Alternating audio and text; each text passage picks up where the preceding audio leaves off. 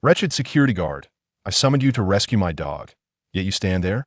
Are you intent on causing its demise? Ah, you were bitten? Property management. Hasten to our aid. Your security guard is on the verge of becoming a zombie. The piercing screams of a woman echoed through the opulent flat. Lin Sheng's right hand bore the gruesome imprint of teeth, his fury reaching a boiling point.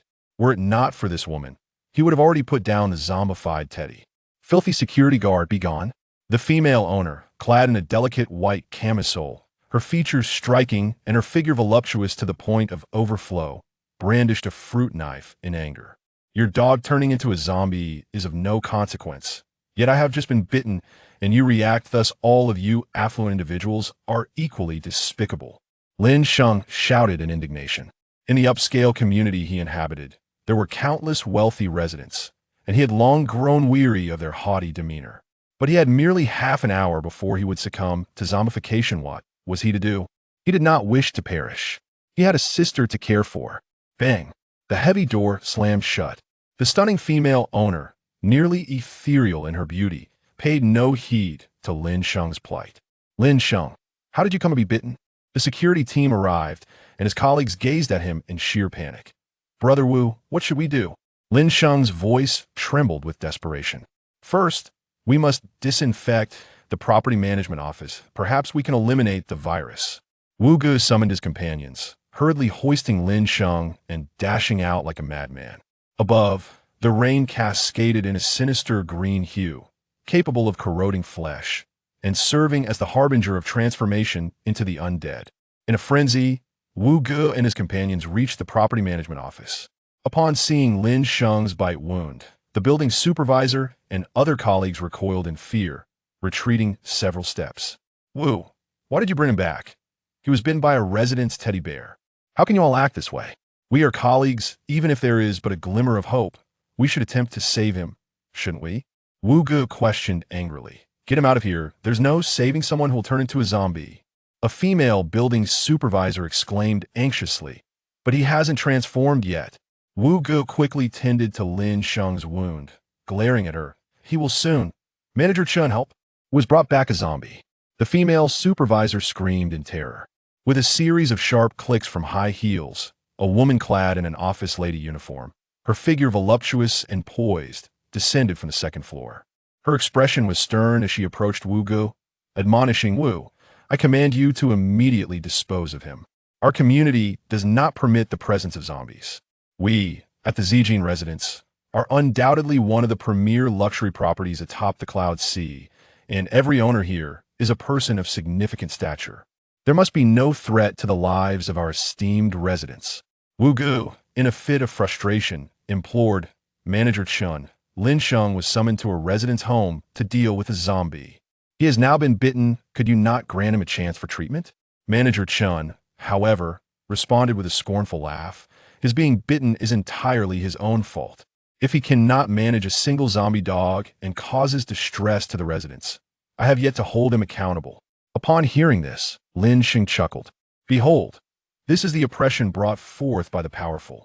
Normally, even when it is not their fault, Manager Chun would compel them to apologize to the residents, touting it as smiling service. What a farce! If it weren't for the fact that I have a sister to support, I would have left this position long ago. Lin Sheng, I hereby officially notify you on behalf of the company that you are terminated. Please vacate the premises immediately. Manager Chun regarded him from his lofty position, arms crossed, the buttons of his shirt straining against his chest. When I become a zombie, you will all perish, Lin Sheng shouted in fury. A threat? Do you truly believe you have the right to make such assertions? We are among the few property management companies in the nation authorized to carry firearms. We do not require those elite security personnel. We are quite capable of sending you on your way ourselves, Manager Chun retorted with derision. Indeed, the zombies outside posed a genuine threat. However, a greater threat lies in the supply of food and water. Since the onset of the toxic rain last night, vast expanses of water sources have been contaminated, leaving them uncertain whether the tap water in the pipes is safe for consumption. As the property manager, her responsibilities extend beyond merely addressing the community's issues. She must also safeguard the livelihoods of the residents. Suddenly, realization struck her. She instructed Wu and the others to restrain Lin Sheng. With her high heels clicking sharply against the floor, she ascended to the second floor. Before long, she returned with a large bottle filled with water. Open his mouth. I need to confirm something. Manager Chun commanded. What are you trying to do? Absolutely not. How can you do this? Wu's eyes widened in disbelief. He knew the contents of that bottle. It contained water purified from the tap. Regardless, he is about to become a zombie. Administering purified water will allow us to ascertain our safety moving forward. The toxic rain from the heavens is capable of slowly dissolving even plastic. Even if a rescue team arrives, it would be futile, for there is no place that remains safe. Manager Chun stated coldly. How dare you? Lin Sheng shouted in fury, struggling violently to escape. If these individuals had shown him even the slightest semblance of compassion, he would willingly spend his last moments experimenting with this possibility for them. But did they deserve it? Hold them down. This is an order. The headquarters has already contacted those influential figures. If you comply, once they construct the Doomsday Refuge, I will petition to bring you along. Manager Chun threatened and coaxed. As she spoke, she produced the call record from the headquarters as evidence. The other members of the security team could no longer maintain their composure. They rushed over, pinning Lin Sheng down and binding him securely to the chair with ropes. Lin Sheng, I'm sorry. Please don't hold it against us. We just want to survive. Their hypocritical facade was laid bare. Gurgle, gurgle. Lin Sheng was forcefully administered a copious amount of purified water.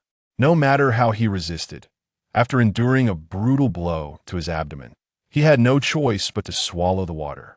If he were to transform into a corpse within half an hour, it would indicate the ineffectiveness of the purified water. However, if he transformed normally after that period, it would signify success. To enhance the accuracy of the experiment, Manager Chun instructed her subordinates to administer several liters of water until Lin Sheng was forced to vomit. Lin Sheng coughed violently, his body limp and draped over the chair, soaked and utterly disheveled. Before long, he felt a tremendous pain spreading throughout his body. His veins began to darken, and his visage twisted into a grotesque form. He coughed up a jet of pitch-black blood, signaling the twilight of his existence. Manager Chun felt a surge of dread within her heart. Despair enveloped the crowd. 3 minutes. 3 minutes indeed. If even purified water proves ineffective, what are we to do? Throw him out quickly. Manager Chun urged anxiously. Lin Sheng, I'm so sorry. I cannot save you. Wu and the others were under the control of Manager Chen's men, utterly helpless. Lin Sheng was released from his bindings, threatened by his colleagues wielding knives, as he stepped through the bulletproof glass doors of the lobby. Above him, an extended eave shielded him from the torrential downpour of toxic rain. Before him lay death, behind him life, yet he found himself devoid of choice. Move! A security guard shouted in fury, swinging a knife perilously close. Ha! Lin Sheng forced a bitter smile as he took a step forward. Raindrops struck his skin, instantly igniting a searing pain within, causing his rain-soaked flesh to rapidly wither and rot. The back door slammed shut, while behind the glass, heavy steel plates were drawn from the walls on either side. In this opulent luxury residence, its reputation was undeniably well-deserved. Bing! The super goddess system has arrived. Please recruit beauties with at least a score of 90 in appearance to become your family members and reap generous rewards. The more stunning the beauty, the greater the rewards. Please, host, recruit more goddesses and contribute to humanity. Arrived, my foot. I'm about to transform into a zombie. Chapter 2. The ex-girlfriend of a commoner, unwilling to beg on her knees at this moment. The poisonous rain that fell upon Lin Sheng had dulled his sense of pain, for his spirit had nearly succumbed to despair. How wonderful it would be to possess a zombie system. What purpose does a goddess system serve? Meow meow. I am truly sorry for you. You must strive to survive. Detection indicates host is on the verge of becoming a zombie. The X-step system arrives to offer assistance. Rewards can be obtained simply by walking. Binding host, Lin Sheng, novice stage. 5 treasure chests daily, unlocked at 1 step, 100 steps, 200 steps, 500 steps, and 1,000 steps, with corresponding rewards. Novice treasure chest opening. Acquired, absolute will skill 1, along with physical enhancement and rapid regeneration skill 1. Lin Sheng jolted awake like a drowning man, gasping for breath. He stared incredulously at his hands, unable to believe he was still alive. The dark green poison rain corroded his skin, yet it was rapidly healing. Only upon seeing the two virtual panels belonging to the system did he come to a startling realization. In that instant, he felt an overwhelming urge to weep. He had been on the brink of despair, yet who could have imagined a twist of fate awaited him? As his thoughts stirred, the introduction to the rapid regeneration skill came into view. This skill restores the body by consuming stamina. However, excessive use leads to a profound sense of hunger. If nourishment is not replenished in time, the body will experience increasingly severe pain as a warning. The Super Goddess system is undergoing modifications. Modification condition. The host must absorb a beautiful zombie with a score of at least 90 to become a family member in order to receive substantial rewards. I curse you. Why don't you just unbind yourself? Lin Sheng was nearly driven to madness by this wretched system. The toxic rain had corroded the zombies, leaving their faces and bodies pockmarked, with bones exposed. Where was he to find a female zombie with a score of 90? Step count detected. 1. Treasure chest automatically opening. Acquired. Paradise Umbrella 1. Lin Sheng suddenly felt that this step count system was merely a jest. You claim there are only 5 treasure chests in a day, yet you present me with a trivial convenience store umbrella? Perhaps it would be better if you refrained from opening them and let me handle it myself. A beautifully packaged 25 yuan umbrella appeared in Lin Sheng's hand, complete with a label from a convenience store, nearly causing him to spit blood. Lin Sheng could not dwell on this any longer. He opened the umbrella and began to traverse through the torrential rain. An umbrella would not provide protection for long, but it should suffice to get him to the next convenience store. The surveillance cameras at the entrance of the community had been corroded by the toxic rain and were no longer operational. After expelling Lin Sheng, Manager Chun and the others felt little remorse. Their concerns were more focused on their own survival than Lin Sheng's plight. The storage room contained barrels of water procured by the company, and there was also a backup water tank in the community. They were uncertain whether it had been contaminated and needed meticulous inspection. Simultaneously, the teddy bear belonging to the female owner also required attention. But who should be sent to handle it? Those who had recently encountered Lin Sheng had already been isolated, as the property management was short-staffed. Manager Chen opened her phone and sent a message in the residents group. Dear residents, greetings. I am Chen Min from the property management. This natural disaster has caught us all off guard. While we await rescue, I urge all residents to keep doors and windows tightly shut and refrain from consuming water filtered by purification machines. For those in need of water, please contact the property management. We shall stand together with our residents in this time of crisis. Her message garnered enthusiastic applause in the group, with residents praising the property management's efforts. However, no one seemed to care about Lin Sheng's plight. Lin Sheng realized that after his transformation into a corpse, he found it increasingly difficult to exert control over his body. Initially, when he attempted to step forward with his right foot, his left foot would involuntarily follow suit. As he tried to align his head, it would veer off in the opposite direction. A few scattered zombies meandered down the street, but his unsteady movements surpassed theirs. To prolong the lifespan of his umbrella, he sought refuge beneath an awning, pacing back and forth in a struggle for control over his malfunctioning body. A severely weathered zombie passed by him, its eyes filled with confusion, seemingly perplexed by Lin Sheng's actions. After observing him for a moment, the zombie continued on its way. During this moment of scrutiny, Lin Sheng felt an overwhelming sensation of being watched by the cognitively impaired, igniting a desire for escape. Ding dong. Detection of host's completed steps. 100. Treasure chest opening. The system's notification startled Lin Sheng, prompting him to intervene hastily. He could not afford to let the system open the treasure chest for him. One Heaven's umbrella had already posed enough of a challenge. With a resounding clatter, the treasure chest was unlocked. Lin Sheng unearthed a 100 cubic meter space of time suspension, which filled him with exhilaration. In apocalyptic literature, a space that halts time is indeed a formidable artifact. It enables the protagonist to amass resources and achieve a remarkable turnaround in life. Lin Sheng was uncertain whether he must resort to cannibalism. He sincerely hoped not. If he could replenish his stamina with beef and lamb, he would need to stockpile a considerable amount of meat. Simultaneously, his sister Lin Miao Miao, as a human, required vegetables, fruits, meats, carbohydrates, and various nutrients to sustain her metabolism. Such a space could undoubtedly provide him with immense convenience. Congratulations, host, for triggering a critical hit while opening the treasure chest. Reward, space growth trait. Condition, For every 100 steps taken, the space increases by 1 cubic meter. In that moment, Lin Sheng felt the system had squandered his treasure chest. It was clear that he needed to open it himself. Subsequently, he spent several hours regaining some control over his body and began to walk towards the convenience store at the edge of the community. The store operated 24 hours. Yet the staff had presumably transformed into zombies and had vanished without a trace. Lin Sheng first approached the shelf of umbrellas, counting a total of 31 foldable ones, some of which were of high quality while others were inferior brands. He also noted 72 barrels of water, 49 bottles of Baishui Mountain, and even 9 bottles of the premium Evian. At present, Lin Sheng could only store the objects he encountered in his spatial realm, gradually scavenging through the convenience store while simultaneously vying for control over his own body. Upon glancing at the small umbrella by the entrance, Lin Sheng found himself hesitating, uncertain whether to take it. Ultimately, however, he decided to do so. During his search, he discovered a roe deer in the large freezer at the back. This delicacy was typically inedible for the average person, yet it posed no challenge for the affluent residents of the neighborhood. Lin Sheng thoroughly cleared out the convenience store and snack bars surrounding the community, leaving nothing behind. With 100 cubic meters of space, he had the capacity to store several tons of goods, and yet, it still felt insufficient. Moreover, Lin Sheng eagerly anticipated the ensuing chaos within the community. He hoped for an early emergence of a scene where humans would prey upon one another. Suddenly, a phone call interrupted his thoughts, and a flicker of discontent appeared at the corner of his mouth.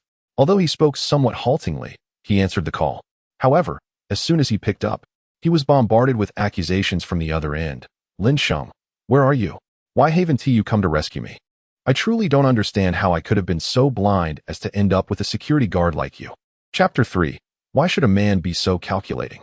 Please buy me some medicine. Listening to the interrogation on the other end of the line, Lin Sheng felt a wave of helplessness wash over him.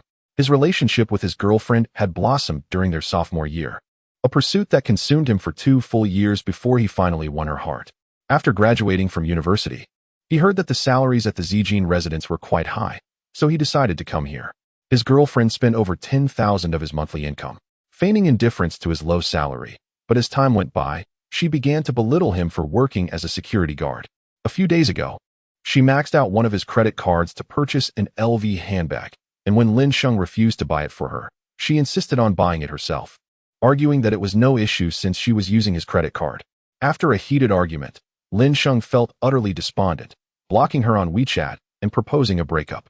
Lin Sheng, I don't care where you are, come immediately to Yunhai Sports Center to rescue me, and bring a nicer car. I refuse to be embarrassed in front of my friends. His girlfriend, Huang Yi, commanded. Huang Yi, I am merely the pathetic security guard you speak of. Where would I acquire a luxury car? Lin Sheng retorted bitterly. The more she behaved this way, the more he reflected on how foolish he had been over the past few years, squandering his time on such a woman. Was it meaningful to give her everything, only to be met with ingratitude and disdain? Lin Sheng, isn't the Zijin residence an ultra-luxurious community? Don't you have Mercedes-Benz vehicles for transporting residents? Go fetch the keys and come get me. Huang Yi asserted, her tone unwavering. Lin Sheng had previously driven a Mercedes to pick her up, but it was always rented from the company. Otherwise, given Chen Min's character, how could he have ever gotten a Mercedes for free? Moreover, after each use, he had to endure Chen Min's relentless torment, ensuring the vehicle was spotless.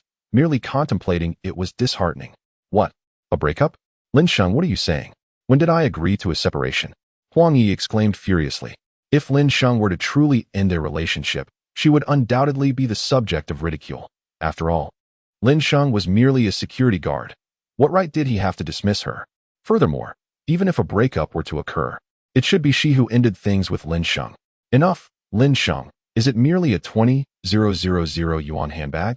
At worst, I could borrow 500 from a friend to repay you. Surely that would suffice? Huang Yi expressed her dissatisfaction. Presently, with toxic rain and zombies everywhere, she still required Lin Sheng to rescue her. Was this truly about money? I told you to keep your distance from that scoundrel Chen Han. Did you heed my warning? You claim he is merely your male confidant, yet you spend nights away from home with him, Lin Sheng scoffed. In the past, he had meticulously maintained this relationship, adhering to the notion instilled in him by his mother before her passing, that he should treat girls well. Yet his kindness, understanding, and tolerance had only led to this. Lin Sheng, what are you talking about? Han and I are genuinely just friends. How dare you insult him? I'll give you half an hour. If you do not arrive, we shall part ways. Huang Yi threatened. Huh, that sounds splendid. Get lost, you fool. Do not bother me again. Lin Sheng hung up the phone. Although he felt a surge of anger within, the influence of the zombie transformation seemed to temper his rage. Huang Yi gazed at her phone in disbelief, astonished that Lin Sheng would shout at her. As a nurse, merely being his girlfriend was already a testament to his ancestors' good fortune. Not only did he fail to cherish her, but he even had the audacity to scold her. Even if he were to kneel and apologize, she vowed she would never forgive him. What did Lin Sheng say? Is he able to arrange for a car to come over? A somewhat handsome young man beside her leaned in to inquire. She found it incomprehensible. Why was this grown man so petty? Was it merely over a handbag worth 20,000? But I am his girlfriend, dressed in a snow-white wedding gown. Huang Yi sat sulking. This gown was already heavy, and after wearing it for a prolonged period, her mood had soured, yet Lin Sheng still chose to provoke her. She had donned the wedding dress to attend Kunkin's concert the previous night, hoping to marry Kunkin, to marry her youth. However, a torrential downpour at the end of the concert had trapped thousands of attendees, including herself, at the venue. I've always said he doesn't understand you at all. It's only your soft heart that makes you willing to be with him. You could easily find someone earning $1 million a year just through your nursing profession. Moreover, they would have a house and a car ready for you. Han sighed. Han, you are right. Why shouldn't I seek someone with $1 million annual salary? Why am I with a security guard? Huang Yi pondered, nodding in agreement. Although she had no intention of marrying Lin Sheng, she had granted him numerous opportunities, and he should truly cherish and love her during their time together. At that moment, a voice filled with urgency echoed from the stands of the gymnasium. Is there a doctor present? Kuan has been caught in the rain and is injured. How serious is Kuan's injury? I am a nurse. Is that acceptable? Huang Yi, clutching her skirt, rushed over, her anxiety palpable. A nurse will suffice. The assistant, gritting her teeth, nodded in agreement. She recognized the girl in the wedding dress, who had, during the chaotic finale of the concert the previous night, dashed from the stage to fervently propose to Kuan, only to be restrained by security amidst the pandemonium. Please, take me to see Kuan. Nothing must happen to him. Huang Yi implored, nearly in tears. The pristine fabric of her gown was now sullied by the grimy puddles beneath her. But in her fervor for Kuan, she cared not for her attire. Even if the wedding dress were to be ruined, Lin Sheng would undoubtedly compensate for it. For after all, she was his girlfriend. Meanwhile, Lin Sheng had completed his rounds, collecting supplies from 4 nearby convenience stores, a small supermarket, as well as various eateries and restaurants.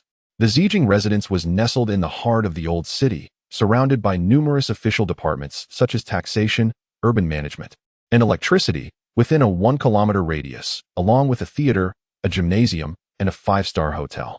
However, there were no large shopping centers nearby. Otherwise, Lin Sheng would have ventured into a mall to gather provisions. On the street, there were not many zombies. Lin Sheng found a crowbar, intending to pry open some closed shops. At that moment, Huang Yi's phone rang again, her voice filled with panic. Lin Sheng, have you arrived yet? Kuan is injured and needs iodine, bandages, and some antibiotics. Hurry and buy them for me. Initially, Lin Sheng was somewhat bewildered, but upon recalling that the superstar Kuan was set to hold a concert at the sports center, he instantly understood. The reason Huang Yi was trapped at the sports center was undoubtedly due to attending the concert. It was known that upon learning of Kuan's concert in Yanhai, she had been so excited that she had trouble sleeping for several days, even neglecting her work at the hospital. Although Lin Sheng had been indifferent towards Kuan, Huang Yi's incessant references to my husband had incited a deep disdain within him. He was her boyfriend. Yet she had the audacity to call someone else husband right before him, and even spoke of marrying such a person. Who could accept that? Lin Sheng, did you remember the medications I mentioned? Huang Yi, overwhelmed with anxiety, shouted with a hint of anger. Get lost, you fool. Why don't you send your mother to buy them? Lin Sheng cursed as he hung up again.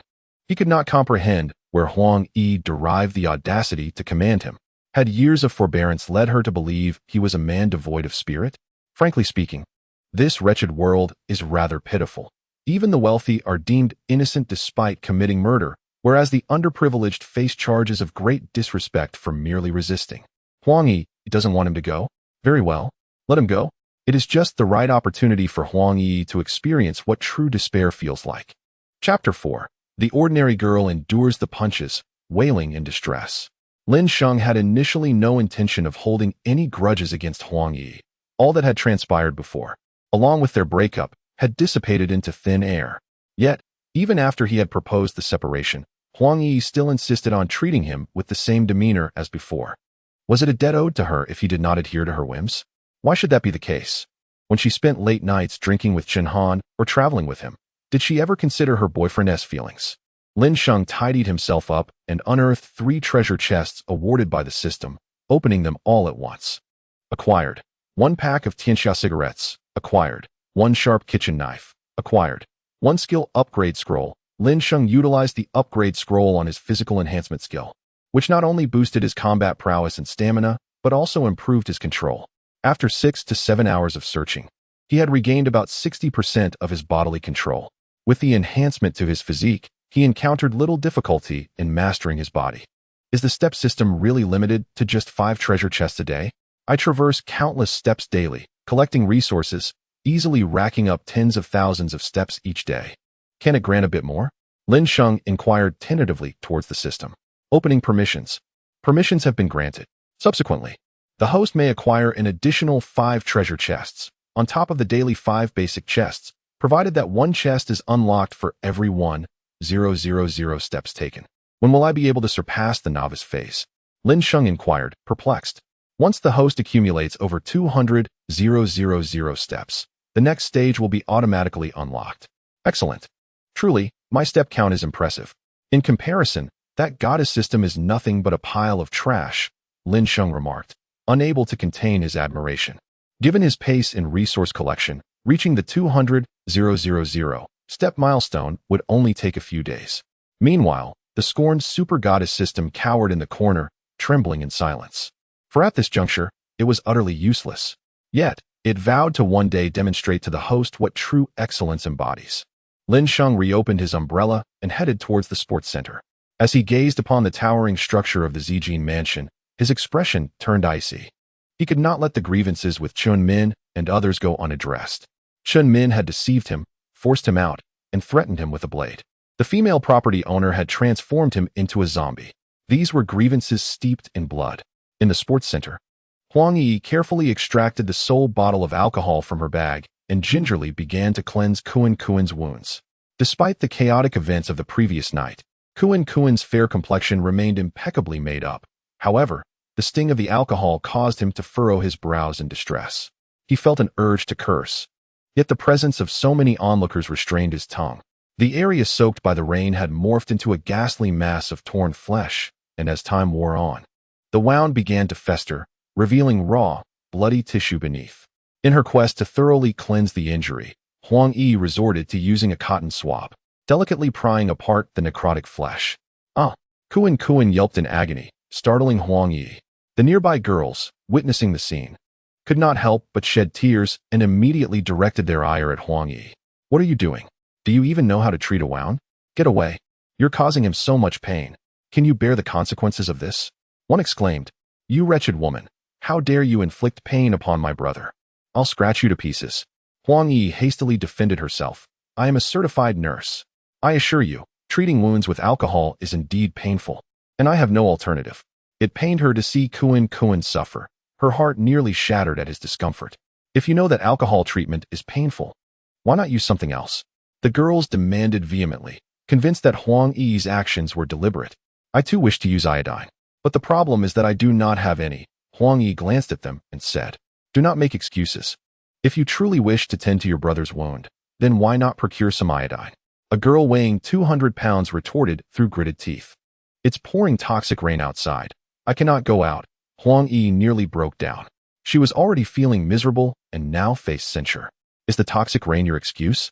If you truly wanted to, you could find 1,000 ways to resolve this. Another chimed in. Exactly. Hurry up and get lost. Do not touch my brother. In a frenzy, an agitated girl rushed over and forcefully shoved Huang Yi to the ground, causing alcohol to spill and her hair to become disheveled. The terrifying punches of the chaotic martial arts struck Huang Yi, leaving her struggling to endure. The girls anxiously brainstormed various solutions. Someone suggested using their tongues to lick the wound, as saliva contains disinfectant properties, But this idea revolted Kuan Kuan. Another proposed calling an ambulance to take Kuan Kuan to the hospital, which was utterly nonsensical. At this moment, even police rescue could not arrive. So how could an ambulance possibly come? Kuan Kuan felt that his wound had been sufficiently treated and instructed his assistant to silence the girls, as he needed to rest. If the one tending to his wound were an ethereal beauty, he could muster the courage to endure the pain. However, the problem was that Huang Yi was merely average in appearance, quite unremarkable. He could not fathom the reason behind this toxic reign. In a few days, he is scheduled to hold a concert in Schwanqing. Isn't this merely a hindrance to his own earnings? From the stands, at entrance A7, Lin Sheng, cigarette in mouth, gazed at the absurd scene beneath the circular rain canopy above. A motley group of peculiar individuals surrounded a flamboyantly adorned young man, shouting and clamoring, while a girl in a wedding dress stood out conspicuously. Who else could it be but Huang Yi? Lin Sheng had previously thought her claims of marrying Kuan Kuan were mere jest. After all, he was a prominent star, and how could someone like her possibly attract his attention? Yet, the outcome revealed her intentions were genuine. Lin Sheng has arrived. Chen Han, noticing Lin Sheng approaching under an umbrella, pointed out, Lin Sheng's position is right at the edge of the rain canopy. Lin Sheng, where is the medicine I asked you to buy? Huang Yi, upon observing his empty hands, could no longer contain her emotions. Huang Yi, I realize you are truly laughable.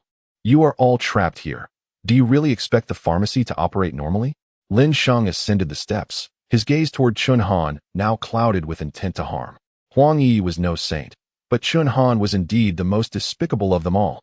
A rational person, even one with unconventional inclinations, would never drag someone out for drinks in the dead of night, especially knowing that the other had a boyfriend, nor would they embark on a trip alone.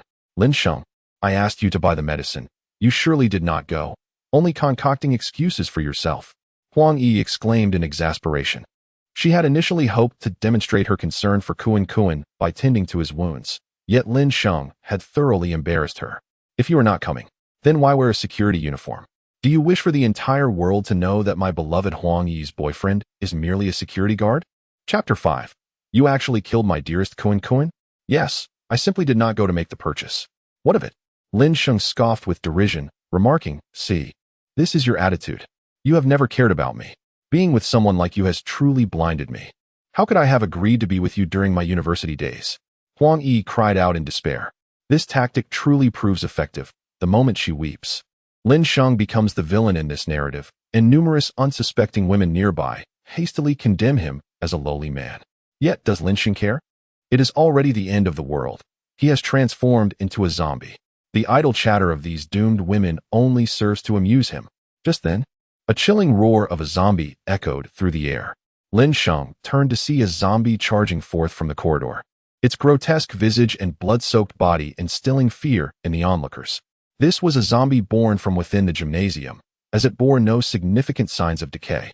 The only mark of corrosion was on its arm, likely a result of rainwater splatter. A similar wound was also present on Kuan Kuan. Clearly, it had taken lives before arriving here, as screams and wails reverberated incessantly. Now this is truly intriguing. Lin Sheng lit another cigarette, casting a mocking glance at the zombie lunging towards the crowd. A zombie? How could there be a zombie? Huang Yi's face turned ashen, trembling all over. The gymnasium doors should have been securely shut, so how did the zombie manage to enter? Run. Chaos ensued. A smirk played at the corners of Lin Sheng's mouth. After the transformation, his stance had also shifted. While he did not wish for humanity's extinction, what harm was there in a few deserving souls perishing? Lin Sheng, please protect me. Hurry, she cried. You are a security guard after all. That zombie surely stands no chance against you, right? Her voice quivered with fear, even though the undead creature was still 20 to 30 meters away. True enough, but why should I protect you? Lin Sheng teased, casting her into despair. Are you still a man? I am your girlfriend. Lacking a sense of security in his presence, Huang Yi could only cower behind Chen Han. Yet, Chen Han was frightened as well, wishing he could push her forward. Protect me. Don't you all like me? Then use your lives to shield me. Kuan Kuan, terrified, dropped all pretense. He cared not for how many women perished, as long as he remained unscathed. You men, why are you running? We are women. Shouldn't you protect us? The air was filled with anguished cries, weaving a hellish symphony within the venue. The lamentable nature of humanity is vividly displayed at this moment. As thousands flee in terror from a pursuing zombie, Lin Sheng stands motionless, a smile gracing his lips as he observes and revels in this spectacle that is uniquely his own. After tearing into a number of victims, the zombie turns its gaze toward Lin Sheng. In that instant, both parties are frozen. The zombie lacks intelligence, yet its instincts inform it that the figure before it is peculiar. It recognizes him as a kindred spirit, yet he possesses an immense allure. This allure incessantly stirs its desires, suggesting that devouring him might fulfill all its cravings. Lin Sheng senses the murderous intent emanating from the creature, yet he remains unfazed. With a fearsome roar, the zombie lunges at him, its maw agape and claws outstretched. Lin Sheng, you should hurry and die. Chen Han growled from behind, shoving him forward. If Lin Sheng were to be consumed by the zombie, it would grant Chen Han precious time to escape. It was Lin Sheng's own foolishness that left him standing there, and Chen Han bore no responsibility for it. Chen Han, you need not meet your end so soon. However, since you desire death, I shall ensure you perish in despair and agony. Lin Sheng had long anticipated this moment. As Chen Han made his move, Lin Sheng discreetly traced a faint line upon Chen Han's arm. No skin was broken and no blood was drawn, yet the virus would seep through the pores, gradually transforming him into a zombie. In that instant, Lin Sheng seized a nearby plastic chair, channeling strength through his arm and fingertips. He wrenched the bolted chair from its place with sheer force. Bang! With a terrifying thud, Lin Sheng crushed the zombie's skull, brain matter and blood splattering onto Chen Han and Huang Yi's clothing, leaving them shrieking in horror, fearful of contracting the virus through their garments. After dealing with the zombie, Lin Sheng kicked the corpse off the platform and turned to walk towards Kuan Kuan, who had already succumbed to the infection, rendering him no longer worthy of life. Moreover, Lin Sheng had endured considerable suffering because of him. The girls, seeing the ruthless glint in Lin Sheng's eyes, as if he were a predator ready to devour his prey, screamed and fled in a panic. Kuan Kuan, unsure of Lin Sheng's intentions, instinctively scrambled to escape, but Lin Sheng hurled a plastic chair over 10 meters, striking Kuan Kuan squarely in the back. A dull thud resonated as Kuan Kuan collapsed to the ground. Lin Sheng quickly caught up, seizing the fallen chair and delivering blow after blow to Kuan Kuan's head. Bang!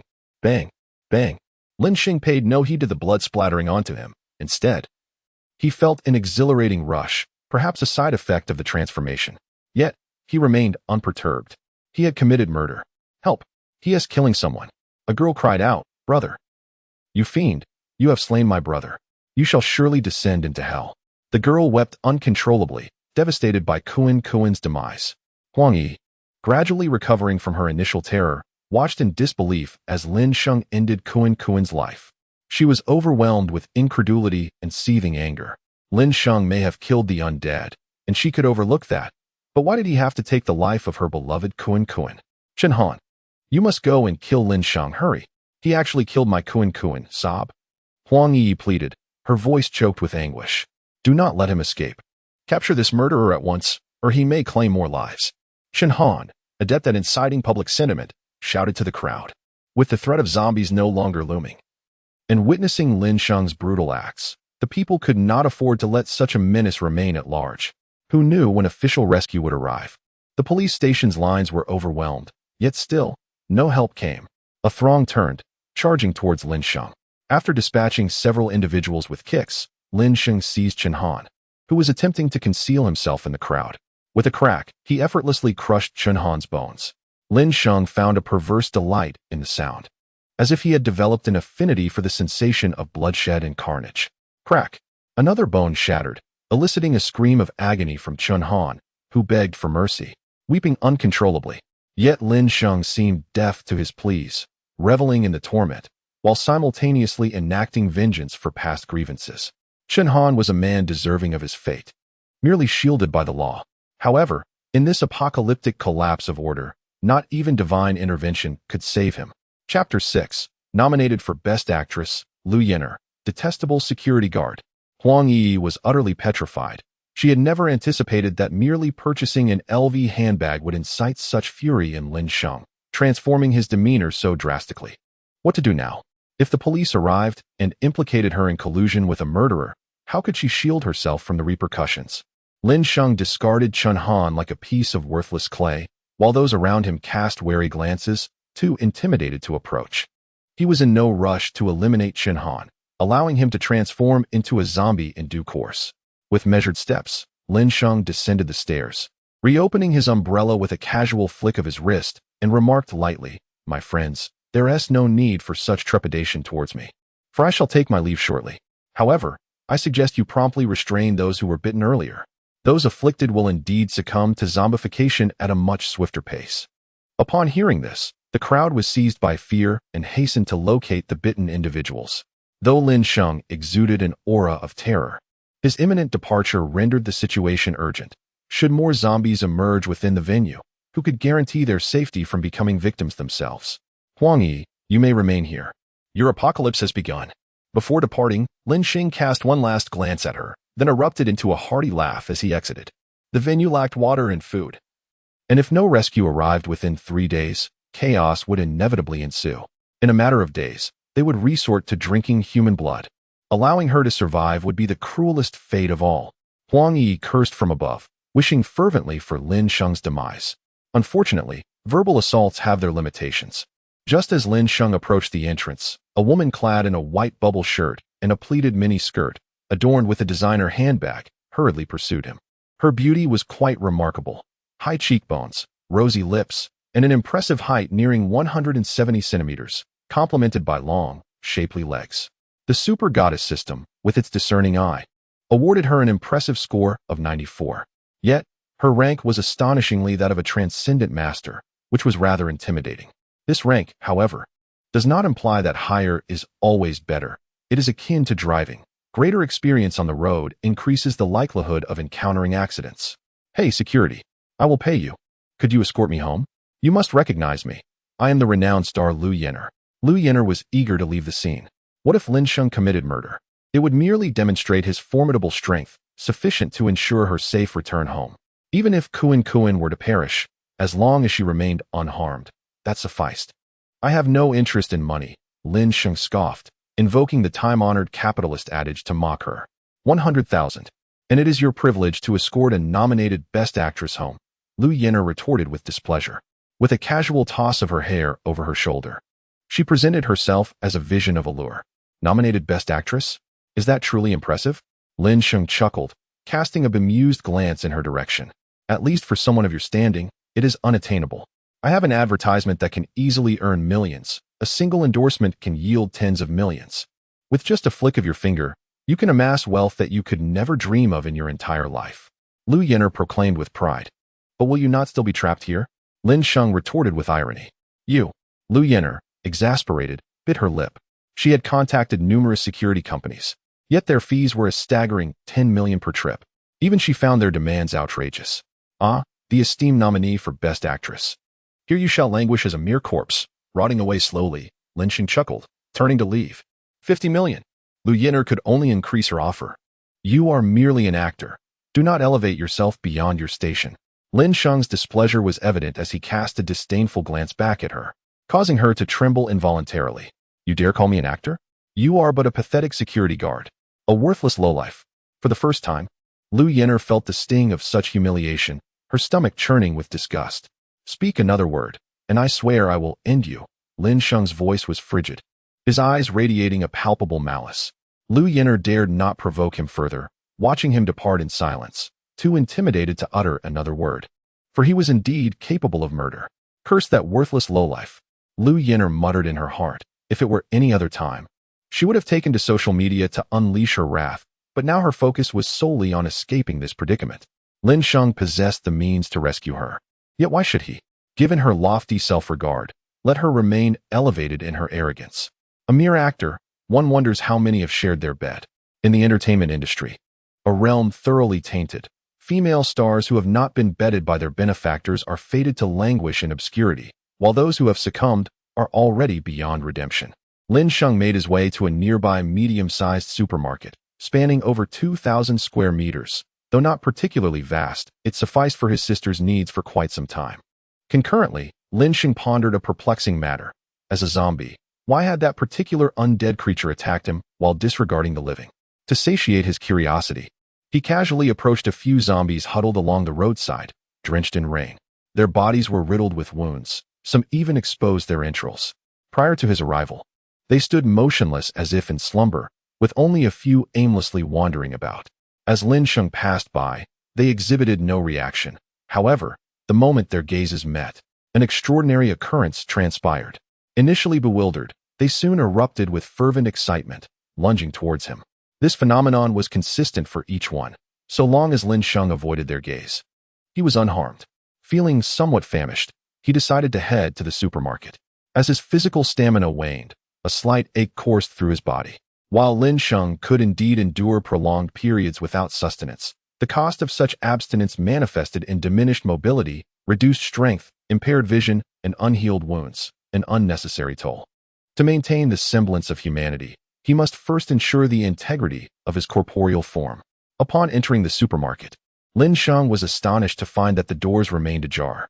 Inside, numerous wandering zombies roamed aimlessly, a consequence of the toxic rain that had descended during the inventory check the previous night, leading to the disarray of the entire establishment. The overhead lights illuminated Lin Sheng's surroundings as he casually seized a packet of biscuits from a shelf, tore open the packaging, and placed them into his mouth. Yet, despite consuming several packets, he felt not an ounce of satiety.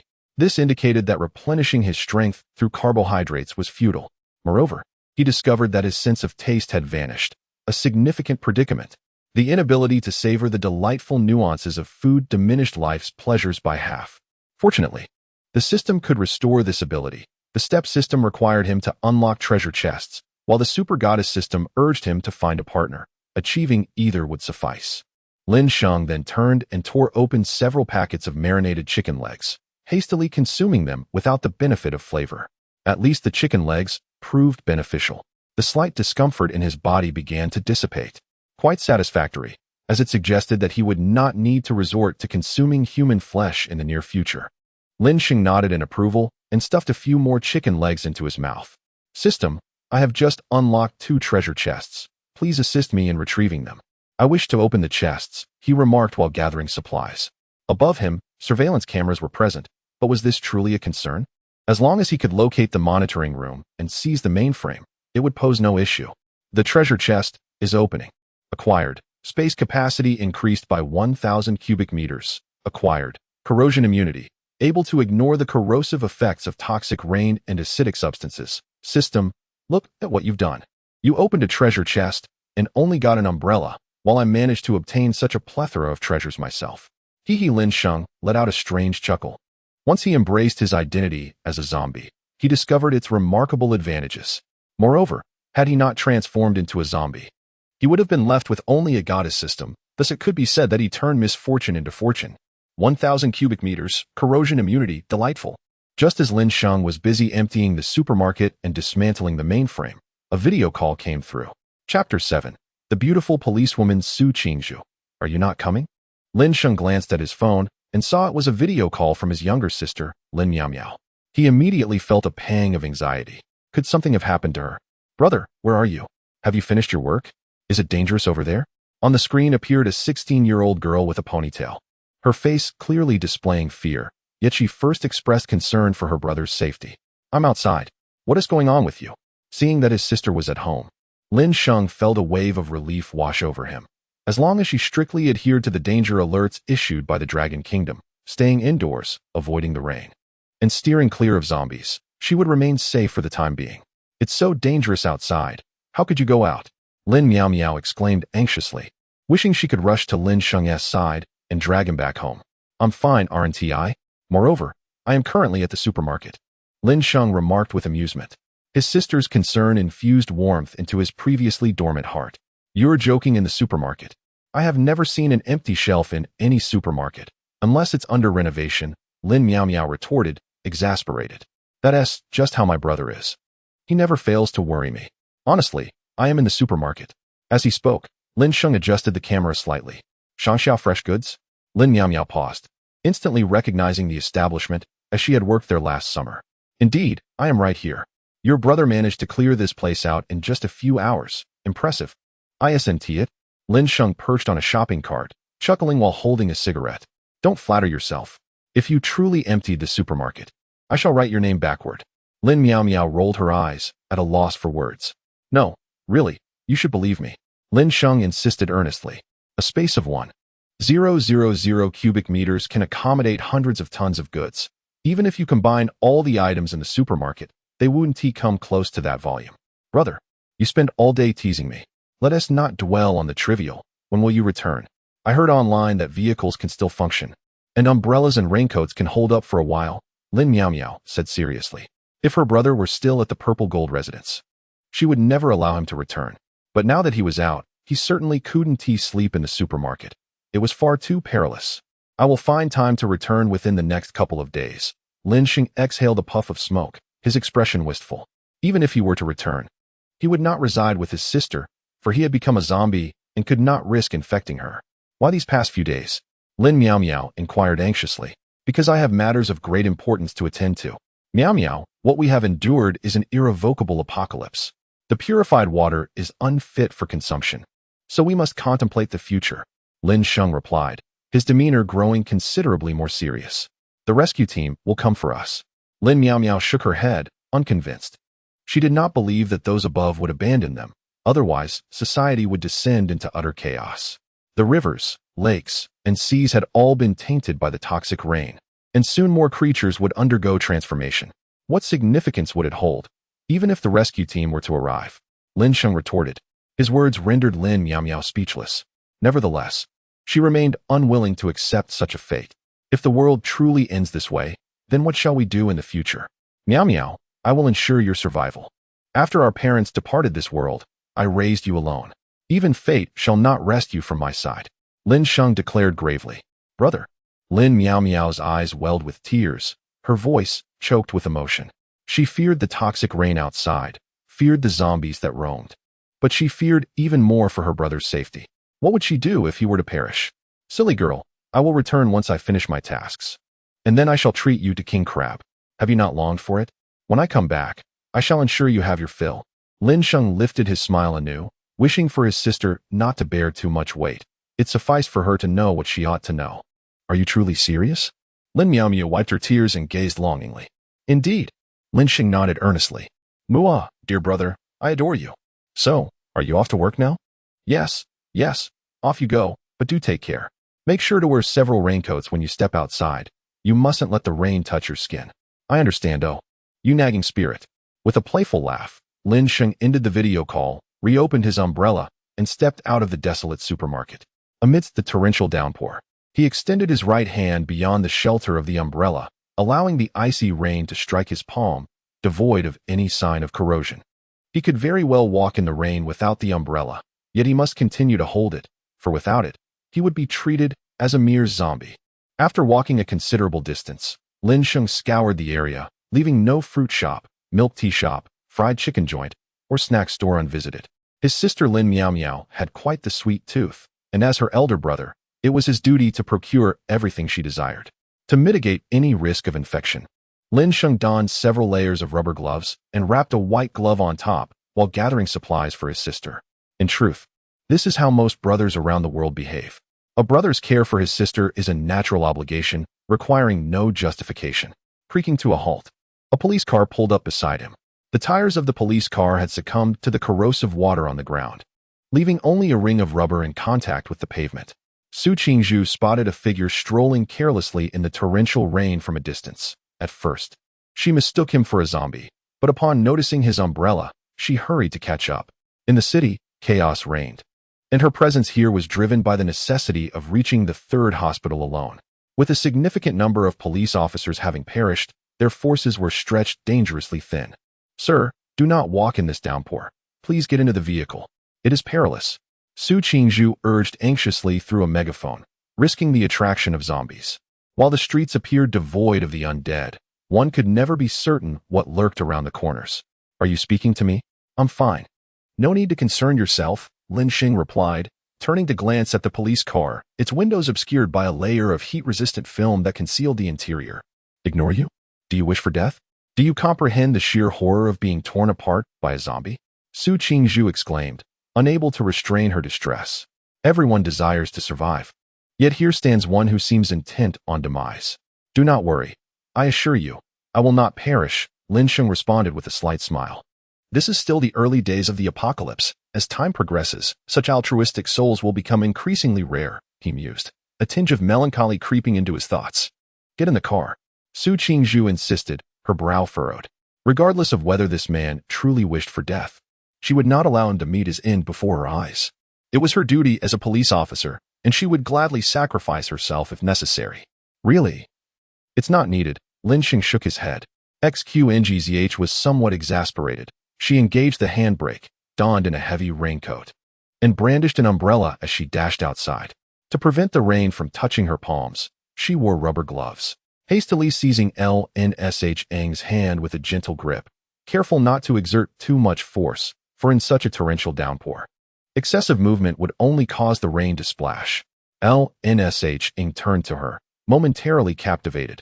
XQNH's visage was breathtaking, with her crimson lips, delicate deer-like nose, and strikingly arched brows framing her enchanting phoenix eyes, which sparkled with vitality.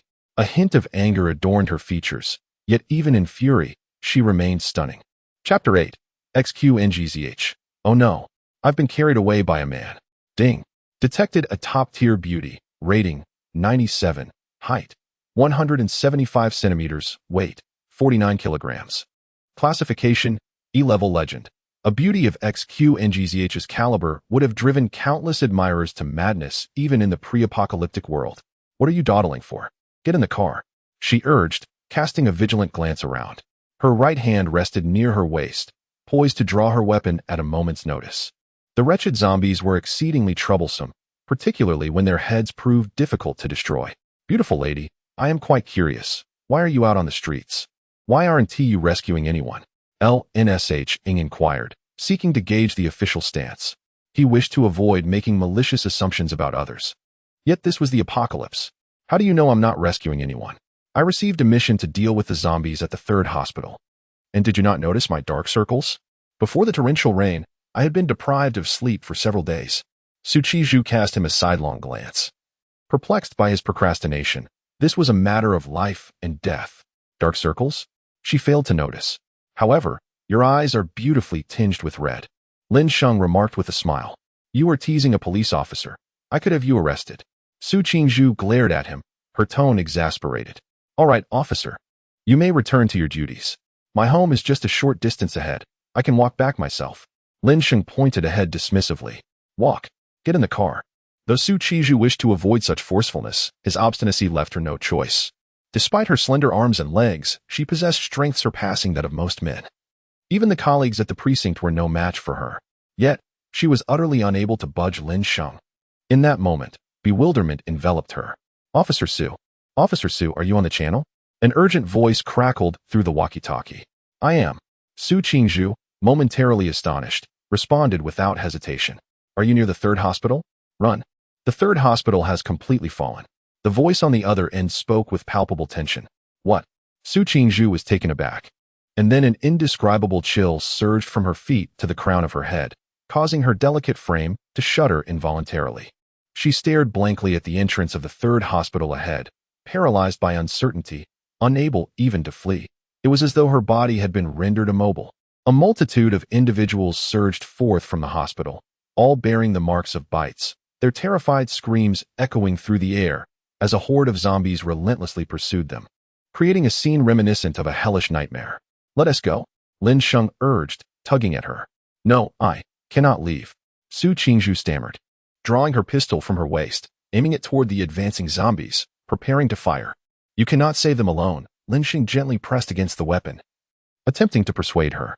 This is the duty of a police officer, Su Qingzhu retorted, her resolve unwavering. But you should leave quickly. Despite being a nationally recognized sharpshooter, at this moment, she found herself unable to pull the trigger, her fingers betraying her will. Will you leave or not? You just said you were willing to die here. I think it's you who is courting death. Lin Sheng frowned. I will not leave. I must save them, Su Qingzhu declared, summoning courage from an unknown wellspring, and fired her first shot. Bang! The explosive sound reverberated down the street, momentarily diverting several zombies toward her direction. Su Qingzhu forcefully pushed Lin Sheng, urging him to flee. She would remain behind to draw the undead away. Otherwise, no one would escape. In a swift motion, Lin Sheng hoisted her up, placing her in the passenger seat of the police car. Given their raincoats, he was not concerned about her being affected by the toxin. With a roar, Lin Sheng slammed the accelerator to the floor, driving straight toward the oncoming zombies, realizing that this woman truly seemed to desire death. The look in her eyes, a desperate yearning for life amidst despair, was unmistakable. There are people ahead. Su Qingzhu cried out in alarm. Without a moment's hesitation, Lin Sheng forcefully propelled the woman who had cried for help, leaving her on the brink of life and death, uncertain of her fate. How could you collide with her? You've killed her, do you not realize? Su Qingzhu shouted in despair, tears cascading down her cheeks. I know that if I were to halt, it would be our demise. Moreover, she has been bitten. A substantial portion of flesh is missing from her arm. Can you not see that? Lin Sheng retorted in a hushed tone. I see it, but. Su Qingzhu struggled to articulate a counterargument, yet the words faltered on her lips. The police station had witnessed so many casualties precisely because of such circumstances. They hesitated to act, believing the other party had not transformed, ultimately falling prey to the very saviors sent to rescue them. Enough with the buts. That is a zombie. This is an apocalypse. Do you think we are merely playing house? Lin Sheng's brow furrowed deeply. Truth be told, he felt a twinge of regret at the thought of the beautiful police officer meeting her end in this wretched world. Individuals like her ought to survive. I'm sorry. Su Qingzhu was uncertain to whom her apology was directed. Perhaps it was to Lin Sheng. Perhaps to the woman who had been struck, or perhaps to the victims here. She had fled. She had forsaken the moral duty of a police officer, abandoning the citizens. And this left her heart heavy with anguish. Promise me, you must live on. In this apocalypse, distinctions between police and ordinary citizens vanished. There existed only humanity and the undead. As Lin Sheng drove and collided with obstacles, he stole glances at her. She remained silent, her tears falling in solitude. Lin Sheng led her out of the perilous zone. The front bumper of the police car was crumpled from impact, having been propelled a considerable distance. Now resting before a hotel beset by zombies. Lin Sheng unfastened his seatbelt and prepared to exit the vehicle, cautioning her, "Stay in the car and await my return. I will investigate the hotel." Why did Lin Sheng choose a hotel teeming with zombies? Because the absence of zombies in another would render it far more perilous. How feral would a person become when deprived of sustenance and water? It is almost unfathomable. What are you doing? Su Qingzhu grasped him urgently, like a drowning person clutching at a lifeline. I cannot ascertain the number of zombies within the hotel. Entering would be tantamount to signing your death warrant. But my situation differs. Do you truly believe I wander the streets seeking death? In fact, in the unseen corners, I have already dealt with the zombies. Lin Sheng declared solemnly. Though Su Qingzhu was taken aback, her predominant feeling was one of concern. I am a nationally recognized sharpshooter and a master of combat. I shall accompany you. Lin Sheng shook his head. You cannot surpass me, nor can you contend with hordes of zombies. With that, disregarding her protests, Lin Sheng opened the car door, shield in hand, and stepped out. Within Su Qingzhu's line of sight, Lin Sheng approached a wandering zombie at the entrance. Clad in the hotel's uniform, and with a swift kick, sent it flying. Su Qingzhu could only watch in horror as the zombie tumbled through the air, its chest caving in, leaving only vacant expression in its once beautiful eyes. She gazed vacantly at the doorway, yearning for the silhouette of that man to reappear. Time seemed to stretch indefinitely until he emerged, umbrella in hand, a cigarette dangling from his lips, exuding a somewhat audacious charm against the rain. Leave the car here and come with me. I will ensure your survival. His seemingly mundane words struck deeply within Su Qingzhu's heart, causing her vibrant heart to flutter incessantly. Chapter 9. A Heart Captured. How does one survive alone? Su Qingzhu followed closely behind Lin Sheng, her eyes taking in the scattered corpses and the pool of blood beneath them. Her petite cherry-red lips parted in shock. These were the very zombies her precinct struggled against. Yet they fell so effortlessly before this man. Officer Su, search for supplies in the hotel. I will check the other side, Lin Sheng instructed, cigarette still in his mouth as he gestured in a direction. Understood. Su Qingzhu replied without hesitation, pivoting to depart, even cloaked in a heavy raincoat. A glimpse of her allure remained visible, and with each step she took, her high ponytail swayed gracefully behind her. The corridor's light fixture was malfunctioning, flickering intermittently, creating an eerie atmosphere that contrasted with her stunning backdrop. Lin Sheng exhaled a ring of smoke and proceeded in the opposite direction. He had already located the hotel storeroom. which contained a considerable amount of food, as well as an ample supply of beer, white wine, and red wine. Adjacent to the storeroom was the kitchen, where several large barrels were placed on the floor, filled with water purified by a filtration system for cooking purposes. Even though this was a four-star hotel, it would be extravagant to use bottled mineral water for cooking. Lin Sheng sampled the water, confirming it was free of toxins, and proceeded to move the barrels aside. To facilitate the transport of water by Su Qingzhu and others, he strategically placed a large number of plastic buckets nearby. Additionally, he tucked away a significant stash of bottled mineral water and instant noodles in a corner of the storeroom. As for the presence of instant noodles in the hotel storeroom, Lin Sheng saw no need to explain to Su Qingzhu, choosing instead to feign ignorance. "Officer Su, come here. I have found a storeroom." Lin Sheng called out as he circled back to find Su Qingzhu. "I'm coming," she replied, nodding and hastening towards him. On the first floor, over 100 zombies had been dispatched single-handedly by Lin Sheng. Although the sight of the corpses was repulsive, she was a police officer accustomed to witnessing such harrowing scenes. Upon the sight of the storeroom, Su Qingzhu's beautiful eyes sparkled with a glimmer of hopeful dawn. Her resolve as a police officer urged her to refrain from lingering here. She must venture forth to rescue others. Yet, her subconscious rejoiced at the sight of these supplies, for they might very well represent the hope of survival for both her and Lin Sheng. "Let us first transport these provisions upstairs," Lin Sheng instructed. "You handle the bottled water here, while I fetch the trailer. Oh, and do not touch the water in the barrel, especially that red plastic ladle. I just used it to drink from the barrel, and should I turn into a zombie, you must ensure your survival." Lin Sheng's intuition allowed him to discern whether the water contained the toxic essence of mutated zombies, regardless of whether it was toxic rain or contaminants in the tap water. Once ingested by a zombie, it acted as a restorative elixir, replenishing their decaying forms. While the toxic rain eroded the bodies of zombies, it also served as a crucial source for their gradual empowerment. Lin Sheng was confident that it would not be long before the zombies outside would become exceedingly formidable, surpassing the capabilities of ordinary individuals. Zombies could replenish and restore themselves through the toxins, enhancing their healing abilities and developing a partial resistance to corrosion.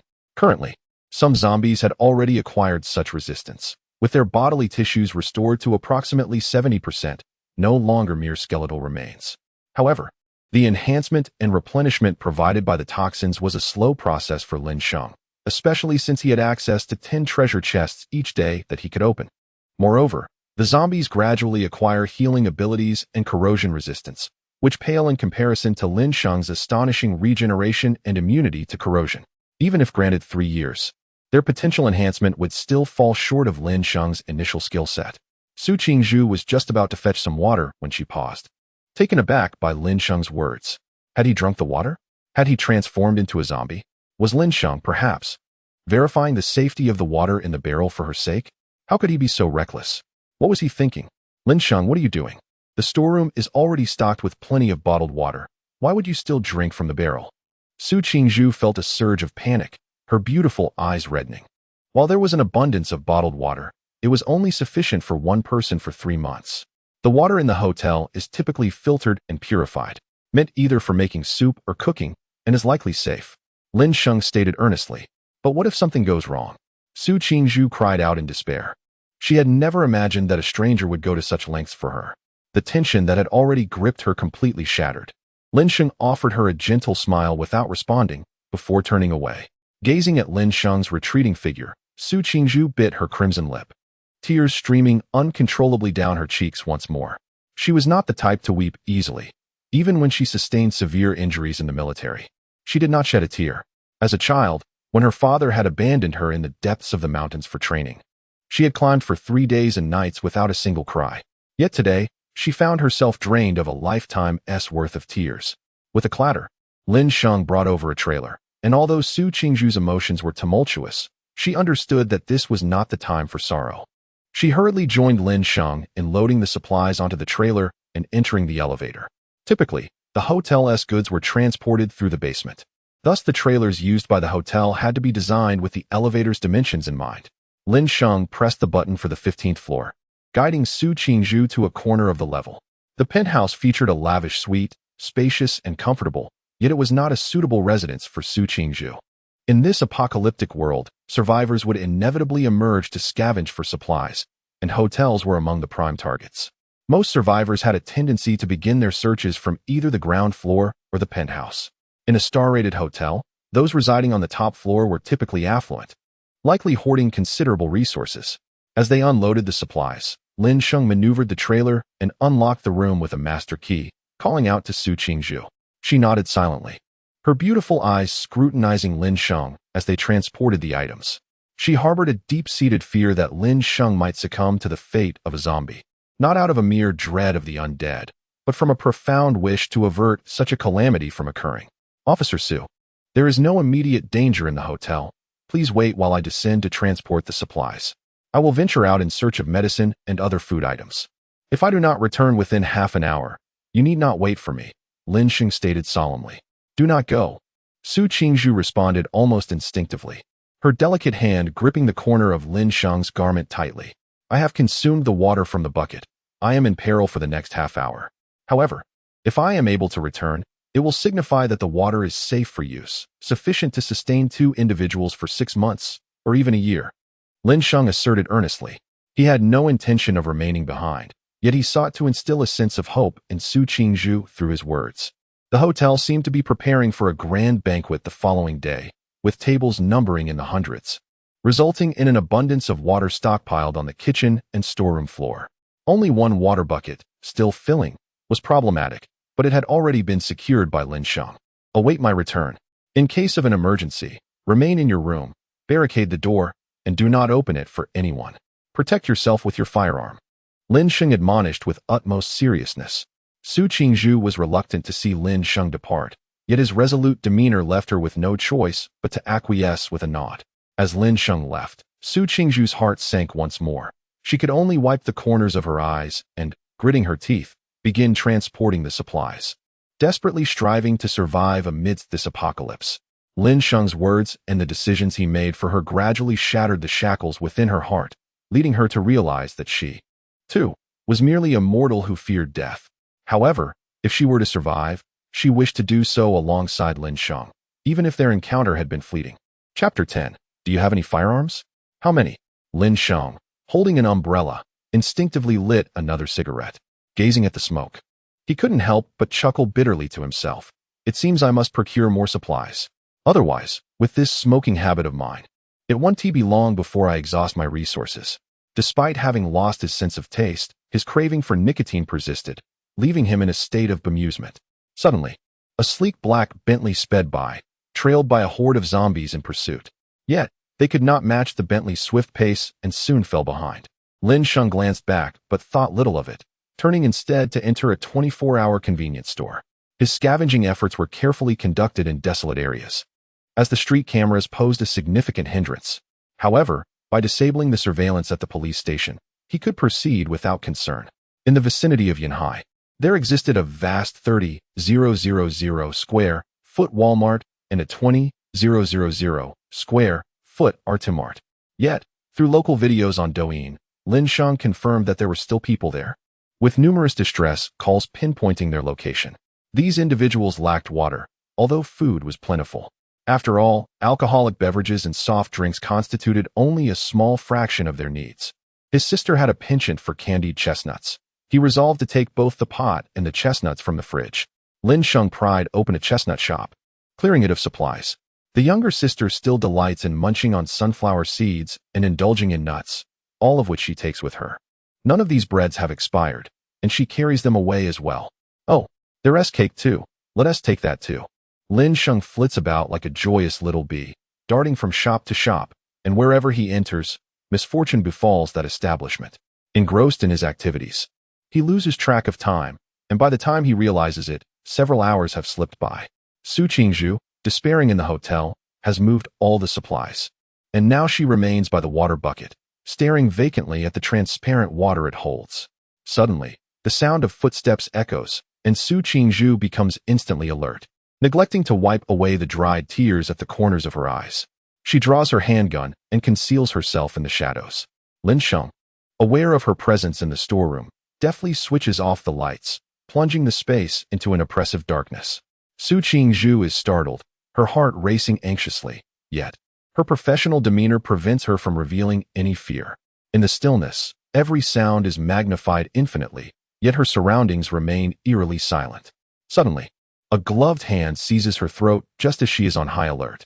Instinctively, she retaliates with an elbow strike, followed by a reverse joint lock, forcing the intruder to the ground.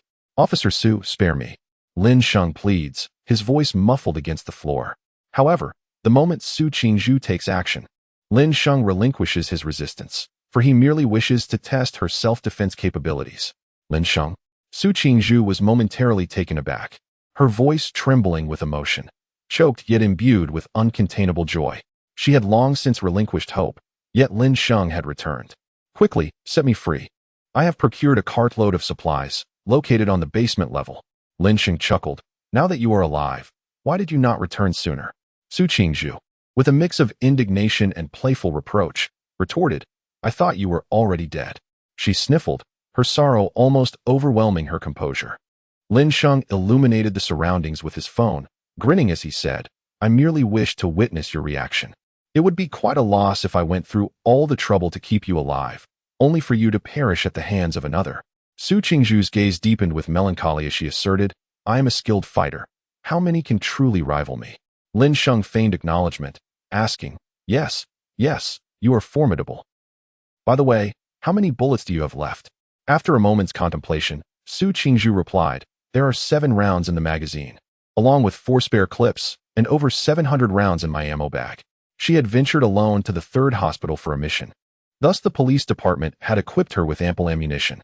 Moreover, she was armed with more than 1 firearm, 1 in the holster, 2 strapped beneath her raincoat, and 2 more concealed along her thighs, with her ammo bag cleverly hidden beneath the raincoat in various locations. "Goodness, you are nothing short of a walking armory," Lin Sheng exclaimed in astonishment. "There is no alternative. The missions I undertake are perilously dangerous, and I find myself utterly alone. The only assistance the police department can offer me is sufficient ammunition." Su Qingzhu sighed. Earlier, she had contacted the precinct, only to discover that even they had succumbed. Last night, Yanhai had mobilized a total of 917 officers from the city, of whom 344 perished, while the rest were either missing or, like her, in hiding. "Lin Sheng, do you need a firearm?" "I still have some on me," Su Qingzhu stated, unfastening her raincoat to retrieve a gun. With her movements, her stunning and statuesque figure was revealed, truly embodying the legendary accolades she had received. "How many guns do you possess?" Lin Sheng inquired with curiosity. 5. "This one belonged to my mentor," Su Qingzhu said, handing him a firearm with a heavy heart. Under normal circumstances, she would never relinquish her weapon to anyone, for a gun is a police officer's second life. However, Lin Sheng was an exception. "Your mentor?" Lin Sheng grasped the gun, unable to contain his curiosity. "He sacrificed himself at 4:19 a.m. last night, right before my eyes," Su Qingzhu replied, her voice devoid of strength. "My condolences," Lin Sheng said, patting her shoulder. Securing the gun she had given him in preparation to take it back to his sister. Upon seeing a truckload of supplies, Su Qingzhu was left speechless. Considering the various circumstances that may arise for Su Qingzhu, Lin Sheng meticulously prepared an array of medications, including cold remedies, anti-inflammatory drugs, antibiotics, and vitamins. He also stocked self-heating hot pots, ready-to-eat rice, a gas stove, gas canisters, and even some small fitness equipment. The two worked tirelessly for half a day, transporting everything upstairs, including water from the storeroom. Although Lin Sheng wished to aid her, he could not reveal his own sanctuary, as they had only met once before. Various supplies filled the 75-square-meter room, with even the bathroom overflowing. Lin Sheng tossed her several brand-new, unopened tablets, a phone, and a notebook, saying, "While there is still internet access, you should download some resources to occupy your time. Who knows when the power or internet might go out." Su Qingzhu sensed the underlying meaning in his words and paused, asking, "What do you mean? You don't intend to stay?" Lin Sheng shook his head, replying, "I have matters to attend to. If the opportunity arises, I will come to see you. Officer Su, we shall meet again in the mountains and waters. Until we meet again, in the days to come, do not trust anyone, not even me." With that, Lin Sheng closed the door behind him without a glance back. Su Qingzhu found herself alone in the room filled with supplies. Once again in a daze, overwhelmed and powerless, she sank down onto the floor. Suddenly, a phone call came in, urgent and frantic. "Qingzhu, your father, he has sacrificed himself." A soft sob from the other end of the phone struck Su Chi-Zhu like a bolt from the blue, leaving her dizzy and disoriented. In that moment, her world crumbled entirely. Chapter 11. If I am to become a zombie, let us perish together. Lin Sheng, donning headphones and immersed in music, traversed the rain-soaked streets in his steel-toed boots, each step producing a crisp sound. He had collected unsold pork from a local butcher, and as he passed by a seafood market, he was drawn to the sight of king crabs cultivated in frigid waters, a smile curling at the corners of his lips. He seized a king crab, skillfully dismantling it with a knife provided by the system. Settling at the entrance of the shop, he gazed at the rain while dipping crab legs in soy sauce and wasabi, finding solace in the flavors even in the absence of taste. Snap! He captured a photo of the crab leg and sent it to his sister. Hey sis, are you asleep? Look at what I'm feasting on. Lin Meow Meow had just succumbed to slumber when her phone rang, and instinctively, she snatched it up. Upon seeing the photo from her brother, fury coursed through her, and she muttered, that pesky brother. Just as I was drifting off, he wakes me up and tempts me in the dead of night. I want king crab too. Lin Sheng initiated a video call, smacking his lips as he exclaimed, no wonder this delicacy is so pricey. It's truly delectable. Lin Meow Meow, exasperated, retorted, you monster. Let go of that king crab and let me have it. Lin Sheng chuckled heartily. Too bad for you. You can't have it. This king crab weighs over 4 pounds, and one person cannot possibly finish it all. What a waste. Lin Meow Meow bit her silver teeth, uttering, you despicable brother. I shall ignore you.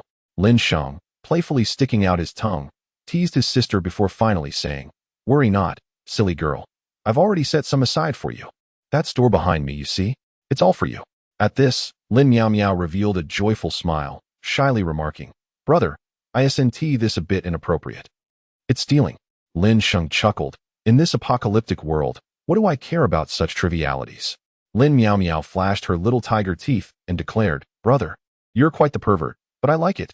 If the police catch you, please don't implicate me. Lin Sheng rolled his eyes and replied, am I the kind of person to do that? If I were caught, I would certainly send you in first.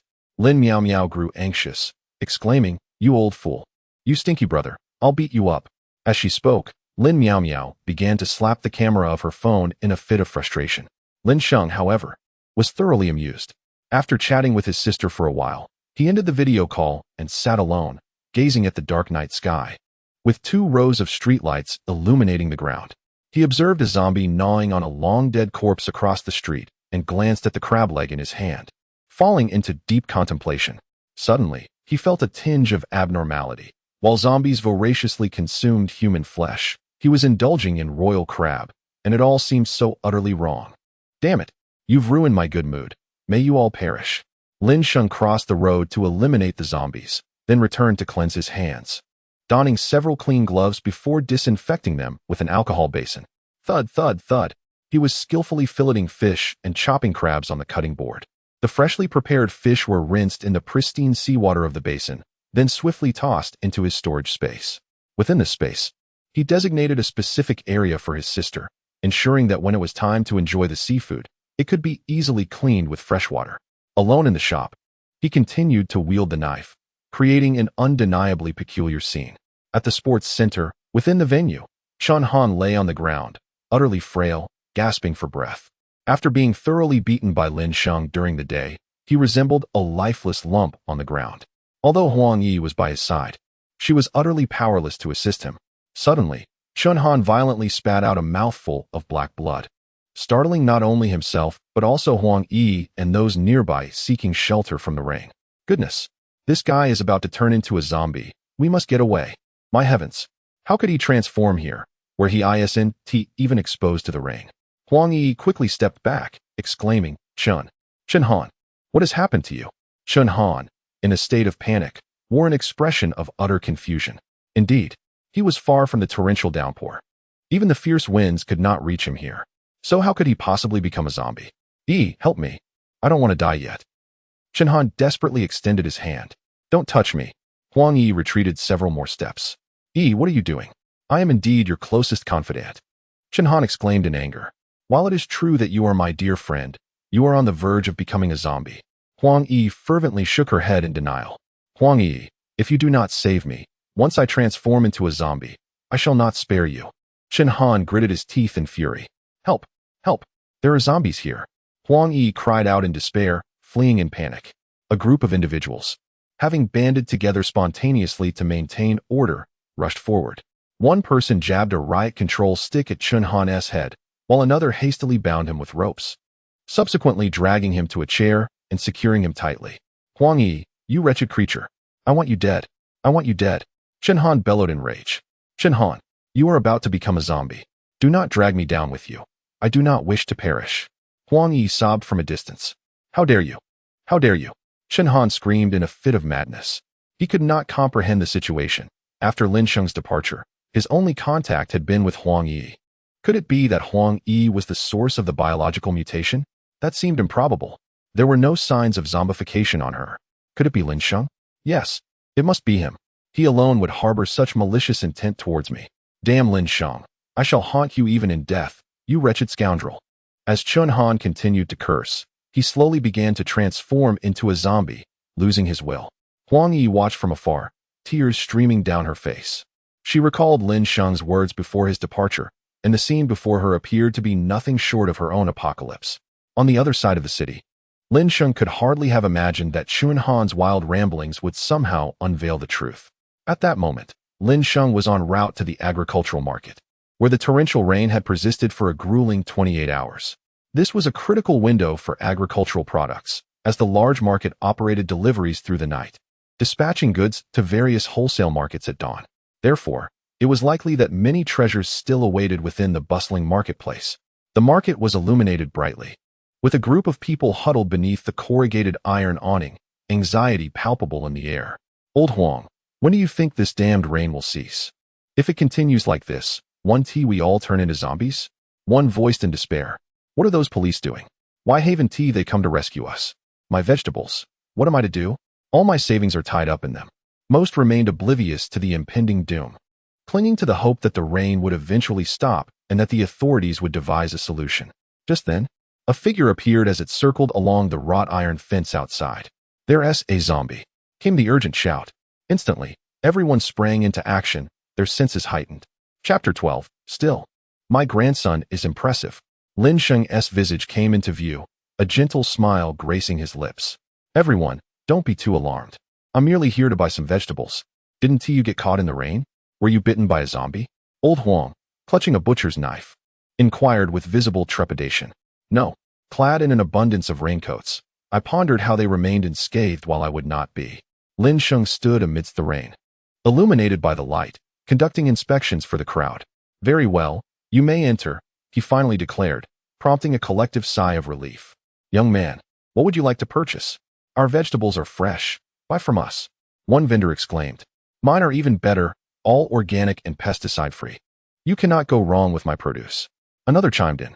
The crowd buzzed with excitement, each eager to promote their goods.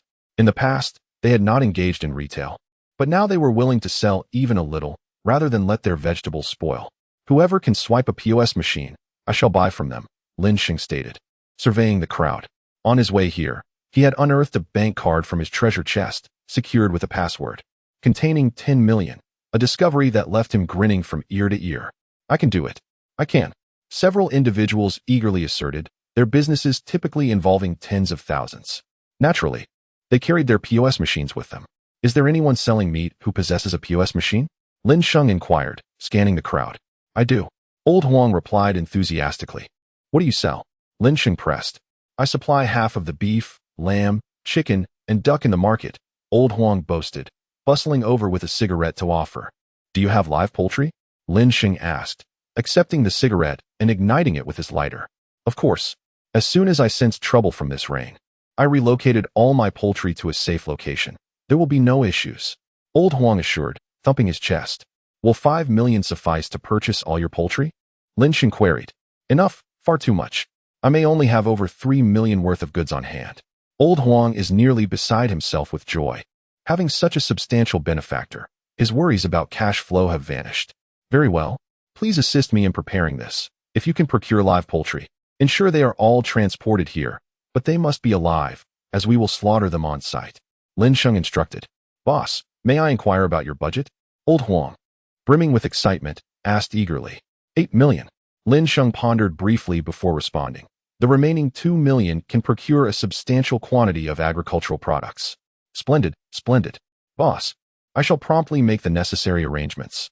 All poultry will be confirmed by you prior to slaughter. Old Huang, exhilarated, replied. Originally, he did not provide slaughtering services. Yet for this life-saving benefactor, he was more than willing to hire someone for the task. I will first transfer 3 million to you, arrange for the slaughter, and subsequently prepare a batch, and I shall transfer funds once more. Lin Sheng declared. Understood, boss.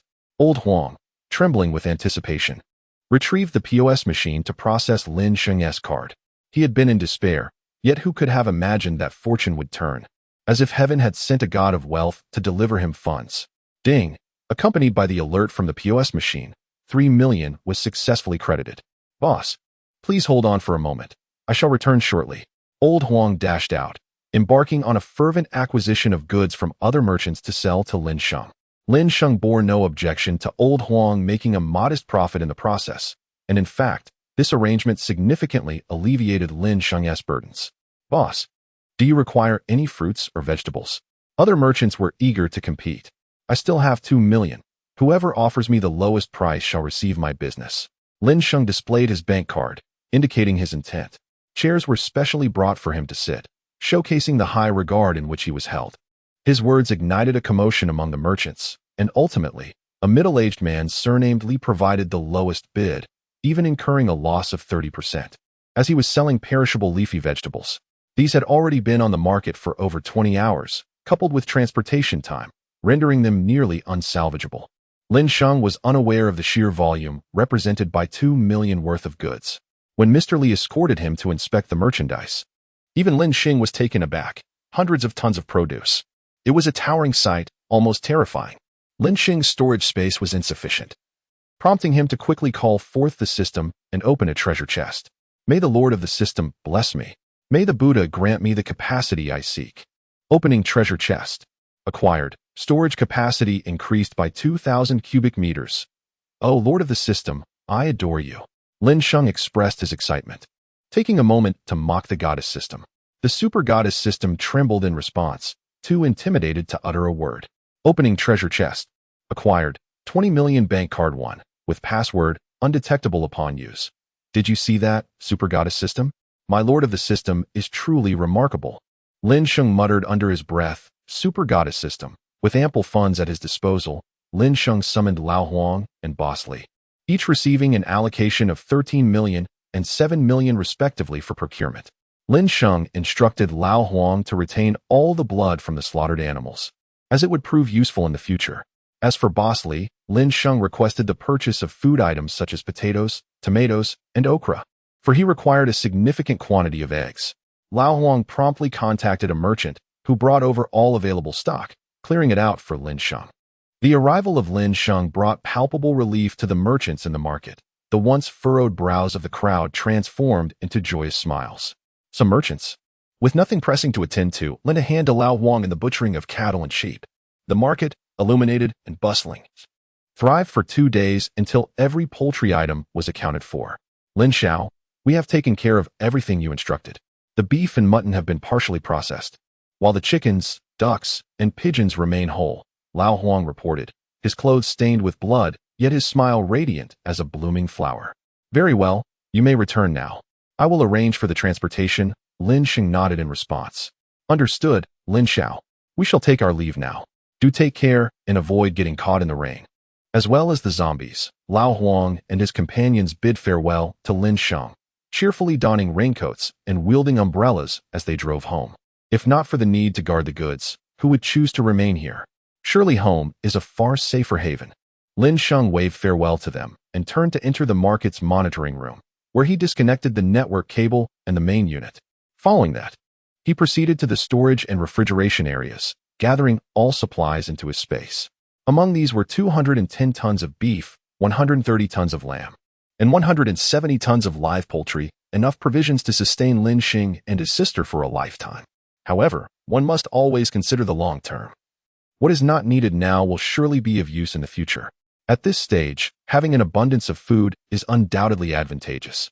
After storing over 1,000 tons of vegetables and fruits in his space, Lin Sheng left the market, umbrella in hand, and set off for his next destination, the Yun City Seafood Distribution Center. Chapter 13. Where did the millions in seafood go? The Seafood Distribution Center holds a status akin to that of the agricultural market, primarily engaged in wholesale. While walking, Lin Sheng, feeling somewhat bored, casually opened 2 treasure chests, revealing a box of pistol ammunition and a pack of crispy noodles, which left him somewhat speechless. Upon reaching the seafood center, Lin Sheng pried open a shop, his eyes immediately drawn to several large breeding tanks, where oxygen machines and seawater cooling systems operated simultaneously, maintaining the seawater temperature between 0 to 2 degrees. A perfect environment for the survival of king crabs. Seeing this, Lin Sheng couldn't help but smile and quickly recorded a video for his sister, reveling in his good fortune. The value of the king crabs in these tanks alone was in the millions, with each tank worth over $1 million. Lin Sheng, feeling disinterested in the logistics, scooped the king crabs from the tanks and tossed them into his space. As the live king crabs entered the space, they automatically perished, yet their freshness remained impeccably preserved. Lin Sheng was processing the groupers on the cutting board when a convoy of refrigerated trucks sped towards him. The trucks were surrounded by steel plates meant to shield them from the rain, yet the relentless downpour had corroded them, leaving unsightly rust stains of a reddish hue. Everyone disembarked, preparing to transfer the supplies from this location. Yes, many responded, hastening towards their respective stores. Captain, there's someone in this shop. Furthermore, all the seafood has vanished.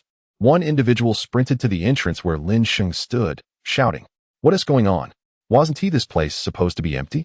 A man clad in a heavy raincoat and sporting a motorcycle helmet approached, the urgency of the situation overriding the need for an umbrella, as the helmet shielded his face from the toxic rain. "Where's the seafood? This is the largest shop in the entire distribution center." Upon discovering Lin Sheng, the man rushed into the store, his tone accusatory. "I have no idea. The door was open when I arrived." Lin Sheng hastily set down his knife, feigning panic. However, what he held was not a grouper but a red-spotted grouper. Lin Sheng was oblivious even to this small detail, which indicated he was not well versed in seafood, and indeed, was someone who rarely encountered it. "Friend, where's the seafood?" Chen Zhandua, still wearing his motorcycle helmet, entered and frowned. "I truly don't know." Lin Sheng shook his head in resignation. "Say that once more, you don't know?" The individual beside him drew a firearm, aiming it directly at Lin Sheng's head. "A Guang, do not act recklessly. Lower the weapon at once." Chen Zhandua stated coldly. "Captain, the seafood worth over 20 million is gone, and it must be connected to him. I must extract the whereabouts of the seafood," insisted the man referred to as a Guang. "There are no signs of large vehicles entering or exiting the market. It is impossible for anyone to have transported the goods in advance. Moreover, look at him. Does he appear to be hiding tens of millions of seafood?" Chen Zhandua shook his head. Although he could not comprehend the situation, he was certain that it had no relation to Lin Sheng. If it were connected, it would be exceedingly bizarre.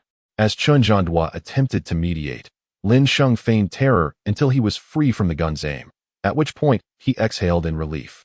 Despite not fearing the threat of firearms, Lin Sheng was unaware of these individuals' identities. If the secret of his zombified state were to be revealed, even if he eliminated them all, how could he be assured that those behind them would not pursue him? "My friend, I have but one question. With such a torrential downpour of poison outside, what brings you here?" Chen Zhandua inquired. "I ran out of food at home, and since I reside nearby, I thought I might venture out to purchase some provisions and stockpile supplies. Upon arriving here and finding no one around, I felt an inexplicable urge to pick the lock, hoping to steal a little." "You aren't the police, are you? You're not here to apprehend me, right?" Lin Sheng asked anxiously. His demeanor did not escape Chen Zhando's keen observation, revealing no flaws. Chen Zhando gravely shook his head and stated, "We are not the police, nor do we have any association with them. My friend, how about this?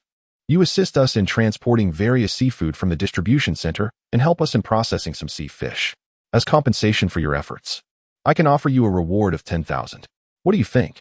Lin Sheng feigned great interest in the money, nodding enthusiastically, "Sure, sure.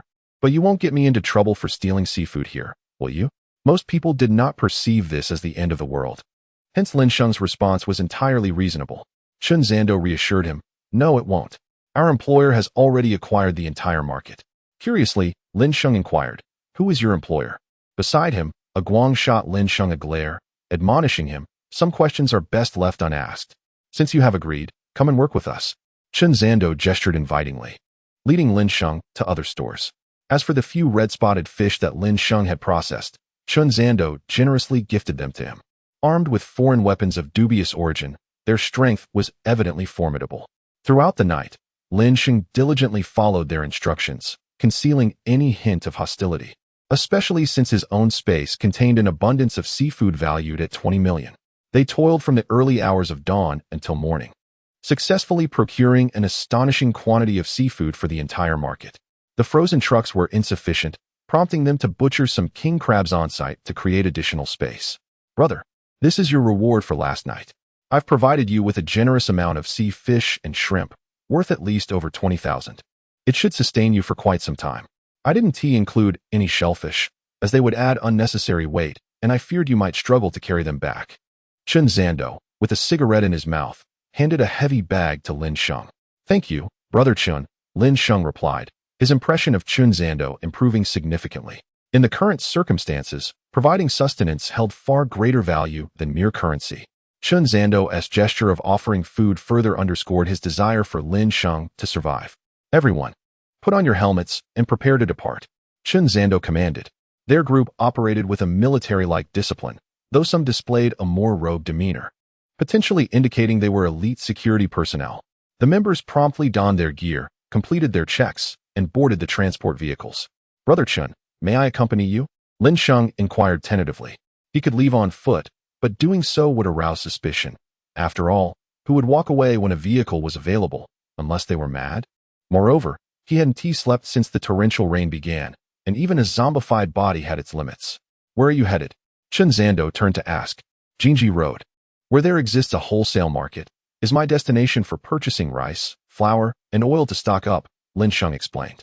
The house left by his parents is located in the Jinhu community on Jinji Road, and he must first return to find his sister. All right, you can ride with me. However, let me make it clear that I can only take you as far as the nearest Huan Road. The rest of the journey is for you to figure out, Chen Zhanyue said earnestly. They have an urgent task at hand, needing to deliver this batch of seafood for preservation.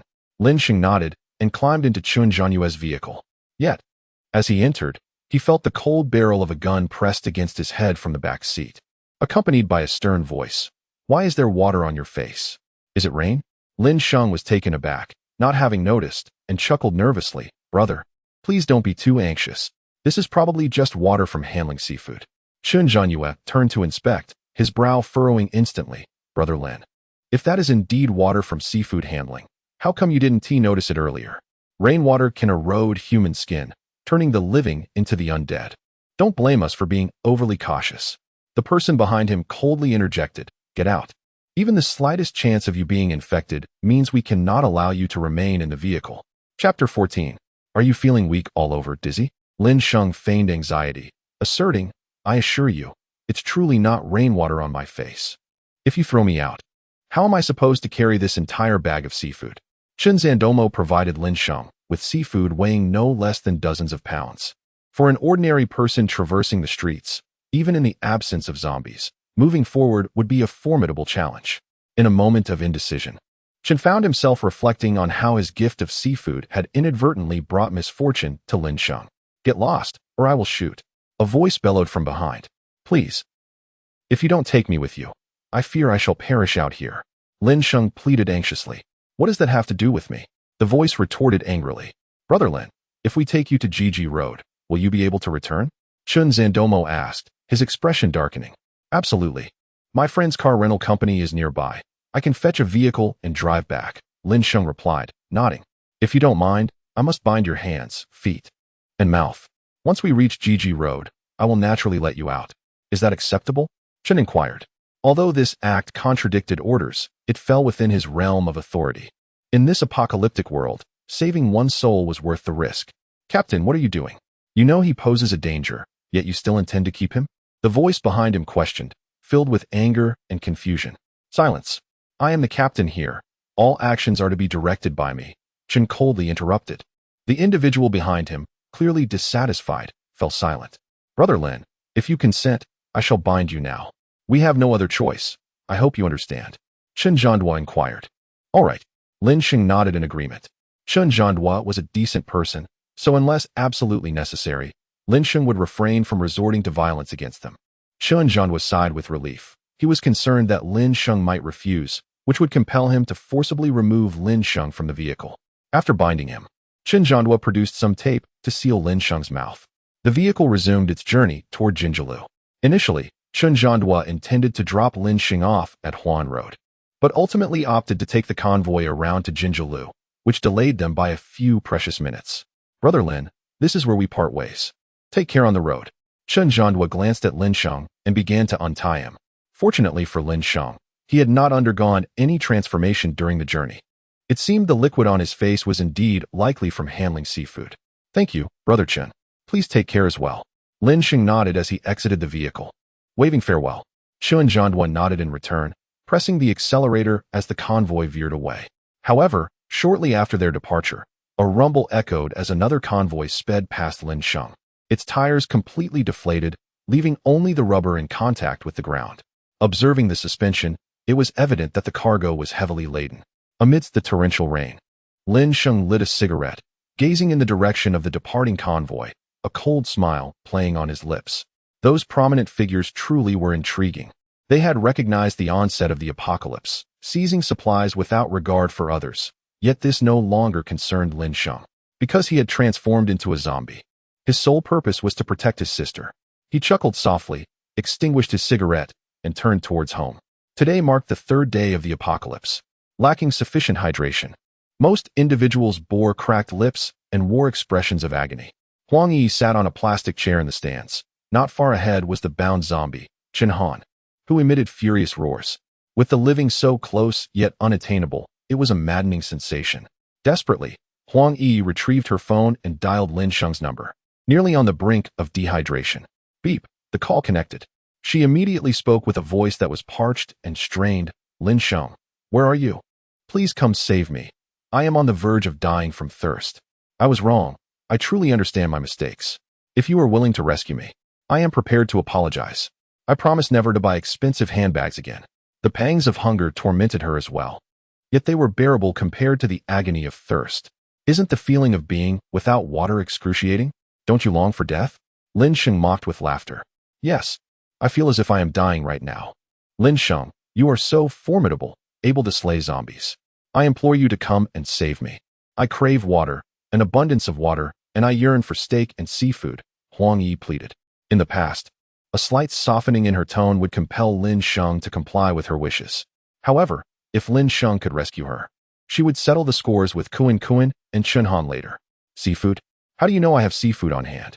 And it's all your favorite, fish, shrimp, and crabs. Are you familiar with the 9-segment shrimp? It costs over 200 per pound. Lin Sheng feigned astonishment. Oh my goodness. Lin Sheng, did you buy seafood just for me? Huang Yi exclaimed, overwhelmed with joy and impatience. Get lost. You think I'm running errands for you? Lin Sheng retorted sharply. Lin Sheng, why are you yelling at me for no reason? Huang Yi shot back angrily. I'll shout if I want to. What of it? Lin Sheng dismissed her concerns nonchalantly. Please, Lin Sheng, don't be angry. Hurry and save me. I feel like I'm about to perish. Huang Yi pleaded once more, her tone softening. You're so impressive, wearing a wedding dress to the sports center to marry Kuan. Why don't you just have your husband save you? He is a superstar. After all, and he has plenty of money. Lin Sheng teased. But wasn't he killed by you? Huang Yi bit her lip in frustration. If it weren't for Lin Sheng's actions, she would have certainly begged Kuan for salvation, for she was indeed his devoted fan and wife. Right? I did take his life, so best of luck to you. Lin Sheng laughed heartily. Lin Sheng, please come to my rescue. If you agree, I will promise to marry you. In her relentless pursuit to deceive Lin Sheng, Huang Yi resorted to every possible means, for ultimately, the decision of marriage rested solely with her. No, you are being overly courteous. I have a peculiar aversion to the notion of second marriages, and cannot abide your insufferable behavior. Lin Sheng firmly declined. You. Huang Yi seethed with indignation, wishing to rend Lin Sheng to shreds. Huang Yi, if your thirst is truly unbearable, you could always drink urine.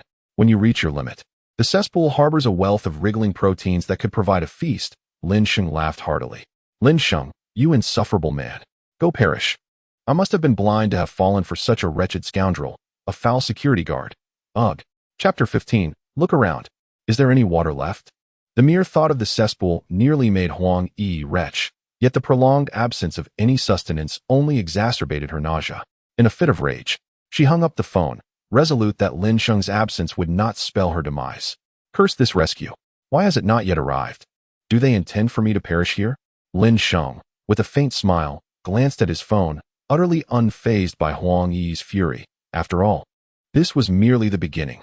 Is there anyone in need of water? Just 20 milliliters for $1,000. Beneath the luminescent glow of the gymnasium lights, a throng of individuals emerged from the aisles, seemingly forewarned of an impending altercation. The sheer number of congregants instilled a palpable sense of trepidation, deterring any hasty actions. 20 milliliters for $1,000? Have you lost your minds, or are you unwell? Why not just rob someone? One voice echoed among the crowd. Indeed, why not just seize it? Another chimed in. A bottle of water for $100? I can afford that. As the voices clamored, their words cascaded like stones cast into a tranquil lake, stirring a tempest of outrage. This is my price for today. You may choose to buy or not, proclaimed a youth with bleached hair, his voice reverberating through the crowd. What? Water collected from the stands? Hasn't it been consumed by others? Came the incredulous retort. Selling something others have drunk for such an exorbitant price. Are you out of your mind? The crowd roared in indignation, yet the thirst for water lingered. Look around. Where else is there water? Last night, some desperate souls resorted to drinking from the bathroom tap. You all know what happened next. The yellow-haired youth scrutinized the crowd, a smirk playing on his lips. At his words, an eerie silence enveloped the assembly. The fear induced by last night's zombie appearance had unsettled many, and the revelation that some had resorted to drinking tap water only fueled their ire. 20 milliliters for $2,000. Those wishing to purchase, hurry over to me.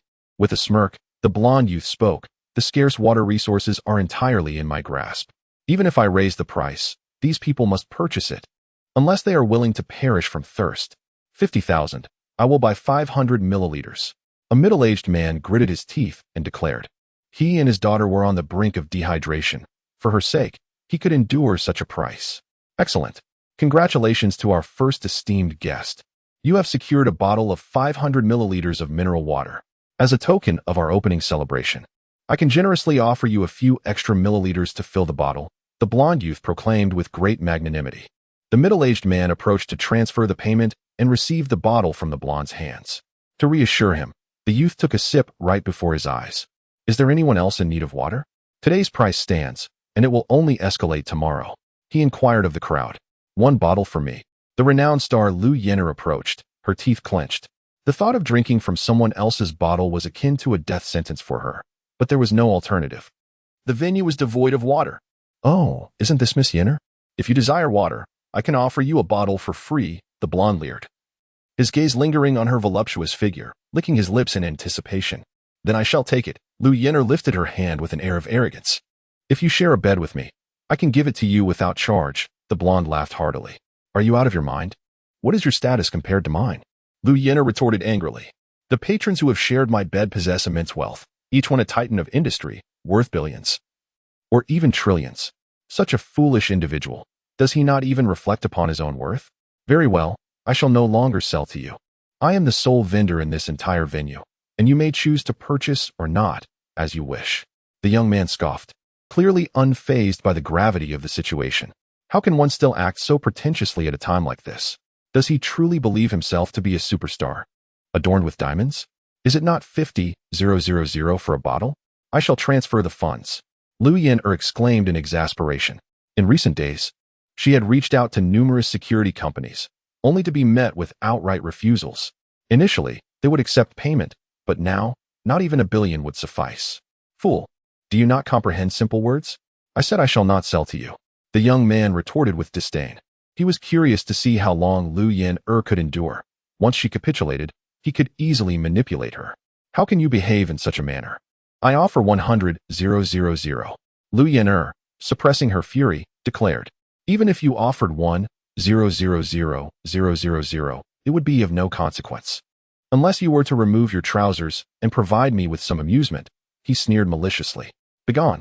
Lu Yenner, infuriated, turned on her high heels and walked away. I am willing to entertain you. Just grant me a bottle of water. Huang Yi approached swiftly, asserting herself. She was no fool and could clearly perceive the current dynamics. These individuals had seized control over everyone's livelihood, profiting handsomely in the process. If she could become the young man's partner, all that wealth would be hers. You are nothing but an eyesore, be gone. The young man kicked her away, visibly displeased. Her beauty was merely mediocre, and there were many in the venue who were far more attractive and youthful than she. You, sobbing. Huang Yi fell heavily to the ground, overwhelmed with tears.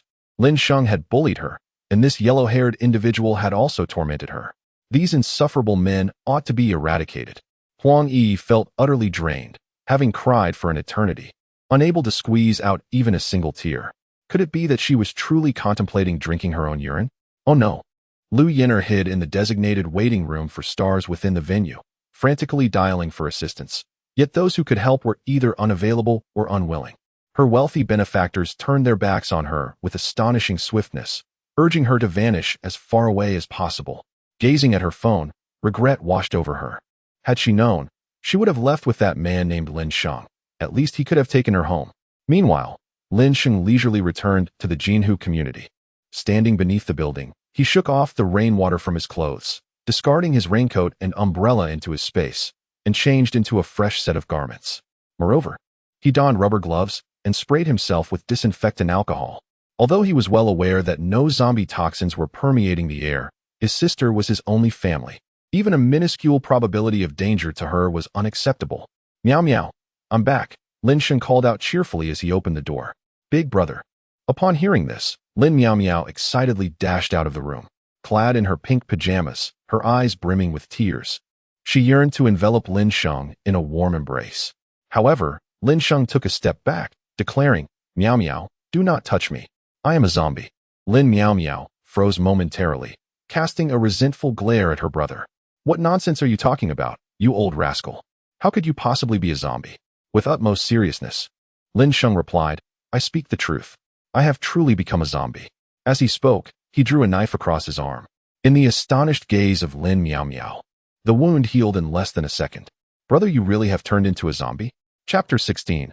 Do not love to. Early Lin Meow Meow was overwhelmed, tears streaming down her cheeks. She should have anticipated this. If her brother had not become a zombie, how could he dare to wander outside in the pouring rain? Oh no, brother, you must be deceiving me, right? She cried out in despair. Meow Meow, I understand that this is difficult for you to accept, but I have genuinely transformed into a zombie. I am sorry, but in my current state, I can better protect you, Lin Sheng affirmed resolutely. His identity as a zombie allowed him to disregard other zombies, and the arrival of two systems within him granted him the ability to grow ever stronger.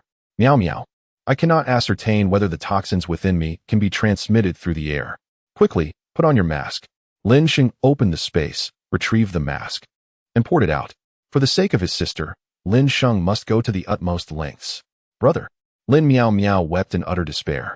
Hurry, do it, Lin Sheng urged. Gritting her teeth, Lin Meow Meow could only don the mask. She was unaware of how Lin Sheng had conjured this pack of masks. But now was not the time for such inquiries. Her brother had truly transformed into a zombie. Yet, regardless of what he had become, she would forever remain his sister. Lin Sheng took out some alcohol and performed another round of disinfection before daring to step inside. He was reluctant to enter, but there were matters he needed to attend to. Meow Meow, have you had breakfast? Lin Sheng wished to comfort her. Her pitiable state tugged at his heartstrings. Yet he could not afford such a luxury. I haven't. Lin Meow Meow shook her head weakly, tears streaming down her face. There was little food left at home, so she had to ration it, saving more for Lin Sheng. Go make something to eat. Don't you want to have king crab? I brought you a whole bunch. Lin Sheng raised his hand and tossed a basket of king crabs onto the floor. Bang! The heavy crate crashed onto the floorboards, startling Lin Meow Meow. Brother, you. What the hell? Lin Meow Meow was utterly bewildered. Her elder brother had transformed into a zombie, yet he had also become superhuman? Bang! Lin Sheng tossed out a freezer and said, Meow Meow, please place the king crab in the freezer. I cannot come into contact with your food. By the way, I've also prepared some grouper, soup dumplings, various cuts of beef and lamb, as well as hot pot base ingredients. Lin Sheng continued to enumerate a plethora of items, leaving Lin Meow Meow utterly astounded. Brother, have you transformed into a superhero? She exclaimed, her mouth agape in disbelief. Haha, it's just a trivial matter, Lin Sheng chuckled lightly. Brother, does becoming a zombie grant one superpowers? Hurry, I want to become a zombie too, Lin Meow Meow said excitedly. If she could transform into a zombie, there would be no need for her brother to be so cautious. Fool, do you truly believe that this is something anyone can achieve? With so many zombies outside and countless individuals having turned into them, why haven't they become like me? Lin Sheng shook his head. If it weren't for the assistance of his system, he would have perished long ago. Brother, would you like to eat? I'll steam the king crab, Lin Meow Meow said cheerfully, holding the basket with delight. However, despite her smile, her heart felt heavy.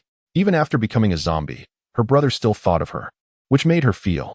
Lin Sheng shook his head and replied, I want to eat. I had some meat on the way back, and I'm not hungry at the moment. Lin Meow Meow gasped in surprise. Brother, you Haven Tea resorted to cannibalism. Have you? Lin Sheng shot her a glance and said, Am I that twisted? I said it was beef. Only then did Lin Meow Meow breathe a sigh of relief, exclaiming, Goodness, you scared me half to death. I thought you had turned to cannibalism. Lin Sheng glared at her and said irritably, Hurry up and cook. All right. Lin Meow Meow cheerfully dashed off to boil water, tossing in several crab legs, sufficient for her meal. She intended to conserve more, not wanting her elder brother to worry about her constantly. After all, what was the point of cooking extra? She mused. What if people find out and think that Lin Sheng doesn't let his sister eat her fill? Lin Sheng silently lamented. Lin Sheng understood the girl's thoughts. Yet he needed her to realize that there was no need for frugality. Otherwise, why would he exert so much effort in gathering supplies? But there's only this one basket of king crabs. What if I crave more later? Lin Meow Meow pouted. Who says I only have one basket? Lin Sheng retorted. The king crabs I possess could fill our home. Do you believe me? I don't believe you. Lin Meow Meow rolled her eyes in response. With a flick of his wrist, Lin Sheng conjured a substantial amount from his spatial storage, including numerous barrels of water, leaving Lin Meow Meow in astonished silence, her mouth agape. Brother, I love you, she exclaimed excitedly. So much food. From now on, she could indulge herself every day? Don't get too carried away, Lin Sheng replied triumphantly. What do you mean? Lin Meow Meow inquired, confused. I still have over 200 tons of beef, more than 100 tons of lamb, 700 tons of water, over 1,000 tons of rice. I want to even mention the miscellaneous items. All the supplies should total over 2,000 tons. Lin Sheng chuckled softly and remarked, Wow, does that mean I could feast from the time of the primitive man until now and still not finish? Brother, you're amazing. You truly are my superhero, Lin Meow Meow exclaimed with delight. Yet, if given the choice, she would have preferred Lin Sheng not to have transformed into a zombie, for she longed to embrace him. All right, get back to your tasks. I shall attend to other matters, Lin Sheng replied with a chuckle. What are you doing? Lin Meow Meow inquired with confusion. Reinforcing the doors and windows, Lin Sheng stated, as he tossed out a considerable amount of steel and even welding equipment. He still needed to venture out to gather supplies. If he could ascertain that normal contact would not lead to his sister's infection, he would bring her to his side. During the supply gathering process, he had to ensure her safety. Brother, you can't be serious. It's pouring outside, I can't go out. And yet you still intend to lock me in the house? Lin Meow Meow said, bewildered. I am simply concerned for your safety. Do you have any idea how desperate people are out there for a drop of water? First, they fight for water, and soon it will escalate to murder for blood and cannibalism. Lin Sheng replied, exasperated. Lin Meow Meow's face paled at his words, and she instinctively protested, That can't be true. People shouldn't. At least, they must not. Lin Sheng sighed and responded, You have yet to witness the depths of human desperation. Throughout ancient times, during natural disasters, the land was strewn with the dead, and many resorted to cannibalism. This calamity surpasses any in history, for this time, there is no water. If this were to occur in ancient times, within a month, humanity would face utter extinction. Brother, please stop. If you continue, I might be sick. Just the thought of such a scene terrifies Lin Meow Meow. Meow Meow, you must gradually accept this. I have already taken lives, and you too must do so to survive in this brutal apocalypse. Chapter 17, A Hundredfold Critical Hit. A hundredfold reward. Lin Sheng does not expect his sister to change immediately, but it is an inevitability. Otherwise, he cannot protect her indefinitely. A phrase is caught in Lin Meow Meow's throat, neither ascending nor descending. Lin Sheng disregards her further, focusing on his tasks. He welds clasps onto the doorframe, using solid steel as bolts, dividing them into upper, middle, and lower sections, while simultaneously reinforcing the adjacent wall. He has learned some welding techniques online. And with his exceptional manual skills, he accomplishes it with ease. Lin Meow Meow sits nearby, feasting on king crab. Although it is an exquisite delicacy, it has lost all flavor for her. Brother, you have already gathered enough supplies. Could you not leave? She laments. No, I am a zombie. To humanity, I am an anomaly. Moreover, those powerful figures above are amassing resources, likely to construct shelters. We may encounter them in the future, and even if we do not, I must become sufficiently strong, Lin Sheng replies, shaking his head. Moreover, he must also seek a bodyguard for his sister. The rain shows no sign of cessation. Yet it cannot persist indefinitely. When the rain finally halts, it will mark the onset of yet another catastrophe for humanity.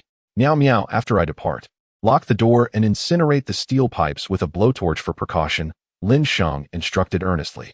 Brother, are you truly leaving now? Lin Meow Meow choked on her words, her heart heavy with reluctance for him to go. I must leave.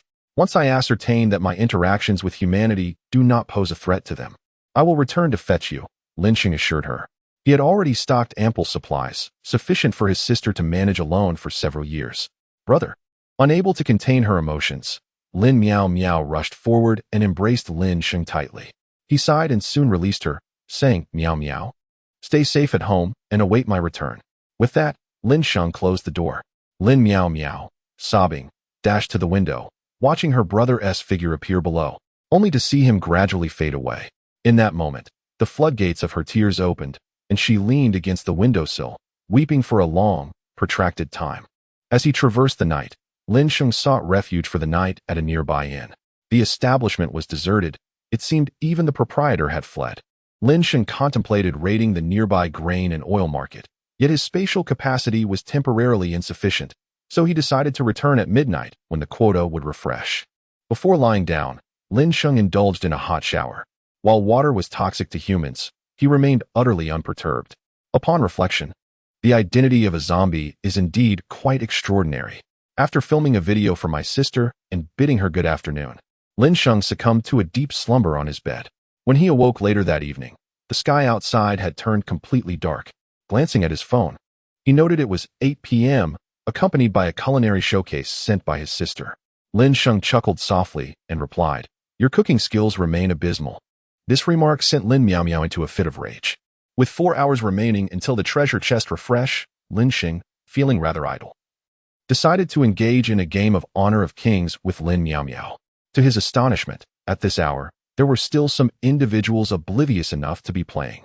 Surprisingly, the matchmaking process for ranked games was swift.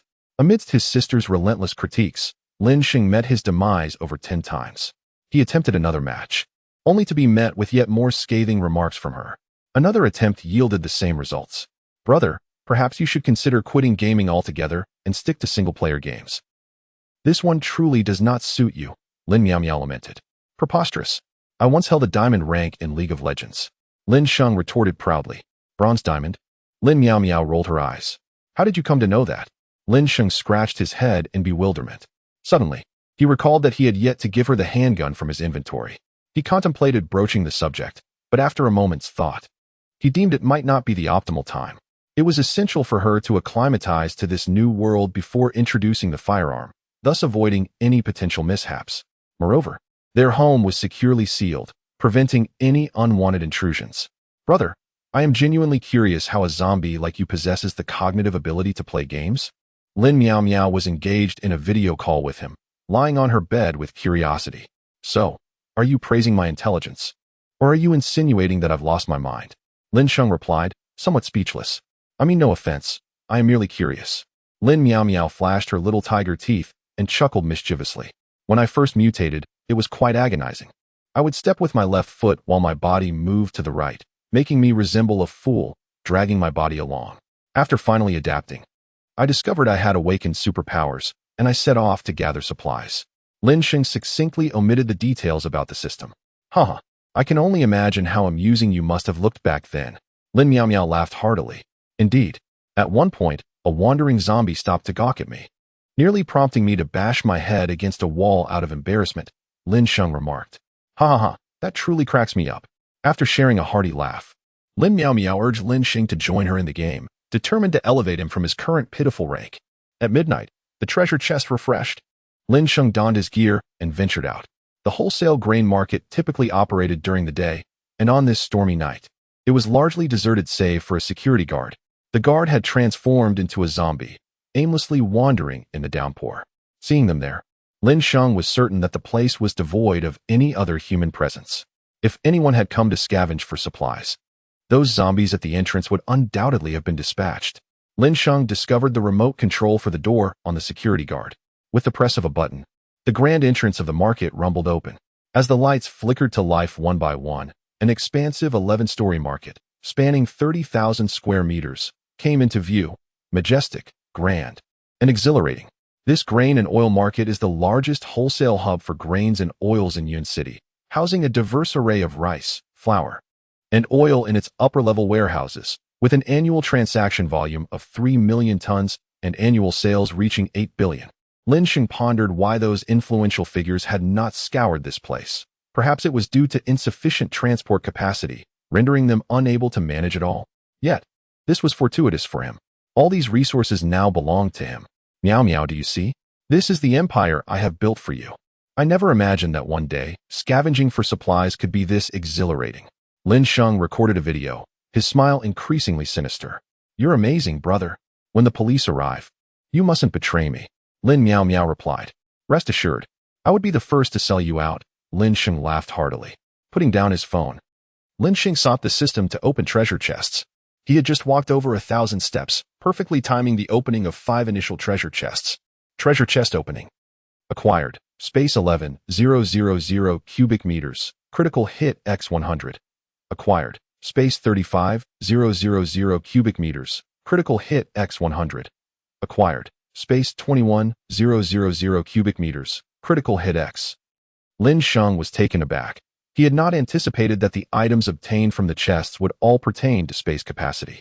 The 5 chests had collectively granted him an increase of 135,000 cubic meters. Incredible. It was a soaring success. Chapter 18.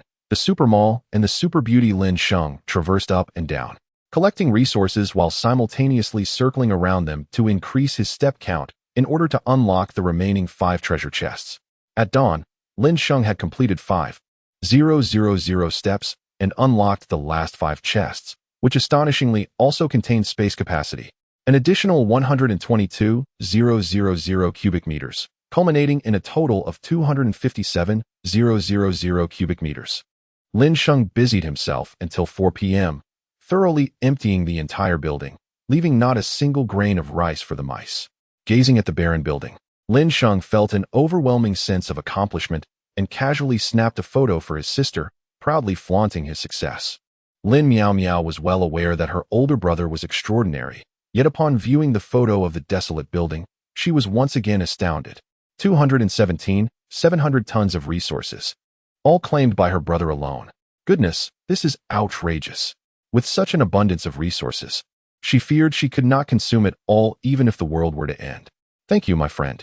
Lin Sheng closed the market door behind him and tossed the remote control to the zombie security guard. The guard emitted a strange, unintelligible noise from its throat.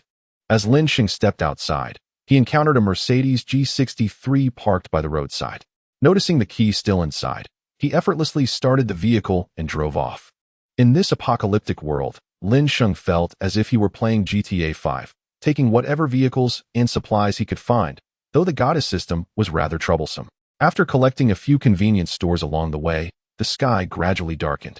He then made his way to the most luxurious TK mall in Yun City. As he parked, a horde of zombies approached, clawing and gnashing their teeth beside his car. With a swift kick, he sent several flying. The remaining zombies merely glanced at him, hesitant to advance, partly because Lin Sheng avoided making eye contact, and partly because he himself was a zombie. This mall was the least likely place to find any living souls. Even supply collection teams would steer clear, as it was filled with luxury goods. Outside the storefronts, a plethora of advertisements displayed, though most were badly corroded. Among them, a dark green Aston Martin was showcased in a glass window, ostentatious to the point of being offensive. Upon entering the mall, Lin Sheng noticed that the overhead lights had been turned off by someone. Logically, during a torrential downpour, the mall would soon close its doors, and thus, it was improbable that anyone had extinguished the lights. The mournful groans of the zombies echoed through the air, and it was only then that Lin Sheng realized the mall was teeming with the undead. A sense of perplexity washed over him. How could there be so many zombies in this place? A glance revealed no fewer than several hundred. Who knows how many more were scattered across the other floors and areas? Unperturbed, Lin Sheng strode forward, while the zombies paid him no heed. On the first floor was a lavish supermarket, specializing in imported fruits, snacks, and meats, with even the price of king crabs surpassing those found outside. Lin Sheng began his methodical search from the ground floor, unhurried, for time was plentiful. On the second floor, within the confines of the LV boutique, Zhou Xinyao stood with her arms crossed, her legs trembling in impatience. Her exquisite and alluring visage, coupled with her opulent attire and the numerous LV bags worth hundreds of thousands surrounding her, accentuated her elegance. She had been trapped here for a full 4 days, unable to devise any means of escape. Frustration mounted as she longed to summon the mall management and unleash her ire upon them. This was such a high-end establishment. What kind of exhibition could warrant this chaos? Now, zombies roamed freely. Miss, we have reached out to numerous top-tier security firms, but they demand not money, but rather water and food. Should we provide only water, the requirement stands at 200 tons. If we include food, it escalates to 400 tons, reported the bodyguard, his voice heavy with despair as he ended the call.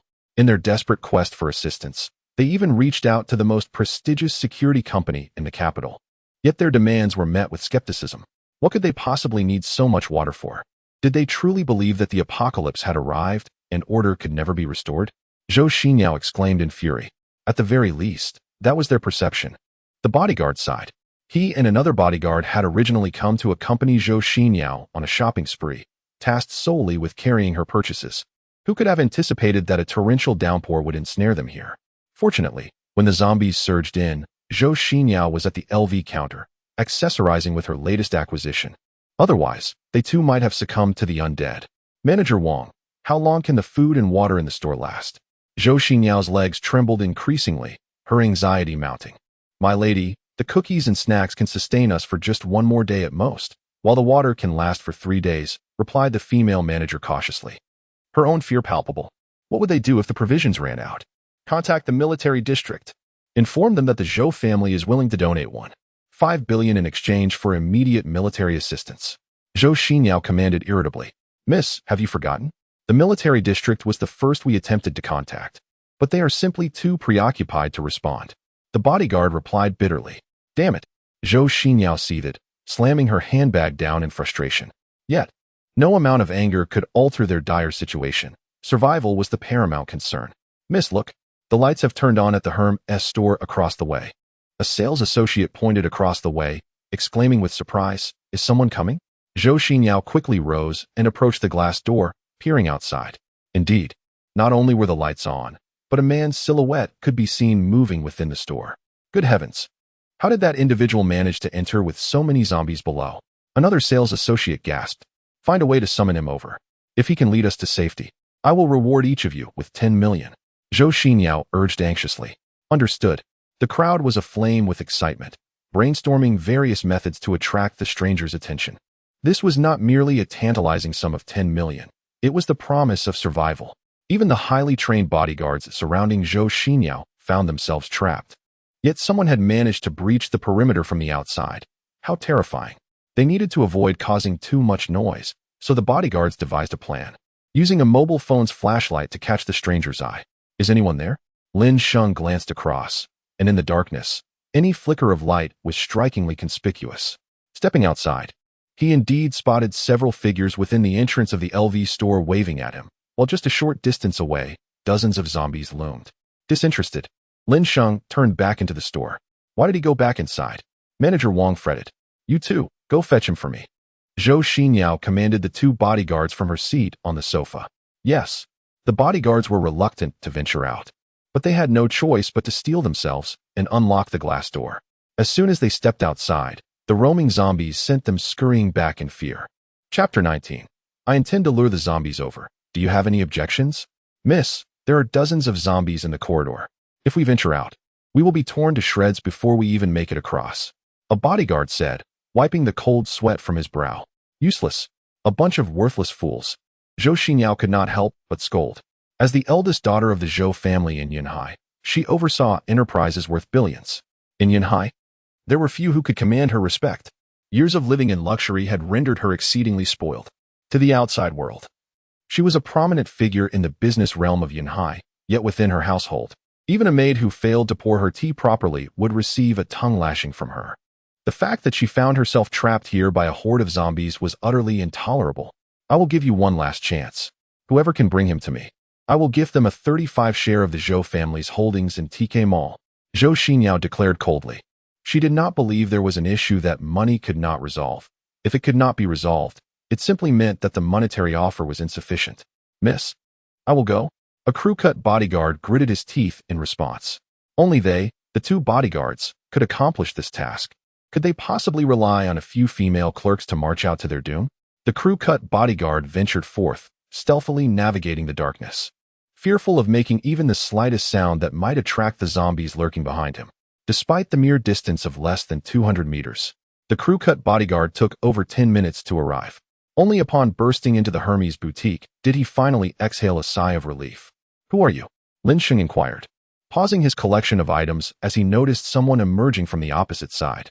He settled onto a chair, cigarette in mouth, awaiting the bodyguard's arrival. Good day, sir. I am a bodyguard from Yunhai Changyuan Group. Our young lady requests your presence, he stated respectfully. There are numerous zombies outside, and the young lady is unable to come. We kindly ask for your understanding. The bodyguard's demeanor was exceedingly courteous. I am aware that you seek my assistance in rescuing you. However, relay this to her. I have no interest in saving your lives, Lin Sheng replied dismissively. Sir, our young lady is willing to offer an extraordinarily generous reward. We kindly request that you consider discussing it, the bodyguard urged. I have already expressed my lack of interest. Lin Sheng reiterated firmly. What if I offered you 20 of the shares in this mall? Would that persuade you? The bodyguard, attempting to sway Lin Sheng, was willing to part with a fraction of the benefits. Even if he received the remaining 15, it would amount to a staggering sum. Are you incapable of understanding human speech? Should I attract the zombies over here? Lin Sheng responded impatiently, setting aside monetary gain. Even the allure of exquisite beauties held no appeal for him. The primary goddess system was utterly useless. If such beauties could yield rewards, he might consider seeking out a few top-tier ones, but to have the system altered to rely on zombies, it was simply absurd. Sir, leave, Lin Sheng bellowed, his frustration evident as the delay in gathering supplies was utterly intolerable. Before the apocalypse, these luxurious items held no significance for him. In the aftermath, collecting a few would merely fulfill a once-held fantasy. The buzz-cut bodyguard, feeling utterly helpless, could only retreat from the store, steeling himself to return quietly. Where is he? Why didn't you bring him back? Zhou Xinyao chastised upon seeing him return alone. I apologized, Mississippi. He refused to come, the bodyguard replied, a hint of despair in his voice. If he won't come, why did you return at all? You might as well go die. Zhou Xinyao seethed. The bodyguard, stung by her words, found himself cowering in a corner, too intimidated to speak. Zhou Xinyao paced anxiously within the store, desperate to find a way to summon the man from across the street. Suddenly, the lights of the Hermes store extinguished. Just as Zhou Xinyao feared the man would depart, the lights of the neighboring Armani store flickered back to life. What was he doing? Why was he moving from one store to another? Zhou Xinyao was utterly perplexed. Before long, Lin Sheng arrived at the LV counter, and upon his sight, Manager Wang and her team promptly opened the door, allowing him entry. Turn on the lights, Lin Sheng instructed. But, the zombies outside. Manager Wang expressed her concerns. Turn on the lights, Lin Sheng reiterated, his tone unmistakably authoritative. Turn on the lights, Zhou Xinyao commanded. Yes, miss, Manager Wang replied, turning to comply. Pack everything in the store. I intend to take it all with me. As a gesture of goodwill, I can leave some food and water for you. But should you refuse to comply, I shall be forced to leave you to perish here. Lin Sheng stated coolly, a cigarette dangling from his lips. If you can escort me home, the entire mall will be yours. Zhou Xinyao perched elegantly on a high stool, arms crossed, exuding an air of superiority that starkly contrasted with her earlier frenzied demeanor. And who might you be? Lin Sheng inquired, turning to her. The soft golden light illuminated her exquisite features, rendering her breathtakingly radiant. Ding! Detected a top-tier beauty. Score, 96. Height, 177 centimeters. Weight, 48 kilograms. Classification, D-grade rarity. Allow me to introduce myself. I am Zhou Xinyao, the heiress of Changyuan Group. The luxurious properties in Yun City, including the Zijin Mansion, Shanshui Shengjing, and Shijingshuo, are all under the purview of our esteemed Changyuan Group, she declared with pride. Ah, how fortuitous. I happen to be the security guard at Zijin Mansion. Lin Sheng replied with a smile. Zhou Xinyao's beautiful eyes narrowed slightly as she scrutinized him, unable to discern any semblance of a security guard about him, thus assuming he was jesting. Sir, would you be amenable to my terms? Zhou Xinyao inquired. No need for your offer. This mall is already mine. I can take whatever I desire, and you cannot hinder me. So what further terms are there to discuss? Lin Sheng asked casually. Huh? Do you truly believe you can take anything from here without my permission? Zhou Xinyao chuckled, shaking her head. With a delicate gesture of her finger, two bodyguards immediately drew their firearms. I offer you a chance. Return me to my place, and I shall grant you everything you desire. In this realm of Yunhai, there is nothing my Zhou family cannot accomplish. Zhou Xinyao asserted, blending threats with allure. With so many zombies outside, why not take care of them? Lin Sheng retorted with a forced smile. This woman was indeed beautiful, yet regrettably lacking in intellect. Did she truly think this was still the world before the apocalypse? Did she believe she could still wield absolute power? I am attempting a cordial negotiation. Do not refuse my good intentions. If you decline, you shall not be permitted to leave. Zhou Xinyao's tone turned icy. The firearms in your hands may threaten the living, but they are utterly futile against zombies. Lin Sheng stood up, stretching his limbs before turning to exit. To kill a zombie with a firearm, one must crush its skull. Yet the handguns wielded by these bodyguards were evidently incapable of such a feat. What do you intend to do? Zhou Xinyao suddenly felt an unexplainable surge of panic. Of course, to draw the zombies closer, Lin Sheng replied with a grin. Chapter 20. You are human. How can you be a zombie? Kill him. Zhou Xinyao exclaimed in exasperation. She had attempted to negotiate with this man, yet he remained impervious to reason, even seeking to attract the zombies? Was he out of his mind? The sole hope of escaping the mall has been irrevocably shattered, leaving her with an overwhelming sense of discomfort. Do not act recklessly. Otherwise, we shall be compelled to resort to gunfire. The two bodyguards urged anxiously. Fire away. Do as you please. Once the shots are fired, over 1,000 zombies lurking in the mall will surge forth, devouring you beyond recognition. Lin Sheng replied nonchalantly. They wish to shoot? Then let them. Even if they aimed at his head, it mattered little. He would feign death. Will you shoot or not? If not, I shall. Lin Sheng brandished a handgun from beneath his raincoat, the very one gifted to him by Su Qingzhu. No, let us lower our weapons. And you too should do the same, if you would be so kind. The two bodyguards, drenched in cold sweat, pleaded desperately. They were indeed too frightened to pull the trigger, let alone fathom that Lin Sheng possessed a firearm. In a swift motion, Lin Sheng turned and fired 2 shots, killing the bodyguards before the astonished gazes of Zhou Xinyao and her companions.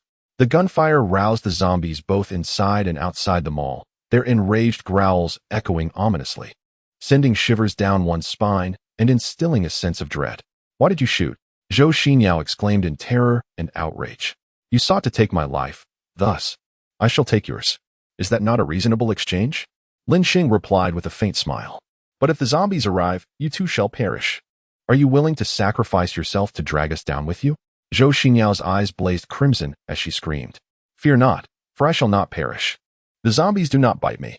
Lin Sheng's laughter grew increasingly sinister, yet to Zhou Xinyao and Manager Wang, it appeared utterly bizarre. Quick, hide, under the threat of death. The store descended into chaos. Manager Wang and her companions paid no heed to the young lady Zhou Xinyao, rushing into the fitting room to seek refuge, trembling in fear. Why are you running? Kneel. Lin Sheng seized Zhou Xinyao by her hair, yanking her back. Let go of me. Zhou Xinyao seethed with indignation, yearning only for escape. I command you to kneel. Do you not comprehend? If you refuse, I shall cast you out as food for the zombies. Yet, should you kneel, I may grant you a swift end. The choice is yours. Lin Sheng's voice was frigid. These affluent individuals, each with an inflated sense of self-importance, wielding a modicum of power, believed they could disregard the dignity of ordinary people, who bestowed upon them such entitlement. Get lost. Zhou Xinyao glared fiercely, maintaining her haughty demeanor. Excellent. Lin Sheng's anger morphed into a cruel smile as he kicked her to the ground, placing his foot upon her head. Numerous zombies had already surged to the entrance of the LV counter, Yet within, no living soul could be seen, leaving the creatures swaying in confusion. "Remove your filthy foot from me. I shall kill you," Zhou Xinyao screamed, consumed by fury, unable to bear such humiliation from a mere commoner. "What can you do? You powerless heiress? By the way, my lady, do you have any idea how long it takes for a person to succumb after being devoured by a zombie? Allow me to enlighten you. It's a mere 5 minutes. During this agonizing period, you would be relentlessly gnawed at, piece by piece, witnessing your own entrails being extracted and consumed before your very eyes. These zombies are exceptionally cruel. They do not hasten your demise, but rather revel in the exquisite torment of humanity." Lin Sheng chuckled ominously. His seemingly mundane tone sent chills down Su Xiaoyao's spine. She could hardly fathom the horror of being feasted upon by the undead. The thought of being gnawed away, piece by piece, was far more excruciating than death itself. "Let me go. I am willing to kneel." Su Xiaoyao gritted her teeth and declared. Lin Sheng released his grip on her right foot and returned to his chair. However, in that fleeting moment, Su Xiaoyao seized the opportunity to snatch the handgun that had fallen from the bodyguard's grasp and aimed it at Lin Sheng. "Die, you wretched fiend." She had noticed the horde of zombies gathering at the entrance, but before facing her own demise, she felt compelled to take Lin Sheng down with her. It was this insufferable scoundrel who had brought her to this fate. Otherwise, how could she possibly meet such an end? Bang! The shot reverberated, startling the zombies outside. Lin Sheng staggered, a bullet wound piercing his chest, dark blood oozing slowly from the injury. Su Xiaoyao froze in disbelief, yet Lin Sheng erupted into laughter. "Huh. I find you genuinely fascinating.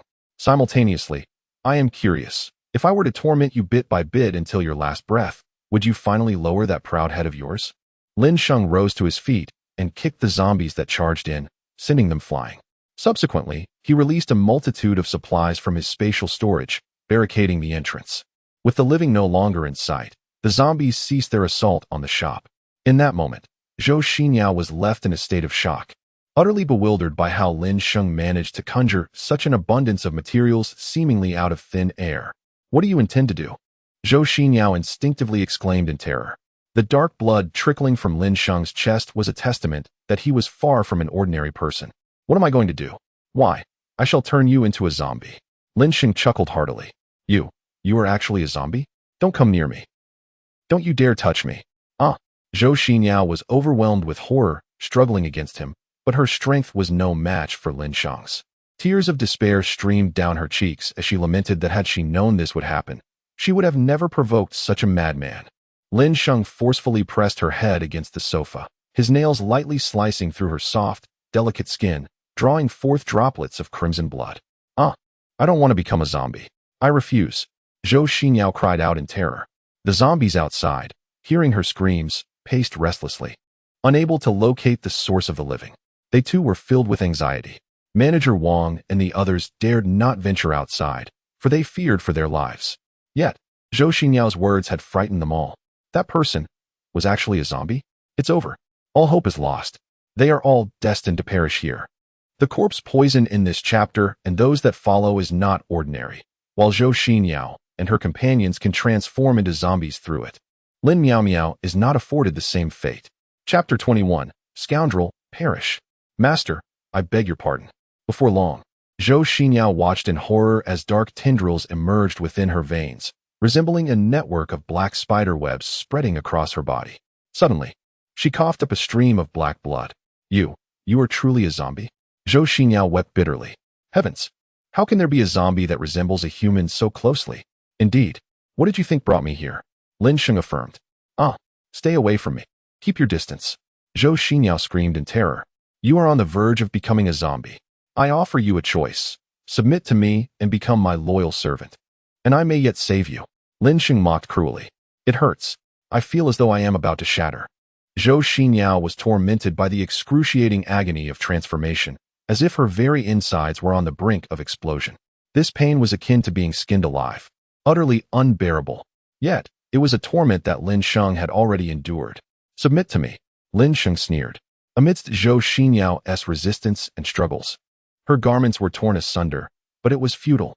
The zombie toxin had already infiltrated her body.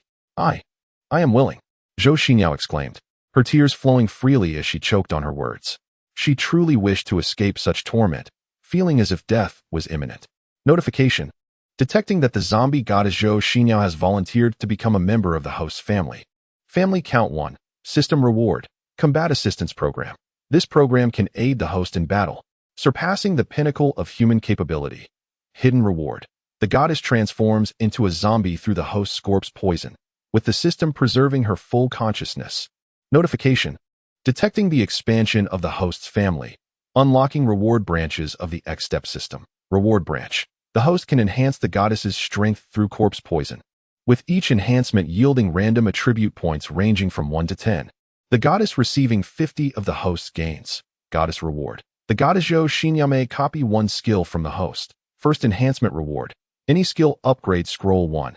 Enhancement double shyness. An explanation is provided here, but it will not be repeated later due to prior censorship. Oh my, the super goddess system, you have finally sprung into action. From this point onward, you shall be my deity. And you, Master Tongzi, have you been influenced by the great goddess system? You have even unlocked the enhancement branch for me, which I find quite satisfactory.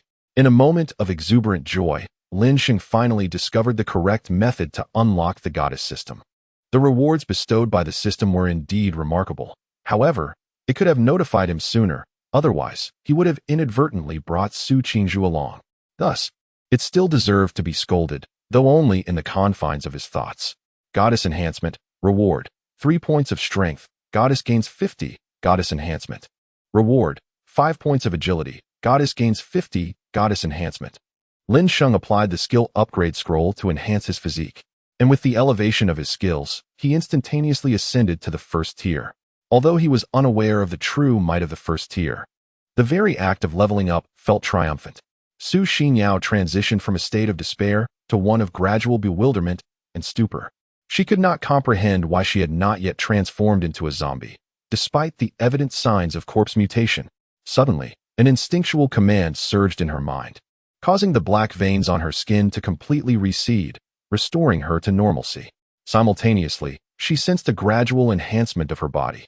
The sensation was peculiar, yet undeniably pleasant. Everything that transpired was beyond her understanding. Lord Sovereign, please replicate rapid regeneration for her. Lin Sheng rose, smoothing his attire. Replication complete. Goddess Su Xinyao possesses the skill, rapid regeneration, Su Xinyao. I have preserved your consciousness. Change into a different outfit and accompany me. Lin Sheng retrieved a set of clothing from a nearby shelf. During the process of reinforcement, Lin Sheng's corpse poison seeped into Zhou Xinyao's body, causing her clothing to become riddled with holes. Bastard, die for me. Zhou Xinyao's fury erupted as her hands sprouted sharp claws, reaching out towards Lin Sheng. She was unaware of how she achieved this transformation, yet with her movement, the claws emerged instinctively. With a resounding slap, Lin Sheng sent her flying, her body crashing heavily against the wall, which cracked ominously under the impact. The zombie physique you possess is a gift from me. Do you truly believe you can challenge me? Lin Sheng approached, gripping her head and lifting her effortlessly. Scoundrel! Zhou Xinyao retaliated with a kick aimed at Lin Sheng. Blood streamed from her body, yet it swiftly healed due to her accelerated regeneration. Lin Sheng had granted her this ability with the intention of subduing her. Otherwise, her haughty nature would never allow her to yield. Bang! Lin Sheng blocked her kick and retaliated with a powerful punch to her abdomen. Zhou Xinyao coughed up a mouthful of blood, yet she seemed impervious to pain, relentlessly attacking Lin Sheng in a frenzy. She no longer cared whether she had become a zombie. Her sole desire was to slay Lin Sheng. Come, let us fight outside. Lin Sheng tossed her aside, clearing the supplies that obstructed the doorway, and stretched to prepare for the impending confrontation. Wait. With gritted teeth, Zhou Xinyao decided to forego her high heels. She launched another punch at Lin Sheng, feeling an extraordinary surge of power coursing through her, a force at least 2 or 3 times greater than her usual state, perhaps awakened by her transformation. Since she was injured, her body could swiftly heal, and today, she was determined to shatter Lin Sheng's skull. Lin Sheng effortlessly seized her as she charged, hurling her violently across the space. The combat assistance program enabled him to anticipate her movements. As long as he desired, she would never land a single blow on him. With a resounding crash, Zhou Xinyao collided heavily with a shop across the way, propelled over 20 meters. She struggled to her feet, disregarding her appearance, and charged at Lin Sheng once more. Surrounding zombies gazed in bewilderment as the two battled from the second floor to the ground and back again, an air of spectatorship enveloping the scene. No matter how valiantly Zhou Xinyao fought, she was relentlessly outmatched by Lin Sheng. A profound sense of helplessness washed over her. Was this man truly invincible? Chapter 22. Zhou Xinyao. You disappoint me. Zhou Xinyao's attire was once again tattered beyond recognition. A luxurious LV dress worth 30,000 had been wasted, yet she remained unfazed. However, with the rapid regeneration came a sharp intensification of pain, a stark warning of her overexertion. The mall lay in ruins, glass shattered, and numerous items destroyed, until the agony became so severe that she could no longer stand. Is that all you can muster? Lin Sheng approached, a mocking glint in his eyes as he regarded her. You go die? Zhou Xinyao sat on the ground, covering her face in tears. This was the first time in her life that she cried so helplessly in front of a stranger. I offered you a means to survive, transforming you into a zombie while preserving your consciousness. Shouldn't you be grateful to me? Lin Sheng mocked as he lit a cigarette. I would rather not have that, Zhou Xinyao retorted through gritted teeth. Then you can simply break your own neck. You can die just as easily, Lin Sheng replied nonchalantly. After all, he had already discovered how to activate the super goddess system, rendering Zhou Xinyao's existence inconsequential. Why should I die? Zhou Xinyao questioned in anger. In that case, from now on, obediently serve me like a dog and call me master, Lin Sheng commanded. Get lost, Zhou Xinyao shouted. Slap. Lin Sheng struck her, causing her to spin in disorientation. With her rapid regeneration constantly repairing her, she had never felt such pain before, but now, it was unbearable. Go die? Slap. Bastard. My parents will not let you off. Slap. Master. Zhou Xinyao uttered the most humiliating words of her life, wishing she could die on the spot. That's more like it. If you had done this earlier, you wouldn't have had to endure so much suffering. Lin Sheng lifted her from the ground and carried her upstairs. In the LV boutique, the zombies had already entered. Lin Sheng expelled them and closed the store door once more. He approached the fitting rooms, kicking open several doors. Please, don't kill us. Woe is me, Manager Wang and the others are paralyzed with fear. One timid sales associate was so frightened that she lost control. Zhou Xinyao, come here, Lin Sheng called out. Zhou Xinyao longed to flee, yet her strength had abandoned her. She could only muster the will to support her trembling form as she approached, tormented by the relentless agony of her accelerated regeneration. Eliminate them, Lin Sheng commanded fiercely. These women need not face death. But their awareness of Lin Sheng's true identity sealed their fate. He could not allow the secret of his undead nature to be exposed. No, young miss. You cannot kill us, Manager Wang and the others gasped in horror. Zhou Xinyao's sharp claws had retracted, appearing indistinguishable from a normal person. Yet they still sensed the transformation within her. Spare their lives. I implore you. Zhou Xinyao lowered her proud head and pleaded. Despite her haughty demeanor, she was not devoid of compassion. Absolutely not. Lin Sheng flatly refused. I have begged you. Cannot you, for my sake, grant them a reprieve? Zhou Xinyao gazed up defiantly, questioning him. What makes you think your pleas hold any weight? Just because you ask does not mean I must comply, Lin Sheng sneered. Master, I beseech you, Zhou Xinyao gritted her teeth. Lin Sheng raised his hand, causing her to tremble in fear, hastily shielding herself. Lin Sheng retorted angrily, Zhou Xinyao, you are now one of the undead. They are still human. What if they divulge everything? And are you aware of the chaos that reigns outside? Even if you escort them home, their survival is far from guaranteed. A bitter smile graced Zhou Xinyao's lips. She still clung to the belief that this apocalyptic nightmare would eventually pass, and thus, she wished to preserve their lives. This toxic rain has poisoned the entire world, rendering humanity unable to secure sufficient water, while the number of the undead continues to swell. Once pandemonium erupts outside, these women will be the first to face calamity. They could either be slaughtered for their flesh and blood, or be confined as playthings, only to be ultimately slaughtered. Use your intellect, ponder my words. Consider the plausibility of my assertions. Lin Sheng's words silenced Zhou Xinyao, for they bore a grim truth. Yet, she was incapable of taking a life. After much hesitation, she could only utter, Then you can turn them into zombies like me. I wouldn't mind. At this, Lin Sheng could no longer contain herself and struck her. Zhou Xinyao, while I transform you into a zombie, what will become of them? They can hear your cries for help. Yet did they come to rescue you? And you dare ask me to spare their lives? How utterly ludicrous. Lin Sheng mocked fiercely. The primary criterion of the goddess system is a beauty score of at least 90. They, clearly, do not meet the standard. I shall grant you one final opportunity. If you do not take action, I shall compel you to do so. Do you not feel that your body is increasingly aching? I tell you, once your body reaches a certain threshold of exhaustion, the sensation of pain will inevitably manifest. It serves as a reminder of your hunger. It shall not be your demise. Yet it will torment you until the day you meet your natural end. Lin Sheng stated coldly. Zhou Xinyao must acclimate herself to the apocalypse, adapt to it. Otherwise, even if Lin Sheng could transform her into a zombie, she would surely perish. But I cannot bring myself to do it. Zhou Xinyao wept bitterly. In matters of business, she could act decisively, dismissing employees and reprimanding them mercilessly. Yet this is murder.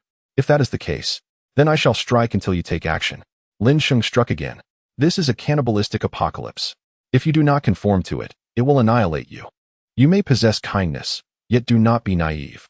You may save lives, but remain vigilant. Failing to adapt will ultimately render you a burden to others. Young lady, please end my life. This individual spoke the truth. Even if one survives, it shall only be a brutal existence. I dread facing such a reality. Moreover, I am timid. I lacked the courage to rescue you earlier. A trembling sales assistant stepped forward. Her parents and fiancé had perished.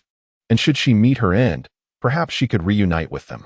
Zhou Xinyao wept incessantly, ultimately trembling as she accepted the gun Lin Sheng offered, aiming it towards the direction of the cashier. Her breaths came in sharp gasps, her throat constricting painfully.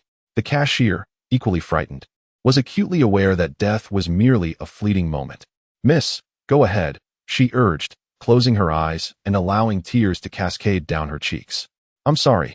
Zhou Xinyao pulled the trigger with a resounding bang, witnessing a vibrant life extinguished before her, delivering a profound blow to her psyche. Bang, bang, bang. Lin Sheng seized the handgun, swiftly eliminating the remaining threats. If only she could take this step, all would be well.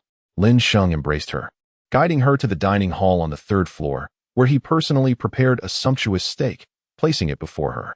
Zhou Xinyao, you have deeply disappointed me. Chapter 23. From this moment forth, you must adhere to my commands. I had presumed that someone with your haughty demeanor would act with precision and decisiveness, yet you hesitated.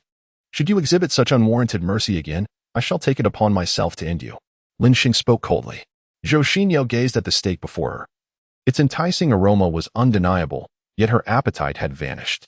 Eventually, she sliced a piece and brought it to her mouth, consuming one piece after another. Her sobs muffled by her hurried eating. Not only had she taken a life, but she had also succumbed to a soulless existence, and astonishingly, she had lost her sense of taste. As the steak filled her mouth, it replenished her strength, and the intense pain within her body gradually subsided. One more piece. She handed the plate to Lin Sheng, who abruptly swatted it away. Who do you think you are? If you want to eat, go cook it yourself. I only cooked for you because I saw you could barely stand. Sun Yao dared not respond, silently rising to head towards the kitchen. In a short while, she returned with a perfectly cooked steak, but as she placed it on the table, Lin Sheng snatched it away, coldly declaring, Sun Yao, remember this. From now on, I am the master, and you are the servant. You must obey my commands without question. Bowing her proud head, Sun Yao nodded, yes. Master. Lin Sheng waved his hand dismissively. All right, go cook another piece for yourself. Nodding again, Sun Yao retreated back to the kitchen. After they had eaten their fill, Lin Sheng cleared out all the supplies from the kitchen's refrigerator and took her to gather the last of their provisions from the mall. Clad in a flowing white bohemian gown and delicate white high heels, she appeared tall and flawless. As she held an umbrella in the rain, she resembled a captivating poem, enchanting all who beheld her. She extended a finger to lightly touch the raindrops on the outside of the umbrella, only to feel a sharp sting as her skin reacted, quickly corroding. Master, I've turned into a zombie. Why should I fear the rain? Sun Yao questioned, perplexed. Fool, just don't touch it, Lin Sheng retorted. Then why aren't you afraid, master? Sun Yao continued to wonder. Do you think I am as weak as you? Lin Sheng rolled her eyes and led her into the luxurious Mercedes G63, driving away with determination. In the passenger seat, Zhou Xinyao struggled to suppress thoughts of the recent events. After the act of violence, her mindset had shifted. She seemed to have grown indifferent towards certain matters. Yet the specifics eluded her grasp for the moment. Suddenly, her mother's call pierced through the silence, imbued with profound concern and guilt. Xinyao, how are things on your end? Do you have enough food and water? Zhou Xinyao glanced at Lin Sheng, who had already halted the vehicle, casting a stern warning with her eyes that urged silence. Any slip of the tongue could spell doom not just for her, but for her family as well. Mustering a forced smile, she replied, "Mom, I'm fine. A friend has come to rescue me." Her mother paused, bewildered, before exclaiming, "Aren't there numerous zombies in the mall? How did your friend manage to get in?" Zhou Xinyao could only explain, "Mom, I'm not sure what happened, but a large number of zombies in the mall seem to have dispersed.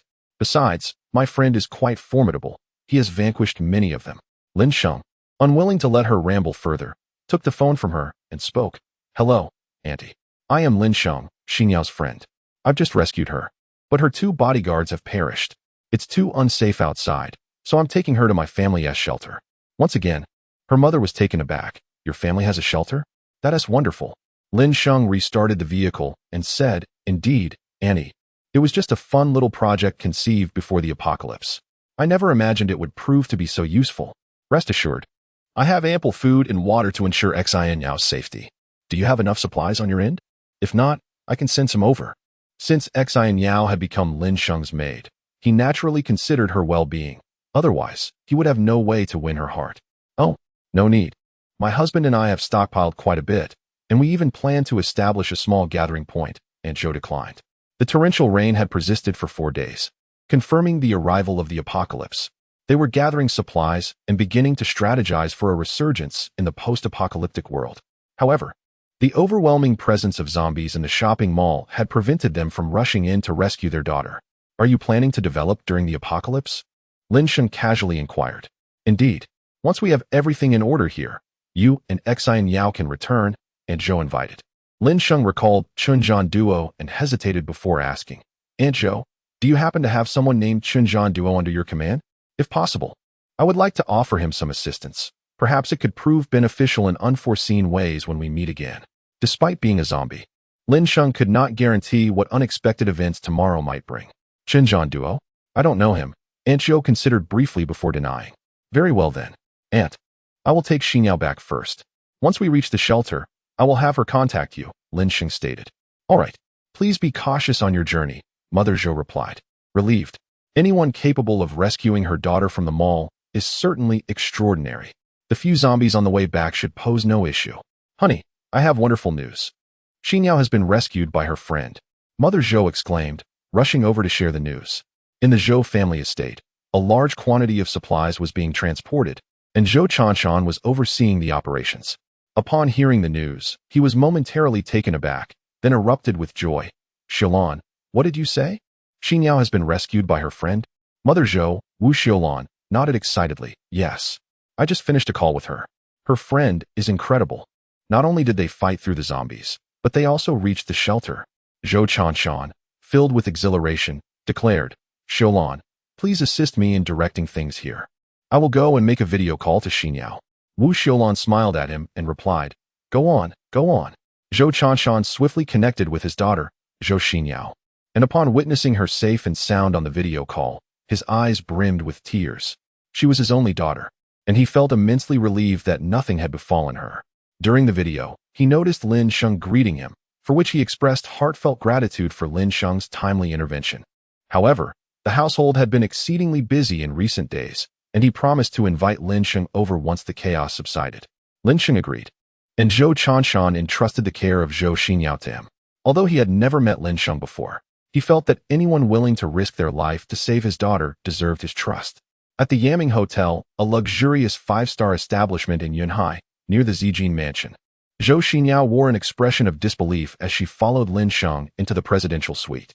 "Master, is this truly the refuge you spoke of?" she inquired, bewildered. Chapter 24. Is this a joke? You want me to sleep in the bathroom tonight? Lin Sheng cast a sidelong glance at her and replied, "What? You genuinely believed I had a refuge?" Zhou Xinyao shrugged, recalling that she had indeed taken his words at face value, primarily because he had conveyed this to her parents. "I am merely a lowly security guard at Zijin Mansion. If I were as wealthy as you, I would have established a refuge long ago." Lin Sheng shook his head. Yet, a family as affluent as mine only began to prepare after the apocalypse. Zhou Xinyao's lips twitched at his statement. She couldn't shake the feeling that Lin Sheng was subtly chastising her for the perceived callousness of the wealthy. What a jest! My family contributes a considerable amount to charitable causes each year. All right, go take a shower. I shall enhance your physique. Lin Sheng sat languidly on the sofa, a cigarette dangling from his lips, exuding an aura of utter detachment. During the process of augmenting Zhou Xinyao, Lin Sheng would inevitably lose a portion of the corpse toxin. However, zombies are never lacking in this substance, and they can regenerate it as well. Very well, my master, Zhou Xinyao replied, a faint blush rising on her breathtakingly beautiful cheeks. The body of a zombie is inherently impervious to the toxins present in tap water. While it is a struggle for ordinary humans to consume water, they can bathe with carefree abandon. This is indeed one of the advantages of being a zombie. 3 hours later, Lin Sheng retrieved a spare set of bedding and a pillow from the cabinet and tossed them into the bathroom. Zhou Xinyao, you shall sleep in the bathroom tonight. After another shower, Zhou Xinyao froze in disbelief. Master, are you certain? You want me to sleep in the bathroom tonight? Lin Sheng's tone rose sharply. That is my intention. Do you dare question me? Zhou Xinyao watched in stunned silence as the bathroom door closed. Her gaze drifting around the bathroom, at the shower, the sink, her beautiful eyes filled with incredulity. She could hardly fathom that she had been reduced to the level of sleeping in a bathroom. This is a presidential suite. And you expect me to sleep in the bathroom? How could you? Are you even a man? Lin Sheng, you scoundrel. One day, I shall take my revenge upon you. Yet even her curses were muttered so softly. Lin Sheng, clad in a white bathrobe, reclined on the plush bed, engaging once again in games with Lin Miao Miao. Although she grumbled, Lin Miao Miao insisted on having her brother join her. Brother, my classmates were in an uproar in the group chat today. Many of them said they have run out of water and are asking if anyone can procure some. While maneuvering through the game, she conversed with Lin Sheng over a voice call. This predicament was bound to escalate. Once the water supply dwindled, people would resort to desperate measures, either resorting to theft or risking their lives to scavenge for resources, yet none of these solutions were viable. Lin Sheng casually remarked, Sister, do you think, with the advancements in science, those scientists could devise a method to purify freshwater? Lin Miao Miao inquired, hoping fervently for a swift resolution to this crisis, wishing that it could save lives globally. While solutions might exist, their implementation was unlikely within a short time frame. Even if a method were discovered within a month, it was estimated that over 60% of the global population could perish. The figure Lin Sheng mentioned was, in fact, conservative, aside from those who had stockpiled resources. Who could realistically endure for a month? As the two siblings exchanged thoughts, their conversation meandered until nearly midnight, when Zhou Xinyao knocked gently on the door, her soft voice drifting through the glass. Master, I seem to be hungry. Could I possibly have a midnight snack? Lin Miao Miao had exceptionally sharp ears. Upon hearing a woman's voice, she immediately expressed her confusion. Brother, why is there a woman in your room? Lin Sheng, rendered speechless, retorted, Lin Miao Miao. Do you possess the ears of a hound? How could you hear that? With a mischievous grin, Lin Miao Miao teased. Brother, you've been out all day? Did you bring a woman home? Or perhaps, did you rescue Huang Yi? Lin Miao Miao would never address Huang Yi as sister-in-law, as she harbored a profound dislike for that woman. Lin Sheng approached and released Zhou Xinyao, explaining, She is merely a maid I happened to pick up. I sent you a photo. What do you think? Lin Miao Miao opened the image, her eyes widening in disbelief. Oh my, a fairy. Where on earth did my foolish older brother find such a stunning beauty? The ancestral grave of our Lin family must be smoking with pride. Wait, this sister-in-law looks so familiar. As Lin Miao Miao scrutinized the picture, she pondered. Her name is Zhou Xinyao. Lin Sheng tossed some beef from his space to let Zhou Xinyao prepare it, also asking her to make him a late-night snack. After her transformation, no carbohydrates could replenish his strength. Zhou Xinyao. Wait, isn't she the daughter of the Changyuan group? Lin Miao Miao exclaimed, her worldview shattered in that moment. Zhou Xinyao was her sister-in-law. The ancestral grave of the Lin family was not merely smoking, it was ablaze. Miao Miao, do you know her? Lin Sheng inquired, puzzled. Where might I encounter such prominent figures, as I have only seen them in the news? Lin Miao Miao spoke timidly. Ah, she is now my maid. Would you care to scold her a little? Lin Sheng replied dismissively. Brother, are you unwell? Why would you berate her? She is, after all, the daughter of the Zhou family. Lin Miao Miao exclaimed in surprise. So what? Is a wealthy heiress not a person? Lin Sheng retorted impatiently. In exasperation, Lin Miao Miao shot back. Have you even considered the extent of her background? Lin Sheng merely dug at his ears and said, Sister, this is the apocalypse. All right, Even if she were from Mars, she would still have to comply during this cataclysm. Lin Miao Miao. Zhou Xinyao. Zhou Xinyao's culinary skills could only be described as quite mediocre, slightly superior to Lin Miao Miao's. However, Lin Sheng had lost his sense of taste and thus settled for whatever was available. Lin Miao Miao initiated a video call, watching them eat, and feeling hungry herself. She dashed to the kitchen, tossing a king crab leg and a pack of instant noodles into the pot. As she and Lin Sheng chatted while eating, she said, "Master, I have a question. I wonder if I may ask." Zhou Xinyao, seated across from Lin Sheng, spoke softly. "Shut your mouth.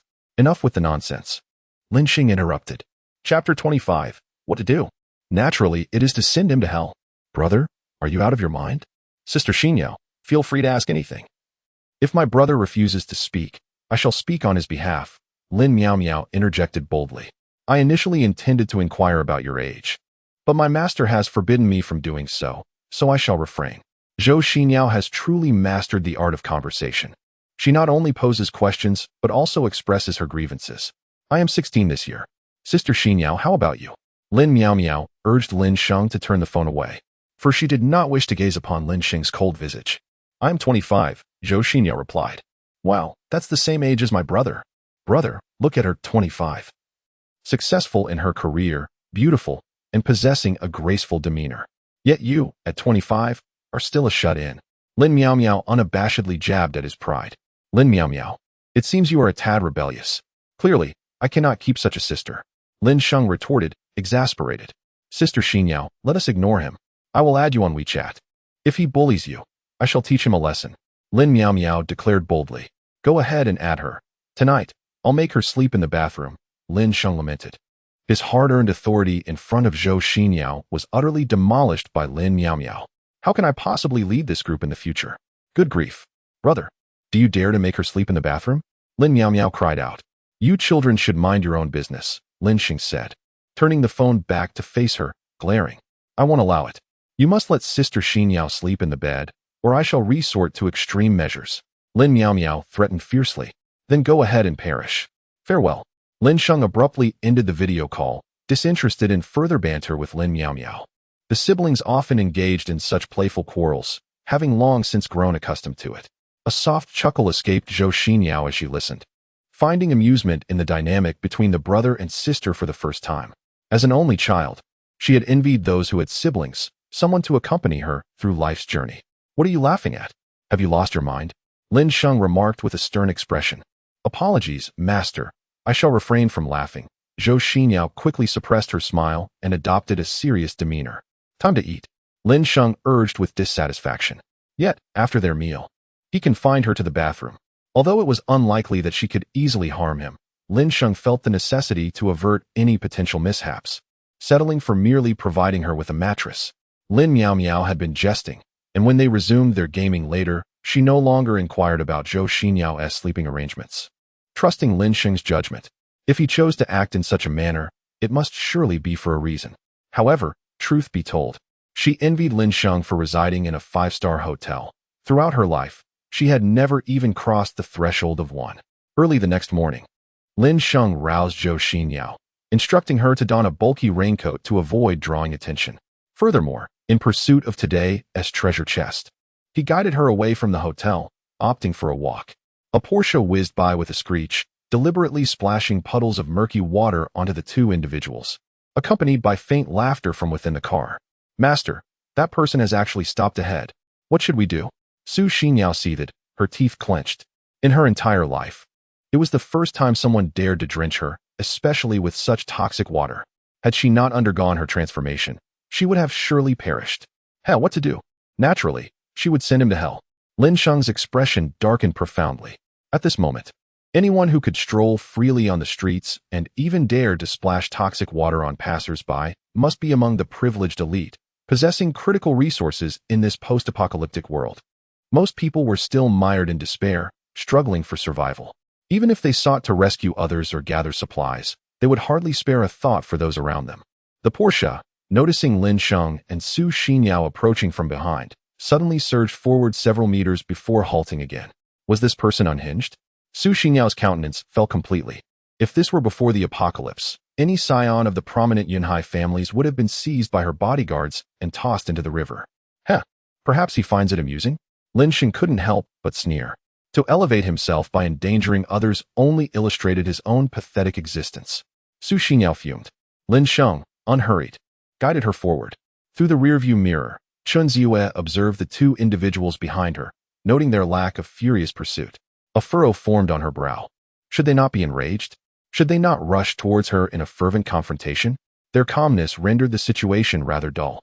Master, I just shared the license plate on my social media, and someone mentioned that it belongs to Chun Ziyue, the third daughter of the Qin family, Zhou Xinyao remarked. Turning her head, what does the Qin family do? Lin Sheng inquired. Before the apocalypse, he had merely been a lowly security guard, unfamiliar with the upper echelons of society. You must have heard of Ziyunshan Mineral Water, which is under the Qin family's umbrella, Zhou Xinyao explained. Ziyunshan, as a prominent local mineral water company, commands nearly 40% of the market share, mainly targeting the 1 yuan market. She hesitated to classify the Chun family's endeavors as low-end, fearing another reprimand from Lin Sheng. Oh, what a treasure we've stumbled upon, Lin Sheng mocked with unrestrained derision. The Qin family's Ziyunshan Mineral Water boasts an annual revenue of 298 billion. With a production capacity of 1 million tons. Not only do they produce bottled water, but they also dominate 60% of the barrel water market. Master, my subordinate has already sent me Chun Ziyue's phone number. Should I call her? Zhou Xinyao asked, gripping her phone. Go ahead. If she does not comply, we shall eradicate the Qin family, Lin Sheng replied with a nonchalant nod. Originally, he had planned to take some time to visit the water plant. If those influential figures gathering supplies had not gone there, he would have emptied the entire facility. However, now that Chun Ziyue was involved, he decided to check on her first. Chun Ziyue glanced back, her brow furrowing deeper. Why were those two still strolling as if nothing had happened? Hadn't they been splashed? It seemed unlikely. Just moments ago, she had barreled through a puddle at 70 miles per hour. The mudguards had protested under the strain. So the water should have sprayed everywhere. As they appeared so indifferent, Chun Ziyue resolved to leave in her car. Just then, an unfamiliar number rang on her phone. Chapter 26. The Master of the Game, Come Incognito. Curiously, Chun Ziyue answered the call, her voice tinged with dissatisfaction and irritation. Who is it? On the other end. Zhou Xinyao was amused by her tone, responding coldly. I am Zhou Xinyao. Instinctively, Chun Ziyue scoffed. Who is Zhou Xinyao? If there's nothing urgent, I shall hang up. But as soon as she spoke, realization struck her. She recognized the name. This was the daughter of the Chanyuan group. Chun Ziyue, you are quite impressive. A mere low-tier individual, scarcely worth mentioning, dares to speak to me in such a manner? Had it been before the apocalypse, a mere thought from Zhou Xinyao could have led to the Chun family's ruin, and they would have never dared to provoke her. Are you the esteemed Miss Zhou from the Chanyuan group? Chun Ziyue's voice trembled, her body instinctively filled with dread. Indeed, Zhou Xinyao nodded, affirming that such a fearful attitude was appropriate. Miss Zhou, may I inquire about your purpose here? Chun Ziyue's tone softened considerably as she spoke cautiously. Get out of the car. Zhou Xinyao retorted coldly. You splashed me just now. What? Chun Ziyue instinctively turned to look. Among the two passers-by behind her, there was, astonishingly, the daughter of the Chanyuan group? How could this be possible? I told you to get out of the car. Do you not understand? Zhou Xinyao demanded angrily. Chun Ziyue, initially inclined to apologize, suddenly reconsidered. After all, this was the end of the world. What was there to fear? The Chun family's water plant not only possessed a ready supply of 700 tons of bottled spring water, but also boasted a horrifying reserve of 800 tons in its storage tanks. 3 days prior to the apocalypse, significant figures had come to discuss matters with them, urging them to ramp up production to stockpile bottled water and to fully utilize all reservoirs to gather water flowing down from Zhiyun Mountain. With such an abundance of water, they would reign supreme amidst the chaos of the apocalypse. Moreover, the powerful individuals backing them were beyond Zhou Xinyao's reach. Miss Zhou, since you have already been tainted by the poisoned water, you might as well await your transformation into a zombie. Farewell. Chun Ziyue scoffed, accelerating to leave. Stop right there. Zhou Xinyao exclaimed in exasperation. How dare a mere Chun Ziyue disregard her? The young lady is no longer who she once was. The Chun family is now the paramount ruler of Yun City. We possess at least 230,000 tons of pristine water resources. How can you possibly compare? With a mere word from me, the Zhou family shall suffer. Chen Ziyue laughed heartily.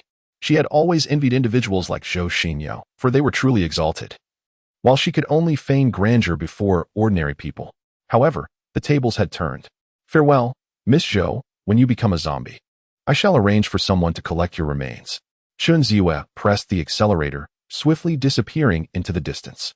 Zhou Xinyao, gritting her teeth in fury, declared, Master, that Chen Ziyue is utterly insufferable. Let us eliminate her. I could easily deal with someone like her. Lin Sheng, however, merely chuckled coldly. Eliminate her? That would be too merciful. If we do not systematically dismantle her arrogance, how can we render her desolate? With that, Lin Sheng led her to the roadside to find a vehicle, for wherever Chen Ziyue had ventured, she would surely be found at the water plant.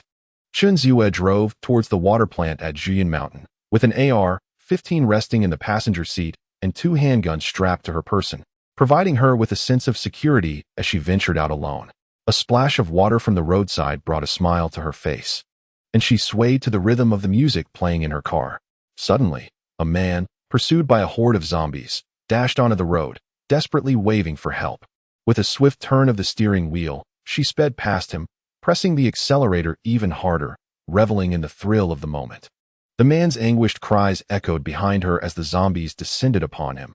Yet Chen Zi merely glanced back, a smirk forming at the corners of her mouth. In the back seat lay several large boxes filled with her cherished comics. Her family needed to establish a base at the water plant, and this trip was to retrieve her beloved collection. Where have you been, Chen Ziyue? A middle-aged man confronted her, his face stern with disapproval. Mind your own business, she retorted, chewing on bubblegum as she unloaded box after box from the car, summoning a few people to carry them into her room. Enough is enough, Chen Ziyue. Don't make me slap you, the man thundered in frustration. Go ahead. You've never cared about me anyway. Chen Ziyue shot back with a disdainful glance. Chen Ziyue had always harbored a profound disdain for her father. Aside from soliciting money from him, she hardly engaged in conversation. Dad, congratulations on your impending marriage to yet another new wife. I hear she is a beauty not much older than I am. You should really endeavor to give me a few more brothers, she quipped, disdainfully spitting her bubble gum onto the ground as she sauntered toward her room. Chen Su could only lament the lack of upbringing in his youngest daughter. However, this was not the moment for reprimands. In a fit of anger, he waved his hand dismissively and stormed out with his entourage. The construction at Juyin Mountain was in full swing. Amidst the clamor of a bustling site covered with colorful steel tiles, numerous laborers toiled around the clock, expanding the water plant to 10 times its current size. A convoy thundered toward the site, marked by strict discipline and composed entirely of large transport vehicles. Mr. Chun, send someone over to assist with the equipment transport, called out a man clad in black combat gear as he jumped from the vehicle. With a sniper rifle cradled in his arms and a chiseled visage, he exuded an aura of intimidation. Understood, Chen Su replied, summoning personnel to assist. The equipment being unloaded from the vehicles consisted of various high-tech instruments essential for researching water sources and the critical phenomenon of corpse transformation. Shortly thereafter, a solemn convoy arrived. Brothers, unload all the supplies. Fresh goods to the freeze dryer, vegetables and fruits to the dehydrator, for proper preservation, Chen Zhandua commanded as he leaped down from the vehicle. Greeting everyone. Understood. Guang and his companions began to transfer the vast quantities of supplies from the truck. Each outgoing convoy had its distinct responsibilities. Some gathered resources, others transported equipment, while others ventured forth to rescue those in need. Captain Chen, you've gathered quite a lot of supplies on this trip. Chen Su approached with a smile, offering him a cigarette as they engaged in conversation. Although on the surface, the Juyin Mountain water plant fell under his jurisdiction, in reality, it was Chen Zhandua and his talented team who held the true authority.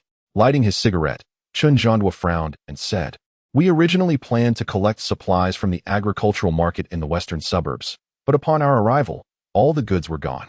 We contacted the market vendors, and they informed us that everything had been purchased by a certain Mr. Lin. However, there were no signs of a large convoy left behind.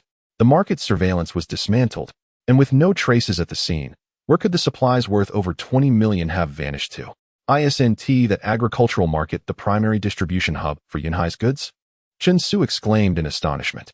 Indeed, currently, we are the only significant force developing in Yunhai, so I cannot fathom who could have taken the supplies, Chen Zhandua replied gravely. As they spoke, another convoy rushed back, Yet in stark contrast to Chun Zhandua and his companions, this caravan appeared desolate and devoid of cargo. Damn it, what on earth? The grain and oil market on Jinjalu, a towering 11-story edifice, had mysteriously vanished. Not a single grain remained. A man with a scarred face leapt from the vehicle, cursing under his breath, a cigarette dangling from his lips, his expression one of deep vexation. Brother who, what did you say? The grain and oil market on Jinjalu is gone, Chun Zhandua exclaimed, his astonishment mirrored by those around him. Indeed, according to the records, that market housed 210,000 tons of supplies. Even we would require several days to transport that amount. Yet how could it have evaporated into thin air in just a few days? Lu, who was utterly perplexed, unable to comprehend the situation. The surveillance equipment at the market had been destroyed, and there were no signs of large vehicles having left the premises. Even the zombies at the entrance remained unharmed. Everything about the scene reeked of the uncanny. Take me to see it. Regardless of who has taken the supplies, there must be traces left behind, especially given the sheer volume. Chun Zhandua stated with utmost seriousness. Oh, yes, old Chun, you are a former scout. This is your forte. Come, let us hasten to investigate. Lu Hu exclaimed, gripping Chun Zhandua's shoulder and enthusiastically leading him to the vehicle. Though they had amassed a considerable stockpile of supplies, with more awaiting transportation, this was a staggering 210,000 tons of grain and oil.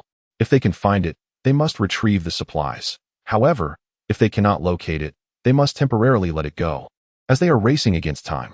Several hours later, Lin Sheng and Zhou Xinyao ascended the mountain on foot, taking cover on the hillside outside the water plant. They were observing the situation at the facility through binoculars.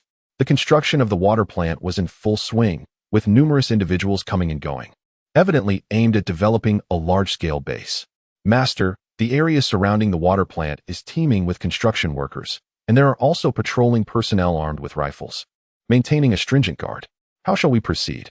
Zhou Xinyao felt overwhelmed just by observing. This was no longer merely a challenge, but an insurmountable obstacle. Before venturing into the mountains, they noticed several convoys entering and exiting, prompting them to abandon their vehicle in favor of ascending the mountain on foot. Approximately 1 kilometer from the water plant's perimeter, there were designated personnel manning checkpoints, making it impossible for them to drive up even if they had wished to. System, please retrieve the 10 treasure chests for today. I wish to open them. As Lin Sheng and the others ascended the mountain on foot, their step count exceeded 6,000. The initial 1,000 steps yielded 5 treasure chests, while the remaining 5,000 corresponded to another 5. Treasure opening. Acquired. AK-47 1. Acquired. 170 round rifle magazine 1. Acquired. 7. 62mm rifle ammunition 200. Acquired. 7. 62mm rifle ammunition 500. Acquired. Space 1700 cubic meters. Acquired. Space 2900 cubic meters. Acquired. Space. Acquired. Stealth skill 1. Can become invisible for 3 hours daily. Unlimited uses. Acquired. Breath concealment skill 1. Upon activation, can mask all presence. Undetectable by any carbon-based life forms. Transcending the 6 senses. Master, you are incredible. Chapter 27. What the hell? This is unbelievable. Lin Sheng silently cheered within, yet maintained a calm facade. He stood up nonchalantly, startling Zhou Xinyao beside him. Zhou Xinyao, wait for my return. If you dare to run, the consequences are yours to bear. Zhou Xinyao hurriedly grasped Lin Sheng's hand, her voice tinged with concern. Master, what are you planning to do?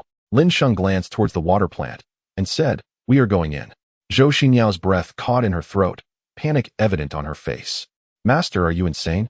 There are so many guards below, not to mention entering. Even approaching would be perilous. She perceived Lin Sheng to be a rather composed individual. Even if he were to pursue Chen Ziyue, it would not be in such a manner.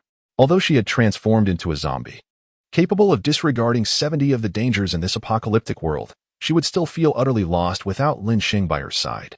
Oh, I cannot accomplish this? Lin Sheng scoffed with derision, activating his invisibility, his form swiftly vanishing from sight. Zhou Xinyao, remember my words. If I return and fail to find you, no matter how far you flee, escape shall be futile. As Lin Sheng's words echoed, a terrifying cyclone surged around him, propelling him down the mountain at an astonishing speed. In that moment, Zhou Xinyao was left in a daze. Wow, My master can actually become invisible? No wonder he dared to take me up the mountain. He possesses such formidable abilities. Master is truly impressive. Given his immense strength, should she even consider fleeing, it would be sheer folly. Who among women does not admire power? Especially that of a formidable figure like Lin Sheng? Meow meow. Does my master have any peculiar interests or hobbies? I am eagerly awaiting your response. Lin Sheng, having activated his invisibility and concealed his presence, boldly entered the water plant. There are various forms of invisibility. Some require complete disrobing, while others may expose internal organs or hair. Yet, Lin Sheng's invisibility was evidently the most potent, for it not only concealed his clothing, but also everything he came into contact with. The construction area outside the water plant is a chaotic scene, with a myriad of building materials haphazardly piled about, while large mixing trucks operate busily. The air is thick with a cacophony of noise, mingled with the acrid scent of smoke, the pungent odor of sweat, and the earthy aroma of sand. Lin Sheng strides purposefully into the depths of the water plant, swiftly locating the internal area map and following the overhead signage to delve deeper into the facility. Inside, the plant is bustling with activity. Armed personnel carrying rifles patrol the premises, their vigilant watch evident. An array of surveillance cameras diligently monitor the surroundings, while individuals bustle about, hauling trailers laden with supplies. It resembles a scene from a science fiction film, capturing the preparation before a grand battle at a vast base. Truly a spectacular sight. With thousands of workers engaged in their tasks simultaneously, as Lin Sheng arrives at the storeroom, he notices a contingent of 7 or 8 armed guards stationed at the entrance, while dozens of cameras surveil the expansive 30,000 square meters of the facility with unwavering scrutiny. In the center of the storeroom lies an impressive 700 tons of bottled and barreled mineral water, alongside mountains of rice, cooking oil, and sugar, all stored in abundance. Lin Sheng then proceeds to the water storage area, where he discovers massive reservoirs. Originally designed as settling tanks for sediment, they are now brimming with pristine water. Navigating past several armed security personnel, he scoops a ladle of clean water and brings it to his lips. There are no issues with the water quality. In fact, every reservoir is perfectly fine. As long as he can transport all this water away, Lin Sheng will command the world in the apocalypse. However, to remove all this water and supplies, he requires at least 800,000 cubic meters of storage space, which Lin Sheng currently lacks. He dashed through the water plant, searching for the armory within the facility. Finding it is relatively straightforward. He merely needs to locate the most heavily guarded area. After wandering for over half an hour, he finally discovered a locked door tucked away in a corner. By the door stood 2 armed guards, vigilantly holding their weapons. The entrance was fortified with thick steel plating, evidently designed to thwart any unauthorized entry. Lin Sheng waited for a moment, but there were no signs of anyone approaching, so he turned away. He still had 1 hour and 14 minutes left of his invisibility. As long as he knows where the armory is, he will not be disoriented when he decides to act next. He hurried toward the entrance of the high-end living quarters, where a sign read, "High-end living area. Unauthorized personnel prohibited." Only 1 armed guard was stationed there, and 2 cameras were positioned overhead. Yet, for Lin Sheng, these posed no challenge. What a gust of wind. This is bizarre. Armed individuals were engrossed in their mobile devices, scrolling through Douyin, captivated by the alluring dances of young women. Suddenly, a gust of wind surged past him, leaving him bewildered, for there were no windows or doors in sight. He glanced around, finding nothing amiss, and resumed his scrolling, eventually discovering an enchanting female streamer. Without hesitation, he lavished his account with tens of thousands in gifts, eliciting a chorus of sweet, melodious gratitude. "Thank you, dear boss, for your generous gifts. Wishing you all the best and endless fortune. Love you, moi." He felt a delightful thrill coursing through him, relishing the moment. In a world seemingly on the brink of collapse, hoarding wealth seemed futile. Better to exchange it for a fleeting rush of exhilaration. "What is this slop the kitchen has prepared? Is this refuse? I demand a fresh portion immediately." A sharp voice echoed through the corridor, the anger resonating. "My lady, I apologize profusely. We shall have the kitchen prepare another serving right away," the maid at the doorway stammered, hastily cleaning up the spilled broth. The food had not lain on the ground for long and was still edible, especially the savory broth that pooled on the floor, tempting them to indulge. Despite their station, the maids received scant water each day, yet they remained content, for outside, others languished in thirst. Do you wish to eat? Come, go and partake. The woman hurled the ashtray to the ground, mingling its contents with the exquisite broth. Miss, the maids exclaimed in a fluster. Eat, the woman commanded, her voice laced with fury. The maids trembled as they knelt on the floor, inching toward the soup. Huh, a bunch of wretched servants. I command you to eat. And you actually dare to comply? The woman laughed heartily as she placed her foot upon one of their heads. Ding. Human beauty detected. Appearance score, 96. Height, 177 centimeters. Weight, 48 kilograms. Classification, D-grade rare. Lin Sheng noted that the standards of the goddess system were indeed exceedingly high. Those scoring above 95 were deemed top tier, while those scoring 95 were considered beautiful. Before the apocalypse, he had only encountered women of such allure on platforms like Douyin, and he remained oblivious to how many layers of beauty filters had been applied. Crawl over here and bow to me. Chapter 28. Why can't I see it? Why? Accompanied by the call of a woman, a maid could only crawl over, trembling with trepidation as she knelt on the ground, bowing her head in reverence. The maids were generally pleasing in appearance, capable of demanding a bride price of 300,000 outside, each possessing a minimum of an 80-point allure. Lin Sheng watched in silence from outside. This woman, clad in a pleated mini-skirt, was quite flamboyant. However, his true intention lay with Chun Ziyue. He planned to deal with her once the water plant was cleared out. With the goddess system at his disposal, Lin Sheng held high standards for women. He quietly opened several doors, and in a corner room by the window, Chun Ziyue sat comfortably in an ergonomic chair, her long legs resting on the esports desk. The chair reclined at a 60-degree angle, and she held a comic book in her hands. Her long legs were encased in form-fitting jeans, her pink hair framed her face, and her crimson lips complemented her strikingly beautiful eyes, which sparkled with vitality, glimmering like precious gems. Suddenly feeling a bit fatigued, she desired a bath to unwind. Oblivious to the open door beside her, and proceeded to draw herself a bath, indulging in a luxury that many would find difficult to attain. Lin Sheng dispelled his invisibility, stealthily approaching her side. One hand covered her mouth and nose, while the other brandished a dagger, pressing it against her smooth neck. Chun Ziyue was instantly startled, a wave of icy dread spreading from her feet to her entire being. Under the looming threat of death, she even dared not turn her head. Ding dong. Detected a top-tier beauty, rating 95 points, height 170 centimeters, weight 46 kilograms, classified as D-grade rare. Chun Ziyue, you possess quite the audacity. Daring to splash water on me while driving.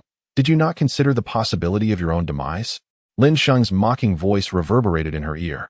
Chun Ziyue's slender body trembled violently, her beautiful eyes widening in disbelief. She had initially thought it was someone from the base, or perhaps those armed personnel. But to her shock, it was actually someone from Zhou Xinyao's faction. How did this person manage to infiltrate? With all the security at the factory, armed to the teeth, it seemed impossible for anyone to enter unnoticed. Whoa! Chun Ziyue hurriedly sought to cry for help, but the sound escaping her throat was reduced to mere whimpers. Come with me. I will show you what hell truly is, Lin Sheng remarked with a playful smile. The reason he did not take the other beauty, rated at 92 points, was that he understood such women required individual attention. Taking two at once would complicate matters and could lead to unforeseen troubles. After all, he still needed to gather supplies and attend to other pressing matters. Chun Ziyue ceased her struggle in an instant, obediently nodding at Lin Sheng, consenting to accompany him, for she harbored no belief in her ability to escape the factory. Once they stepped outside, even if she refrained from uttering a single sound, she could effortlessly summon a multitude of armed personnel to their location. Put this on. Lin Sheng, concealed from her view, produced a heavy raincoat and tossed it onto the ground. Despite her overwhelming fear, she could only feign composure as she donned the raincoat. Her mind raced, desperately concocting ways to elude the peril that loomed, yet in the present circumstances, no feasible solution emerged. Click! Lin Sheng drew a handgun, aiming it at her, compelling her to lead the way. As they approached the exit, he grasped the nape of her neck with one hand while the other pressed the gun against her head, simultaneously activating his cloaking mechanism. The door swung open, revealing only 2 additional currents of air in the corridor. Chun Ziyue, her mouth stuffed with a white towel, was rendered speechless, her hands bound with nylon straps as she descended the stairs step by step. At the entrance below, An armed man was engrossed in scrolling through Douyin. Chen Ziwa dared not make a sound, yet her gaze was fixated upon him. Damn it! I just passed by you, and you are still glued to your phone. Look at me. What are you doing? Fury surged within her, a desire to dismember this individual coursing through her veins. However, even if he remained oblivious to her presence, surely the people outside could not be so blind. With a swish and a swash, a maid was diligently scrubbing the floor ahead. At the moment the maid lifted her gaze, a surge of immense hope welled up within Chen Ziwa, as she yearned for the maid to be startled by the scene and to cry out in alarm. Yet, despite the maid clearly seeing her, it was as if she remained oblivious, wiping the sweat from her brow before returning to her task. In that instant, Chen Ziwa felt utterly despondent. Damn it! Why does everyone seem as if they are blind? Look at me. I am being threatened at gunpoint, forced to move towards the periphery of the water plant. The area bustling with people, Chen Ziwa observed the comings and goings around her, her heart shattering completely as she realized they were ignoring her. Why did it seem as though these individuals could not see her? Why? Had they all betrayed her? Had they all become loyal to Su Xinyao? But that was simply implausible. Damn it, this is truly bizarre. How could there be no trace at the grain and oil market on Jinjilu? Lu Hu, stroking his bald head, stepped out of the vehicle alongside Chen Zandamore. Chen Zandamore, his brow furrowed and a cigarette dangling from his lips, remarked, "The recent occurrences are exceedingly strange. This must be reported." Guang, following closely beside Chen Zandamore, inquired, "Captain, do you think these events could be related to that person with the surname Lin?" Upon encountering Lin Sheng at the seafood market, Guang felt an unsettling disquiet. Furthermore, among the cases of missing supplies, Lin Sheng was the sole lead they had, naturally positioning him as the only suspect. Impossible. Unless that individual possesses supernatural abilities akin to those depicted in films, it cannot be done. Chen Duo asserted with a resolute shake of his head. "Captain, perhaps we should apprehend him and interrogate him," Guang suggested. "Apprehend him? Are you planning to kill him after the interrogation?" Chen Duo retorted, casting a sharp glare in Guang's direction. Guang, unfazed, replied nonchalantly, "If he dies, so be it. It's merely a life, nothing significant, especially since so many have perished outside." Chen Duo, incensed, kicked him away and shouted, "Zheng Guang, I rescued you years ago and guided you onto the right path. Are you so quick to reveal your true nature?" Trembling, Guang rose from the ground and cautiously offered his apologies, but Chen Duo, still fuming, waved him off and departed with Lu Hu. They brushed past Chen Ziwa, who emitted a desperate whimper for help, attempting to capture their attention. What sound was that? Chen Duo paused, furrowing his brow as he surveyed the surroundings. "Chen Ziwa, you are finished." A mocking voice echoed ominously behind her, instilling within her an immediate sensation of being thrust into the depths of hell. Chapter 29. This is bad. Shall we not first give him a beating? Lin Sheng's electric gun made contact with Chen Ziwa, delivering jolts of electricity that dragged her slowly backward. The current fluctuated from low to high, leaving Chen Ziwa convulsing in agony, tears streaming down her cheeks as she struggled to comprehend the bewildering situation. Why had it come to this? Chen Du had certainly heard something, yet he could not see her. Who was crying?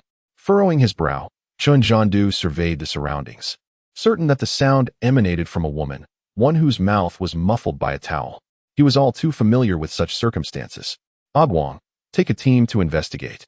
Chen Du was at a loss, as there seemed to be no place to hide in the vicinity, and the source of the sound was alarmingly close. What could possibly be happening? "Brothers, search for the source," commanded Captain Lu Hu of Team 9, equally troubled. Yes.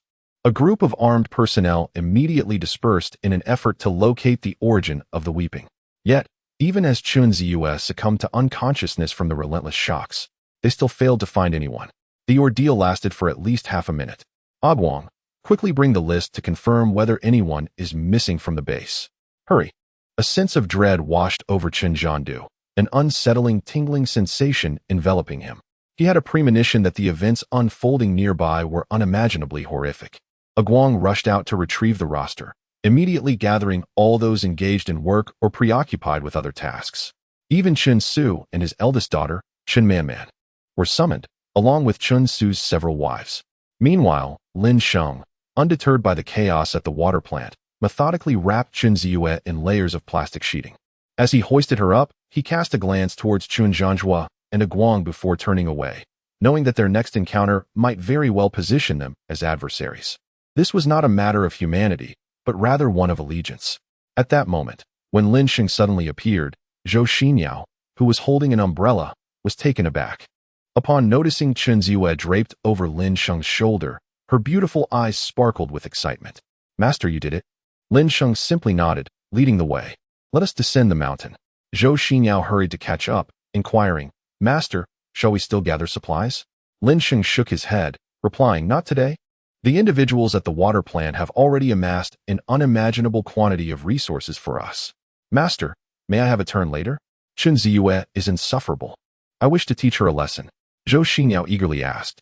Lin Sheng's decision to spare Chen Ziyue and bring her along was a clear indication of his intent to transform her into a creature akin to himself. "I notice there are firearms in her room, and her physique suggests she has been trained for an extended period. Are you certain you can contend with her?" Lin Sheng reveled in the sensation of Zhou Xinyao holding the umbrella behind him as he ignited a cigarette and inquired, "I, too, am a black belt in Taekwondo." Zhou Xinyao retorted, unwilling to concede defeat. "Very well, then it shall be entrusted to you." Lin Sheng assented. Since Zhou Xinyao sought to showcase her capabilities, Lin Sheng decided to grant her that opportunity. Upon descending the mountain, they discovered that Chen Ziyue had vanished from the water plant. Zhou Xinyao, clutching her phone, dismissed a call from Chen Su, sending a text in an irate tone, instructing him to keep his distance.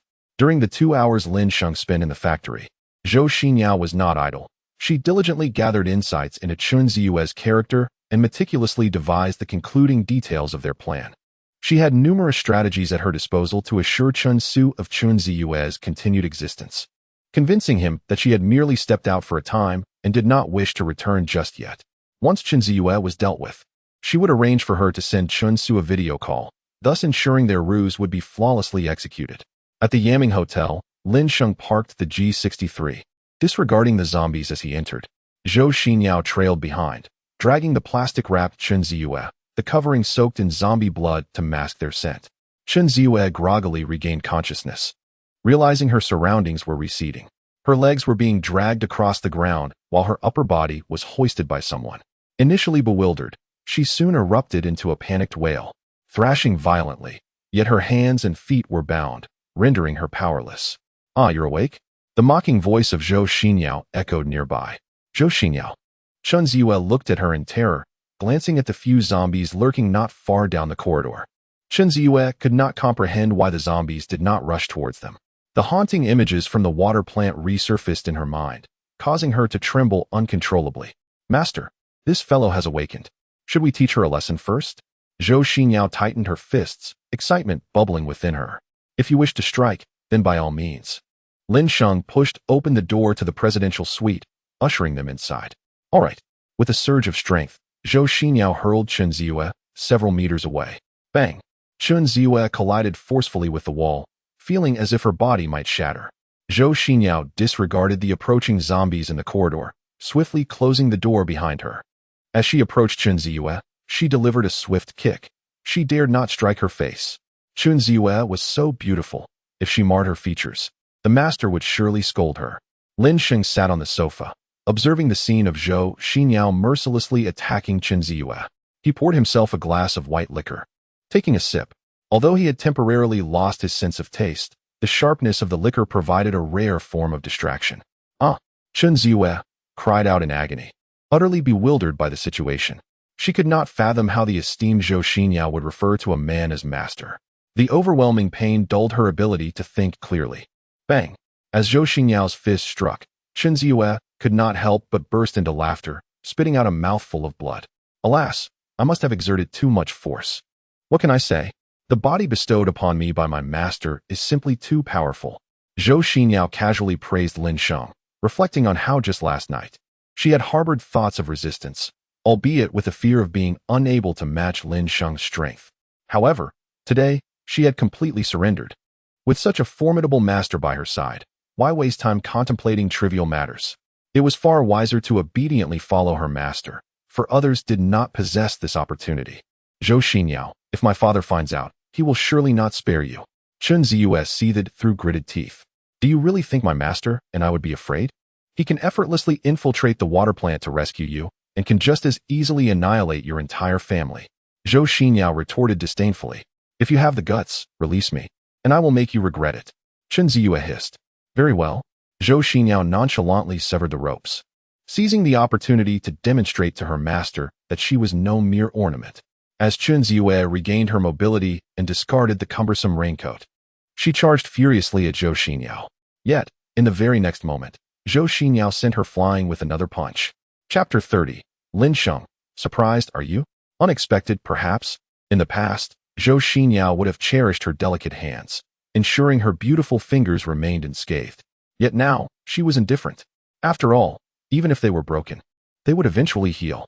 Do not make a mess of the room, Lin Sheng admonished from the side. Yes, master, Zhou Xinyao replied in a delicate voice. Adorned with gloves? Zhou Xinyao engaged, careful not to inadvertently transform Chen Ziyue into a zombie. After a brief struggle, the ground was already stained with blood, and Chen Ziyue lay on the floor, her eyes filled with despair. She was no match for Zhou Xinyao, who was unafraid of pain and possessed immense strength. Even when Chen Ziyue crashed a chair down upon her, Zhou Xinyao remained undaunted, retaliating with relentless strikes. In that moment, Chen Ziyue felt overwhelming regret. Had she known things would unfold this way, she would never have foolishly provoked Lin Sheng and his companion. Master, she is utterly defeated, Zhou Xinyao exclaimed as she dragged Chen Ziyue before Lin Sheng, seeking acknowledgement. Lin Sheng nodded and stated, you may step aside. Zhou Xinyao cast a mocking glance at Chen Ziyue before strutting into the bathroom, shutting the door behind her, as if reveling in her triumph. Chen Ziyue, why did you choose to demean yourself? Lin Sheng grasped her hair, lifting her head. I'm sorry. I was wrong. Chen Ziyue choked out, still struggling with all her might, yet every movement felt utterly futile. Is admitting fault of any consequence? Can one rectify their mistakes? It is too late. Lin Sheng's fingers swiftly pierced through Chen Ziyue's hand, the venom coursing through her veins, and the excruciating agony elicited a blood-curdling scream from her. It hurts. Oh, the agony. I implore you, spare me, sobbed Chen Ziyue, her voice choked with tears. Does it hurt? Endure it. Lin Sheng chuckled mockingly, injecting more venom from the corpses. The echoes of Chen Ziyue's anguished screams reverberated through the air. Before long, she violently expelled a mouthful of black blood, her eyes wide with disbelief as she gazed at her hands. There, upon her once fair hands, emerged a horrifyingly intricate web of spider-like patterns, so terrifying, so chilling. Surprised. Were you? Indeed. I am a zombie, Lin Sheng laughed heartily. Chen Ziyue was utterly unhinged, having experienced the same emotional collapse that Zhou Xinyao had once faced. She could not bear the thought of transforming into a mindless creature, a mere beast that knew only to devour the living. Chen Ziyue, congratulations. You are on the verge of becoming a zombie. You now face two choices. Submit to me, and I can save you. Or, you can succumb to the torment of the transformation. Lin Sheng gazed at her with derision, awaiting her response. I submit. Sobbing, I submit. Chen Ziyue felt as though her very being was fracturing under the pain. All she desired now was to escape this torment. Ding dong. The detection revealed that the zombie goddess, Chen Ziyue, willingly became a host for her family, comprising 2 members. The system rewarded an increase in spatial capacity by 100,000 cubic meters. Subsequently, it signaled the expansion of the host's family and bestowed further rewards. The goddess granted Chen Ziyue the ability to replicate one skill from the host. With the initial enhancement reward, the space expanded by another 100,000 cubic meters. How wonderful! Lin Sheng exclaimed with laughter. A total capacity of 200,000 cubic meters was precisely what he needed. Meanwhile, in the bathroom, Zhou Xinyao was startled, as an unsettling feeling crept into her heart. What if that wretched Chen Ziyue stole the master's affections? She had to devise a plan. The goddess enhancement offered a reward of 5 points in strength, with the goddess receiving 50. Further enhancements continued, granting rewards of 2 points in spirit, among others. Lin Sheng, too, replicated the skill of super-fast regeneration for Chen Ziyue. This woman could not be subdued so easily. He must persist until she was completely brought to heel. Chen Ziyue gazed at herself in confusion, unaware of why she had not yet transformed into a zombie. Her body felt as if it had undergone a profound metamorphosis. With a mere thought, the dark veins on her skin swiftly receded. With a slight exertion, her strength surged to several times its former capacity. Zhou Xinyao, come here. Take her outside. Lin Sheng commanded, nonchalantly tossing Chen Ziyue aside as he called for her. Under the pale moonlight, Zhou Xinyao hastily emerged, dragging Chen Ziyue along. Both women had succumbed to the fate of the undead, and Lin Sheng was keen to observe who would triumph over the other.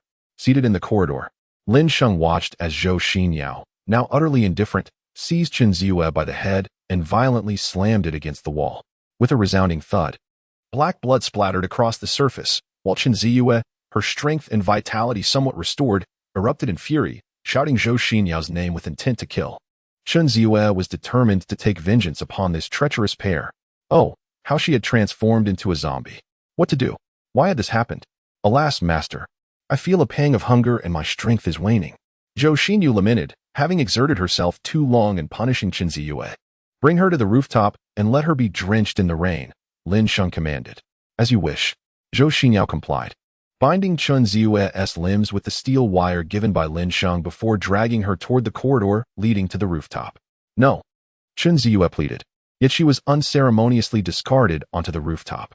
As the rain poured down upon her, she instinctively feared she would soon become a zombie, only to realize with a jolt that she already was one. The relentless process of rapid regeneration left her increasingly drained, as an overwhelming pain began to permeate her entire being, a torment worse than death itself. Lin Sheng sat beneath the eaves at the rooftop entrance, while Zhou Xinyao prepared steak behind him, casually smoking a cigarette as she observed the disheveled Chen Ziyue. I apologize, I was wrong, sobbing uncontrollably. Chen Ziyue cried out in despair, pleading fervently. What did I do wrong? Lin Sheng asked with a playful smile. I was wrong for splashing water on you. It is my fault.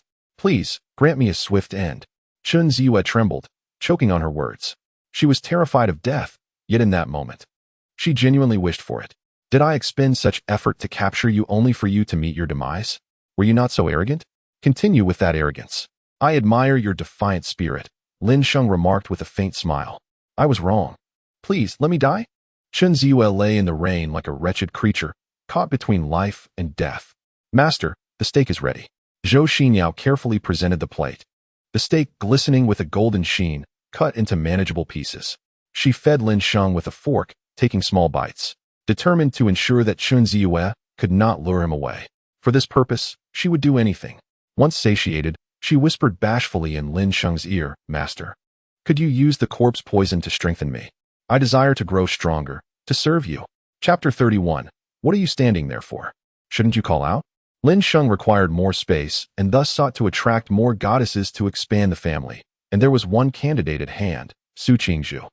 After Chen Ziyue's arrival, the atmosphere surrounding Lin Sheng was firmly established, with the presence of the two remarkably unhinged women, Zhou Xinyao and Chen Ziyue. Su Qingzhu seemed somewhat out of place. Moreover, Su Qingzhu still clung to the mindset from before the cataclysm, thus it was prudent to wait a little longer. The day when her resolve would shatter would be the moment Lin Sheng would take action, and that day was not far off. Zhou Xinyao, do you have any particularly beautiful female subordinates under your command? At least someone of comparable standing to yourself? Lin Sheng inquired, observing the sky darkening and Chen Ziyue lying on the ground, oblivious to her fate. Let me think. Zhou Xinyao contemplated earnestly. After all, it mattered little to her. Acquiring a few more sisters would not only showcase her obedience, but also elevate her status in Lin Sheng's eyes. Master, please hold on for a moment while I make a call to confirm. Several candidates had already sprung to her mind, yet a secondary confirmation was necessary. Very well. Go ahead. Lin Sheng nodded in agreement. Zhou Xinyao made a series of calls and ultimately confirmed two candidates. One was in Yuehua, the head of her group's finance department, a woman so proud that she looked down upon the masses, earning millions annually and eclipsing countless men. The other was her personal secretary, Si Xiaonan, a mischievous girl who often found herself on the receiving end of Zhou Xinyao's reprimands. Zhou Xinyao directly conveyed to them the events that would soon unfold and inquired whether they were willing to comply. Yuehua, however, expressed her staunch reluctance, as she had resolved never to marry, a fact Zhou Xinyao was well aware of, yet she still sought to introduce a man into her life. Moreover, Yuehua was expected to endure the notion of sharing this man with Zhou Xinyao and Chen Ziyue. Yuehua confronted Zhou Xinyao with her grievances, her words laced with harshness, inciting Zhou Xinyao's ire. Meanwhile, Si Xiaonan had exhausted her supplies and was willing to accept Zhou Xinyao's terms, provided that someone could rescue her family. Master, perhaps we should consider Inhumane first, she suggested. This woman was arrogant and had a notoriously foul temper. During previous corporate meetings, she had clashed with me on several occasions. Were it not for her undeniable talent, I would have dismissed her long ago. Zhou Xinyao gritted her teeth in dissatisfaction. In contrast to most, Inhumane was an unattainable figure, strikingly beautiful, wealthy, and traveling in a Bentley. Such a woman instilled fear in men, making them hesitant to approach her, especially since she possessed a particular aversion to male company. Lin Sheng instructed Zhou Xinyao to fetch Chen Ziyue and provide some sustenance to the unconscious girl. Zhou Xinyao nodded eagerly, promptly complying with the request. Upon consuming the meat, Chen Ziyue was instantly revitalized, clutching the plate of beef and devouring it fervently, resembling a frenzied zombie. Only after consuming a considerable amount did her consciousness gradually return. Lin Sheng placed a foot on her head, surveying her from a superior position. Chen Ziyue, we are about to leave. Will you perish here, or will you accompany us? Chen Ziyue lowered her head and weakly replied, I will go with you. I do not wish to die. Lin Sheng tossed her a set of clothes, instructing her to bathe, as she was covered in toxic rain. Zhou Xinyao wished to visit Annuewa first, but was rebuffed by Lin Sheng. The resistance from Annuewa could pair with Chen Ziyue's, complicating matters significantly. Despite Chen Ziyue's apparent submission, who could ascertain whether she had merely concealed her fangs, poised to strike at any moment? Should they seek out Annuewa, unless she exhibited complete compliance from the outset, Lin Sheng would likely eliminate her post-recruitment. Half an hour later, Zhou Xinyao pushed Chen Ziyue out, glaring at her in discontent. What are you dawdling for? Call your master. Chen Ziyue's beautiful eyes displayed a myriad of emotions as she swallowed hard, gritting her teeth and murmuring, Master. Lin Sheng discerned her lingering defiance. In truth, she had not been thoroughly subdued. Nonetheless, Lin Sheng chose to disregard her for the moment, rising to beckon the two women to depart. When Lin Sheng cast aside the Mercedes G63, Chen Ziyue was left in a state of bewilderment, unable to comprehend how he had accomplished such a feat. Just as she was about to inquire, a slap from Zhou Xinyao landed upon her, a harsh reminder that some questions were best left unasked. Chen Ziyue felt a profound sense of injustice. Not only had she transformed into a zombie, but she had also endured a day of relentless rain, suffering excruciating pain while being struck. Her animosity towards Lin Sheng and his companion intensified, wishing nothing more than for their swift demise. In the Tiyuan community, an old neighborhood in Yunhai, the aftermath of 5 days post-apocalypse had plunged the area into chaos. The previous night, a robbery had occurred upstairs, resulting in the murder of a family in apartment 403. The assailant threatened the residents in their group, demanding they relinquish their water and food. Those who refused faced imminent death. Si Xiaonan and her parents found themselves with no choice but to surrender their supplies. Yet the perpetrator left them with not a single drop of water, condemning them to witness their own demise.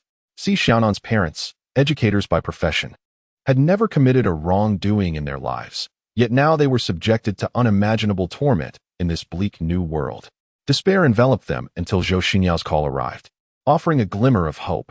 Her parents wished for Si Xiaonan to thrive, to find a safe haven, but all Si Xiaonan truly desired was for them to survive.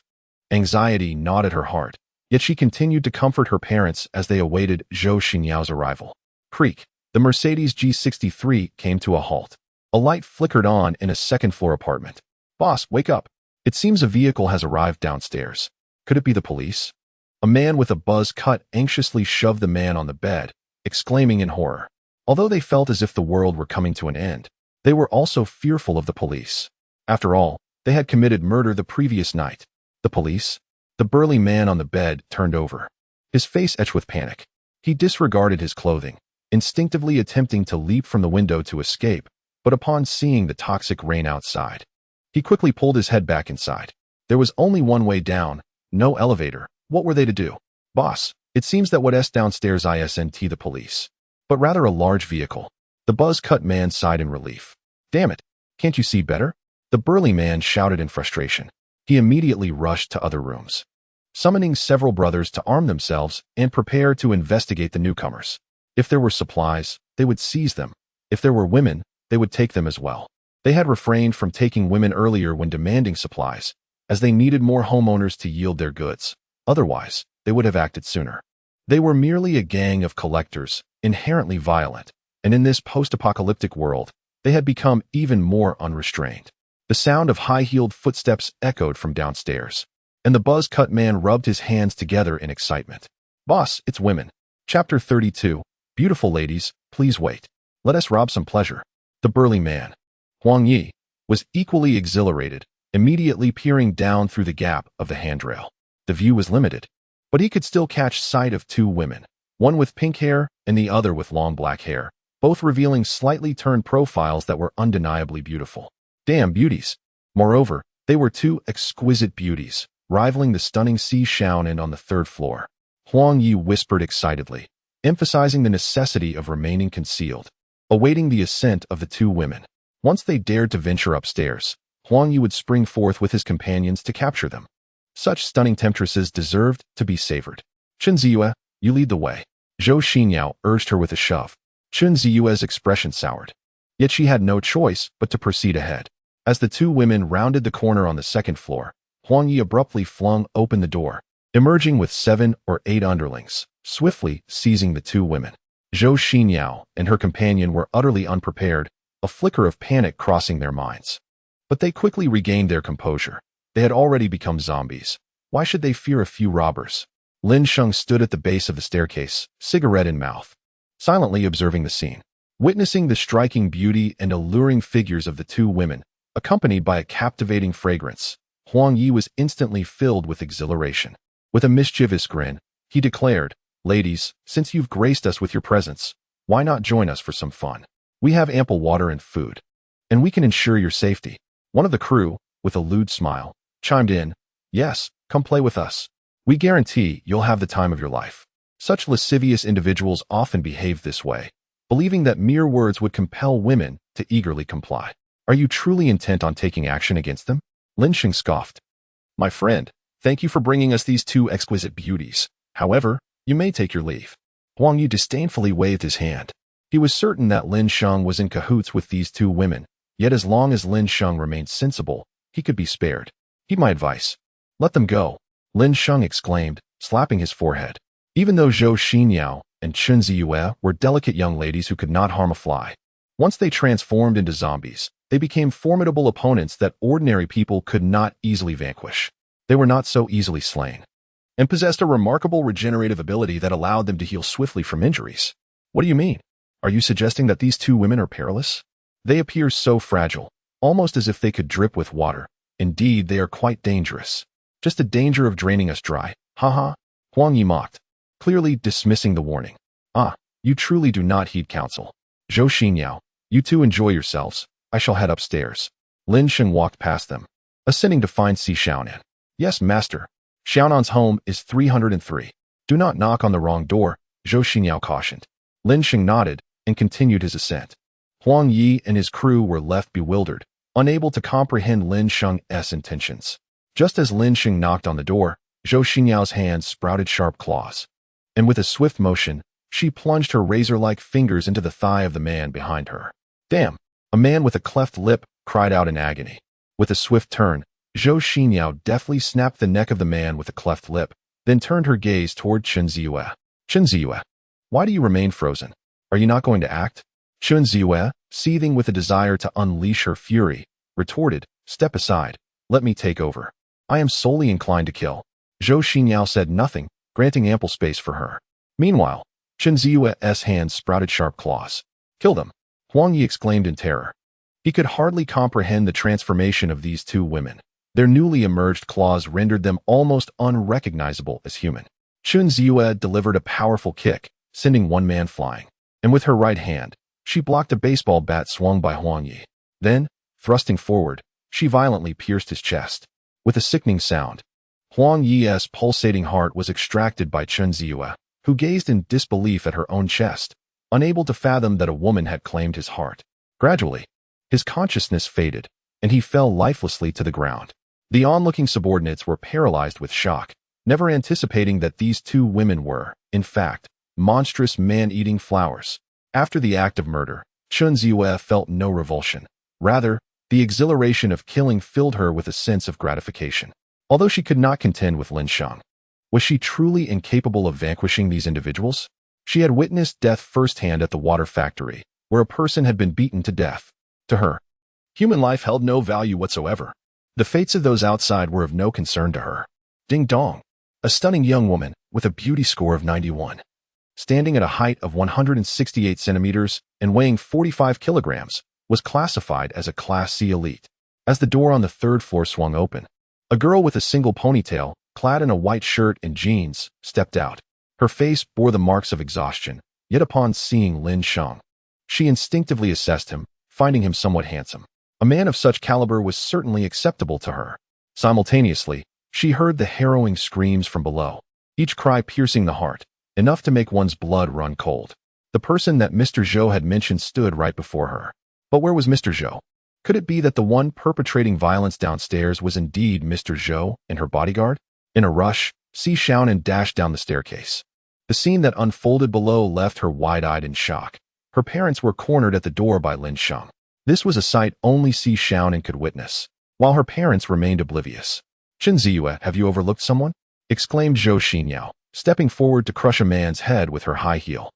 The floor was drenched in blood, with severed limbs scattered about. "I had noticed him long ago. I merely allowed him to linger for a few more seconds. There was no need for your interference." Chen Ziyue replied with evident disdain.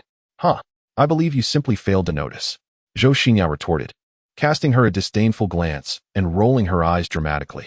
Overwhelmed, Si Xiaonan could no longer contain herself and hurried to the side of the corridor to retch. She had never witnessed such a horrifying scene before. The thought that her esteemed CEO could one day commit murder was utterly unimaginable. "Mr. Zhou, you have taken a life," Si Xiaonan exclaimed in shock. "And so what?" Zhou Xinyao approached her, lightly patting her back, dismissing the gravity of the situation. Chen Ziyue, observing the sticky blood on her hands, felt a surge of revulsion. She hurriedly shook her hands and wiped them against the wall nearby. "But this is murder. What if the police apprehend you? What shall we do?" Chapter 33. A trivial matter, handled with ease. Si Xiaonan was overwhelmed. Even if these individuals were heinous criminals, it should be the police who dispense justice.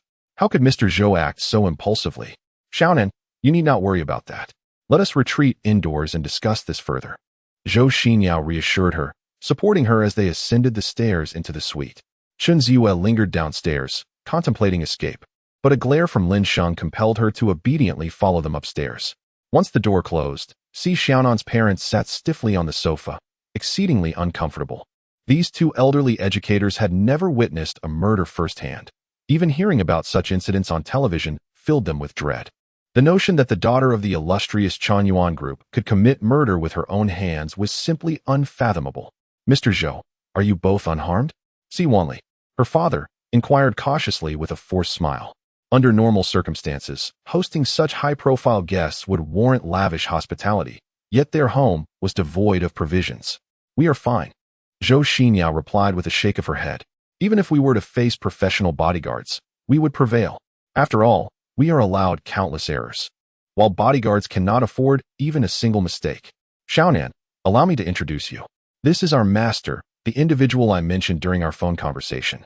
Zhou Xinyao whispered playfully, a mischievous smile gracing her face.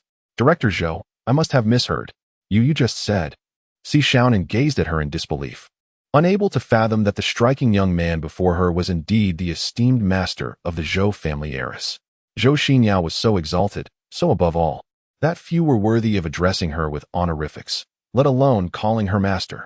"Xiaonan, I understand your confusion. However, the prowess of our master is something beyond your comprehension. To join us is indeed a stroke of fortune." Zhou Xinyao's smile deepened with a teasing allure, resembling a cunning wolf luring a naive rabbit. In that moment, Si Xiaonan's mind faltered entirely. She could no longer dismiss Zhou Xinyao's words as jest. The lofty director Zhou was willing to submit to a man? "Si Xiaonan, would you accompany me? In exchange, I can grant you the means to survive in this apocalypse, as well as resources for your parents' sustenance." Lin Sheng lit a cigarette, casting a glance in her direction. Although Zhou Xinyao had confirmed her stance prior to their meeting, Lin Sheng sought a second affirmation to ensure the balance for what lay ahead. In essence, Si Xiaonan belongs to Zhou Xinyao. Together, they can suppress Chen Ziyue, thereby preventing her from causing trouble for Lin Sheng. Simultaneously, Lin Sheng needs to identify candidates to counterbalance Zhou Xinyao and Chen Ziyue, fostering a sense of rivalry between them to maintain better control and avert potential betrayal. Does this mean you cannot bring my parents? Si Xiaonan was taken aback, her voice tinged with sorrow. Her parents had raised her with unwavering dedication, and even amidst the impending storm, they were striving to protect her. If possible, she truly wished to avoid parting from them. Xiaonan, there is no need for hesitation. The master has specially brought 1 ton of mineral water and various supplies. All waiting in the vehicle, Zhou Xinyao said with a smile, further coaxing her. 1 ton of mineral water and supplies. Si Xiaonan's mouth fell open in astonishment, her beautiful eyes wide with disbelief. In their residential community group, the price for a single bottle of mineral water had skyrocketed to 1,000 yuan, and for inter-building deliveries, an additional 10,000 yuan was required. Yet, Lin Sheng had directly provided them with a ton. It was simply unimaginable. Si Xiaonan felt her resolve waver. After all, such an abundance of water could sustain her parents during the deluge, allowing them to wait for official rescue. Mr. Lin, may I request one favor? I have an older brother who is trapped in his company. If you could bring him back, I would willingly sacrifice myself without a second thought. She gazed at Lin Sheng, her voice soft and pleading. This was her final desire. Even if Lin Sheng were to refuse, she would follow him away. All right, Lin Sheng, initially puzzled about the matter at hand, found this trivial request to be effortlessly manageable. Xiaonan. Si Wanli gazed at his daughter with profound sorrow, feeling utterly inadequate in this moment, unable to protect his own child, and now, she was being asked to sacrifice herself for their safety. Dad, it's all right, she reassured him. Zhou treats me well. If I leave with them, you and Mom need not worry about me. A faint smile graced Si Xiaonan's lips. Zhou Xinyao often reprimanded her for her shortcomings, as any mistake as the president's secretary could prove fatal, making such scoldings rather commonplace. Sighing, Si Wanli clenched his fists, reluctant to let his daughter go. Yet, he understood that her departure with Lin Sheng might indeed be a blessing in disguise. Lin Sheng could navigate through the perilous rain with ease and could swiftly eliminate the threats posed by Huang Yi and his associates on the 2nd floor, ensuring their daughter's safety. After offering her parents some comfort, Si Xiaonan returned to her room to gather her belongings. Meanwhile, Lin Sheng led Zhou Xinyao and Chen Ziyue downstairs to retrieve supplies from the 2nd floor. The Si family wished to assist, but Lin Sheng declined their offer, as he intended to discard a ton of bottled mineral water at the scene. Lin Sheng dispatched 2 cargo-carrying robots to assist Zhou Xinyao and Chen Ziyue in transporting supplies upstairs. Each robot is capable of carrying 200 kilograms of goods, a find Lin Sheng stumbled upon while scavenging for supplies at roadside shops.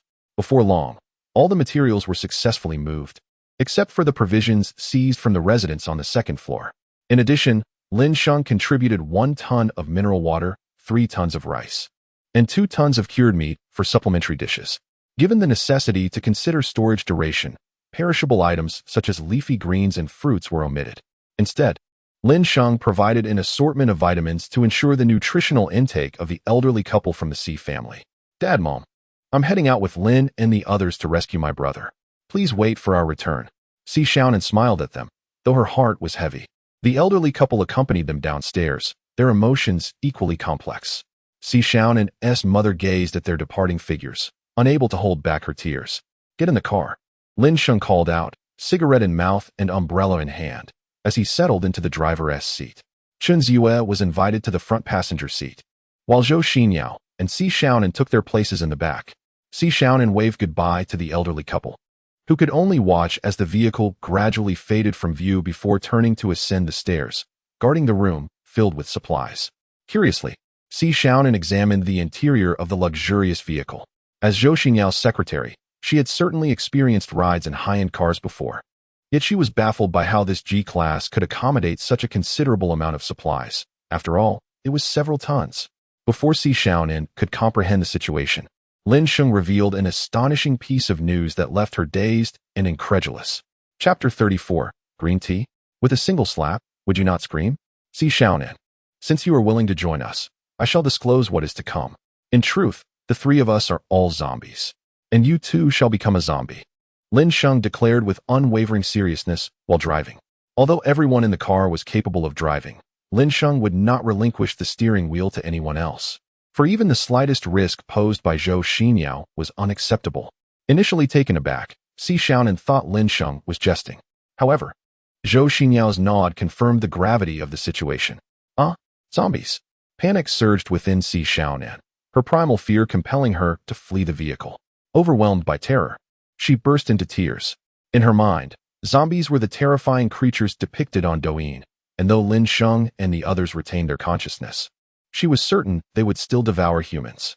Noticing her fright, Zhou Xinyao chuckled reassuringly. Xiaonan, do not be afraid. We do not eat humans. And the zombie physique bestowed upon us by our master has numerous advantages. Previously, you were my subordinate at the company, but henceforth, we shall be good sisters. As Lin Sheng had anticipated, Zhou Xinyao seized the opportunity to strengthen her bond with Si Xiaonan.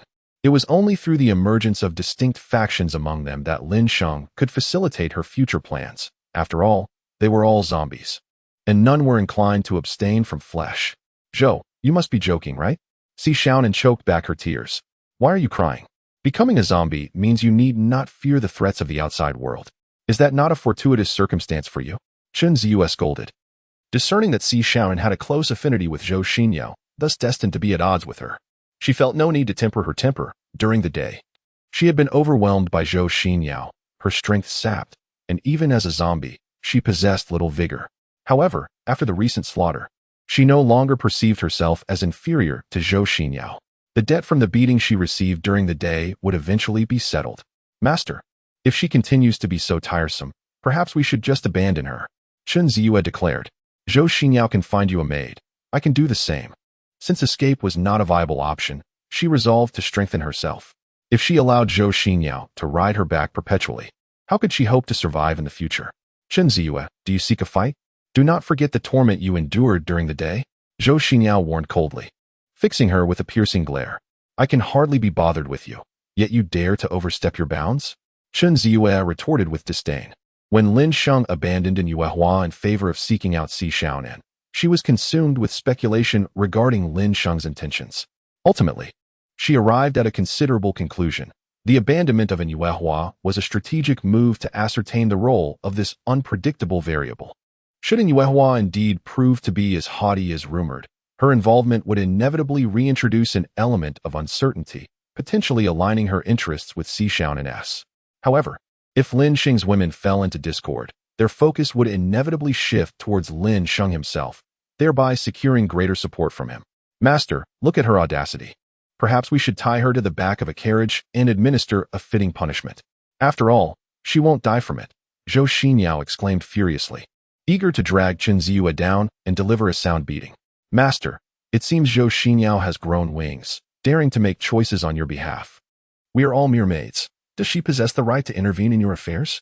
Chen Ziyu retorted, her words striking Zhou Xinyao with such force that her face turned a shade of deep fury.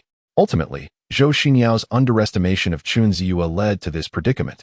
Her status, along with the events of the day, had caused her to regard Chen Ziyu with palpable disdain. Enough of this bickering. Any issues you have, resolve them privately. Whoever emerges victorious is justified. I do not harbor useless liabilities. Lin Sheng interjected coldly. His words laid bare the situation, akin to the internal strife within a large corporation where everyone knows that the battle will be fierce, yet they are compelled to compete nonetheless. Chen Ziyu cast a glance back at Zhou Xinyao, her eyes radiating unmistakable provocation. Since Lin Sheng supported their confrontation, she was more than eager to engage.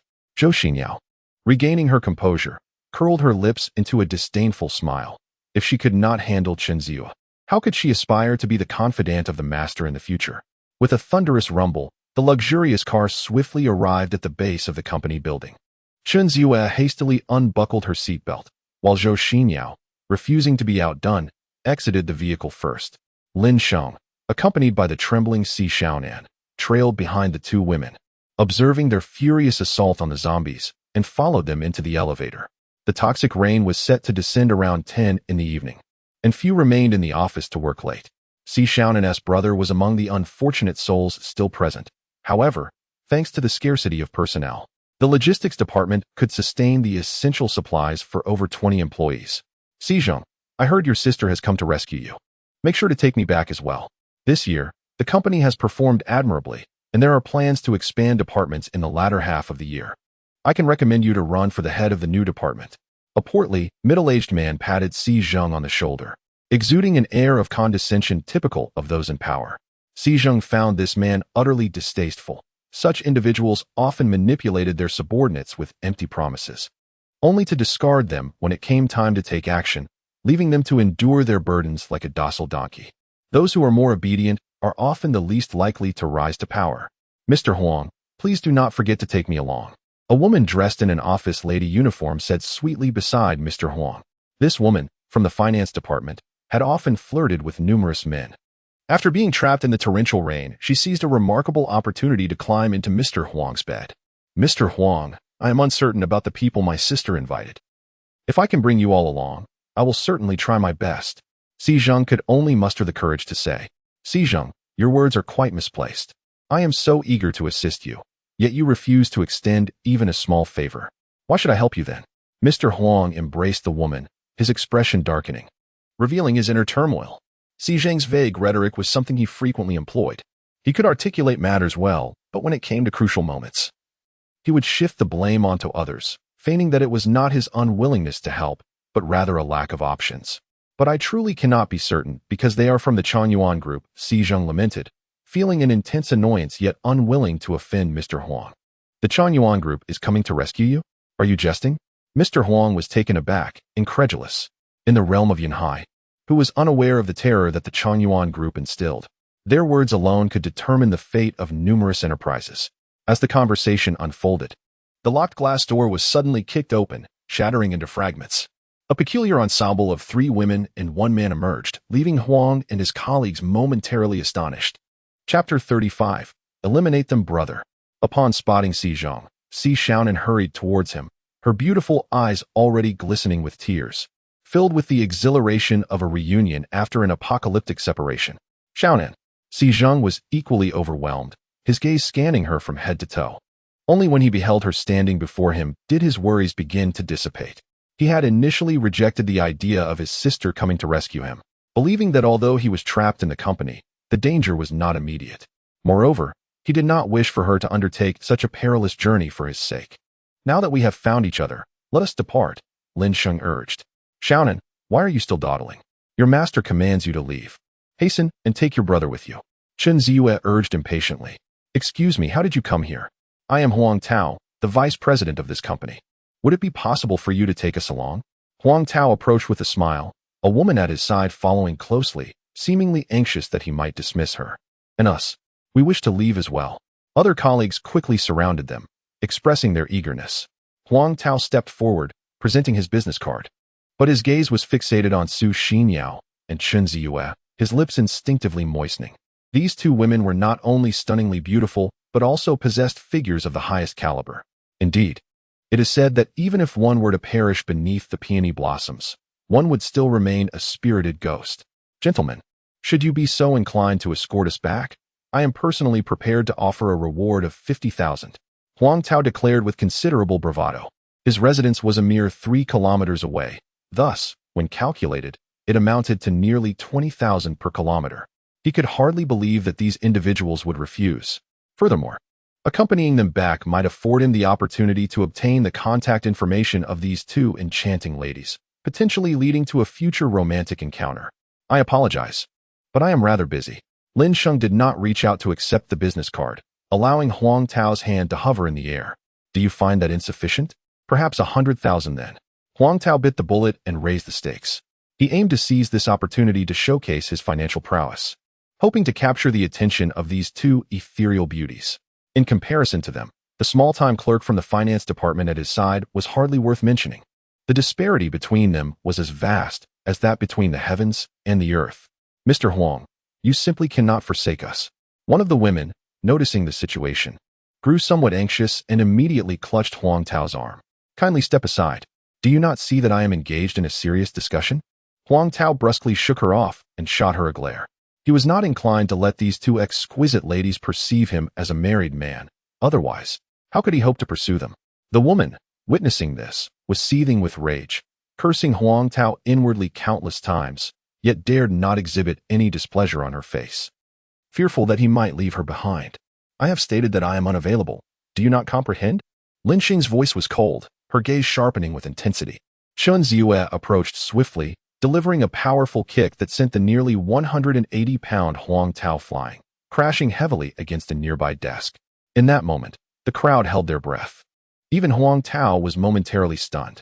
No one anticipated that the strikingly beautiful Chen Ziyue could unleash such terrifying force.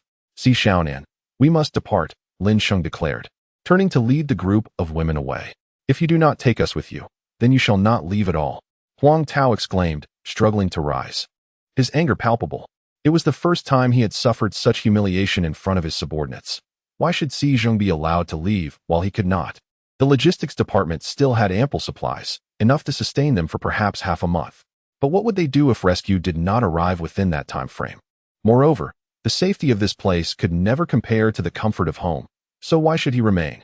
Indeed, if you do not take us with you, then you shall not leave, echoed the sentiments of over 10 surrounding staff members, who quickly closed in around them.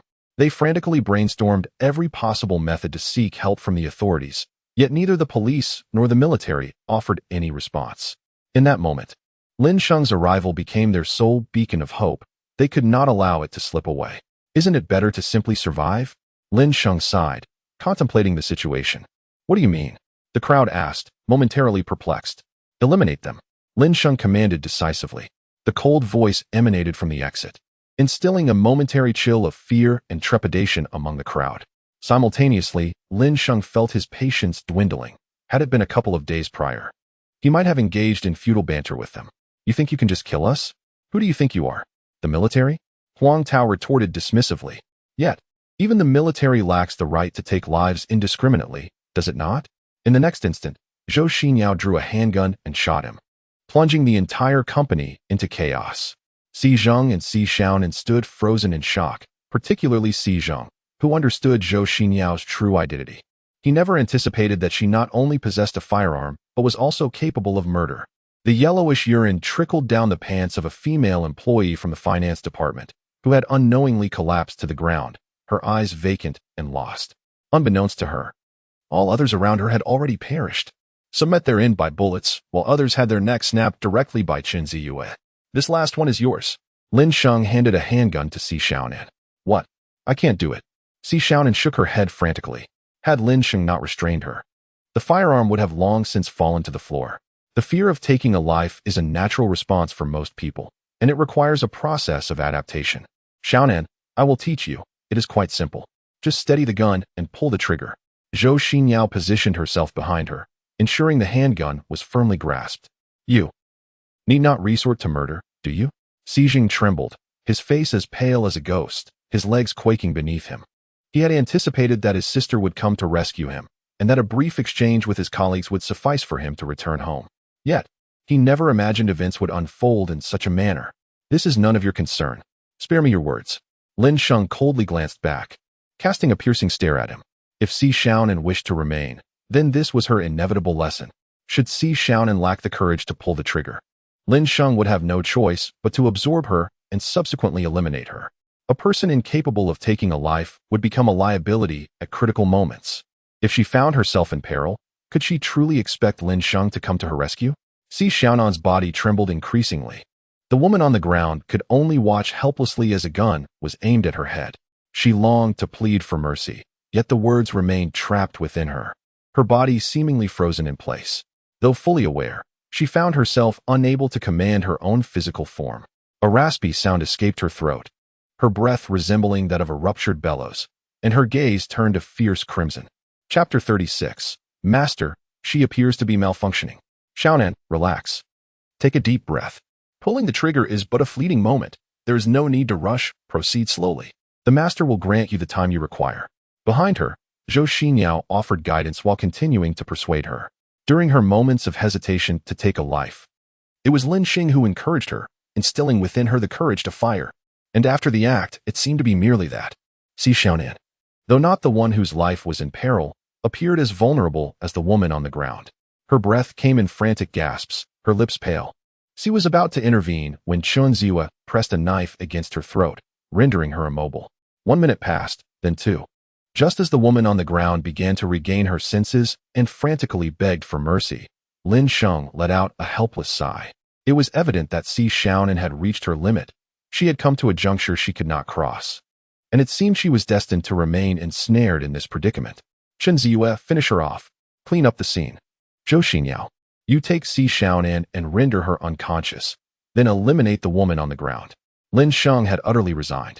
Since Si Xiaonan could not summon the strength to act, her and her brother's survival was in jeopardy, for they were acutely aware of Lin Sheng's secret to some extent. Bang! With the sound of a gunshot, Si Xiaonan fired. Accompanied by a scream, the woman, drenched in filth, stared blankly at the bullet wound in her chest, blood spilling from her mouth as she collapsed to the ground. Her injury too severe to be instantly fatal. Zhou Xinyao, was that you who fired? Lin Sheng inquired, frowning as he turned. Not at all, master. If I had fired, it wouldn't have gone so awry, Zhou Xinyao replied, shaking her head, one arm supporting the feeble, dazed Si Xiaonan. Are you truly not the one who shot? Lin Sheng inquired coldly, refusing to allow Zhou Xinyao to utter a single falsehood regarding this matter. If you do not believe me, then when Xiaonan recovers, let her take another life, Zhou Xinyao stated earnestly while cradling her in a crouched position. Very well. Then let us wait for her to regain her strength before she delivers another shot, Lin Sheng assented, fully aware that the woman on the ground was not yet deceased and could be of use. However, before he could finish his thought, Si Xiaonan, in a daze, raised her firearm and pulled the trigger in the direction of the woman. Bang! Bang!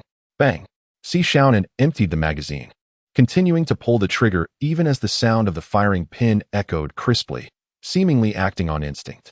Master, she seems to be malfunctioning, Zhou Xinyao exclaimed in astonishment.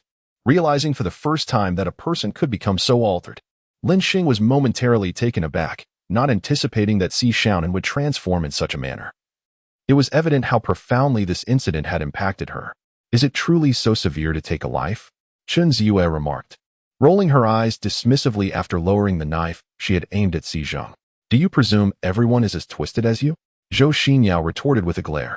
This is already the apocalypse. If you do not kill, others will kill you.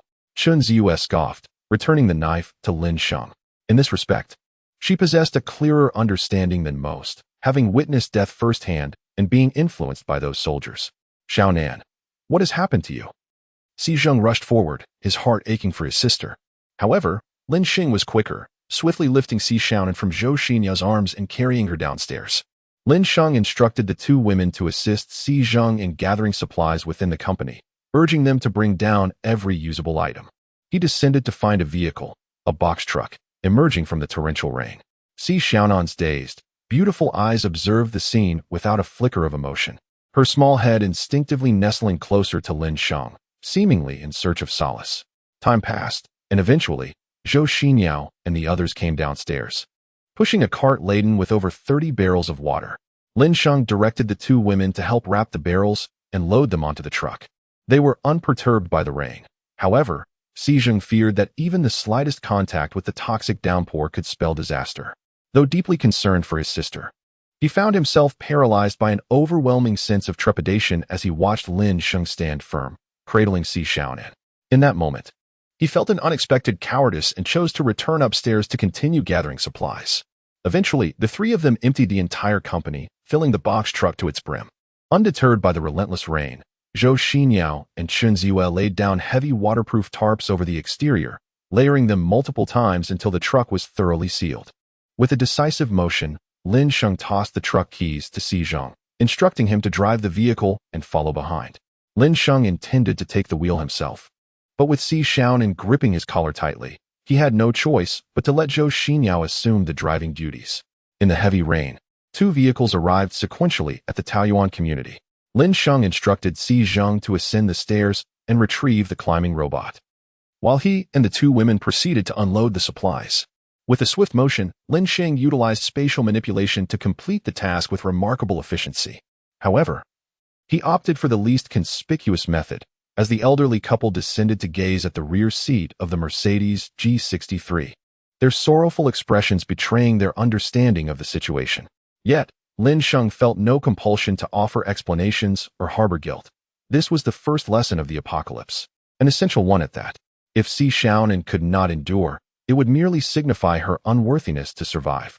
Zheng, this handgun is for you, along with 20 rounds of ammunition.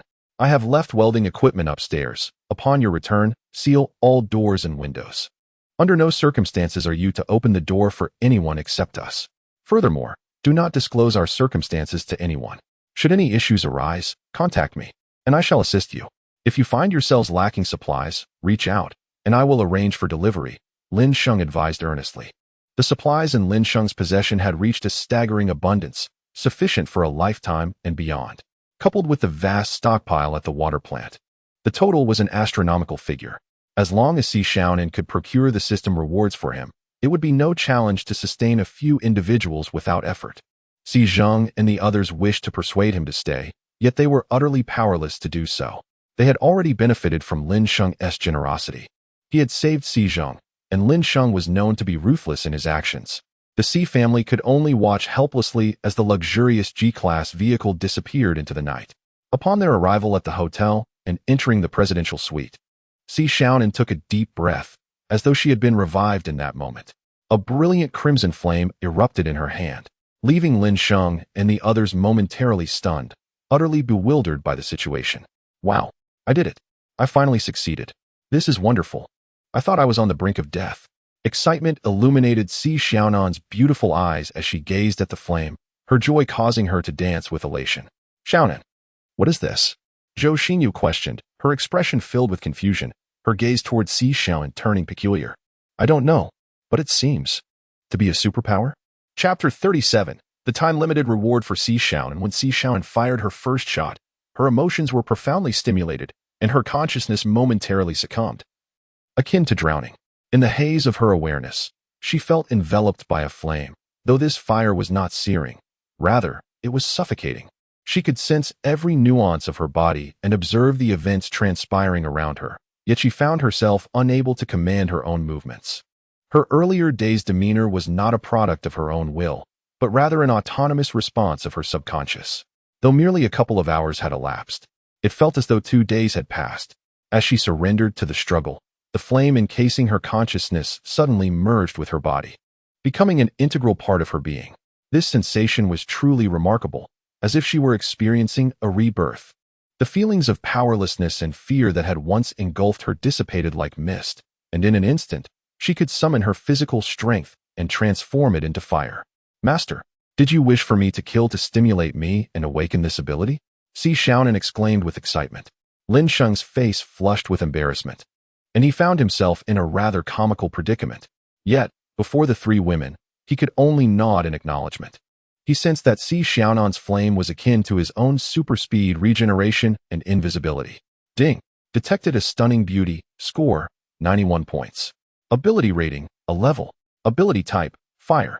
Issued a 12-hour limited time task. Absorb Zheng into the family and expand the clan. Reward 1. The goddess Zheng evolves into an S-level fire ability. Reward 2. Goddess ability Maul. Can strengthen the goddess through corpse poison to earn points for purchasing abilities in the mall.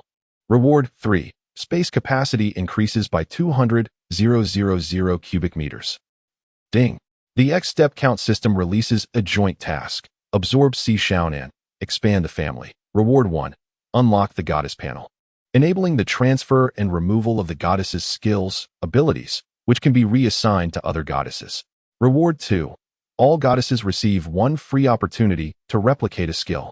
Reward 3. Space capacity increases by 200,000 cubic meters. Alas, Lin Sheng was startled by the 2 major systems tasks. During the absorption of Su Xinyao and Chen Ziyue, it had never been so frenzied, but now, it was reaching celestial heights. Master, what is wrong? The 3 women were taken aback by Lin Sheng's sudden actions, gazing at him in confusion, unaware of the unfolding situation. You 2 step aside. I am about to assist Zheng in her evolution into a zombie. Lin Sheng coughed softly twice to compose himself. Good master. Zhou Xinyao abruptly pulled Chen Ziyue into the bathroom, shutting the door behind them. Lin Sheng pricked his finger, releasing 2 drops of black blood infused with corpse poison for Zheng to consume. Despite her trepidation about transforming into a zombie, Zheng was willing to place her unwavering trust in the man who was not only saving her family, but also helping her awaken her extraordinary powers. Unable to reach Lin Sheng, Lin Miao decided to video call Zhou Xinyao. Upon discovering that Lin Sheng had brought back two beautiful women, she could only feel speechless. Her older brother was becoming increasingly excessive. With Zhou Xinyao now in the picture and another Chen Ziyue added to the mix, there was also Si Shaon outside, undergoing the transformation into a zombie. Just how many sisters-in-law was he planning to find for her? Si Shaonan, are you willing to submit to me and become my most loyal maid? Lin Sheng inquired as he noticed the signs of her impending transformation. I am willing. Si Shaonan replied with a flushed face, nodding affirmatively. Ding. Detecting that the zombie goddess Si Shaonan voluntarily wishes to become a member of the host's family. Number of family members, 3. Reward issued. Goddess Si Shaonan undergoes ability evolution, unlocking the goddess ability mall, along with a space capacity of 200,000 cubic units. System reward. Undying will. This skill grants immunity to death. It allows for resurrection while retaining the brain or heart, in conjunction with rapid regeneration. Ding. Upon detecting the expansion of the host's family, the X-Step system bestowed a reward, a goddess panel. An increase of 1 in the skill replication count for the 3 goddesses, along with a spatial capacity of 200,000 cubic units. The goddess reward. The goddess Si Shaonan is able to replicate 1 skill from the host. The initial enhancement reward, bloodline evolution.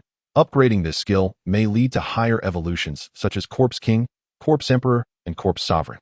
Following the issuance of rewards by the system, 2 windows materialized before Lin Sheng. One was the ability mall, and the other was the goddess panel. As Si Shaonan's ability evolved to S grade, she was enveloped by an extraordinary sensation akin to being in paradise. Even her physical control was significantly enhanced. Zhou Xinyao, come out. Lin Sheng called towards the bathroom. Coming. Master Zhou Xinyao swiftly emerged. Lin Sheng raised his hand and transplanted Si Shaonan's S-grade fire ability on a Zhou Xinyao. Inquiring, Zhou Xinyao, try to see if you can harness the ability. Zhou Xinyao was momentarily stunned, utterly bewildered.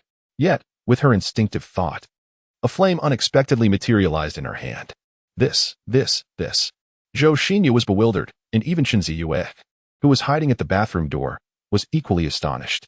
Wasn't this the ability awakened by Si Shaonan? How did it transfer to Zhou Xinyao, and moreover, it seemed to have grown significantly stronger. Master, that is mine. Wu, please return it to me. Si Shaonan felt her powers being siphoned away, and an overwhelming sense of weakness washed over her, prompting a muffled sob. As her abilities were drawn out, she suddenly sensed her body becoming sluggish, utterly devoid of the previous sense of control she had relished. Fear not. This is yours, and no one shall take it from you. I shall return it shortly. Lin Sheng approached Zhou Xinyao, observing her excitement as she wielded flames, then promptly absorbed the S-level skill for himself. A burst of fire blossomed in Lin Sheng's hand, leaving him astonished at the explosive potential he could now harness. With the goddess interface, his dominion over these maidens had reached unprecedented heights. How exhilarating. Chapter 38 Chen Ziyue, Master, I want some too. After amusing himself for a while, Lin Sheng finally returned the powers to Si Shaonan, who, upon feeling her abilities surge back into her, beamed with joy as she played with the flames, relishing their newfound intensity. Si Shaonan, today I am in a good mood. You may choose any 2 skills from invisibility, rapid regeneration, enhanced physique, or indomitable will. They are yours as a gift. Lin Sheng lit a cigarette, his smile widening with delight. Really? I can choose any of them? Si Shaonan momentarily hesitated, engulfed by a surreal sensation. Shaonan, you are truly fortunate, for even I have not been granted such privileges. Zhou Xinyao could not help but express her envy, saying, if you desire it, I can also gift you one. Lin Sheng, indifferent, replied, after all, there are replication opportunities. Master, you are truly wonderful. Love you. Zhou Xinyao exclaimed, leaping into Lin Sheng's arms, playfully expressing her affection. Master, may I also partake? Although Chen Ziyue still felt somewhat resentful, she yearned to seize such a significant benefit for herself. Chen Ziyue began to comprehend the nature of the situation. Lin Sheng possessed the ability to become invisible, so what could he possibly be incapable of? Kneel and beg me, Lin Sheng remarked, glancing at her with a teasing expression. Chen Ziyue knelt upon the ground, her demeanor pitiable as she pleaded, Master, I beseech you. Lin Sheng raised his hand to manipulate the interface, stating, I shall enhance your physique, granting you greater combat prowess. Chun Ziyue felt an invigorating surge of strength within her. Having already amplified her abilities several times after the transformation, she now advanced even further. "Thank you, Master," Chun Ziyue exclaimed, exhilarated. If Zhou Xinyao dared to look down upon her again, she would relish the opportunity to teach her a lesson. "Master, what will you grant me?" Zhou Xinyao asked, brimming with excitement, eager to dive into Lin Sheng's embrace. "I shall bestow upon you immunity to corrosion, allowing you to disregard toxic rain and various acidic substances, meaning you can traverse freely without concern for poison in the future." Lin Sheng thoughtfully replicated the skill for her. Si Xiaonan possessed an S-grade fire ability, endowing her with formidable combat prowess. Consequently, it was only natural for her ally, Zhou Xinyao, to be somewhat subdued. "Thank you, Master." Zhou Xinyao wore a smile, yet a hint of melancholy lingered in her heart. How wonderful it would be if the Master granted her the gift of invisibility. Alas, she knew well that such a thing was impossible, for once she wielded the power of invisibility, she would become an unpredictable variable. "Master, it's my turn. What do you think suits me?" Si Xiaonan playfully teased Lin Sheng. With a flicker of thought, Lin Sheng replied, "Then let it be the will of immortality and super regeneration. This way, you shall never perish." Si Xiaonan's mouth fell agape, her beautiful eyes brimming with excitement. "Master, are you saying I can achieve eternal life?" Lin Sheng shook his head and smiled. "What I mean is you will be physically unkillable. Unless you are obliterated by a missile, it would be exceedingly difficult for anyone to bring about your demise." Lin Sheng completed the skill allocation for the three women, establishing a delicate balance among them, while simultaneously evoking mutual envy. Although Zhou Xinyao's immunity to corrosion was relatively weak, her combat effectiveness in the toxic rain far surpassed that of Chun Ziyue. Upon hearing Lin Sheng's explanation, Zhou Xinyao's smile returned, dispelling her earlier sense of disappointment. She had initially thought herself to be the least fortunate, but it turned out she simply lacked the knowledge to utilize her abilities. Chun Ziyue sat upon the mattress in the bathroom, contemplating the extraordinary regeneration and enhancement of her physical abilities that she had acquired. Although she lacked Lin Sheng's intuitive system panel, she could certainly sense her own burgeoning strength. Presently, Lin Sheng enjoyed numerous advantages, including 10 treasure chests each day, enhanced random attributes, a supernatural abilities marketplace, and a goddess panel. While Lin Sheng could not directly replicate the powers of the goddesses via the panel, she was able to summon their abilities at will for her own use. The greater their strength, the more invincible Lin Sheng became. The opportunity lay within their grasp. Their potential for greatness hinged solely on their determination. I noted that Chun Ziyue still harbored a semblance of defiance, but as her master, I would not dwell on it excessively. She was free to express herself. After completing her enhancement, Lin Sheng lit a cigarette and remarked nonchalantly, "My dear, I no longer harbor any resentment. I shall certainly perform to the best of my abilities." Chun Ziyue quickly replied. Prior to the recent events, she had indeed contemplated fleeing and exacting a price from Lin Sheng and Zhou Xinyao. However, now that she was aware of the immense benefits at stake, any thoughts of escape seemed utterly irrational, unless she had lost her senses. Moreover, even if she desired to flee, it would only be prudent to wait until she had surpassed Lin Sheng first. Suddenly, Chun Ziyue recalled something and exclaimed, "Oh, by the way, Master, I have unrestricted access to the water factory. How about I find a way to bring it here as a gift for you?"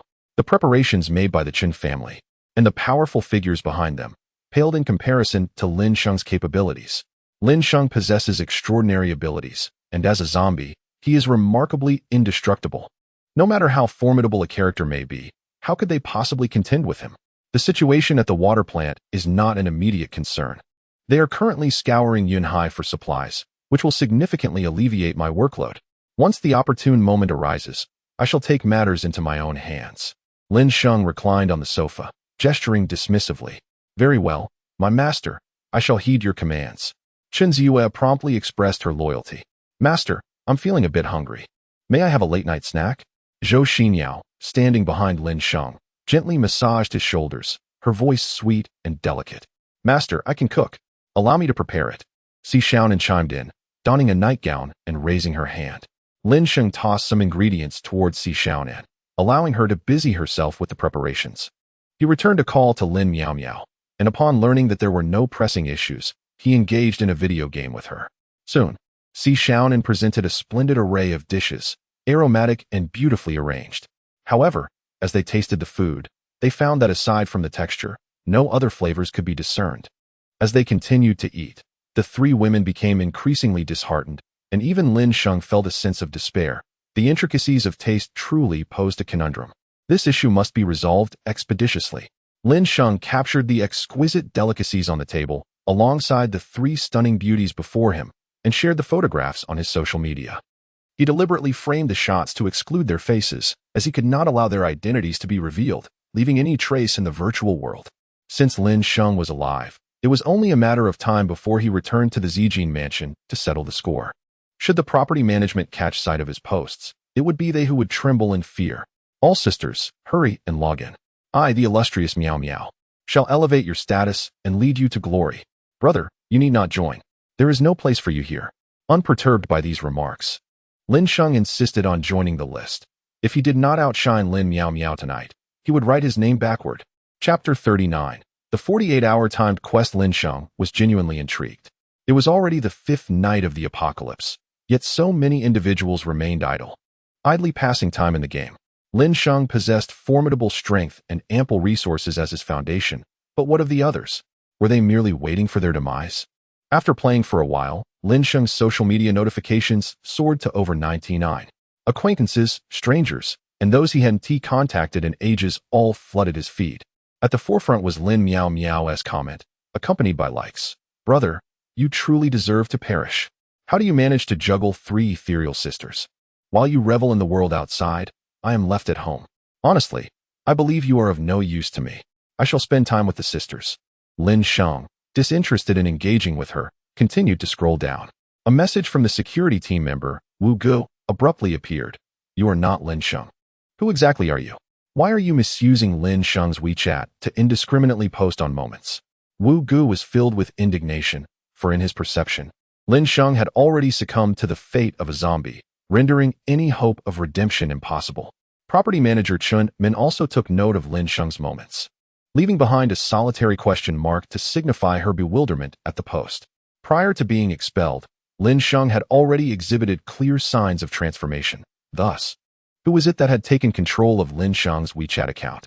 Lin Sheng's university class monitor commented below, Lin Sheng, the chaos outside has escalated, and yet you still choose to act pretentiously here. Is there any merit in that? If you have any water, please deliver some to us, as several of my classmates and I are in the same office building. Huang Yi replied using a secondary account. Lin Sheng, I truly misjudged you. After all these years together, you abandoned me in the gym, mingling with these wretched individuals? I command you to come and rescue me immediately. You pathetic man. This is your final opportunity. Upon seeing this post, Huang Yi's teeth were clenched in rage, wishing nothing more than to tear him apart. How could she accept that Lin Sheng, instead of coming to her aid, was frolicking in a luxurious suite with other women? Judging by their figures and fashion sense, they were undeniably top-tier beauties. Moreover, on Zhou Xingyao's wrist, she adorned a watch from Vacheron Constantine worth several million, a fact easily discernible to someone like Huang Yi, who epitomizes a materialistic woman. Lin Sheng's aunt left a message. Lin Sheng, your cousin and I have run out of food and water. Since you are able to revel in luxury outside, you should hasten to rescue us. Lin Sheng perused these comments one by one, choosing to remain unresponsive. As for Lin Sheng's aunt, she was merely a sycophant, taking advantage of Lin Sheng's uncle's feeble disposition to mock their family without restraint. Years ago, after Lin Sheng's parents perished in a car accident, his aunt callously remarked at the funeral that their deaths were justified, claiming that their family lacked fortune. Had it not been for the presence of others, Lin Sheng would have undoubtedly retaliated. As for Wu Gu and his associates, Lin Sheng preferred silence. Rather than engage in explanations, he would rather confront them directly when the time was right.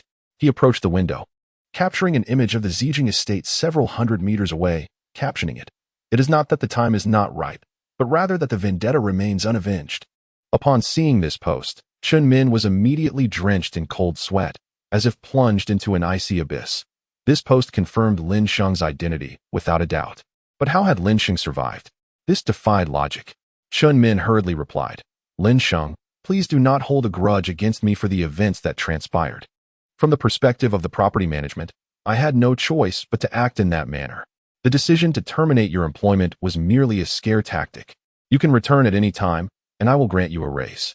Lin Sheng, a mere commoner, had somehow survived, surrounded by enchanting beauties, which certainly indicated some unforeseen twist of fate. Such individuals are the most formidable, for when they are pushed to their limits, they become reckless, particularly in these tumultuous times.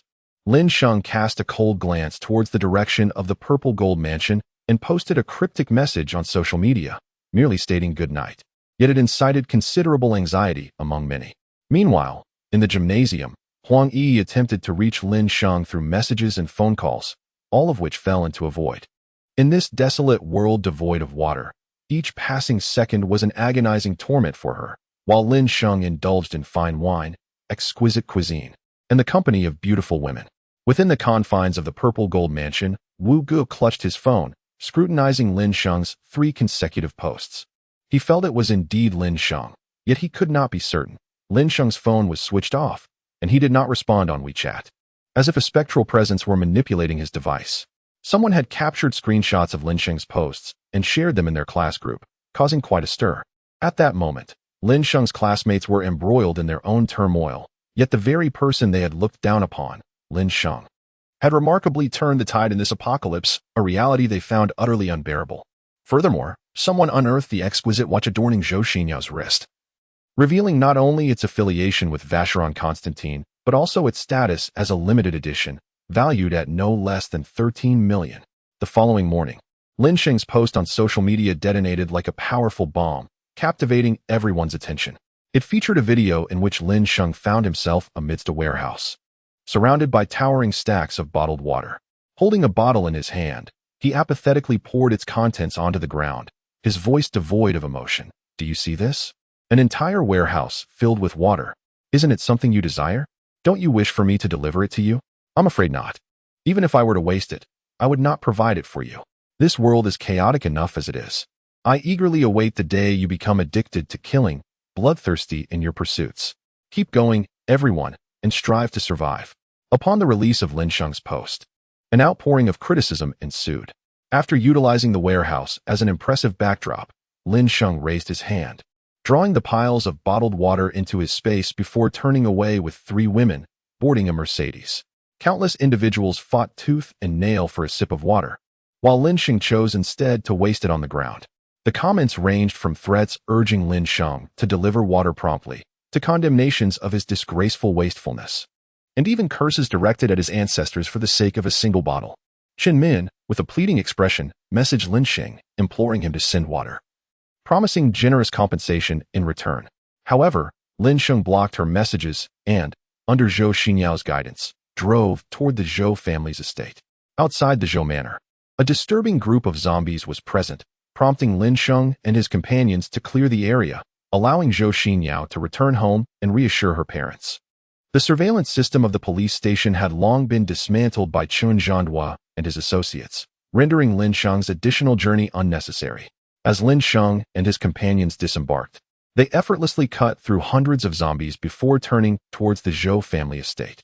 With a rustling sound, the gates of the Zhou manor swung open, granting passage to their vehicle. Zhou Chanshan and Wu Xiulan, accompanied by a group of individuals, awaited their arrival with eager anticipation at the entrance. Beside them stood a young girl clad in a kimono from Sakura country, her wooden sandals clacking as she excitedly waved towards the approaching vehicle. However, upon seeing her, Lin Sheng's expression instantly soured. Beep. Detected a top-tier human beauty, rating 97, height 160 centimeters, weight 46 kilograms. Classification F-level epic, announcing a 48-hour limited-time mission. Integrate the youthful goddess Meng Ziyuan into the family, thereby enlarging the clan. Reward 10 coordinates of the 90-point goddess. Additional reward, increase space capacity by 100,000 cubic units. Beep. The X step count system has issued a joint mission. Facilitate Meng Ziyuan's inclusion into the family, thus expanding its membership. Reward, upgrade treasure chest level from common to silver. Additional reward, 5 skill upgrade scrolls, chapter 40. An affinity for foreign trends? A single slap could elicit prolonged tears. As Zhou Xinyao descended from the vehicle, the young girl immediately dashed towards her, arms outstretched, enveloping Zhou Xinyao's waist in a heartfelt embrace. The sound of her wooden clogs echoed against the ground with a rhythmic clack. Noodle. Gaily the girl clung tightly to Zhou Xinyao, her voice a melodious whine. Xinyao, you're back? Wu Xiaolan and Zhou Chanshan hurried over, scrutinizing every inch of her to ensure she bore no injuries. Their hearts swelled with joy upon confirming her safety. Zhou Chanshan turned to nod gratefully at Lin Sheng, silently acknowledging that had it not been for Lin Sheng's audacious venture to the mall, his daughter might have met a dire fate.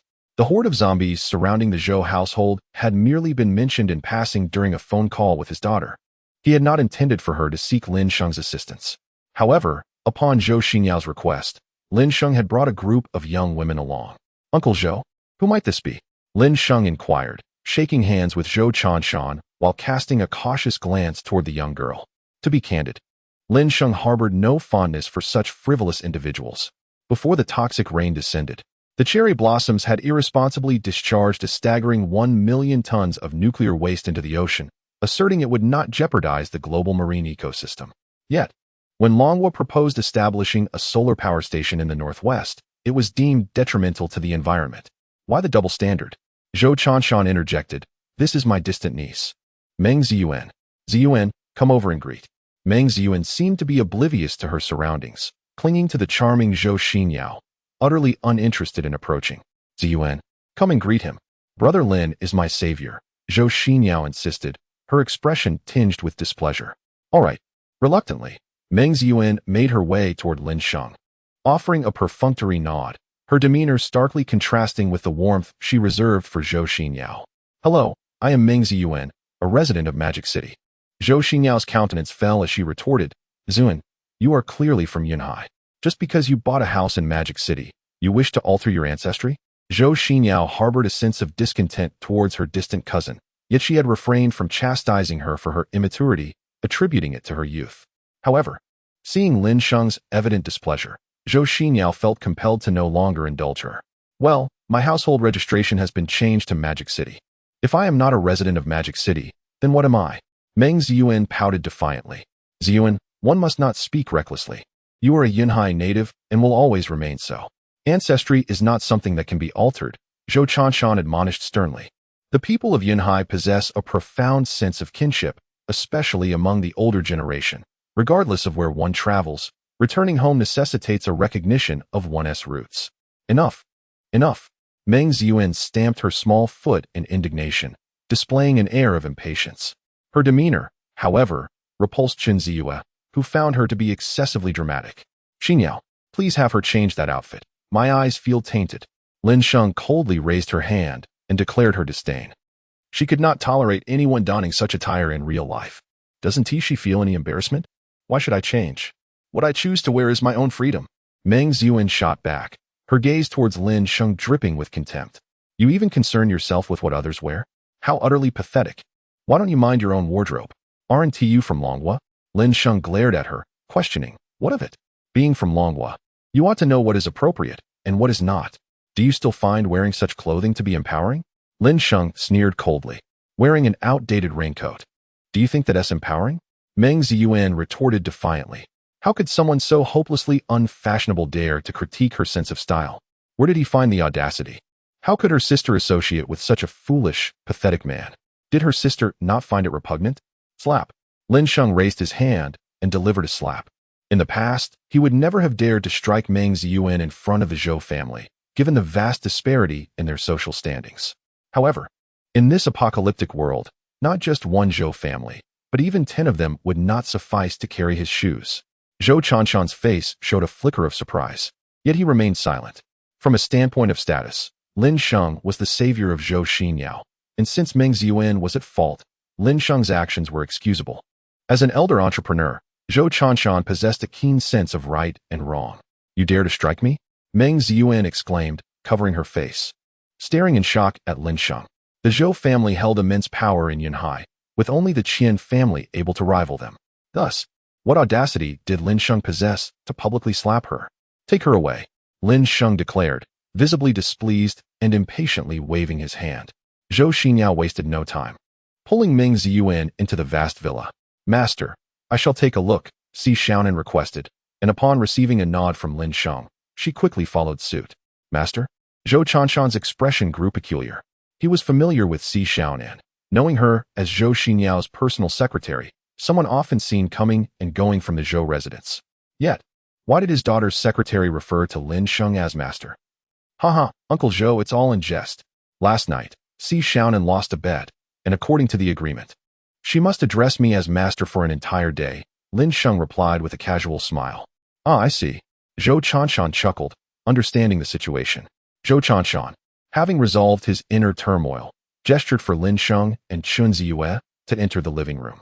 The villa sprawled over an impressive 2,000 square meters, encompassing 4 levels, while the estate outside extended to a staggering 53 acres, approximately 300 square meters. Within the estate, numerous construction workers busily toiled, laying the groundwork for a nascent base. Zhou Chanshan had received word that in this apocalyptic scenario, the authorities were rendered powerless and were amassing resources to construct shelters. The information he gathered, albeit scant, bore immense significance, delineating 3 crucial points. First, the official inability to provide rescue. Second, the relinquishment of local governance and the subsequent collapse of order. Third, the opportunity for anyone to establish gathering places and unite survivors. Thus, Zhou Chanshan resolved to mobilize all available resources to fortify his estate and amplify his strength in the aftermath of the apocalypse. As Lin Sheng entered the living room, he was greeted by a lofty ceiling of 8 meters adorned with a variety of vibrant plants, calligraphy, antiques, and exquisite furnishings, bestowing an air of opulence tempered with restraint upon the space, an aesthetic that undoubtedly commanded a substantial financial investment. Zhou Chanshan offered Lin Sheng a cigarette and personally brewed him a cup of tea. He was eager to learn how Lin Sheng had managed to eliminate hundreds of zombies outside, but Lin Sheng deftly shifted the conversation, prompting Zhou Chanshan to refrain from further inquiries. Having been in a position of authority for many years, Zhou Chanshan had encountered all manner of individuals, and he was certain that Lin Sheng was not a man whose strength derived from power. Rather, Lin Sheng's confidence stemmed from within himself, a quality often found in the most enigmatic of individuals. Those who ascend to power often have discernible backgrounds and substantial foundations, which can be easily uncovered upon investigation. The essence of such individuals stems either from their own authority or from the collective support of others, akin to a flower-laden palanquin carried by many. The interpersonal exchanges within a power elite are numerous. Even seemingly trivial acts, such as assisting in the procurement of an item or performing minor tasks, may transcend into matters of life and death. A person like Lin Sheng, on the other hand, is difficult to manage and, once they attain a certain level of strength, possess the capacity to crush all opposition. For instance, as the various power factions in Yunhai rapidly collapse, it is individuals like Lin Sheng who rise unexpectedly. With the sound of footsteps echoing from above, Meng Ziyuan, dressed in a new JK uniform, descended alongside Zhou Xinyao and others. Her hair tips curled slightly, accentuating her youthful visage, which proved to be an overwhelming allure for any man. Zhou Xinyao had initially wished for her to don a more conventional outfit. Yet Meng Ziyuan's wardrobe consisted solely of JK uniforms, yukatas, or cosplay attire. Having escaped from a cataclysm, she had brought only a few sets of clothing, and Zhou Xinyao's garments were ill-fitting for her. Chapter 41. The Subordinate Male. Mencius Yuan and Zhou Xinyao sat on the sofa, with one arm wrapped around Zhou Xinyao's delicate arm, casting a disdainful glance in Lin Sheng's direction. After Si Xiaonan descended the stairs, she instinctively positioned herself beside Lin Sheng, having grown accustomed to her role as his secretary. This scene struck Zhou Chanshan as peculiar, yet he refrained from inquiring further. In the course of casual conversation, Wu Xiulan soon emerged to invite everyone to the dining table for a meal. To honor Lin Sheng, Wu Xiulan personally took to the kitchen today. Although the household boasted top-tier chefs, the significance of her own culinary efforts held a different weight. This detail underscored the Zhou family's esteem and gratitude towards Lin Sheng. At the dining table, Zhou Xinyao served Lin Sheng with food, as did Chun Ziyue, and even Si Xiaonan joined in this act, almost causing Zhou Chanshan to lose his composure. Mencius Yuan, feeling somewhat envious of Zhou Xinyao's attentiveness towards Lin Sheng, persistently clung to her, preventing her from serving him further. At the age of 22, Mencius Yuan appeared to be no older than 13 or 14, her exquisitely fair face brimming with youthful collagen, evoking admiration. After satiating their appetites, Lin Sheng gathered the ladies and set off with the Zhou family's convoy to collect supplies. Accompanying the Zhou family, Lin Sheng sought to ascertain several matters. First, the area the Zhou family was searching. Second, the progress of their search. Third, whether there were other significant forces aside from the Zhou family and those from Jian Mountain, also gathering supplies. And fourth, which areas had been scoured and which remained untouched. Subsequently, how to procure supplies without encountering these individuals and thereby avoiding the exposure of our location became a pressing concern. However, at the moment of boarding the vehicle, Meng Ziyuan insisted on taking Lin Sheng's car, even going so far as to dismiss all others. Lin Sheng was acutely aware of her ulterior motives, yet he was unfazed by her intentions. He raised his hand, instructing Zhou Xinyao and the other two ladies to drive their own vehicle, while he accompanied the driver Meng Ziyuan, following the Zhou family's convoy. Lin Sheng, what exactly is your relationship with my cousin? Might I request that you distance yourself from her? The disparity in your statuses is glaring. You are simply unworthy of her attention, so do not squander her time. Meng Ziyuan crossed her arms, disdain and contempt radiating from her as she spoke, not even sparing Lin Sheng a glance. Lin Sheng chuckled derisively, uninterested in engaging with her. What is so amusing? It is precisely men like you, devoid of capability, who relish uttering ha incessantly. Meng Ziyuan retorted with irritation. And what do you amount to? Is your intellect entirely misplaced? Lin Sheng shot back, finding the situation ludicrous. Your intellect is misplaced. She snapped. You are a base man, a filthy man. Meng Ziyuan was instantly infuriated, her petite face flushing crimson. She believed that few men from Long Country were worthy of the women from their own nation. In contrast, the men from the neighboring Sakura country were powerful, understanding, and exceptionally polite. Even when angered, their expressions merely conveyed baka, unlike the men from Long Country who casually threw around vulgarities, making them a staple of their conversations. Indeed, I am a man of base character. What of it?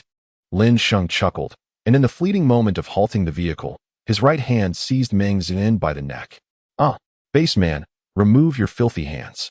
Before Lin Sheng could exert any force, Meng Ziyuan cried out in terror, desperately pushing against his arm. Yet, Lin Sheng's grip was as if it were welded in place. No matter how fiercely she struck, she could not break free. Let go of me. I am repulsed by being touched by a man like you. Meng Ziyuan yelled. Lin Sheng laughed. A man like me? What sort of man am I? Meng Ziyuan retorted. A lecher, a scoundrel. You are only drawn to my cousin because of her beauty, am I correct? Lin Sheng parried with a nod. Indeed. And then what? Meng Ziyuan, flustered, exclaimed. Just as I suspected. Your intentions towards my cousin are far from pure.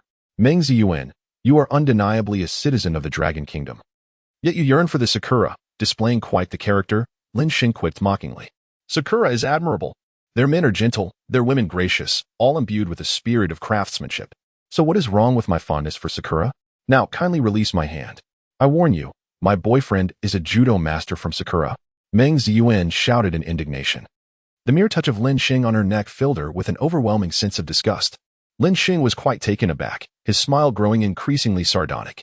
Oh, so you have a boyfriend from the land of cherry blossoms? Meng Ziyuan pushed his hand away with all her might, her voice laced with fury. I know. So let go of me. Otherwise, I will have my boyfriend break your hands and feet. Crack. As Lin Sheng exerted more force with his right hand, Meng Ziyuan felt as though she were on the brink of suffocation. With each increasing pressure from Lin Sheng, she sensed that her neck might snap. Let go. I can hardly breathe. Her voice was hoarse, her body growing weaker, and her pupils began to show signs of dilating. Noticing her imminent collapse, Lin Sheng immediately released her, granting her a brief respite. Zhou Xinyao, oblivious to the commotion that had unfolded, hurried over with an umbrella and took the passenger seat. Tears streamed down Meng Ziyuan's face, unbidden. Upon seeing Zhou Xinyao approach, a surge of hope welled up within her as she sought salvation. However, as Zhou Xinyao opened the car door, her expression instantly soured. Without hesitation, she delivered a sharp slap to Meng Ziyuan's face. Ziyuan, what on earth have you done to provoke the master? Apologize to him at once. Zhou Xinyao did not need to ponder. It was evident that Meng Ziyuan had instigated the conflict. Otherwise, given the master's temperament, it would not have escalated to this point. Sister, that scoundrel nearly choked me to death, and yet you still strike me? Meng Ziyuan's sobs grew even more distressing. Her earlier tears had been those of panic. but now they were tears of profound injustice. He is my master, regardless of what transpires. The fault lies solely with you, Zhou Xinyao declared coldly. What? Master? Meng Ziyuan was momentarily stunned, her mind a blank, unable to comprehend the situation. Slap. Zhou Xinyao swiftly delivered another blow, her voice seething with anger. Are you awake now? Chapter 42. Lin Miaomiao encounters trouble. Meng Ziyuan covered her face, weeping inconsolably. She could neither understand nor accept this. Why would her esteemed cousin, a paragon among women, agree to serve a man of such low standing? This very man had nearly choked her to death, yet her cousin had the audacity to strike her? How could she claim that regardless of what happened, the fault was hers? Master, would you like me to drive? Zhou Xinyao inquired of Lin Sheng. Get in the car. If I hear another word in the language of cherry blossoms, she will be finished. Lin Sheng coldly commanded. Yes. Zhou Xinyao nodded, signaling to Si Shaonan in the back seat to follow suit, then settled into the rear of the Mercedes, catching up with the convoy ahead. Meng Ziyuan, feeling utterly wronged, dared not utter a word, curling up like a quail, stifling her cries. Damn it, that scoundrel. Once her boyfriend arrives, she would ensure Lin Sheng pays dearly. The convoy swiftly arrived at the city center, where a group of individuals disembarked to transport supplies. At the shopping mall, some had already delivered goods to the entrance. Lin Sheng extracted a paper map, marking it to delineate the search areas of the Zhou family team. Meng Ziyuan found herself abandoned in a corner, neglected and quite indignant. Frustrated, she called her boyfriend to come to Yunhai to rescue her. However, her boyfriend was currently in the bustling metropolis of Magic City and, despite hearing that she had nearly been strangled, had no desire to come. After all, who would willingly brave the toxic rain and traverse thousands of kilometers? When she urged him to come, she insisted he bring his elder brother along. Her boyfriend's brother was a high-ranking executive at a multinational corporation possessing considerable influence. She devised a plan to incapacitate Zhou Xinyao and present her to her boyfriend's elder brother. Once Zhou Xinyao experienced the allure of a Sakuraman, she would no longer wish to associate with Lin Sheng, a man far beneath her. She was determined to offer the very best to Zhou Xinyao. Initially, her boyfriend had merely acquiesced verbally, but upon hearing her scheme, he was instantly invigorated. He promptly gathered his brother and a few others to head to Yunhai. With this promise secured, she finally exhaled in relief, her gaze towards Lin Sheng's retreating figure growing increasingly malevolent. The information they had gathered was nearly sufficient. The search area of the Zhou family was still considerably distant from theirs. Zhou Xinyao, call your mother and inform her that we shall not return for dinner. Lin Sheng commanded, turning his head. Understood, master, Zhou Xinyao replied, nodding as she dialed her mother. Although Wu Xiulan wished for her daughter to remain at home, they had their own affairs to attend to, and Lin Sheng was strong enough to handle the situation, so Wu Xiulan did not interfere. Go fetch your foolish cousin, Lin Sheng commanded. Zhou Xinyao immediately approached and dragged the reluctant Meng Ziyuan away. Chun Ziyue occupied the front passenger seat, while Zhou Xinyao and Si Shaonan flanked the unwilling Meng Ziyuan in the rear middle seat, while Lin Sheng proceeded to the next location to gather supplies. Zhou Xinyao and Chun Ziyue assisted him, leaving Si Shaonan in the vehicle to keep a watchful eye on the restless Meng Ziyuan. Suddenly, an urgent phone call rang through. Brother, please save me. The community committee members are trying to gather supplies. If I don't open the door, they will force it open. Accompanying Lin Miaomiao's panicked, choked voice were sounds of loud banging on the door. How do they know you are at home? How could they possibly know you have supplies? Lin Sheng furrowed his brow. If they were unaware of the supplies at home, why would they expend such effort to break in? After all, even an ordinary door isn't easily forced. Their actions must be motivated by the certainty of obtaining substantial rewards. In times of scarcity of water and food, people can become exceedingly distressed, weak, hallucinate, and feel dizzy. If there were no promise of ample rewards, wouldn't they be courting disaster? Brother. It was the neighbor across the hall who betrayed me, claiming I was at home. Regarding the household supplies, they remain oblivious. Yet they intend to use me as a pawn to intimidate all the residents of the neighborhood. Lin Miaomiao explained in a flustered manner. Wait at home for a moment. Find something to barricade the door. I shall return promptly. Lin Sheng's expression darkened as he departed with the women, heading towards Jinhu community. This residence was purchased by Lin Sheng's parents years ago, encompassing a property of 91 square meters, serving as the sole refuge for Lin Sheng and Lin Miaomiao before they reached adulthood. Lin Sheng's grandparents passed away rather early, and their maternal grandparents were utterly indifferent to them, owing to Lin Sheng's mother defying her parents by marrying his father. In a fit of rage, the grandfather severed ties with Lin Sheng's parents. Aside from the grandfather, the uncles occasionally visited, yet they held disdain for Lin Sheng's family, which emboldened Lin Sheng's aunt to curse his parents during the funeral, proclaiming their demise as well-deserved. Creaking to a halt, the Mercedes ceased moving. As Lin Sheng exited the vehicle, he could hear the sounds of smashing emanating from the 11th floor. Si Xiaonan, keep an eye on that foolish woman in the car. Zhou Xinyao, Chen Ziyue, come with me upstairs. Lin Sheng led the two women into the elevator. Compared to Zhou Xinyao and Chen Ziyue, Lin Sheng held a greater trust in Si Xiaonan, as she was more obedient and less likely to cause trouble. Meanwhile, upstairs, Lin Miao Miao witnessed the iron door being pried open, and as the intruders peered through the gap, excitement radiated from their faces. Goodness, so much water. At last, the moment has arrived. We shall no longer endure the torment of thirst. You wretched girl, with such an abundance of water in your home, why did you not respond when we cried out for help in the group? Are you attempting to hoard it for yourself? Hurry and share. While we languish in thirst and hunger at home, you have the audacity to feast here. It is simply intolerable. Quickly, let us dismantle it. The crowd, brimming with excitement, moved with fervor, working even harder. Upon hearing that Lin Miao Miao had a plentiful supply of water, the onlookers from the neighborhood rushed over to assist. With a resounding crash, a hole was breached in the front door, and an eager male resident reached in, attempting to unlock it from the inside. Alas, this girl had clearly prepared in advance, having welded steel beams inside. The male resident, feeling something, cursed under his breath. The community's entrance doors all open inward. Thus, to unlock it requires not only to pick the lock, but also to dismantle the steel beams within. It appears that these beams can be pushed upward. I managed to lift one, the male resident exclaimed with delight. Lin Miao Miao, gritting her teeth, swung the stick in her hand, striking the male resident's arm. He immediately let out a pain scream, cursing, "You insolent girl, you dare to hit me? Just wait until I make you pay for this." Initially, he intended only to raid the supplies, but now that she had the audacity to retaliate, he would not hold back. Chapter 43, Hoarding Water? How could you be so malicious? Get out, get out. Lin Miao Miao repeatedly struck the male property owner, who, in a fit of frustration, gritted his teeth against the pain.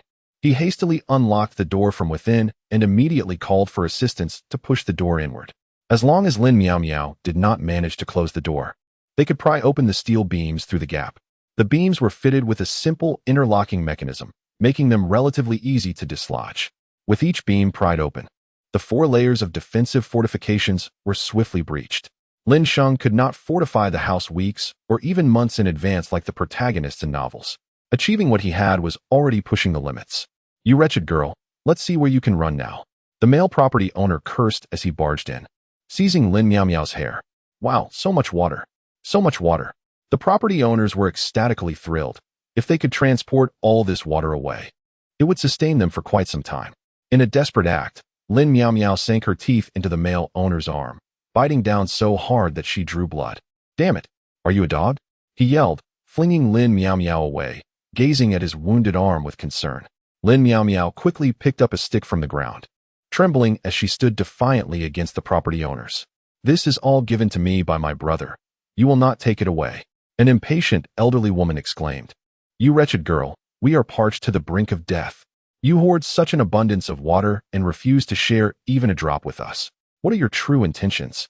Do you wish to witness our demise with your own eyes? Though you may be young, how can your heart be so malevolent? The woman's accusations ignited a wave of indignation among the crowd, who deemed Lin Miao Miao's actions utterly despicable for hoarding so much water without extending a hand to those in need. Such a person deserved nothing less than condemnation. Ding dong. Accompanied by the elevator's arrival chime, Lin Sheng emerged with 2 women at his side, gripping an AK-47. As he observed the door being pried open and heard the cacophony of insults from within, he did not hesitate to pull the trigger. The gathering at the entrance primarily consisted of women, who stood outside, watching the spectacle while cursing Lin Miao Miao inside. Rat-tat-tat, an onslaught of terrifying gunfire erupted, followed by the sight of bodies collapsing, as yellow shell casings clattered to the ground. With a 170-round magazine at his disposal, Lin Sheng could eliminate all those present without the need to reload. Help! There's been a murder! Shrieks of terror echoed. as the occupants inside the house scrambled frantically to seek refuge within their rooms. Stepping over the lifeless bodies at the threshold, Lin Sheng switched to a handgun, mercilessly executing the vile creatures. Get out of my house. Do you think my home is a place you can invade at will? As Lin Sheng harvested the lives of these homeowners, he shouted towards the direction of the room. The homeowners in the living room, unable to evade, were locked out by others, kneeling and begging for mercy. Yet, as Lin Sheng approached, he delivered a bullet without hesitation. Chun Ziyue and Zhou Xinyao, armed with knives, kicked open the door and slaughtered all the homeowners hiding inside. Amidst the screams, blood flowed like a river. Lin Miao Miao stood amidst the mountain of corpses, gazing at the dozens of bodies surrounding her, her eyes vacant and her body trembling. The shock of this scene overwhelmed her. She was aware that her brother had killed before, but this was the first time she witnessed it firsthand. Master, the 2 rooms in the house have been dealt with, Zhou Xinyao reported as she approached. What a bunch of fools. They dared to intrude into the master's home. Truly fearless, Chen Ziyue scoffed, kicking a corpse on the ground as she spoke. Lin Sheng's expression was grim as he accessed the community group chat, posting the bloody scene from his home. I see you are truly seeking death. Who incited the door breaking? Step forward. I will kill one of you, but spare your entire family. The neighbors across the hall, terrified, had retreated back into their apartment when Lin Sheng brandished his gun. As they watched the video Lin Sheng had sent, they trembled in fear, unable to comprehend how he, merely a lowly security guard, had transformed into a harbinger of death after just a few days of torrential rain. How could he dare to take lives? Did he not fear the repercussions from the authorities? 1101. Your family better come out and face me. If I manage to force my way in, I shall dismantle you piece by piece. Lin Sheng casually tagged the instigator. Among the corpses strewn about, he found no sign of his neighbors. This family is truly intriguing. They informed the homeowners committee that Lin Miao Miao was at home, yet remained in the shadows, indifferent to everything. I shall grant you 10 minutes. If you fail to identify the instigator, I will commence my grim task from Building 3, systematically eliminating each one of you, Lin Sheng declared coldly. Once their lives were threatened, he had little doubt they would not step forward to identify the culprits. Lin Sheng had no intention of slaughtering them all. A few sacrifices would suffice to serve as a warning to the rest, ensuring their survival would protect Lin Miao Miao. There remained much for Lin Sheng to accomplish. The water plant was one, gathering supplies was another, and the purple gold estate was the third. He could not drag his sister through the tempest. Thus, sufficient intimidation would ensure her safety within the community. Should she seek refuge with the Zhou family, it posed its own risks. Zhou Xinyao could easily manipulate her, and the Zhou family itself was a prime target. They amassed a wealth of resources and gathered survivors. While this could bolster their strength, it simultaneously rendered them vulnerable to those who might seek to seize everything they possessed. Brother. Lin Miao Miao trembled beside Lin Sheng, her small face pale and pitiful. It's all right, Miao Miao. Soon we shall move to the neighboring unit. As long as I am here, no one can harm you, Lin Sheng said gravely. The family from Unit 1101 must pay the price. After waiting for 10 minutes in the homeowners group without anyone identifying the culprits, a group of grieving relatives erupted in curses, wishing for Lin Sheng's demise. Their husbands, sons, mothers, and daughters had merely sought to procure some supplies for survival. Yet Lin Sheng had the audacity to open fire. Where did he acquire such a weapon? How could he dare to act so? A throng incited Lin Sheng to kill and face the consequences, or else they would summon the authorities for retribution. Lin Sheng had already pinpointed several households, all representatives of the homeowners committee. Some had sent representatives, while others had not. Prior to taking action, the homeowners committee had been calling for 2 days in the group, demanding that all homeowners surrender their supplies for centralized management. After gathering the supplies, the committee promised to distribute them daily to the homeowners. But failure to comply would mean opposing the entire community. They asserted the right to forcibly enter homeowners' residences. Lin Sheng tidied his home, stowed away all supplies into a secured space, and then, accompanied by 2 women and his sister, proceeded to Unit 1101. Chapter 44. Knowing I am a zombie.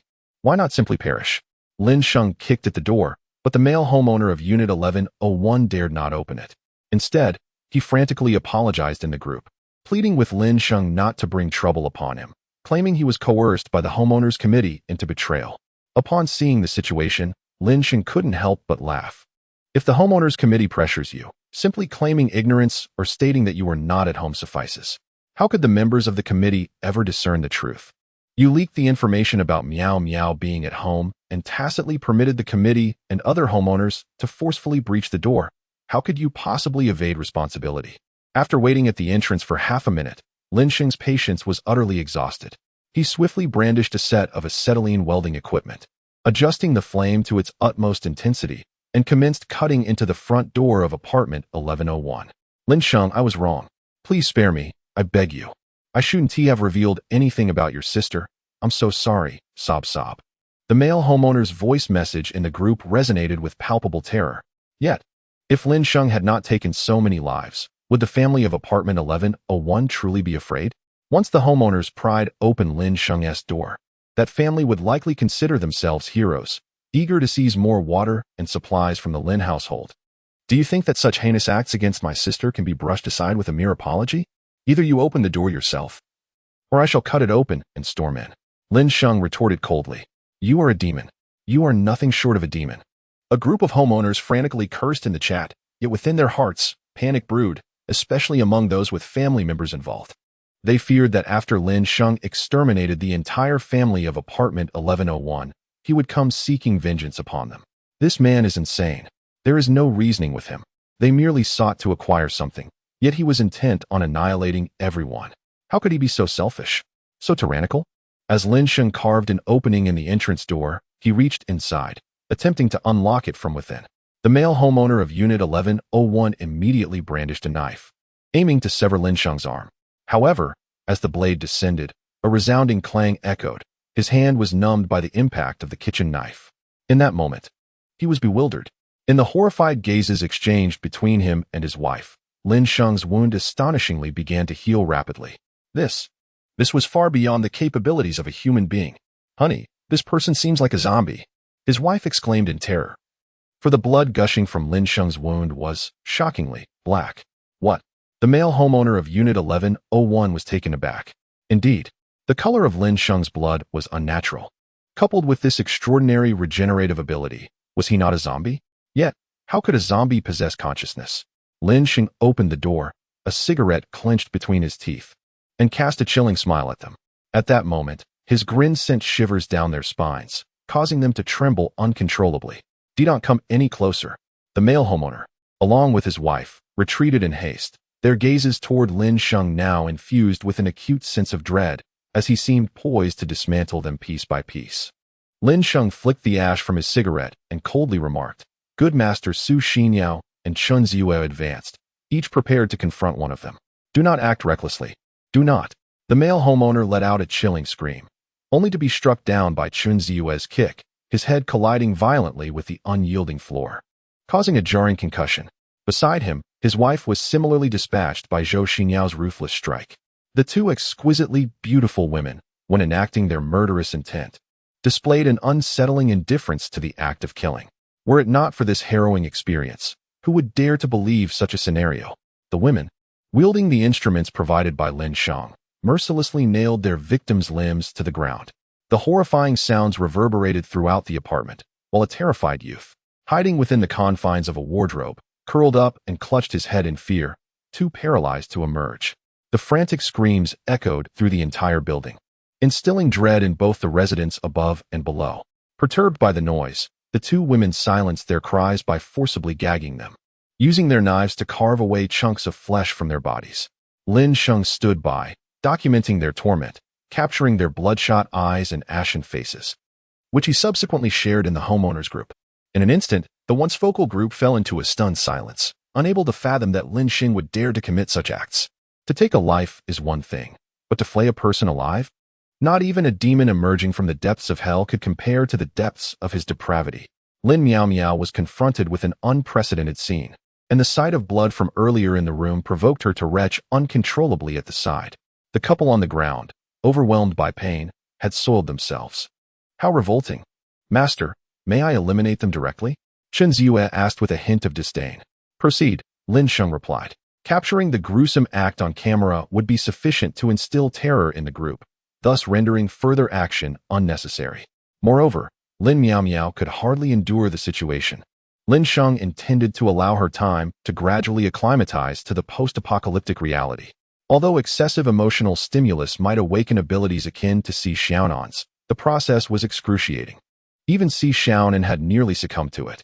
For the future, even if Lin Miao Miao could not awaken any powers, Lin Sheng would ensure her ample protection. He instructed the two women to dispose of the couple from the upper floor. The ensuing thuds echoed terrifyingly, reminiscent of explosives detonating in the community, instilling fear in countless residents. Chen Ziyue discovered their child hidden in the wardrobe and, after consulting Lin Sheng, without hesitation, cast the child down as well.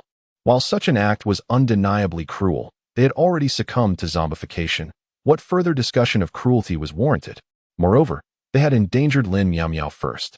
Had Lin Sheng not returned in time, Lin Miao Miao might have faced dire consequences. The family of 3 in Unit 1101 had met their demise. Now it was time for you instigators to face retribution. Lin Sheng sent a message in the group, leading 3 women into the elevator. Lin Miao Miao appeared quite feeble, yet she feigned composure.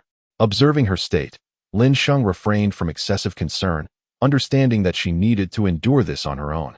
The chairman of the Homeowners Association, accompanied by others, was canvassing the neighboring buildings.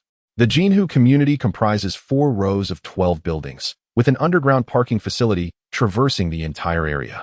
Upon perceiving the death threats directed at Lin Sheng, the chairman was so frightened that he rushed home to evacuate his wife and daughter. Chapter 45. Want to survive? Leave your daughter behind. Lin Sheng learned of their building number and was certain to pursue them. However, as long as they sought refuge in someone else's home and remained silent, Lin Sheng would undoubtedly be unable to locate them. Don't take it. Just don't. Some exclaimed, lamenting the useless items like gold and cash, emphasizing that life was of utmost importance. Chairman Chun Hongwei angrily shouted at his wife, expressing that with pursuers on their tail, what significance did these trivial possessions hold? All right. Chun Hongwei's wife gathered numerous bags, gripping her daughter's hand tightly as they rushed toward the elevator. At the elevator entrance, more than 10 individuals anxiously awaited, silently cursing Chun Hongwei's wife 1,000 times over, though outwardly they dared not show it. Suddenly, a gold necklace clattered to the ground, causing her to panic and instruct her daughter to quickly pick it up. This necklace was worth over 30,000, a considerable sum. If it were lost, she would surely feel the sting for a long time. Chen Qing swiftly tucked the golden necklace into her mother's LV handbag and followed her into the elevator. In a bid to buy time for these 2 foolish women, Chun Hongwei resorted to rallying the homeowners in the group, pressing every button in the elevator. Consequently, even if Lin Sheng managed to ascend, the elevator would halt at each floor. He instructed the homeowners to only press the upward buttons, neglecting the downward ones, ensuring that when they eventually descended, they would encounter no hindrance. Simultaneously, he expelled Lin Sheng from the group chat, preventing him from viewing the ongoing discussions. However, just as they were about to enter the elevator, the safety door of the staircase swung open. 4 individuals emerged from the staircase, appearing in the corridor of the 32nd floor. Chairman Chen, where are you headed? Lin Sheng's mocking voice echoed, startling Chun Hongwei and the others. In a frenzy, Chun Hongwei repeatedly pressed the elevator's close button, cursing his wife and daughter for their foolishness. If only they had been quicker, they would not have been pursued by Lin Sheng. The elevator emitted a warning sound, signaling an overload. As Lin Sheng approached, the faces of those within the elevator turned pale with panic.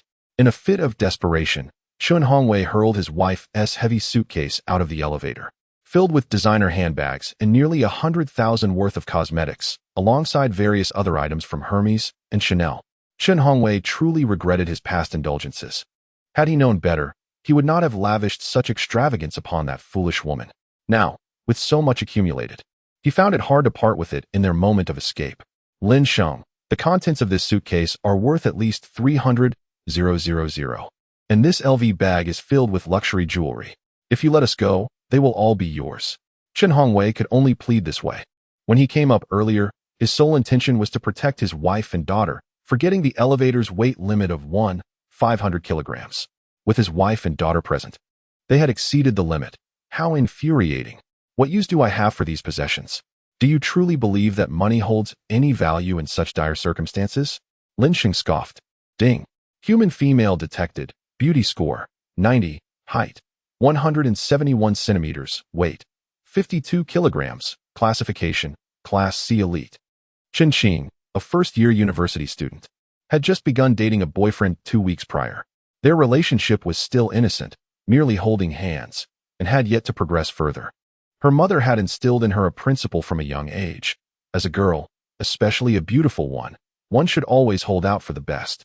Her boyfriend was a wealthy second-generation heir, with family assets exceeding 40 million, all from real estate development. He drove a 700,000 BMW to school. Were it not for this, she would not have even entertained the idea of holding his hand. Lin Sheng, noticing the prompt from the goddess system, cast a playful glance toward Chen Qing. Bring her over, and I may spare your lives. Chen Hongwei, glancing at his daughter, was instantly horrified. You want my daughter? No, absolutely not. I would rather perish than consent to that. Bang! Lin Sheng raised his hand and offered him a peanut, sending him along the path to blissful reincarnation. Chen Qing watched in horror as her father exchanged but a few words before Lin Sheng ended his life with a single gunshot. In that instant, she was engulfed by overwhelming fear, her body frozen and immobile. Chen Hongwei's wife, utterly terrified, clutched her husband's lifeless body, tears cascading down her cheeks. Bang! Bang! Bang! In a swift motion, Lin Sheng condemned more than a dozen residents in the elevator to hell, their last thoughts filled with hatred towards the two foolish women. Had they forsaken their riches and fled, perhaps this calamity could have been avoided. It was time to bid farewell to this world. With a single shot, Lin Sheng dispatched Chen Hongwei's wife, who possessed a mere 88 points in beauty, falling short of the goddess system's standards. In stark contrast, Chen Qing's beauty surpassed all expectations, even eclipsing that of her own mother. In a fleeting moment, only Chen Qing remained in the elevator, trembling uncontrollably, tears streaming down her face. Paralyzed by fear, she yearned to scream, yet no sound escaped her lips. The elevator doors opened and closed again as Chen Hongwei's legs were caught at the threshold. He had believed he could negotiate with Lin Sheng, but to his dismay, Lin Sheng was utterly unyielding, dismissing his pleas without a second thought. Lin Sheng grasped Chen Qing by her hair, yanking her from the ground despite her cries of pain, which fell on deaf ears. One body after another was cast from the upper floors. Remorse for the act of murder was foreign to Lin Sheng. Not only was Lin Sheng absent, but even Zhou Xinyao and Chun Ziwei underwent a significant shift in mentality due to their zombie-like transformations. Moreover, had it not been for the foolish antics of the homeowners committee, would Lin Sheng have returned to confront them? They professed to govern the entire community, yet what would they do once resources fell into their hands? If they truly stood for justice, they ought to gather substantial supplies from their own homes and rally other homeowners to do the same. Instead, they resorted to breaking down doors and targeting a vulnerable 16-year-old girl, who would believe they harbored no ill intentions. Lin Sheng instructed Zhou Xinyao to bind Chen Qing and, accompanied by Lin Miaomiao, entered Chen Hongwei's residence. Their escape was so hurried that they left the door ajar, which was, in fact, a deliberate act by Chen Hongwei. The open door served as evidence that the house was unoccupied, prompting Lin Sheng to seek others. If Lin Sheng were delayed long enough, Chen Hongwei could muster a sufficient force to resist him. Even if Lin Sheng wielded a firearm, what of it? The magazine's capacity is ultimately finite. Once he runs out of bullets, would he still remain a formidable opponent? If he could transport such a significant amount of supplies to his sister without drawing attention, he must possess his own methods. If these could be extracted through interrogation, countless lives could be saved. Thus, Chen Hongwei had no fear of the homeowner's reckless abandon. Alas, everything was hindered by his wife and daughter. Lin Sheng gazed with satisfaction at the exquisite collection of fine red wines and even the prestigious Maotai, carefully storing them away in the designated space, allowing Lin Miaomiao to remain there. The conditions of Unit 1101 in Building 3 were commendable, yet the circumstances at Chen Hongwei's residence were even more opulent. Not only did it boast a sprawling 210-square-meter duplex, but the entrance itself was fortified with a high-strength alloy door valued at over 10,000. Had Chen Hongwei and his companions not been in a rush to flee, it would have taken Lin Sheng quite some time to breach such a formidable barrier. With such an imposing door, it would not be an easy feat for anyone else to force their way through, making it the ideal sanctuary for Lin Miaomiao. Chapter 46. Brother, perhaps you should seek fewer sisters-in-law. Lin Miaomiao's petite face was etched with fatigue. The violence exhibited by Lin Sheng had left her profoundly shaken. Though she comprehended the necessity of such actions, she required time to adapt.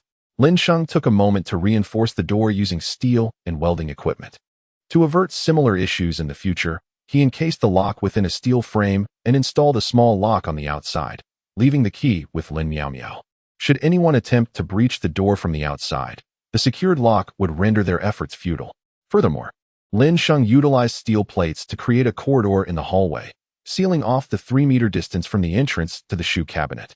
A door was left at the back, equipped with a shooting hole, ensuring that if intruders did indeed invade, Lin Miao Miao would possess the means to defend herself through the aperture. In the dimly lit room, Lin Sheng tenderly comforted Lin Miao Miao, watching as her eyelids grew heavy with sleep. Once she was peacefully slumbering, he gently covered her with a blanket and adjusted the air conditioning before leading the two women downstairs. Chen Qing was bound with ropes by Zhou Xinyao, dragged along like a mere animal. That night would undoubtedly be a sleepless one for the residents of the community. Meng Ziyuan's heart raced with terror as she witnessed lifeless bodies being hurled from the upper floors. An instinct to flee surged within her. Yet she was under the watchful gaze of Si Xiaonan. The community members frantically dialed emergency services, their pleas for help echoing in vain. For the police lines had long been rendered unreachable. Through a network of acquaintances, someone managed to acquire Su Qingzhu's phone number and reached out for assistance. Upon learning of the mass murder occurring in the community, Su Qingzhu's initial reaction was one of furious indignation. She hastily gathered her gear, prepared to rush to the Jinhu community. However, as she stepped into the corridor, she was met with the sight of dozens of zombies congregating. Peering out the window, she gauged the vertical drop from the 15th floor. Even if she fashioned a rope to descend, how would she ever return? Without resources, her fate was all but sealed. At dawn, Lin Sheng accepted 2 women into his family, acquiring a reward of 150,000 cubic space from them, only to send them to their demise. One was Chun Hongwei's daughter, Chen Qing, and the other was the youngest daughter of the battlefield boss Yongwu, Yongyu. Yongwu, the shadowy orchestrator behind Chen Hongwei, had summoned numerous individuals to assist Chen Hongwei in obtaining supplies, demanding a staggering 70 of all resources in return. As for Chen Qing and her companion, Lin Sheng had no intention of bringing them back. They were far inferior to Zhou Xinyao in both insight and temperament. Lacking Chen Ziyue's ruthless methods and Si Xiaonan's extraordinary abilities. Moreover, bringing them back posed a risk. Who could ascertain whether they might reveal secrets in a desperate act? Lin Sheng's secret of being a zombie must remain concealed at all costs. Those who dared expose it would face fatal consequences. Master, what about those 2 women? Zhou Xinyao inquired, puzzled as Lin Sheng emerged alone from the room. They're dead. Lin Sheng replied coolly, igniting a cigarette. After transforming into zombies, Chen Qing and her companion had met their end at Lin Sheng's hands, disposed of in the space. Oh, Zhou Xinyao nodded, following Lin Sheng alongside Chen Ziyue, refraining from further questions. They traversed the basement back to Building 7, took the elevator to the top floor, and called Lin Miao Miao, who was sound asleep, to unlock the door. Brother, has everything been resolved? After a night of rest, Lin Miao Miao's condition had evidently improved. She weakly inquired. Lin Sheng nodded, gently patting her shoulder, and said, Miao Miao, you must adapt to the current apocalyptic reality. Chen Ziyue is correct. If you do not take lives, others will take yours. Today they may steal your supplies, and tomorrow they might force their way through your door, plotting against you. Or even consider you as their sustenance and refreshment. Take this AK. If anyone breaks in again, I hope you can fire it in self-defense. Lin Sheng's expression was grave as he imparted the harsh truths of survival in a chaotic world where might dictates right, and all notions of law and morality must be cast aside. Brother, rest assured I will. Lin Miao Miao took a deep breath, accepting the weighty AK-47. The gravity of the situation was significant, yet she understood the necessity for change. She could no longer be a burden to her brother and sisters-in-law. Her brother had protected her abundantly over the years. It was time for her to step up and defend herself. Stay at home and wait for me to finish my tasks. I will come to fetch you, Lin Sheng said, rising and offering her a faint smile. Brother, you ought to seek fewer sisters-in-law. As your sister, I truly worry you may meet an untimely end.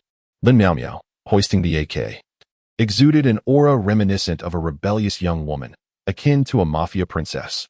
Seriously, how could you say that about your brother? You think I'm easy to kill just because I'm a zombie? Lin Sheng retorted with annoyance, pinching her cheek as if he wished to tear her apart. Hee Lin Miao Miao responded playfully, making a silly face. I'm off. Eat well, do you hear me? Lin Sheng stood up, leaving behind a striking silhouette. Got it, Lin Meow Meow nodded, escorting Lin Sheng and the others to the elevator, watching as the doors closed before locking her own door and securing all defensive measures. She affixed a small bell to the main entrance. If anyone attempted to force their way in, the bell would alert her. During this visit, Lin Sheng had not only left her an AK, but also a spatial magazine and 1,000 rifle rounds, an arsenal that was nothing short of terrifying. With this AK, even if the entire neighborhood converged to break down her door, she could eliminate them all. Downstairs, in the Mercedes G63, Meng Ziyuan had unknowingly fallen asleep. By the time she regained her awareness, the G63 had been restarted, and Lin Sheng and the others had returned to the vehicle. Master, those people from last night delayed you, and you still haven't helped me enhance myself. Chun Ziyue, seated in the passenger seat, spoke up. Before becoming a zombie, she found them terrifying, but after her transformation, she realized the advantages of her new identity. It was akin to embracing the darker side. Once she did, the entire world appeared transformed. In a word, exhilarating. Now, all she desired was to grow stronger. What's the rush? We'll discuss it upon our return. Lin Sheng's lips curled into a faint smile as he turned to look at her. Good master, I adore you. Chun Ziyue nodded, joyfully exclaiming. Shameless. Meng Ziyuan glared at the two in front, feeling a wave of nausea wash over her. Chapter 47. Chin's ex-girlfriend. By the way, master, I suddenly recalled that I have a female friend nearby. She practices Sanda and was my previous Sanda instructor. If I were to communicate with her, she would undoubtedly be eager to become your maid. Chun Ziyue glanced at the three women in the back, a sense of crisis looming. Despite Meng Ziyuan's current arrogance, if Lin Sheng were to turn her into a zombie, she would undoubtedly align with Zhou Xinyao's faction. Moreover, her visage was simply unbeatable. Even though Chun Ziyue was a woman, she could not help but cast a sideways glance. Are you certain you can control her? Lin Sheng pondered thoughtfully. Whether I can control her is secondary. As long as you can manage her, master, that suffices. Besides, she is an exceptionally intelligent person. Once I convey to her the advantages of becoming a zombie, she will surely acquiesce. Chun Ziyue looked at Lin Sheng with eager anticipation, her expression brimming with hope for him to rescue the helpless girl. Moreover, master, she was previously my girlfriend. Chun Ziyue's face flushed with warmth. Uffed. Lin Sheng nearly choked on her own saliva. Chun Ziyue and her former girlfriend were both exceedingly attractive, the kind that drew countless gazes as they strolled down the street. Eventually, their relationship was discovered by Chen Su, who summoned her home and berated her fiercely, wielding threats concerning her girlfriend's job and family. With no other options, they were compelled to part ways. Reflecting on it now, it had been over a year since they last met, and she was left wondering how her former love was faring. In the Tianyue garden, within a suite, Lu Hanyan gazed at the empty bottle of Farmer's 3 Fist in her hand, overwhelmed by the urge to weep. Today marked the 6th day of relentless rain, and with official rescue efforts still absent, her supplies were dwindling. Determined, Lu Hanyan convened a group in the chat, preparing to break out of the community. The vicinity surrounding Tianyue Garden comprised several decades-old residential complexes, populated by many residents, as well as a significant number of zombies. They managed to obtain contact information for the residents' committees of nearby complexes, rallying them to gather manpower and coordinate their escape from various directions.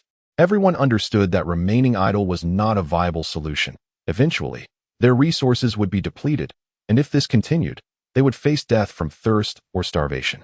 During the day, she led dozens of men out of the community, slaying hundreds of zombies. However, upon reaching the nearby supermarket, the barren shelves filled them with despair. They collaborated with other homeowners to search the surrounding area extensively, yet every establishment, be it snack shops, convenience stores, or supermarkets, stood empty. Upon their return, they agreed to set out again tomorrow, venturing further afield in search of supplies.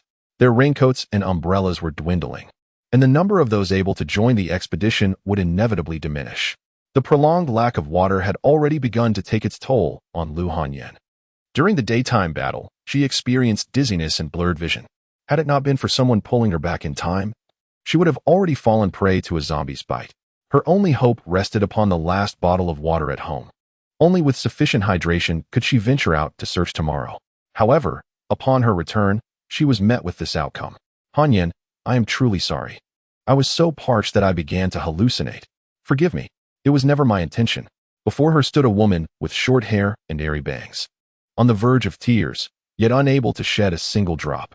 There was water within her, but she simply did not wish to cry. I truly do not want to scold you, but why did you have to act this way? After the torrential rain, I saved most of the water for you. Even the water I found outside, I would first take a sip to ensure its purity before offering it to you. You are well aware of the immense amount of water I expend each day and that I have not had a drop in several days, yet after my brief outing. You consumed the water I had hidden away? Lu Hanyan felt dizzy with anger, yet instinctively grasped the table for support, or else she would have collapsed to the ground. A year ago, after parting ways with Chun Ziyue, she fell into a long silence. She did not blame Chun Ziyue for the abrupt breakup, as she too had faced threats from the Qin family. It was not until 2 months ago that she encountered the woman before her, rekindling the feelings of yesteryears. During her time with Chun Ziyue, she was often shielded from harm, but with this new woman, the dynamic shifted, and she found herself bearing the weight of their relationship, generally possessing a gentle temperament. She rarely felt the urge to lash out. However, the complete depletion of this bottle of water became the final straw. Even if her girlfriend had left her just a little, just a trace of it, it would have sufficed. Chapter 48. If time permits. Perhaps I could seize the moment. Hanyan, I am sorry. The woman before her continued to apologize, yet there was no hint of sincerity in her expression. Lu Hanyan concealed the water. To her, this act already signified disloyalty. So, what was the issue with retrieving the water and drinking it all? I can no longer protect you. It is time for you to leave. Go find someone who can provide you with sustenance. Lu Hanyan sighed helplessly. Hanyan, are you truly breaking up with me? The woman exclaimed in shock. Indeed, Lu Hanyan replied with a bitter smile. Observing her expression, Lu Hanyan felt certain that she would apologize and plead for forgiveness, clinging desperately, as she had treated her with utmost kindness and possessed the means to protect her. Even if she were to feign a semblance of remorse, she ought to utter a few words. However, it seemed that Lu might not grant her that opportunity. Then you should leave, the woman unexpectedly stated. Lu Hanyan was momentarily stunned, gazing at the woman before her in disbelief.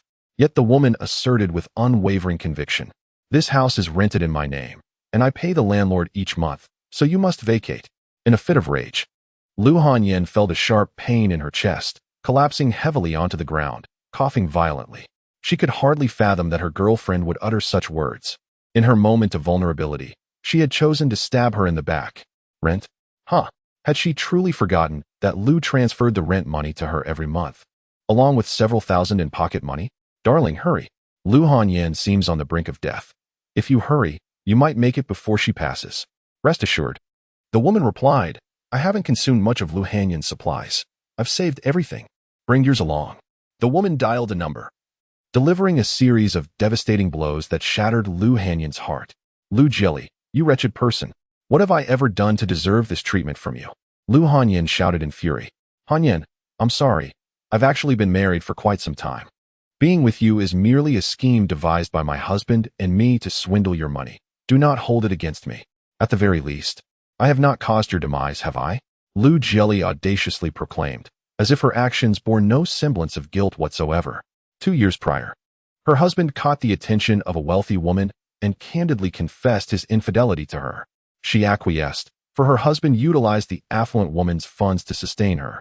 On one occasion, seizing the opportunity while the wealthy lady was away on business, they ventured to her villa, only to be caught red-handed by the woman's associates. Thus, that affair came to an abrupt end. Subsequently, her husband pursued 2 more wealthy women before ultimately setting his sights on Lu Hanyan. Initially, he intended to approach her himself. However, he soon discovered that Lu Hanyan had a preference for women.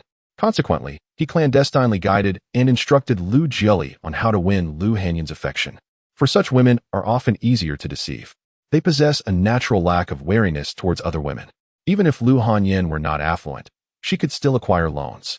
Given Lu Hanyan's creditworthiness, securing a loan of 1 to 2 million would be a trivial endeavor. Yet, before they could execute their plan, a torrential downpour disrupted their intentions.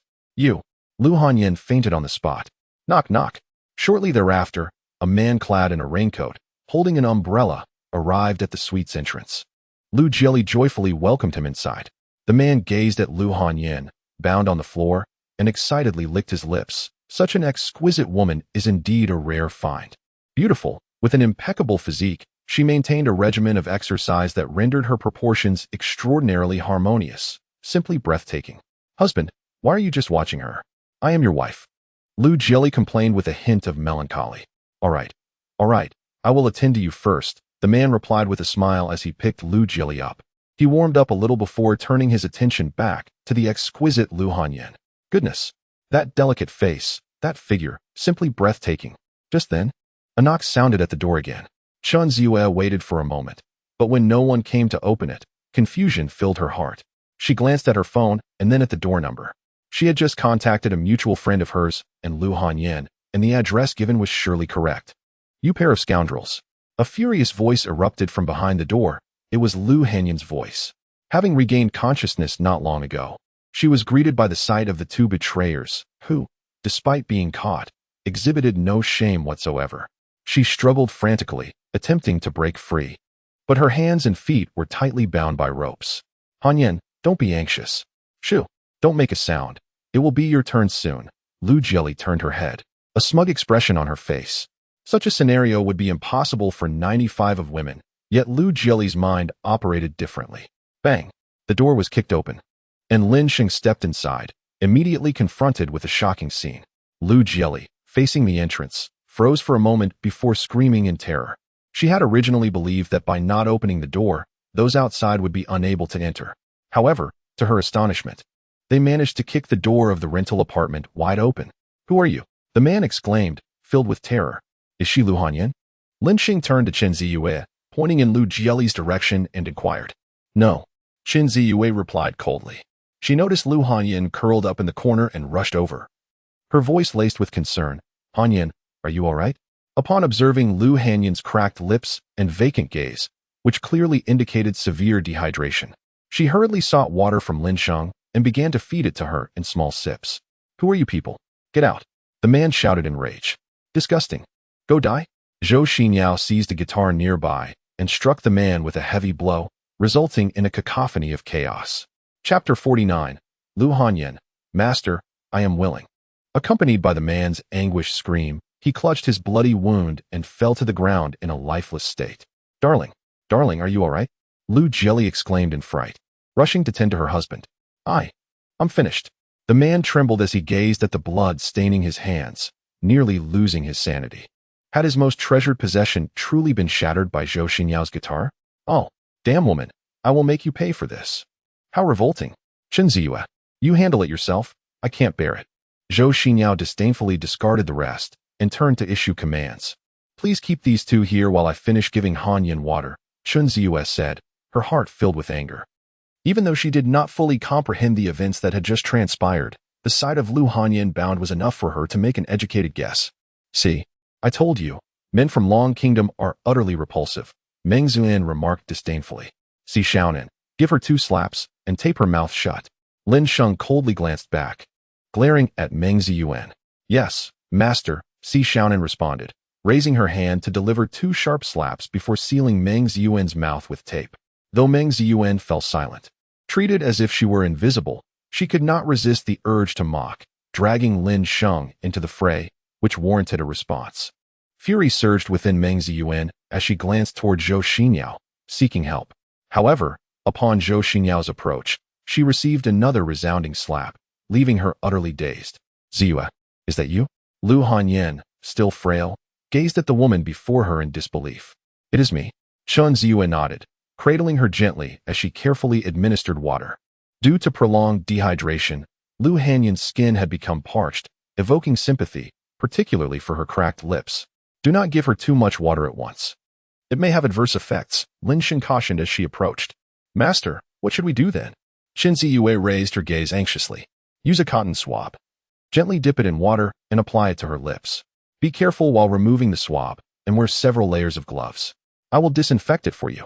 Lin Sheng produced a pack of cotton swabs and held a bottle of alcohol in his hand. Witnessing this scene, Lu Hanyan felt bewildered. She could not comprehend what was unfolding, yet her instincts led her to believe it was merely an illusion. Thank you, master. After disinfection, Chen Ziyue hastily donned gloves and retrieved a cotton swab, applying water to Lu Hanyan's chapped lips. On the ground, Lu Jili and another were held at gunpoint by Si Xiaonan. Lying flat in fear, too terrified to move. The man's blood flowed incessantly, agony consuming him. Yet he dared not attend to his wounds. He was on the brink of madness. What was the matter with these women? Why were they not only exceptionally beautiful, but also armed? Han Yan, what on earth just happened? Chen Ziyue inquired softly as she cradled her in her arms on the sofa. Hell, what else could it be? Betrayed, of course. Lu Hanyan replied with a bitter smile, acknowledging the reality of Chen Ziyue's arrival. The mere presence of Chen Ziyue stirred within her an urge to weep. In her most desperate moment, it was Chen Ziyue who had come to her side. After hearing the entire story, Chen Ziyue's fury ignited. She gently entrusted Lu Hanyan to Lin Sheng, coldly declaring, Master, I kindly ask you to take care of her for a moment. I will drag that pair of scoundrels out and have them brutally punished. Lin Sheng casually tossed her 2 towels, embracing Lu Hanyan's delicate form, and said, Stuff their mouths. Otherwise, it will be quite noisy. Chen Ziyue nodded. Understood, Master. Lin Sheng gestured for Zhou Xinyao to step outside and keep watch, primarily to prevent Chen Ziyue from escaping. Zhou Xinyao comprehended the unspoken command and promptly rose to follow Chen Ziyue. Chen Ziyue did not venture far.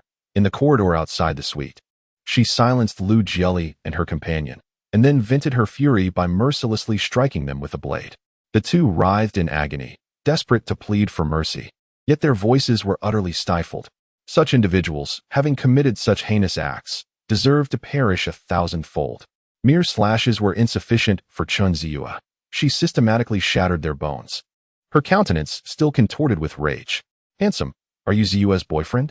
Lu Hanyan, hearing the commotion outside, was already aware of the unfolding events. However, she chose to remain indifferent. For each day in this post-apocalyptic reality felt akin to a century. She had witnessed a family of 3 slaughtered over a mere drop of water. And she had seen a husband murder his wife for the same trivial reason. She understood that the world she once knew had irrevocably changed. I am not her boyfriend, but I am her master, Lin Sheng replied, shaking his head. What about them? Lu Hanyan inquired, glancing at Si Xiaonan and the others. Lin Sheng turned his gaze toward them and stated, They are also my maidservants.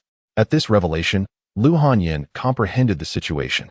Chen Ziyue approached her, likely having found a formidable ally, and sought to include her in this newfound strength as a means of self-preservation. Taking a deep breath, she inquired, What are the benefits of becoming your maid? Lin Sheng responded earnestly, It grants you the qualification to combat the apocalypse. How valuable do you consider that? Lu Hanyan was indeed strikingly beautiful. The rating bestowed by the goddess system was even a point higher than Chen Ziyue's, reaching an impressive 96. That alone was sufficient.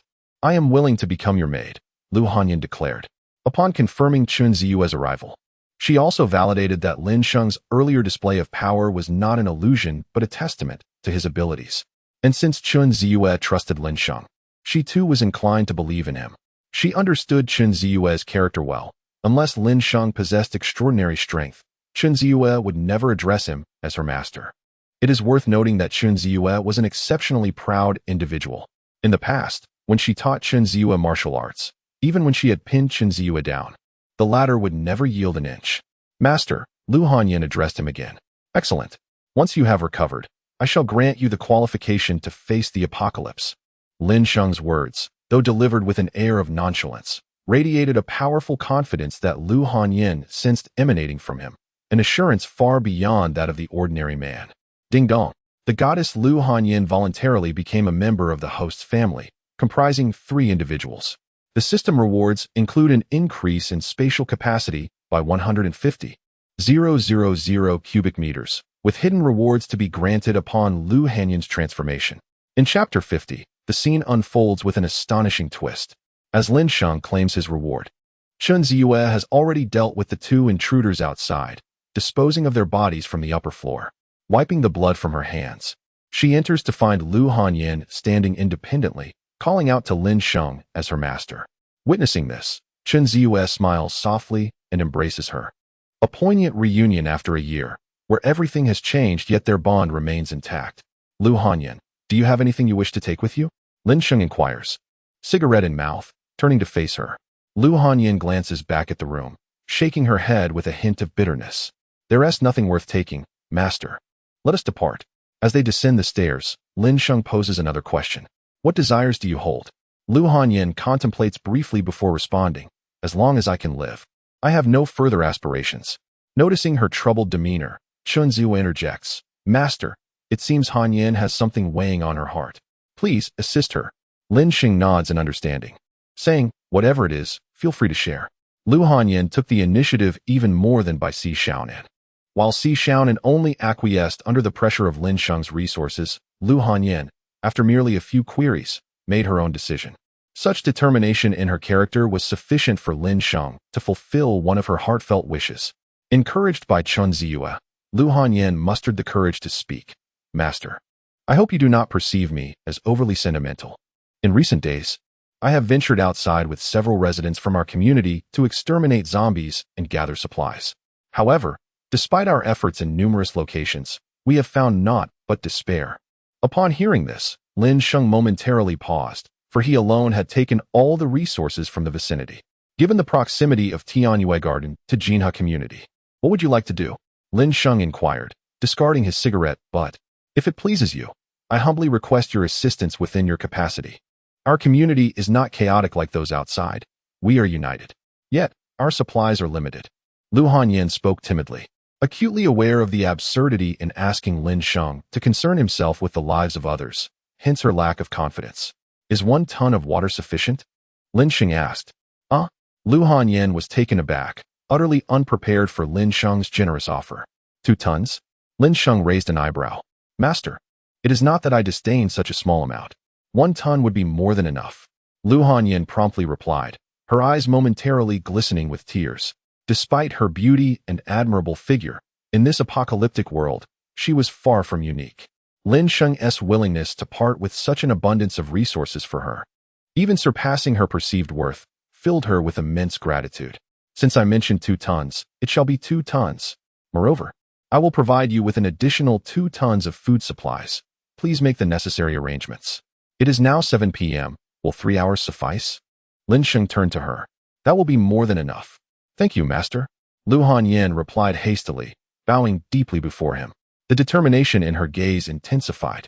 Compared to Lu Jieli's betrayal, Lin Sheng was a world apart.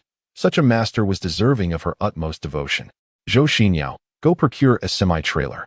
And make sure to drive without headlights. Lin Sheng instructed. Understood. Zhou Xinyao comprehended Lin Sheng's intent.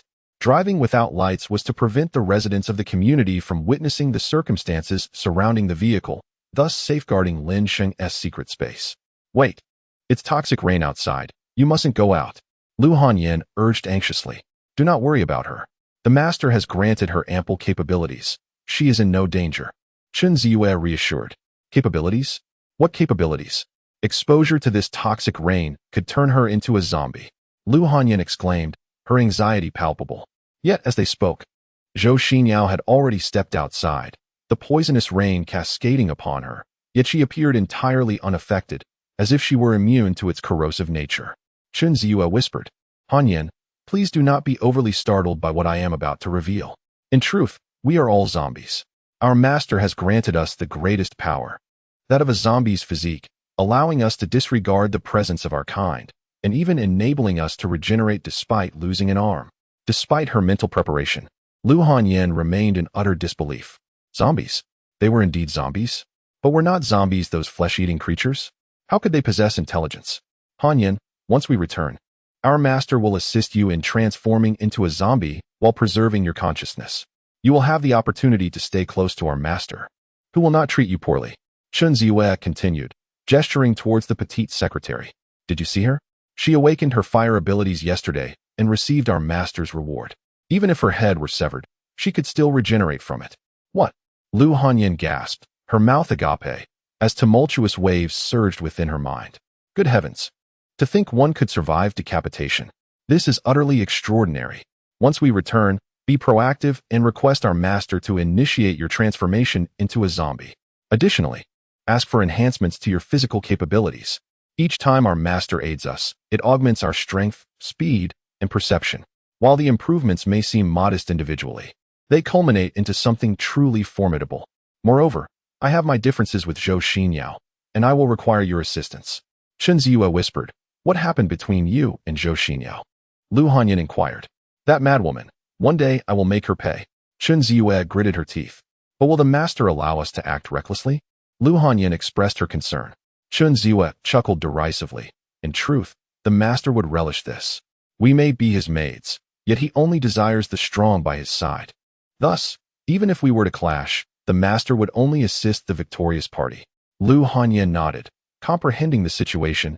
Indeed, as Chun Ziyue had surmised, Lin Sheng's willingness to rescue Lu Hanyin was merely to enhance Chun Ziyue's combat prowess. Otherwise, the scales would tip too far. Before long, Zhou Xinyao returned with a semi-trailer truck. Lin Sheng approached, disregarding the toxic rain falling from the sky, and jested, "What is this? Did you not contemplate fleeing earlier?" Zhou Xinyao descended from the vehicle and embraced Lin Sheng's neck, her voice laced with sorrow. "Master, what are you saying? How could I possibly bear to escape? If I ran away, where would I ever find such a formidable master again?" Lin Sheng smiled, gliding past her, and raised his hand to load the truck with supplies. The items he casually tossed onto the vehicle exceeded 4 tons. Simultaneously, he covered the goods with a heavy waterproof tarp for protection. "Lu Hanyin, come here," Lin Sheng called. "Coming, master." Lu Hanyin and Chun Ziyue emerged, sheltering under an umbrella. 3 hours, make haste," Lin Sheng commanded. "Thank you, master." Lu Hanyin swiftly rose on her toes and shyly pecked Lin Sheng on the cheek. After all, they would all soon transform into zombies. Even if this kiss precipitated the change, it would merely be a matter of time. Chapter 51, Time-Limited Mission, completed. 3.5 hours later. In the presidential suite of the Ritz-Carlton Hotel, Lin Sheng injected Lu Hanyin with the zombie virus and initiated her transformation process. The rewards from the goddess system immediately materialized, preserving Lu Hanyin's consciousness. Concurrently, the X-stepping system granted rewards for the replication of the goddess skill, along with a spatial reward of 150,000 cubic units. Lin Sheng bestowed the skill of accelerated regeneration upon Lu Hanyin and instructed Chun Ziyue to escort her outside. This foundational skill would ensure their combat effectiveness, survival, and awareness of physical exertion, serving as a miraculous ability that everyone must possess. "Zhou Xinyao, go fetch Meng Ziyuan. It is time to transform that foolish woman into a zombie," Lin Sheng called out to Zhou Xinyao. "He, then I shall thank you on behalf of Ziyuan, master." Zhou Xinyao replied with a smile as she yanked Meng Ziyuan from the sofa. Meng Ziyuan was instantly engulfed by panic. "Cousin, you can't do this. I'm your little cousin. You can't turn me into a zombie." From yesterday to now, she has come to the harrowing realization that Lin Sheng and the others are indeed zombies. Although this truth is difficult to accept, what weighs heavier on her heart is the prospect of herself becoming one. Even if Lin Sheng could allow her to retain her consciousness, how could she possibly permit herself to be tainted by the poison of the undead? "Meng Ziyuan, do you truly comprehend the advantages of becoming a zombie? The master is willing to bestow upon you a gift, and yet you still refuse?" Zhou Xinyao cast her a disdainful glance and remarked, "I refuse. I absolutely refuse." Meng Ziyuan exclaimed, her struggles frantic. "What nonsense gift is this? She would never desire to become a zombie." "Meng Ziyuan, the master's patience is finite. I strongly advise you not to provoke his ire," Zhou Xinyao retorted coldly. "Such a splendid opportunity is being squandered, while others would yearn for it. Yet here you are, displaying such an attitude. Do not touch me. I have a boyfriend. He is a cherry blossom person." Meng Ziyuan shrieked in terror. Zhou Xinyao, visibly irked, replied, "What nonsense is this cherry blossom person? What are they worth? I have already told you how much I despise cherry blossom people. Do you remain oblivious to that?" Meng Ziyuan screamed in desperation, wishing to break free, but it was utterly futile. At that moment, she longed to reach out to Zhou Chanshan and Wu Shilan. Yet her phone had been seized by Zhou Xinyao upon her emergence. "If you dare to turn me into a zombie, I shall leap from this building and take my own life. Even in death, I will not allow you to find peace." Meng Ziyuan bellowed in fury. Anything belonging to Lin Sheng repulsed her. If her cherry blossom boyfriend possessed abilities akin to Lin Sheng's, she would eagerly plead with him to transform her into a zombie. Enough with the noise. Chun Ziyue approached, gripping Meng Ziyuan's neck with an iron grasp. In that moment, Meng Ziyuan was enveloped by an overwhelming sensation of suffocation. Just a fleeting few seconds, and her will nearly dissipated. How could this woman be so terrifying? "Mother, save me. Little Zira, help me." "Whoa, you are truly a laughable creature. As a citizen of the Dragon Kingdom, to grovel before the cherry blossom people. Are they deities? Or do they consider themselves superior that you submit so willingly? Lin Sheng scoffed derisively. Her character was utterly loathsome. The mere thought of her fawning over the cherry blossom people made Lin Sheng feel utterly uncomfortable. No, I was wrong. Meng Ziyuan frantically apologized. Desperate to avoid becoming a zombie, outwardly disdainful of Dragon Kingdom men, she internally regarded cherry blossom men as exalted. Without the Dragon Kingdom, from whence would you spring forth? Lin Sheng pierced Meng Ziyuan's delicate neck, allowing crimson blood to flow freely, coldly interrogating her. Cough, cough, splutter. Meng Ziyuan's beautiful eyes widened in disbelief. She never anticipated Lin Sheng would turn against her. Lin Sheng actually killed her. It hurts. It hurts so much. Meng Ziyuan writhed in agony. Yet the infusion of Lin Sheng's poison prevented her from succumbing to death. Cough. You men of the Dragon Nation are nothing but repugnant, base creatures. Mencius Yuan exclaimed hoarsely, her neck and mouth stained with the flow of blood. What about your father? What of your male relatives? Lin Sheng chuckled, finding her utterly ridiculous. My father is a fool. He does not deserve to be my father. Mencius Yuan's fury surged uncontrollably as she shouted her deepest sentiments. During her school days, her striking beauty attracted many boys, yet she was isolated by the majority of girls. On one occasion, she was cornered in the restroom by a group of girls, where she curled up, subjected to their bullying and blows. Following the incident, the school authorities summoned her father for a discussion, and he absurdly chose to believe the girls' twisted accusations, apologizing to their parents. In that moment, her disillusionment with her father reached its zenith. She found these men utterly revolting. They preach concern for her well-being, claiming that avoiding trouble is wise, yet their hearts are filled with hypocrisy. This wretch is beyond redemption. Master, why not dispose of her entirely? You intend to reward her, transforming her into a zombie, yet she remains ungrateful. Zhou Xinyao exclaimed in a fit of rage, asserting that no matter the circumstances, she could not dare to curse her own father, nor could she harbor such disdain for him, for he was, after all, the one who gave her life and nurtured her. Zhou Xinyao, you truly understand nothing. These repugnant men from the lower classes have only ever lusted after your body. Do you realize that? Do you even comprehend it? Meng Ziyuan shouted weakly. In comparison to these loathsome men from Longhua, the gentlemen of Sakura country are all reasonable individuals, who would never coerce any woman. Yet she has entirely forgotten history, blindly believing the opinions of online public intellectuals. She is far inferior to Zhou Xinyao, having never traveled abroad, and remains oblivious to the true nature of the Sakura people. Zhou Xinyao has conducted business with them several times, each encounter leaving her utterly disgusted. They feign respect with their words, yet harbor an inherent sense of superiority. Moreover, Zhou Xinyao detests their duplicity. One moment they express eagerness to finalize a project, and the next, they bow at a 90-degree angle, apologizing that certain details still require discussion, when in reality, it is merely a pretext to demand more money. Zhou Xinyao, if he turns me into a zombie, when my boyfriend arrives in Yanhai, he will undoubtedly kill you. Meng Ziyuan declared angrily. Kill me? He dares to think himself worthy. Zhou Xinyao could no longer contain herself, wishing fervently for Meng Ziyuan to meet her end. Had she known better, she would never have allowed her parents to take Meng Ziyuan in. Meng Ziyuan's parents paid an exorbitant price to send her to Yunhai for refuge. Yet Meng Ziyuan not only failed to express gratitude, but also berated her own parents. Even her spoken words were utterly audacious. Cough, ahem. Meng Ziyuan spat out a mouthful of black blood, and to her astonishment, a low groan reminiscent of a zombie emerged from her throat, causing her beautiful eyes to widen in disbelief. Chapter 52. Critical hit, critical hit. The agonizing torment of the impending transformation into a zombie relentlessly tortured every nerve within Meng Ziyuan, making her feel as though her body was on the verge of tearing apart. Her nerves were stretched to their breaking point, and the pain was unbearable. It truly hurt so much. The low growl from her throat, a remnant of the zombie within her, filled her with profound humiliation, making her yearn for death in that very moment. She was human, not a zombie. Why must she succumb to such a despicable fate? Why must she endure this suffering? Help, save me. I do not wish to die yet.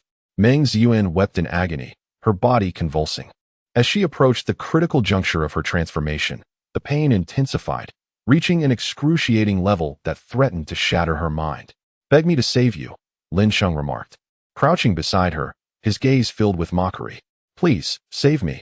Meng Zuan replied weakly, her torment causing her to forget her hatred for Lin Sheng, forgetting everything but her desperate desire to be liberated from this suffering. Submit to me and become a loyal dog by my side, Lin Sheng coldly commanded. I promise. Meng Zuan could barely muster the strength to speak, the last remnants of her consciousness crumbling away. Ding dong. The detection of the zombie goddess. Meng Zuan reveals her voluntary desire to become a host for a family, consisting of 4 members. The time-limited reward includes 10 coordinates for the goddess and an increase of 100,000 cubic units in space capacity. The system bestows a remarkable enhancement of the super sixth sense, amplifying physical senses by tenfold, including taste and intuition. Upon detecting the expansion of the host family, the X-Step system offers additional rewards. These limited-time rewards feature an elevation in treasure chest levels and 5 scrolls for upgrading any skill. Furthermore, the goddess Meng Ziyuan possesses the ability to replicate 1 skill from the host. As a first-time enhancement reward, 100 treasure chests are granted. Lin Sheng discovers that the system rewards are indeed intriguing. When he requires space, he is provided with spatial rewards. When the space is ample, it transforms into other rewards. Particularly, the rewards bestowed by the X-Step system are extraordinarily powerful. The reward of 100 treasure chests far surpasses the value of a single skill.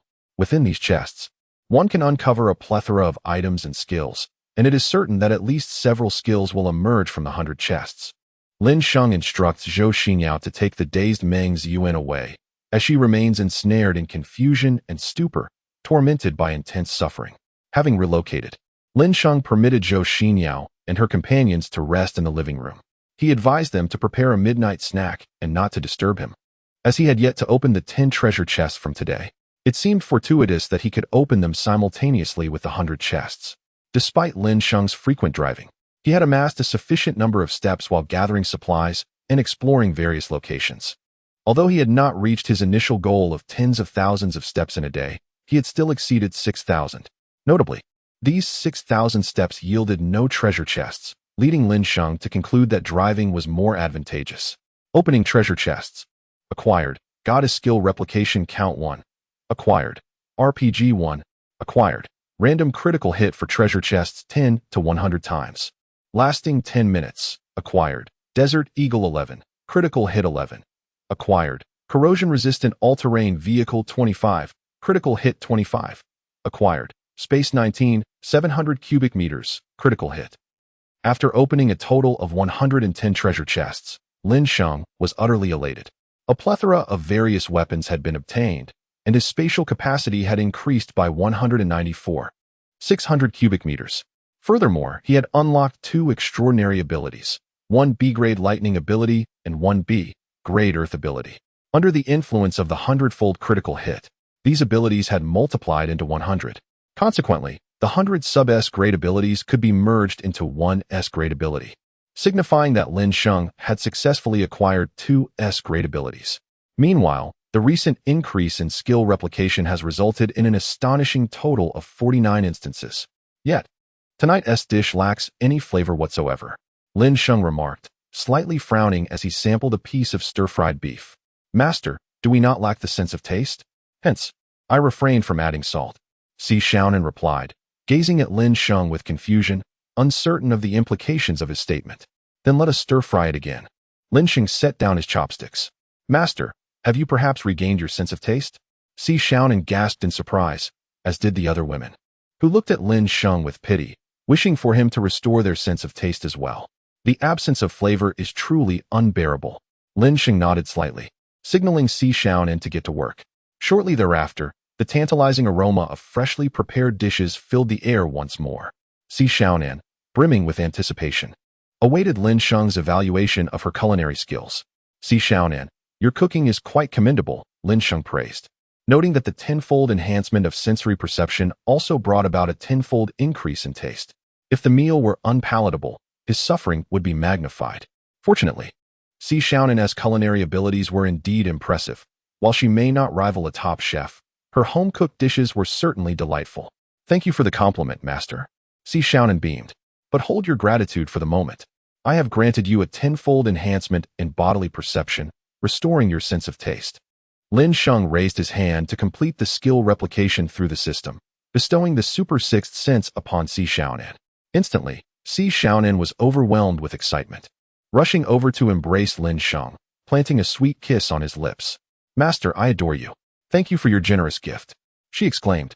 Meanwhile, Zhou Xinyao looked pitiable, frail and helpless, pleading, "Master, master, I desire it too." Lin Sheng cast her a fleeting glance and replied, "If you truly wish for it, then you must perform well. As long as you satisfy me, I shall grant you your wish." With that, he turned to the other women and declared, "You too. As long as you all exhibit your best, I shall not withhold what is due to you. I possess 2 additional S-rank abilities. Whoever stands out the most shall receive one." He then added, "Si Xiaonan, you may also participate in acquiring your second ability." The women were driven to frenzy, clustering around Lin Sheng, their voices soft and coaxing. He found himself relishing this attention, yet the necessity of sustenance loomed. Meanwhile, Meng Zuan remained isolated in the bathroom, rendered invisible, entirely ignored. Even when the others had finished their meal, no one thought to bring her food. Si Xiaonan, being the first among the women to regain her sense of taste, prepared 2 cups of milk tea and settled on the sofa with Lin Sheng, savoring the delightful beverage. Before the apocalypse, milk tea was a common indulgence, but in the aftermath, it had become a precious luxury. Chen Ziyue yearned to return to the water plant immediately, wishing to relocate the entire facility to Lin Sheng in exchange for the extraordinary sixth sense and an S-class ability. Even during her evening gaming sessions, she activated her super mode, managing to eliminate over 20 foes single-handedly, despite Lin Sheng's continued ineptitude. On the other end of the phone, Lin Miao Miao cheered her on amidst Chen Ziyue's extraordinary prowess. The following morning, Meng Ziyuan was released. Although she had not endured a beating, her strength was gradually waning, and she felt a slight discomfort in her body. Before Lin Sheng could emerge from his room, the 4 women, Xingyao, Chen Ziyue, and others, had everything prepared. Even kneeling at the door, awaiting Lin Sheng's awakening. They would not spend the night in his room, nor would he permit it. As Lin Sheng opened the door, he was taken aback to see 4 beautiful maidens kneeling on the floor. "Good morning, master." They chimed sweetly, their smiles radiant and captivating. Chapter 53. Have you forgotten me? What are you doing? For a moment, Lin Sheng was momentarily stunned. Who could resist such a sight? "Master, breakfast is ready, and I shall assist you with your attire." Xingyao promptly rose, her eyes sparkling with eagerness as she helped Lin Sheng into his clothes. "Master, I have arranged for someone to keep an eye on the water plant. They are still gathering supplies, and quite a lot is being transported back each day."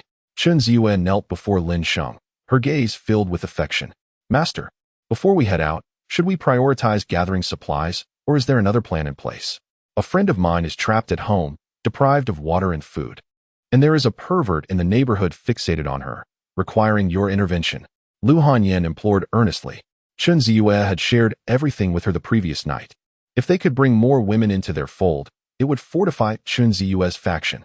The quality of the maids around Lin Sheng was exceptionally high, and naturally, she would not recommend anyone mediocre. "What is her situation?" Lin Sheng inquired while enjoying the assistance of Zhou Xinyao and Si Xiaonan as they helped him change clothes. "She is a fitness instructor, teaching yoga at a gym," Lu Hanyan explained. Having spent some time at the gym herself, instructing women's self-defense, this individual was her former colleague. "Yoga?" Lin Sheng mused, stroking his chin as he sat at the dining table, while Chen Ziyue and Lu Hanyan promptly approached to serve him breakfast. One cannot deny that they would require some provocation to truly unleash their fervor. "Master, my friend can hardly hold out much longer.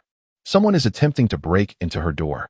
If those individuals capture her, the consequences would be dire," Lu Hanyan urged. The attempt at breaking in was indeed a reality. However, her friend was a wealthy beauty, and her home's alloy security door was not easily breached.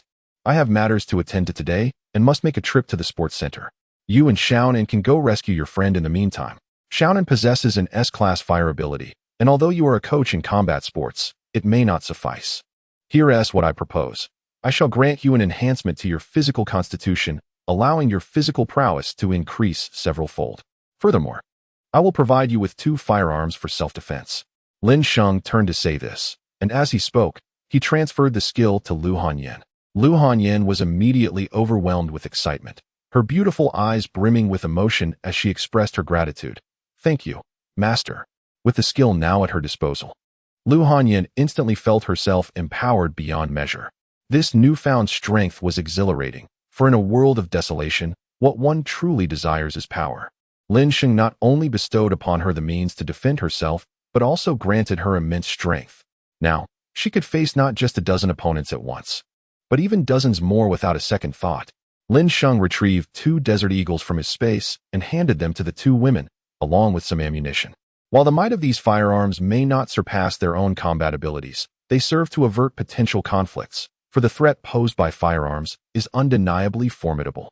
As Lin Sheng took a drag from his cigarette, Si Xiaonan eagerly used her fire ability to ignite it, giggling playfully at his side.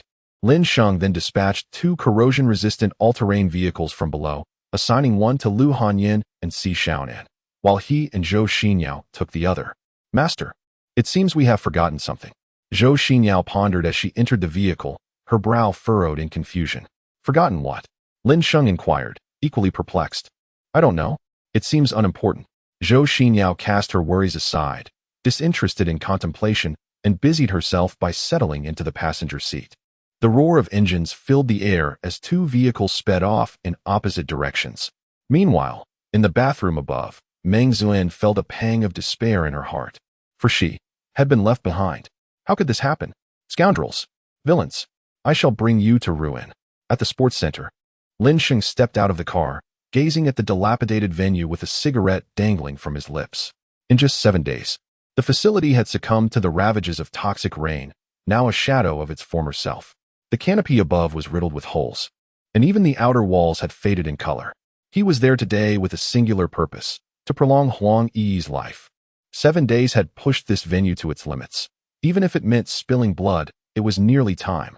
As for the 10 coordinates awarded by the system, Lin Sheng intended to retrieve everyone once he had dealt with the affairs at the Zijin mansion. Even if those individuals marked by the coordinates had met their demise, the system would refresh with new locations, and if they could not await Lin Sheng's arrival, it would only indicate that fate had not favored them. Huang Yi was unable to reach Lin Sheng, her heart brimming with resentment. She sat on the corridor floor, leaning against the wall, cradling a cup of warm iced tea, a meager reward for enduring several hours of relentless torment the previous night. With no savings to speak of, she found that the water vendors, led by the scruffy Huang, had grown suspicious after 2 days of trading and decided to cease accepting money altogether. Those seeking water were required to either toil for them or resolve their problems. Those capable of labor were typically individuals whose families were under the vendor's control. Only then could they procure an umbrella to venture out for supplies. Suddenly, the crisp sound of high heels echoed through the corridor, drawing the attention of numerous onlookers. Men were instantly captivated, while women were left in astonishment. The 2 stunning beauties before them radiated an immaculate aura, tall, confident, and extraordinarily beautiful. In stark contrast, the women in the venue, who could barely muster a score of 90, felt utterly inferior, their bodies reeking from several days without bathing. Huang Yi, reluctant to sip her iced tea, was not yet parched to the point of desperation. Abruptly, 3 figures blocked her path, leaving her momentarily stunned. Huang Yi, look how far you've fallen. How does it feel to drink urine? Lin Sheng mocked her mercilessly. He had repeatedly shown his support for Huang Yi, showering her with affection. Yet, Huang Yi audaciously arrived at the venue clad in a wedding gown, proposing in a most unexpected manner. Her past entanglements with Chen Han, alongside her domineering attitude towards Lin Sheng, unequivocally demonstrated that she deserved such a fate. Lin Sheng, upon recognizing the newcomer, Huang Yi gritted her teeth in fury. She understood that Lin Sheng had come solely to humiliate her. That insufferable man, having been his girlfriend for so many years, should have been enough for him to take pride in. Yet, he remained unsatisfied, abandoning her here while reveling in debauchery outside. Master, is this your ex-girlfriend? She appears to be quite the average woman. Su Xinyao remarked disdainfully. She refrained from commenting on Huang Yi's appearance, as that would imply a critique of Lin Sheng's taste, considering she was his first girlfriend. An average woman? You could not have been more accurate. Lin Sheng scoffed mockingly. If Huang Yi were anything but average, why would she feel superior as a mere nurse? Why would she look down on Lin Sheng's monthly income of 10,000? Lin Sheng, get away from me. Huang Yi instinctively raised her iced tea, intending to splash it at Lin Sheng. Chapter 54. Huang Yi, I drink iced tea. Can you fetch me some water? Chun Ziyue, Sensing the impending turmoil as Huang Yi lifted her hand, swiftly intervened with a kick, sending her several meters away. The onlookers were taken aback by the scene, utterly astonished by Chen Ziyue, the stunning beauty, and her remarkable strength. Lin Sheng, how dare you allow that wretched woman to strike me? I command you to kneel and apologize at once, or I shall sever our ties and never forgive you. Huang Yi cried out in pain. Her words left the crowd speechless. Was she blind? Did she not see the two exquisite ladies before her? They eclipsed her beauty by a staggering magnitude. What right did she have to threaten with a breakup? Why should I apologize to you? Lin Sheng approached, mocking her. To be my girlfriend is a fortune you could only dream of. Do not be so blind to your own blessings. Immediately kneel and apologize. And make those two harlots leave so that I may pretend nothing has happened. Huang Yi bellowed. Are you out of your mind? They possess beauty and grace, and they are willing to sacrifice for me. Why on earth would I forsake them for you? Lin Sheng replied, incredulous. I am your girlfriend. Huang Yi retorted angrily. Apologies, but we have already broken up. Lin Sheng shrugged nonchalantly. If you didn't come here for me, then what is your purpose? You cannot let go of me. Huang Yi asserted confidently. Lin Sheng felt exasperated and replied, I came here to ensure you do not meet your end so swiftly. If you were to perish, how would I ever avenge the grievances of these past years? Since being with you, my wallet has never contained more than $10. You can venture out to indulge in drinks and revelry, spending thousands. Yet I am scolded for purchasing a pack of cigarettes. Do you have any idea how humiliating my life has become? Lin Sheng calmly recounted the past, possessing the courage to confront his history and even greater resolve to sever all ties. Observing Lin Sheng's demeanor in contrast to Huang Yi's, one wonders why Lin Sheng would feel anger towards her. They exist on entirely different planes of existence. Huang Yi, clean the mess on the ground, and I shall offer you a bottle of water. Lin Sheng gestured, and behind him, Zhou Xinyao promptly handed over a bottle. To conceal Lin Sheng's intentions, he had previously tucked the water into Zhou Xinyao's handbag. Lin Sheng, you are going too far. Huang Yi shouted. I am attempting to rescue you. Do not be ungrateful. Lin Sheng retorted with a playful tone. Lin Sheng, get away from me. I would rather perish than drink urine. Huang Yi screamed in fury. Does that imply one bottle is insufficient? Then I shall bring you two. Lin Sheng extended his hand once more, retrieving another bottle of water. Onlookers gazed enviously, eager to seize the bottles, yet the menacing glare from Chen Ziyue deterred them from advancing. Lin Sheng, you are inhuman. Huang Yi shouted defiantly, yet her heart wavered. Without having consumed urine, she would have never endured until today, since she had to drink it anyway. If she could exchange it for 2 bottles of water, it would be a gain.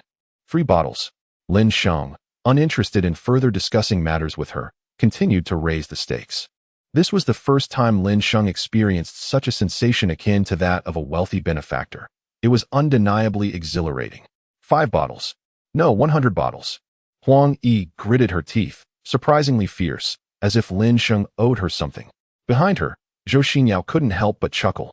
It was her first encounter with someone who could leverage the act of drinking urine as a bargaining chip, even audaciously demanding more. At most, 5 bottles. If you refuse, even if I offer just half a bottle, others would be clamoring for it. Lin Sheng rolled his eyes in disbelief. Fine, 5 bottles it is. Huang Yi quickly replied.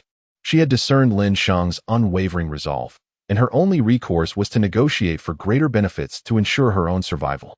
Observing her on the ground, licking the liquid, Lin Sheng suddenly felt a wave of revulsion. Bang!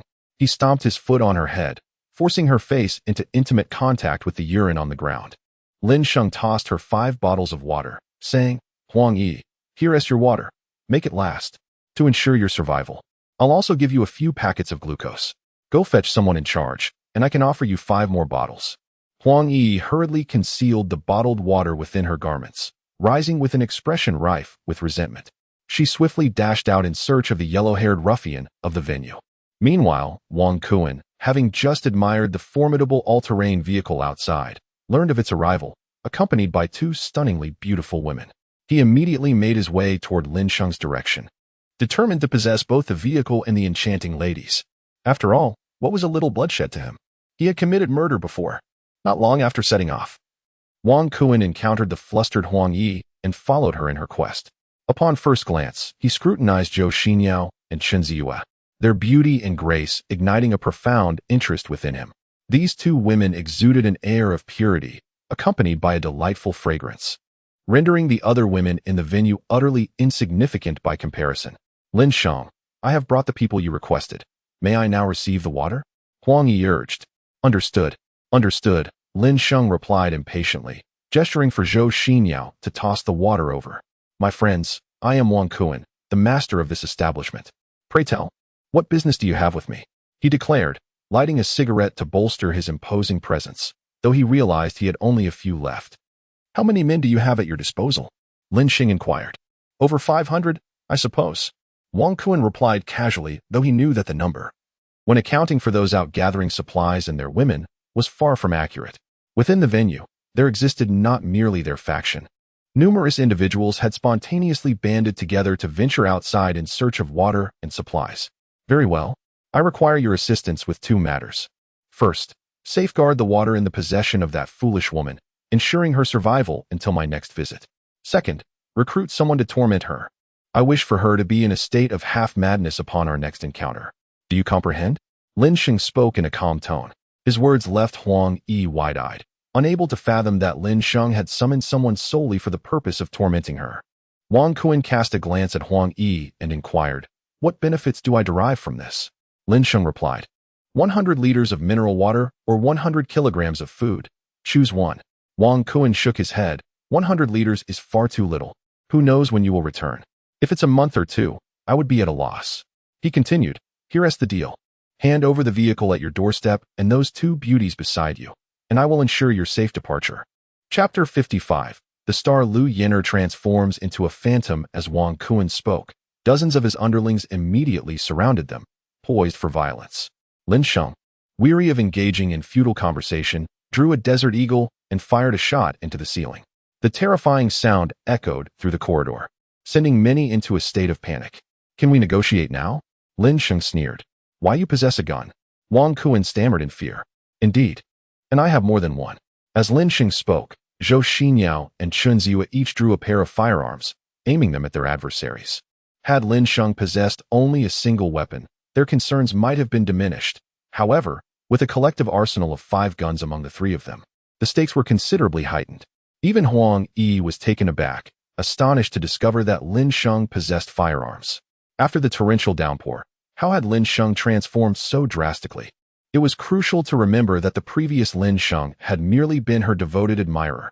Hey, should I have my maid test the weapon for you? To see if it's merely a toy? Lin Sheng scoffed at Wang Kuan and his companions. No. That won't be necessary, Wang Kuan replied, his forehead slick with cold sweat as he forced a smile. It was no wonder they felt emboldened to traverse the terrain in such an all-terrain vehicle. Accompanied by 2 striking women, they evidently had substantial backing to warrant such audacity. Now, can you accept my terms? Lin Sheng commanded the 2 women to lower their weapons and inquired. 100 liters is insufficient. Increase that amount. Wang Kuan lamented, nearly in tears. Then let us settle on 200 liters for a fortnight, shall we? Lin Sheng proposed. For him, 100 or 200 liters of water was negligible. As long as it brought him joy, he would not mind procuring even dozens of tons. Agreed. Wang Kuan nodded in acquiescence. Lin Sheng reciprocated with a nod and instructed Wang Kuan to lead his men downstairs to collect the water. Huang Yi felt an overwhelming urge to flee, but as she attempted to make a move, she was restrained by Wang Kuan's associates, rendering escape impossible. In that moment, fear gripped her and despair washed over her. She could not fathom why Lin Sheng was forcing her into such a predicament. What advantage could this possibly confer upon him? She is indeed Lin Sheng's girlfriend. Lin Sheng emerged with an umbrella, opening the imposing trunk of his all-terrain vehicle, revealing a dazzling array of bottled water. Each bottle contained 6 liters, totaling 200 liters, which amounted to approximately 30 free bottles. Lin Sheng, however, did not take advantage of the situation and generously provided an extra one, bringing the total to 31. As Wang Kuan and his companions carried the water upstairs, they remained enchanted by Lin Sheng's all-terrain vehicle and the 2 beautiful women, acutely aware that they had no standing to act presumptuously. Just as Wang Kuan and the others departed, a disheveled woman hurried towards them, her eyes lighting up upon seeing Lin Sheng. Security officer, you've returned. Could you take me away and bring me home? I can offer you a substantial amount of money. Lin Sheng, puzzled and not recognizing her, inquired, Who are you? The woman brushed her hair back, revealing a strained smile. Her lips were chapped, and her face bore the marks of neglect from a lack of hydration, yet he still managed to identify her. Goodness! Is that the renowned star Lu Yenu? Lin Sheng exclaimed in surprise, nearly mistaking her for a ghost. Indeed, it is I, Lu Yenu replied, nodding. In recent days, she had deliberately allowed herself to appear disheveled to evade Wang Kun. In the venue, there were other individuals capable of bringing supplies back, and she had relied on her celebrity status to beg from them, which was how she had managed to survive until now. Her original score was 94, but it has now fallen to 87, yet the title of Extraordinary Master remains unchanged. Dear brother, please take me home. I'll give you 100 million. Lu Yenu spoke softly, fearing to provoke Lin Sheng once more. Aren't you a big star? What about your wealthy benefactors? Lin Sheng inquired curiously. Well, it's somewhat unexpected. Upon mentioning this, Lu Yenu felt a surge of anger but dared not express it. Oh, to put it bluntly, you've been discarded like trash, haven't you? Lin Sheng pierced through her facade. Lu Yenu recalled their previous interaction, where she had looked down upon him, and now she pleaded, Dear brother, just take me home. I have gold bars at home.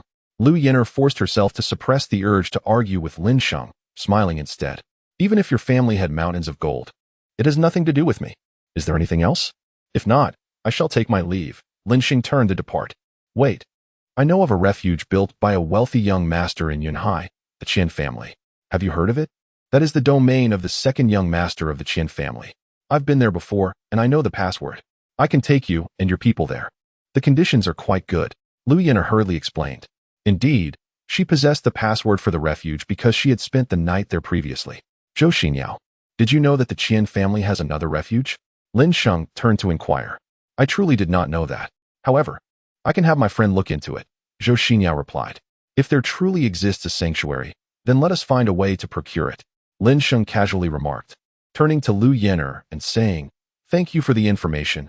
This bottle of water is a token of appreciation. Farewell.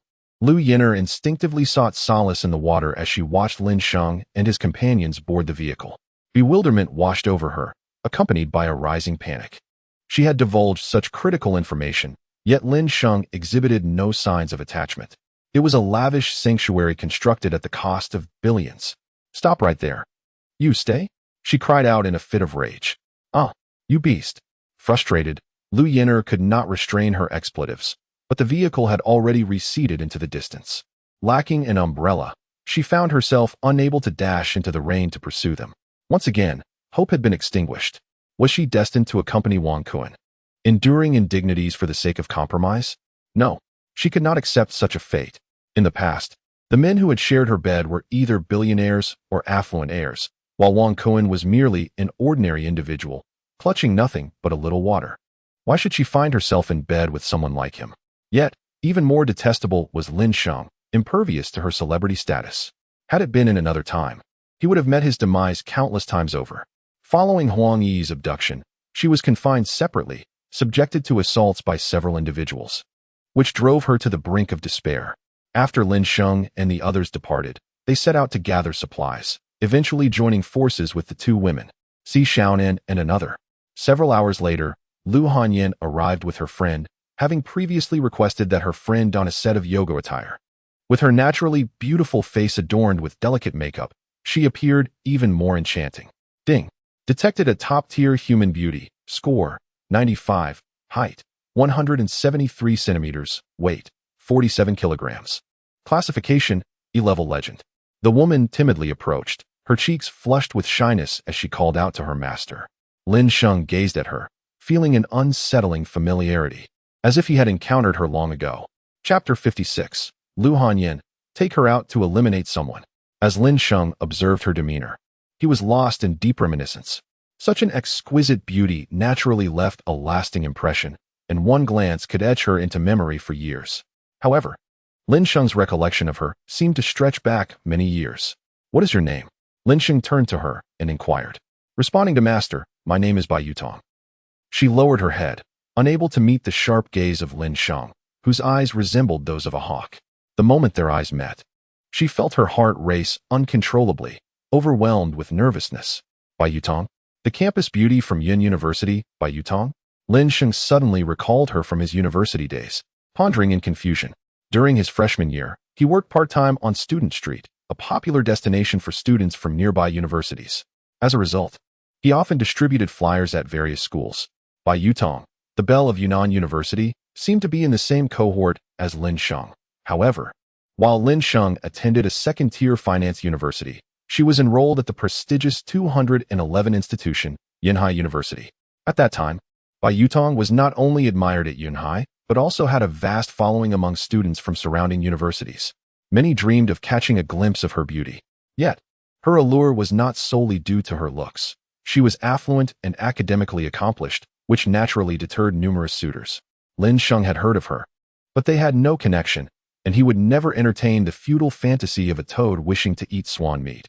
He was content to focus on his own affairs. "Do you know me, master?" Bai Yutong inquired, slightly astonished. "I have heard of you," Lin Sheng replied with a nod. "I used to attend the finance university." "Oh, I see," Bai Yutong responded, understanding without asking any further questions. Before her arrival, Lu Hanyin and Si Xiaonan had shared numerous precautions with her, which she had committed to memory. Originally, she had no intention of marrying so soon and had no thoughts of romance. Her family did not pressure her, let alone expect her to accept the role of someone else's maid. However, an apocalyptic event had completely disrupted her plans. Their home was devoid of water and supplies, and had it not been for Lu Hanyin's timely arrival, she and her family would have faced the threat of being forcibly taken by intruders. "Master, I have just arrived. Is there anything I can do for you?" "I am quite obedient. As long as my master does not find me bothersome, I am willing to do anything for him," Bai Yutong timidly declared. After uttering these words, her delicate face flushed with embarrassment. It was the first time she had expressed such shameful sentiments to a boy, and so proactively at that. In the past, even the mere prospect of sharing a meal with her would leave those boys restless throughout the night with joy. "Are you certain you are willing to do anything?" Lin Sheng asked with a playful smile. Yes, Bai Yutong replied, her cheeks still crimson as she nodded. "Lu Hanyin, take her out to kill someone," Lin Sheng commanded. "Huh?" Bai Yutong was taken aback. She could not fathom that Lin Sheng would ask her to do such a thing. Kill someone? She was incapable of such an act. "Si Xiaonan, you have experience in this matter. Teach her how to kill," Lin Sheng instructed. "Understood, master," Si Xiaonan responded affirmatively. "Master, are you joking? Do you really want me to kill someone?" Bai Yutong suddenly found it hard to accept. "Yutong, you are new here. This is something we all must endure. You need to learn to accept it. If you cannot even bring yourself to kill, the master will surely not keep you around," Si Xiaonan counseled. "This is already the end of the world. Affected by the toxic rain, human order can never return to its former state. At worst, I can find a truly wicked individual for Bai Yutong to eliminate, which would mitigate the burden of guilt. Convincing Bai Yutong to commit murder is a task for Si Xiaonan and Lu Hanyin. Lin Sheng only desires one outcome. Si Xiaonan, if she lacks the courage to take a life, then you must resolve her predicament," Lin Sheng instructed coldly. The reward from Bai Yutong had already been acquired when she referred to Lin Sheng as her master. It granted an increase of 100,000 cubic meters of space. As long as Bai Yutong fulfills the tasks assigned by Lin Sheng, she could remain and be granted the physique of a zombie. "Rest assured, my master. I know what to do. I will surely find a way for her to cross this threshold," Si Xiaonan asserted, patting her chest in assurance. Lin Sheng raised a hand, signaling that she could take her leave. Bai Yutong's expression paled slightly as she was taken away by the two women shortly after her arrival. Lin Sheng casually opened the goddess panel, where a small map window appeared on the side. Upon enlarging the map, the coordinates of Si Xiaonan and Lu Hanyin stood out prominently, alongside another coordinate located far away at the Ritz-Carlton Hotel. In that moment, Lin Sheng suddenly recalled something forgotten before leaving. They had left Meng Ziyuan in the hotel. Damn it! Lin Sheng felt a bit speechless. However, seeing that Meng Ziyuan had not moved, he dismissed the thought, knowing she wouldn't escape anyway. Meanwhile, Si Xiaonan drove a few hundred meters away and stopped beside a dozen zombies. Chapter 57. This is the power bestowed upon us by our master. Envious, are you? The noise of the vehicle caught the zombies' attention. Like a dream disturbed, they slowly turned to approach the car. Si Xiaonan rolled down the window of the passenger seat, allowing Bai Yutong to practice her marksmanship on the zombies. Once Bai Yutong acclimated to the sensation of firing a weapon, dispatching human foes would become a mere instant. Bai Yutong positioned herself behind the electronic gear shift, her form comfortably perched on the cup holder, thus shielding herself from the toxic rain splattering outside. Taking a deep breath, she mentally prepared herself before aiming at the zombie. Bang! The resounding gunshot echoed within the confines of the vehicle and reverberated throughout the vicinity. A bullet struck a female zombie, yet it inflicted minimal damage. The creature continued to advance toward the car, undeterred. Continue firing, Xi Xiaonan commanded. In this regard, she possessed considerable experience. Killing humans directly was excessively stimulating. Although there lay the possibility of awakening latent abilities, her master had alternative methods to acquire such powers, rendering the endeavor unnecessarily complicated. Moreover, the process of obtaining these powers was fraught with unbearable agony. Bang, bang, bang. Bai Yutong, nearly with her eyes shut, squeezed off several more rounds. Fortunately, her hands remained steady. Had they trembled, misfires could have resulted in ricochet. You cannot close your eyes while shooting. It is exceedingly perilous. Do you understand? Xi Xiaonan cautioned earnestly. I understand, Bai Yutong replied, her voice tinged with apprehension. Allow me to give it a try. Lu Hanyan interjected, extending her hand. Bai Yutong handed her the handgun, and she fired from the back seat. Although her aim was somewhat imprecise, her grip remained steady. She had previously visited the shooting range with Chun Ziyue, where each bullet cost 20 yuan. They had ceased their practice after expending over 1,000. As the expenses mounted with every passing moment, Lin Sheng opened a treasure chest, occasionally acquiring bullets, which allowed her to disregard any concerns about conserving ammunition. Sit tight. We shall first retreat a few dozen meters, then load the magazines and continue shooting, Xi Xiaonan instructed earnestly. She started the vehicle, swiftly distancing themselves from the zombies, and retrieved a handful of bullets from the pocket of her blazer, handing them to Bai Yutong for loading. Bang, bang, bang. Bai Yutong continued firing until, after dozens of shots, she gradually acclimated to the sensation. Xiaonan, perhaps we should reconsider. Bullets are precious, and we ought to conserve them for our master, she suggested, lowering the barrel of the gun. Despite her efforts, she had failed to eliminate any of the zombies, leaving her feeling despondent. If she couldn't even take down a zombie with a headshot, how would she manage if faced with them alone? You need not worry about the bullets. Our master possesses an abundance of them, and we do not require ammunition to slay zombies, Xi Xiaonan replied, shaking her head. Then how do we kill them? Bai Yutong inquired, intrigued. With our hands, Xi Xiaonan said, a playful smile gracing her lips as sharp claws sprouted from her fingertips, and a flicker of flame ignited at the tip of her index finger. What? Xiaonan, what is happening? Bai Yutong exclaimed in astonishment. Isn't it impressive? Aren't you envious?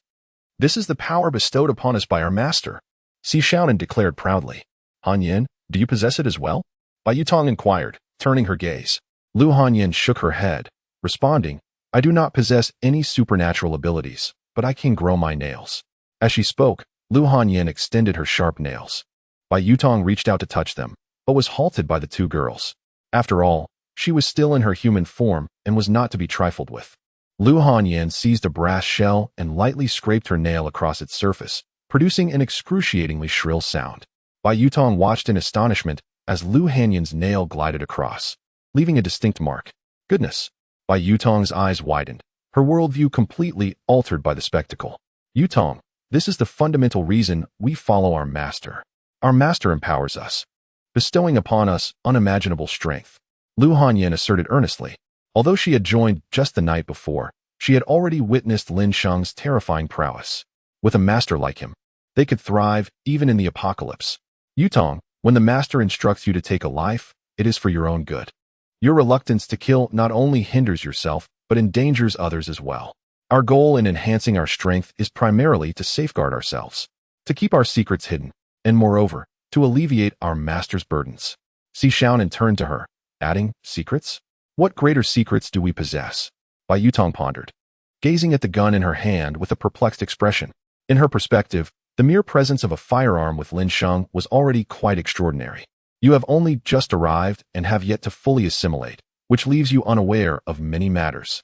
We cannot disclose certain information to you at this moment, as only the master possesses that privilege, explained Xi Xiaonan.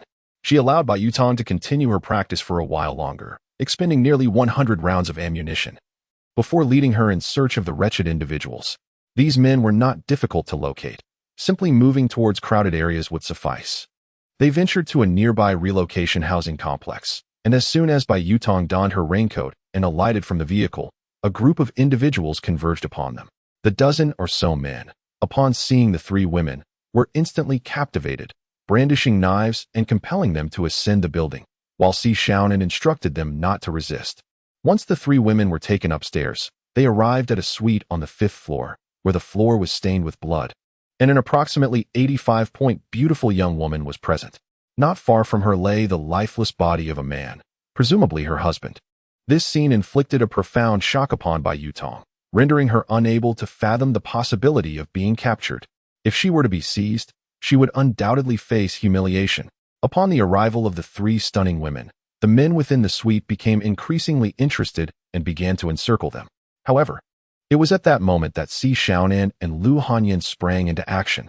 Though Xiaonan's skills were not on par with Lu Hanyan's, they were up against zombies, allowing for countless errors. In a matter of moments, the two women had reduced the number of men in the suite from over 10 to merely 3. Despite their resistance with knives, it proved futile.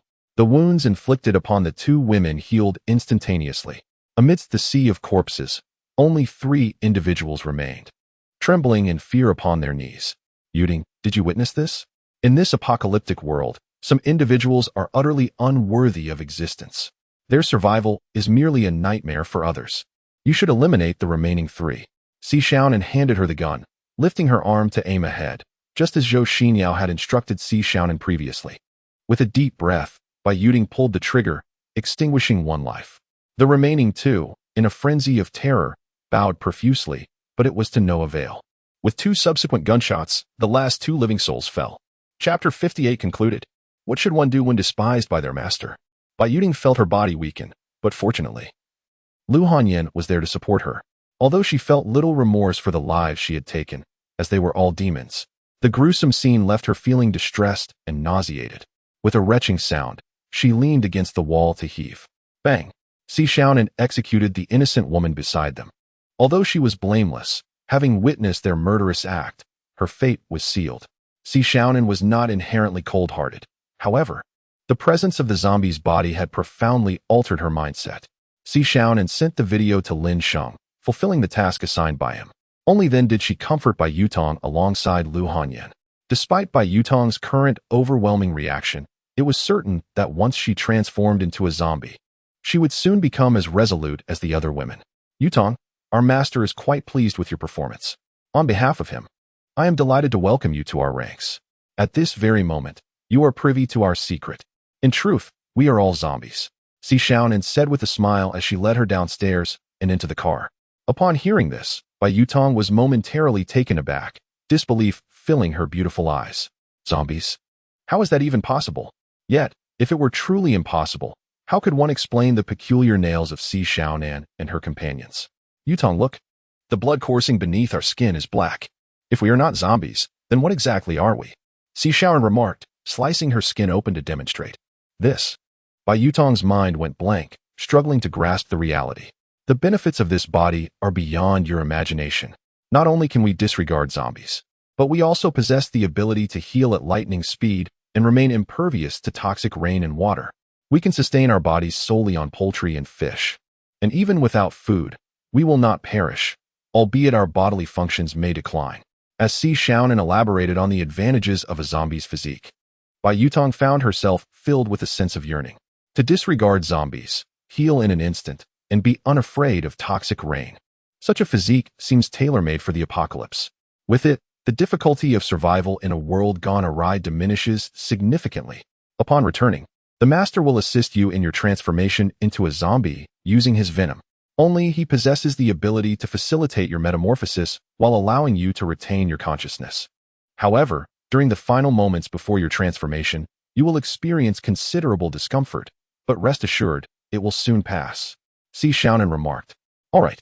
Bai Yutong nodded, a flicker of anticipation igniting within her. They returned to the small supermarket, where Zhou Xinyao emerged from the manager's office and called to her.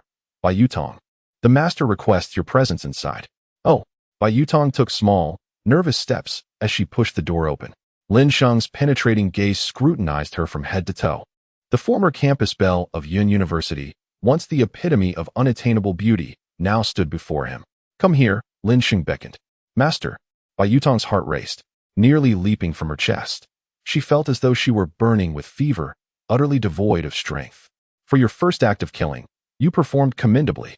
At least you did not crumble like the others, Lin Sheng remarked, igniting a cigarette in praise. Master, it was primarily Xiaonan who prepared me beforehand, encouraging me to shoot the zombies. Otherwise, I would not have dared to pull the trigger, Bai Yutong replied, her voice laced with anxiety, a stutter marking her first experience of such a magnitude. Come closer, I shall assist you in your transformation. Lin Sheng beckoned her to sit beside him and compelled her to consume his blood, which was laced with the venom of death. Before long, a dark web, reminiscent of a spider's silk, began to creep up her arm, inflicting upon her an excruciating pain. She suddenly expelled a torrent of black blood, as the system's hidden rewards promptly activated to stabilize her consciousness and alleviate her suffering. Ding! Detected an increase in the host's family members. The X system grants a reward. Ding! Goddess reward. The goddess Bai Yutong may replicate one skill from the host. First time enhancement reward. S-rank immobilization ability. This ability allows zombies, humans, and other beings of equal or lower rank to enter an immobilization state. The longer the duration, the greater the physical consumption. Requires eye contact for activation. The rewards from the goddess system had been bestowed previously. Yet Lin Sheng was astonished that the X system would grant him an S-rank ability. A critical hit, indeed. He promptly lifted Bai Yutong's chin to meet his gaze. A mere look rendered her immobile, and this sensation caused her heart to race painfully. Bai Yutong, can you speak? Lin Sheng inquired, testing the extent of his ability. Bai Yutong opened her mouth to respond, her words stammering as she found herself unable to move anything but her eyes and lips. What is the master intending to do? Is he going to kill her? Oh no. She did not wish to die. She would obey her master without hesitation. Lin Sheng released the control over her abilities and bestowed upon her the power of accelerated regeneration. As her body regained autonomy, Bai Yutong hurriedly knelt on the ground, trembling as she spoke. Master, my master, have I done something to displease you? Please do not be angry. If there is anything about me that you find unsatisfactory, I shall amend it. I will strive to become a good maid for you. Lin Sheng was taken aback, uncertain as to why she harbored such thoughts. However, she smiled and refrained from offering an explanation. Yutong, what troubles you? Chun Ziyue and Lu Hanyan entered, puzzled by her kneeling posture, appearing somewhat helpless. I seem to have incurred my master's disdain. Bai Yutong choked out, her voice laced with sorrow, resembling a delicate flower weeping, evoking pity. What did you do? Chun Ziyue inquired, her brow furrowing in concern. I don't know. Bai Yutong sobbed, feeling increasingly wronged. She was oblivious to her transgressions. Her master had suddenly sought to immobilize her, and the gaze directed at her was quite fearsome. Yutong, could it be that you previously offended your master? Chun Ziyue speculated. She was the second to be punished after the transformation into a corpse. Last night, Meng Ziyuan had been left in the bathroom all night and had yet to be released. But I didn't know my master before. Bai Yutong pouted, nearly exasperated to the point of collapse. I mean, is it possible that you have met before, but simply forgotten? Chun Ziyue pondered for a moment and replied, perhaps. Ziyue, I feel that my master dislikes me. Will he abandon me? What am I to do? Bai Yutong, in a state of confusion, sought assistance. Bai Yutong was no fool. She understood that if she were to be forsaken by her master after transforming into a zombie, her fate would be sealed. Death awaited her. Chapter 59. Lin Sheng, please take your time to consider. Yutong, do not panic. The fact that your master has not imposed further punishments upon you suggests that there is still room for redemption. Let us devise a plan. And if you conduct yourself well, perhaps you could earn your master's forgiveness. Chun Ziyue said earnestly. All right, then I shall rely on you, Bai Yutong said, her small head hanging in distress, unable to look at the ground. She suspected that during her university days, she had inadvertently uttered something inappropriate to Lin Sheng or committed some indiscretion. She was not typically the kind of woman to stir up trouble. Yet how could she have been so careless? She felt like crying. Chun Ziyue and Lu Hanyan rushed over, massaging her shoulders and kneading her legs, their demeanor cautious, as if they feared inciting Lin Sheng's ire. Observing them, Lin Sheng realized that the earlier misunderstanding was entirely unfounded. However, he was even less inclined to clarify matters. It was only by keeping these women in check that he could minimize the risk of them developing ulterior motives. Lin Sheng led her companions to scour a street, and upon witnessing Lin Sheng's ability to make things disappear, Bai Yutong was struck by both shock and fear. Si Xiaonan was correct. What she knew, or what everyone else knew, was merely the tip of the iceberg concerning their master. Bai Yutong silently admonished herself to earn the master's forgiveness. She absolutely could not be abandoned.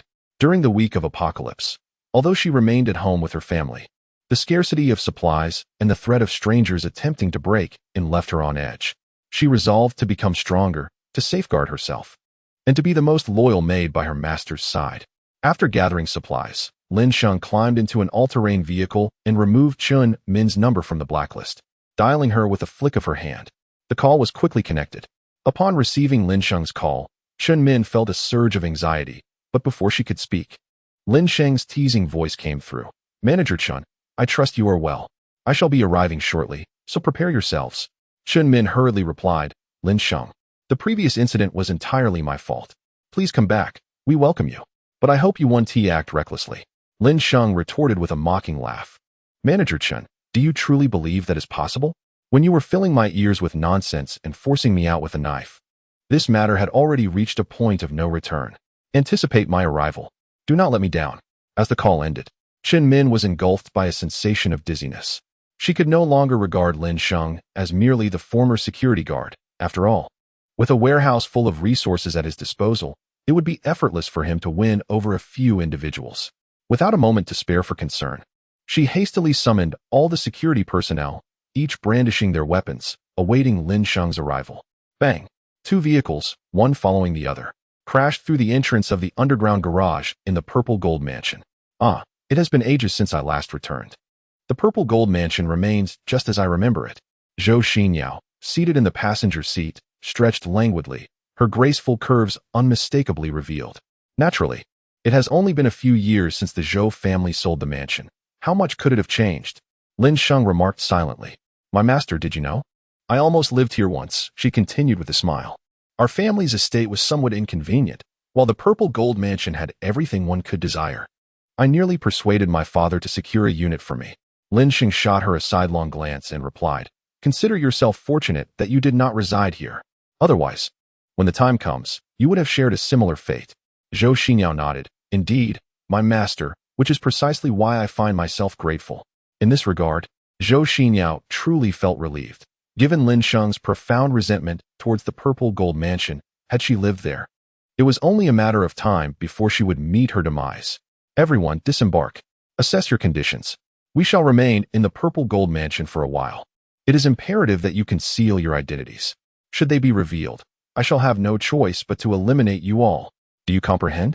Lin Sheng spoke with grave seriousness. Understood, master, the women replied, their expressions solemn. Ascending the stairs, Lin Sheng guided them into a compact elevator that directly connected to the property lobby. This design served a dual purpose, facilitating residents' movements and allowing the property staff to assist with transporting items. Ding! The elevator arrived at the ground floor. Chun Min and the others appeared visibly anxious. The few who had previously aided Lin Sheng were relatively composed, yet the rest were nearly paralyzed with fear. For Lin Sheng had become an entirely different entity. As the elevator doors slowly parted, Lin Sheng emerged alongside 5 ethereal beauties, captivating all in attendance with their breathtaking allure. The sight of such exquisite women lined up was reminiscent of a glimpse into paradise. Lin Sheng, you truly are alive. Wu Gu exclaimed, momentarily taken aback. Then bursting with excitement. Wu Gu, Laoli, I am relieved to see you unharmed. I shall not impose upon you. Please step back. Lin Sheng smiled warmly. Wu Gu and the others recalled the moment Lin Sheng had been bitten by a zombie and how they had rushed to bring her to the lobby for aid. This act of loyalty was not lost on her. Lin Sheng, what of the others? Chun Min inquired anxiously. The elevator had not descended after Lin Sheng's arrival, which struck her as odd. There was only one elevator leading to the property. It was implausible that Lin Sheng had come alone with her entourage of women. The others? They are all here. Lin Sheng turned his head and remarked, Are you the only man here, alongside these women? Not only was Chun Min astonished, but the others from the property management were equally taken aback. Are we not enough? Lin Sheng inquired with a hint of amusement. In that case, Lin Sheng, you should contemplate your decision. If you wish to stay, I can advocate on behalf of the company for your reinstatement to the security team, but if you choose otherwise, please take your leave. Chun Min's expression instantly soured, yet she also breathed a sigh of relief. What? just because you see them as a group of women. Do you believe you possess the authority to threaten me? Lin Sheng scoffed. Is that not the case? Chun Min shot him a glance and retorted, You arrogant fool. Open your eyes wide and recognize who I am. You are the young lady. Chun Min's face blanched in terror, utterly shocked. Although the hairdressing property was not directly under the Zhou family, they had obtained the qualification to operate from them. Initially, Chun Min did not recognize her, but upon a second glance, she nearly fainted. The hairdressing property may be formidable, but that was a matter for the headquarters, unrelated to her role as a property manager. Master, was I disrespectful to you at that time? Zhou Xinyao turned to Lin Sheng and inquired softly. Indeed, Lin Sheng replied with a nonchalant nod. Kneel. As Zhou Xinyao turned again, her expression was icy, and the black handgun in her hand instilled profound fear in everyone present. Chapter 60. It's time to settle the accounts. Chun Min was utterly astonished that Lin Sheng had brought back the eldest daughter of the Zhou family, Zhou Xinyao, after only a few days. She even referred to Lin Sheng as her master. Goodness, has the world gone mad? She was the esteemed heiress of the billion-dollar Zhou family, one of the most powerful elites in Yunhai. I command you to kneel, do you hear me? Zhou Xinyao commanded coldly. Never mind. Let's first incapacitate her. Chen Ziyue approached with Lu Hanyan. Miss, please come to your senses. That Lin Sheng is merely a security guard.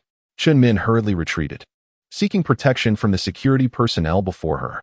Dare to speak ill of the master, and you may lose that mouth of yours. Chen Ziyue drew a dagger, her demeanor quite intimidating. Do not kill. I still wish to enjoy them slowly. Lin Sheng reminded nonchalantly, a cigarette dangling from his lips. Yes, master. The three women who stepped forward nodded in agreement. Lin Sheng, do not act recklessly. Manager Chun and the others will apologize to you. Please show mercy. Wu Gu interjected, hastily trying to defuse the situation. Wu Gu was aware of how shameless his words sounded, especially since Lin Sheng had already faced death once. But he couldn't bear to witness the chaos that was about to ensue. The supplies within the community were rapidly depleting, and someone needed to venture out to gather more.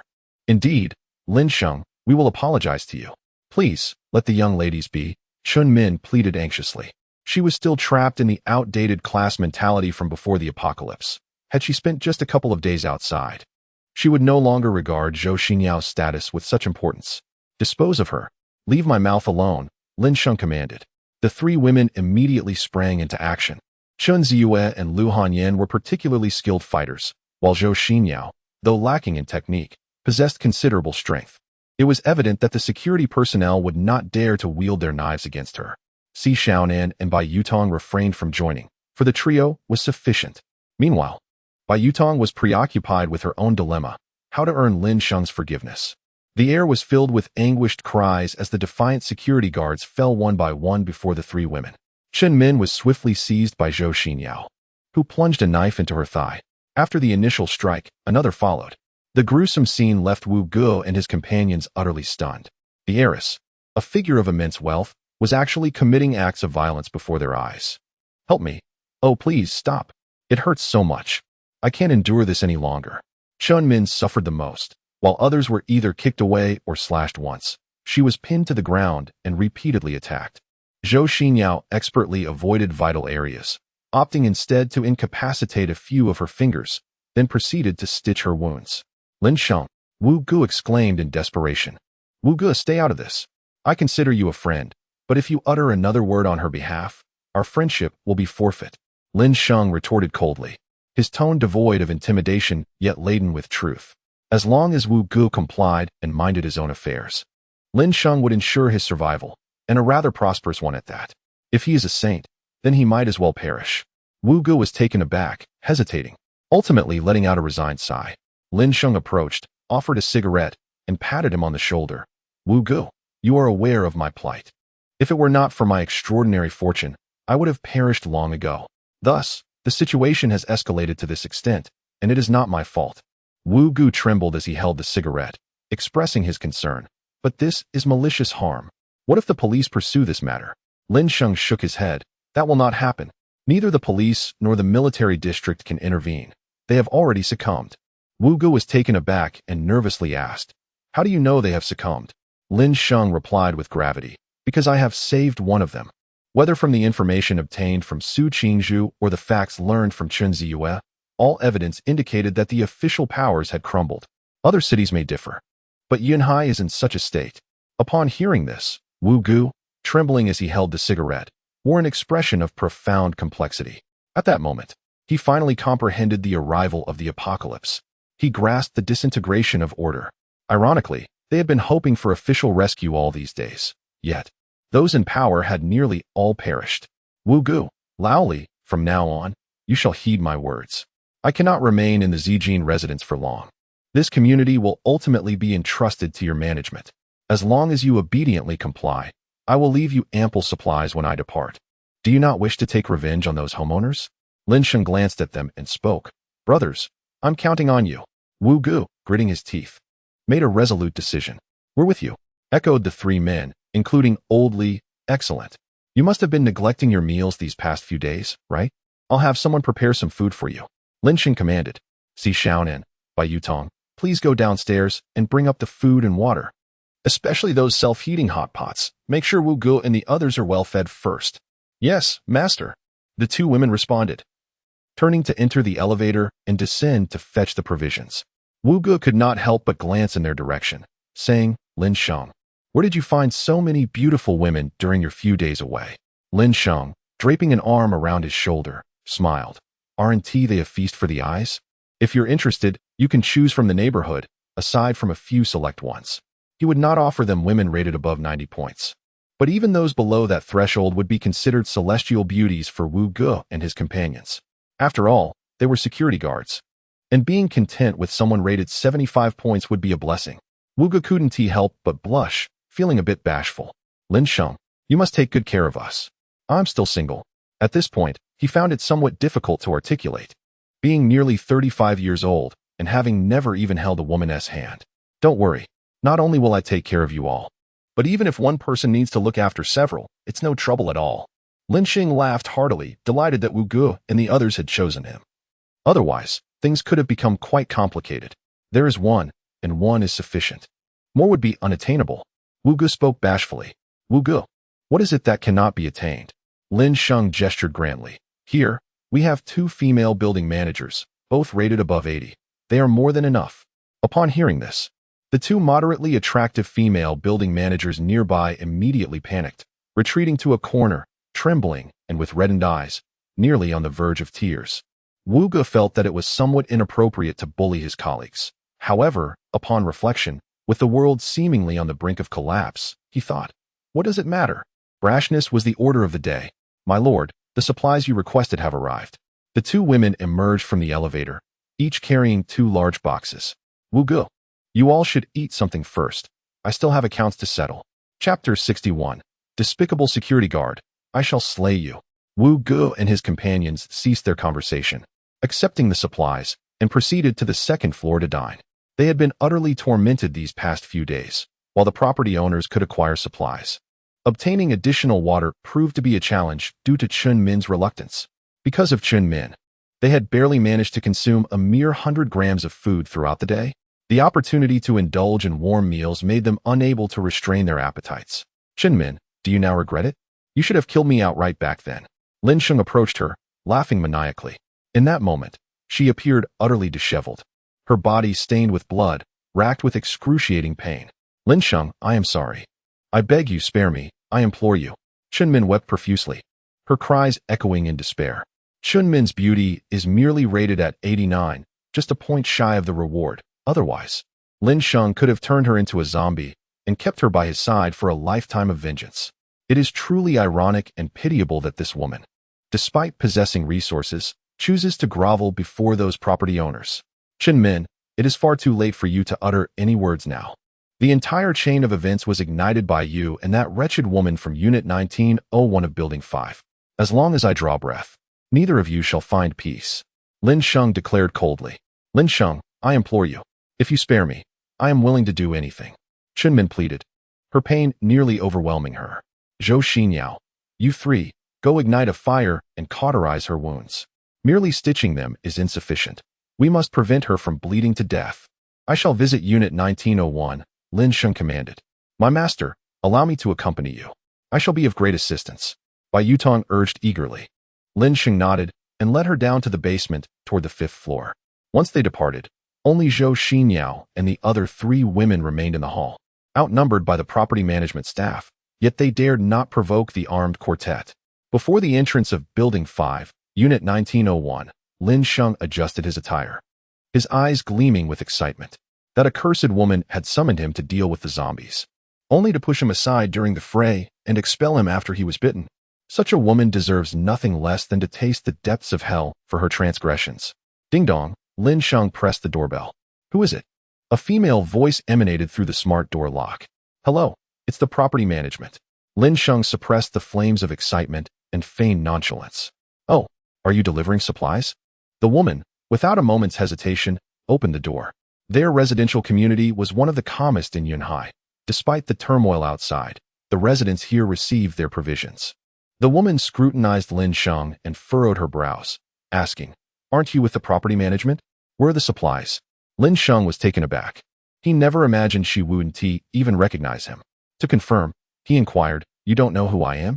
The woman crossed her arms and disdainfully retorted, Who are you? Why should I know you? At that moment, the super goddess system chimed in, Ding dong. Detected a top-tier beauty score, 95, height, 167 centimeters. Weight, 44 kilograms, classification, D-grade rare. Lin Sheng found her words amusing and erupted into laughter. Ha. The woman looked at him with further disdain. Are you sick? If you're ill, go out and bother someone else. Lin Sheng pointed to his own face, grinning malevolently. You don't even recognize me? How amusing.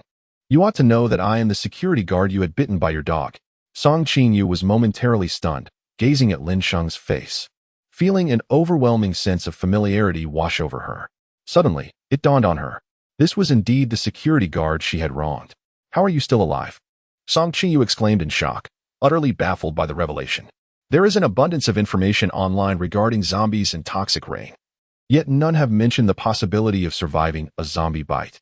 A faint smile graced Lin Sheng's lips as he remarked, If heaven has decreed my survival, what can you do about it?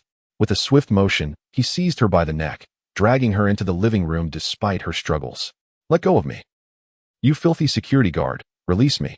Song Qingyu cried out in pain, her voice hoarse. How dare this wretched guard lay a hand on her? Where did he find the audacity? With a mere complaint to the property management, this insolent guard would be in serious trouble. Slap. Lin Sheng struck her face with considerable force, nearly rendering her unconscious. Bai Yutong entered soon after, promptly shutting the door behind her. You scoundrel of a guard. I will make you pay for this. Song Qingyu shouted in fury. Slap. Lin Sheng raised his hand once more, delivering another resounding blow. Each strike was delivered with such vigor that it threatened to leave bruises on her delicate visage. It hurts so much. Ah, you wretched guard. I will tear you to pieces. Tears streamed down Song Qingyu's face as she cried out in agony. Her beloved zombie teddy bear had been disposed of by someone, leaving her utterly alone in her home. As Lin Sheng continued to strike her, each slap fueled his satisfaction, especially as she resisted and cried out louder. Damn it! You miserable fools, this is what you get for not treating the security guard with respect. I was wrong. Please, stop hitting me, sob sob sob. Song Qingyu pleaded, her voice choked with despair, unable to endure the pain any longer. No, you are not at fault. It is I who am to blame. Lin Sheng shook his head, proclaiming, I am sorry, I was wrong. I truly erred. Song Qingyu was further startled by his tone, while internally she incessantly cursed the damned property management, wondering why they had not yet come to her aid. If she were to perish, would these worthless security guards bear the responsibility? No, you are indeed not at fault. I relish your haughty demeanor, dismissing us mere security guards. For when it comes to a scuffle, it is truly exhilarating. Lin Sheng declared. Woo woo woo. Please let me go. I am affluent. I can offer you money. Song Qingyu choked out. Money? What value does that hold? The account between us has merely begun. In the days to come, you shall persist in a relentless struggle through agony and torment. Lin Sheng laughed heartily, crushing her scapula and injecting her with venom. In that instant, she screamed in excruciating pain, her heart-wrenching cries sending shivers through the neighbors above and below. She longed to flee, yet escape was futile. With a swift strike, Lin Sheng rendered her unconscious. When she regained awareness, she found her hands ensnared in webs, black blood gushing from her throat. At that moment, fear enveloped her. for this was the harbinger of zombification. How could she transform into a zombie? Was this wretched security guard a zombie? Oh no, it is over. She has become a zombie. Ding dong. Detecting that the host is exacting revenge on the zombie goddess Song Qingyu. The system forcibly unlocks hidden rewards. Hidden reward. Preserve the goddess's full consciousness. Aha, forcibly unlocked? Delightful. Lin Sheng, overwhelmed with excitement, raised his hand and bestowed upon her the skill of rapid regeneration, pulling her up and delivering a powerful punch. Chapter 62. It is too late to say anything now. Song Qingyu, racked with excruciating pain, cried out in anguish, weeping uncontrollably and desperately pleading for mercy. In that moment, she truly regretted it. She regretted not having Lin Sheng come to her home to deal with her dog, but rather regretted that after being bitten, she had not instructed the property management to eliminate him. At that time, Lin Sheng had already been infected with zombie venom. Thus, killing him would have posed no issue. Moreover, he had genuinely transformed into a zombie. Oh heavens, why allow such a person to live? Is this not a calamity for others? Lin Sheng utilized the copy skill of the goddess once more, granting her the super sixth sense, which not only enhanced her sense of taste, but also inflicted even greater anguish. While Lin Sheng could voluntarily shut off the sensation of pain, she could not. A tenfold perception translates to tenfold suffering. Bai Yutong, listening to the commotion from outside the door, felt no turmoil in her heart. Having learned the entire story on her way here, she understood the reasons behind Lin Sheng's transformation into a zombie, thus believing that Song Qingyu deserved her fate. It was only natural for the master to seek revenge against one who treated them so poorly. She had once caused the master to die, therefore, what right did she have to escape death herself? Alas, the pain is unbearable. Song Qingyu cried out in agony. Her anguished wails echoed through the floors above and below, prompting some residents to message the property management in the group chat, urging them to investigate. However, the staff were preoccupied with their own troubles, leaving no room to attend to Song Qingyu's plight. Why has the pain intensified so? Song Qingyu pondered, bewildered. Had she not transformed into a zombie? Should she not, therefore, be devoid of the sensation of pain, much like those undead creatures? Yet, she found herself enduring a torment more profound than during her human existence. She longed for release. Could anyone come to liberate her? To those who believe their modest status affords them the right to look down upon the lower echelons. When the floor is dirty, you command us to clean it and question our actions without consideration. We do not possess countless eyes. If the corridor floor becomes soiled, how could we possibly notice it immediately? At times, even a barely visible footprint draws your ire. Moreover, while we are occupied addressing the concerns of other residents, you demand our assistance with your packages or other tasks. Even when a water heater, installed by someone else, leaks, you attribute the fault to us. Lin Sheng vented his frustrations. In comparison to Huang Yi, the grievances he endured at the Zijin residence were far more numerous and profound. The residents of the Purple Gold Mansion are indeed affluent, yet they are nothing short of beasts. When they encounter a few cultured homeowners, they feel as if they have stumbled upon treasures. Even a mere greeting can leave a lasting impression on them. Who says that the wealthy are inherently refined and cultivated? Many have amassed their fortunes by exploiting those from the lower echelons, profiting from their labor while commanding their efforts. How many among the elite truly possess noble qualities? Stop. I'm sorry. Truly sorry. Song Qingyu pleaded, her voice choked with emotion. At this point, it is too late for words. You have brought me to this state. You must bear the consequences. Lin Sheng replied coldly. After 3 hours of brutal assault, Lin Sheng emerged from the room, allowing Bai Yutong to enter. Song Qingyu's strength had been utterly depleted, her wounds beyond recovery, and the agony from her heightened senses was becoming increasingly unbearable. It was Bai Yutong's first experience in inflicting pain, but as per her master's command, she would comply. She could not allow her master to feel disappointed in her. Lin Sheng instructed Bai Yutong to continue until his return. As he turned away, he headed back to the property management office, where Wu Gu and the others had already dined and were waiting. Lin Sheng, they called as they approached. What has become of the female homeowner from Unit 1901? Old Li inquired, not out of concern for Song Qingyu, but rather to learn about the events that transpired. She won't die?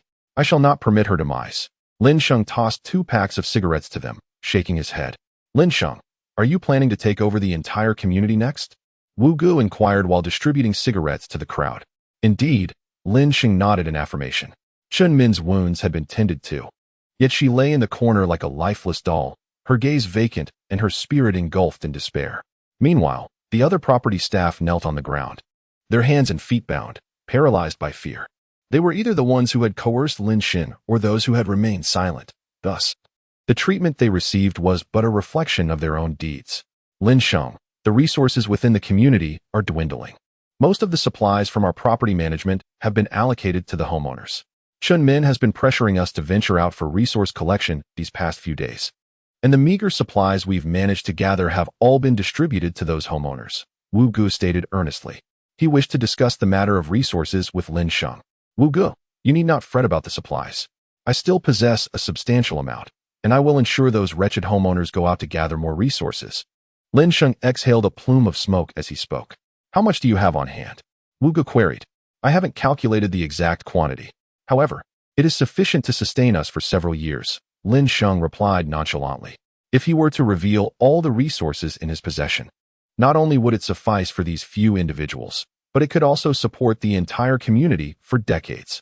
Water is one aspect, and the food alone amounts to hundreds of thousands of tons. Several years? Such an abundance. The group was astounded. How could Lin Sheng have gathered such an abundance of supplies in just a few days? Lin Sheng, where are your supplies? Let us assist in transporting them. Old Li suggested. It's quite all right. My supplies are stored in an exceedingly secure location, impervious to theft, Lin Sheng replied, waving his hand dismissively.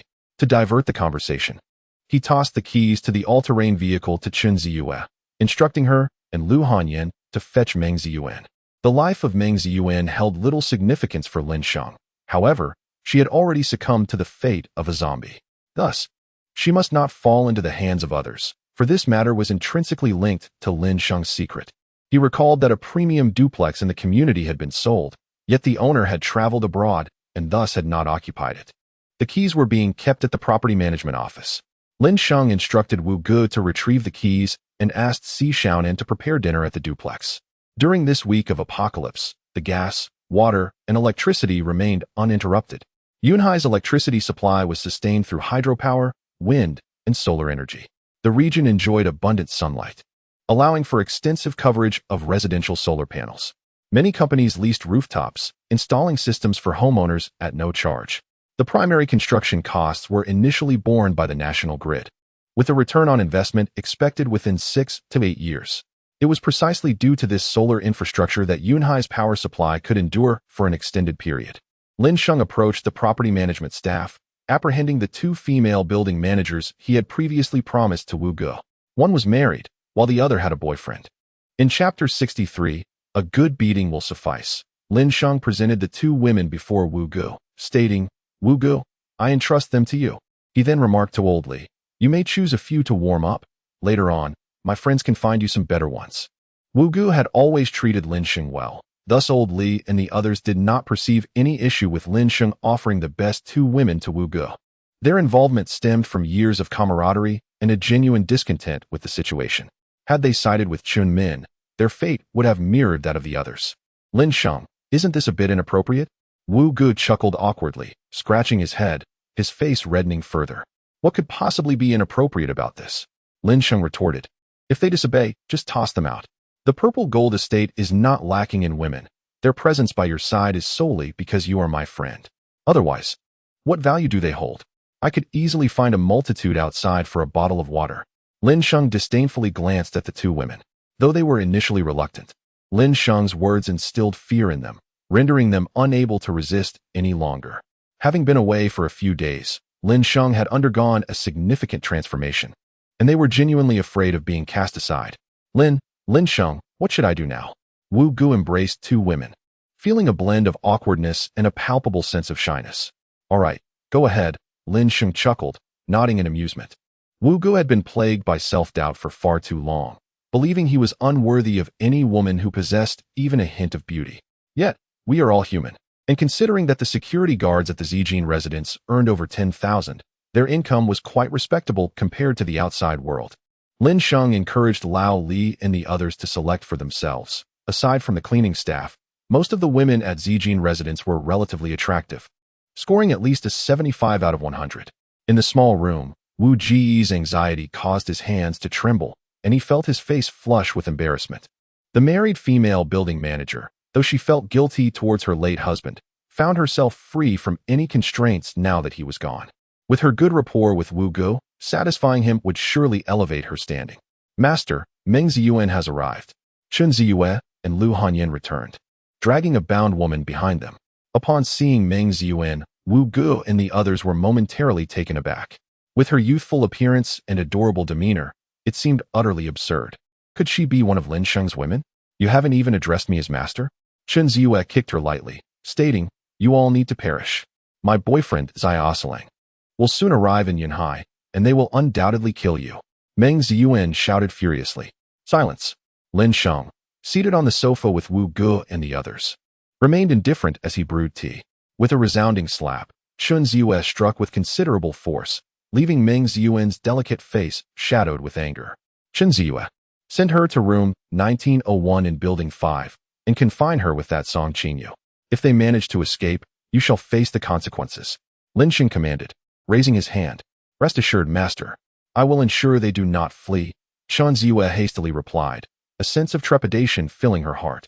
She could hardly fathom the horrifying image of being abandoned by Lin Sheng. Master, the meal is ready. You may dine now.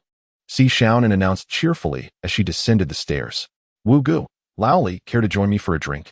Lin Sheng inquired, rising from his seat. Absolutely. Wu Ge and the others responded, also standing up.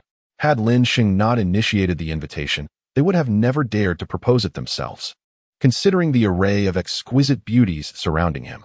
However, with Lin Sheng extending such a courtesy, they felt obliged to reciprocate, especially since they sought to strengthen their connections through him. Before their departure, all the property staff were securely bound, monitored by overhead surveillance to thwart any nefarious attempts at escape. In the 6th building, on the top floor, within a luxurious duplex spanning 300 square meters, Lin Sheng and Wu Ge were seated in a spacious and comfortable dining room. The table was laden with an array of delectable dishes, including spicy frog legs, stir-fried beef, and steamed hairy crabs. Even the soup was a nourishing tonic. Lin Sheng had placed several bottles of Wuliangye on the table. Although he shared a good rapport with them, he could not afford to present the finest delicacies, as this was a hierarchy established in the aftermath of the apocalypse. You adhere to my guidance, and that signifies friendship. If not, I shall not concern myself with your affairs, he thought. The mere sight of the spread was enough to entice Wu Ge and the others, who eagerly picked up their chopsticks, unable to contain their saliva. Dear guests, the dishes are served, announced Si Xiaonan, presenting boiled prawns and garlic stir-fried water spinach. Please sample the flavors. Should it not meet your satisfaction, I shall prepare another batch. The women were bustling in the kitchen, preparing ingredients and appetizers for Lin Sheng and his companions. Given that this residence had been unoccupied, it also required some cleaning. Sister-in-law, this is excessive. Far too much food. We cannot finish it, Wu Ge exclaimed hastily. Wu Ge, I am merely the servant of the host. You mustn't address me in such a manner, as I cannot bear the weight of that title, Si Xiaonan replied, shaking her head. Is it not the same? Wu Ge scratched his head in confusion. It is different, she insisted. You all enjoy your meal. I shall return to the kitchen to prepare more dishes, Si Xiaonan said as she turned to enter the upscale kitchen. The Zijin residence not only boasts a prestigious location, but it also features exquisitely furnished interiors upon delivery. The renovation standards set by the Zhou family are remarkably high, exuding an air of luxury at first glance. Once the preparations were nearly complete, Si Xiaonan and her companions took some meals to their rooms to dine. Their obedient demeanor evoked envy among Wu Ge and the others. Each of them resembled celestial beings, yet displayed an endearing submission, akin to imperial treatment. Lin Sheng, how have you managed to make them so obedient? Wu Ge and his friends were curious, especially regarding Zhou Xinyao, the heiress of a billion-dollar fortune. Previously, they would have never dared to dream of associating with women of such caliber. Lin Sheng chuckled and replied, It's quite simple. With women, a good spanking will suffice if they misbehave. Wu Ge and his companions were rendered speechless. Was this not sheer arrogance? Can women even be struck anymore? Even a mere glance could result in a scathing essay and online harassment. Meanwhile, the men engaged in discussions covering a range of topics from apocalyptic scenarios to global affairs, ultimately touching upon women. Zhou Xinyao and her friends, after finishing their meals, began to deliberate on various outfits, all in hopes of captivating Lin Sheng's attention. As the drinks flowed freely, Meng Ziyuan and Song Qingyu from room 1901 exchanged bewildered glances, unnoticed and forgotten by all. Chapter 64. We pay to support you, yet you dare to defy the heavens? As Lin Sheng and his companions concluded their revelry, it was already past 1 in the morning. Lin Sheng entrusted Wu Gu with a firearm for self-defense, while Wu Gu and his companions acquired a set of keys, taking refuge in a vacant spacious flat. Lin Sheng imposed a stern stipulation upon them. While they could indulge in the company of women, they must never bring them back to their residence for the night. Should they fall victim to abduction, Lin Sheng would remain indifferent to their fates. His words were laden with gravity, and they etched his warning deeply into their minds. The women settled in the living room, each clutching a firearm, poised to retaliate at the slightest sign of intrusion. Lin Sheng, gazing at the points panel, felt a pang of frustration. Thus far, he had accumulated a mere 27 points through enhancement, while the abilities available in the marketplace each demanded no less than 200 points. Fortunately, he possessed an X-step system that could reward him with treasure chests. Due to Lin Sheng's indulgence in alcohol that evening, Lin Miao Miao refrained from seeking him out for a game. By the time noon arrived the following day, Lin Sheng awoke naturally, refreshed himself, and had a leisurely lunch before summoning Wu Gu and the others downstairs. The property management staff, restrained throughout the night, lay scattered on the ground, utterly exhausted. Chen Min, in particular, appeared nearly lifeless. Lin Sheng instructed the female property manager to provide her with some water and food, which helped her regain a semblance of vitality. He then took her phone, rejoined the community group of homeowners, restored the permissions, and utilized his account to tag everyone in the group. Dear homeowners, good afternoon. I am Lin Sheng from the Hair Property Management. I will give you 10 minutes to gather in the basement. Attendance is mandatory. Those who dare to absent themselves will face consequences. As Lin Sheng spoke, he shared images of the blood on the lobby floor and the sight of the property staff bound together in the group chat. What do you intend to do? Inflicting violence upon your colleagues is a crime, and one must bear the repercussions. Chen Min, the property manager, what is happening? The situation at the property has spiraled out of control, and you are not addressing it?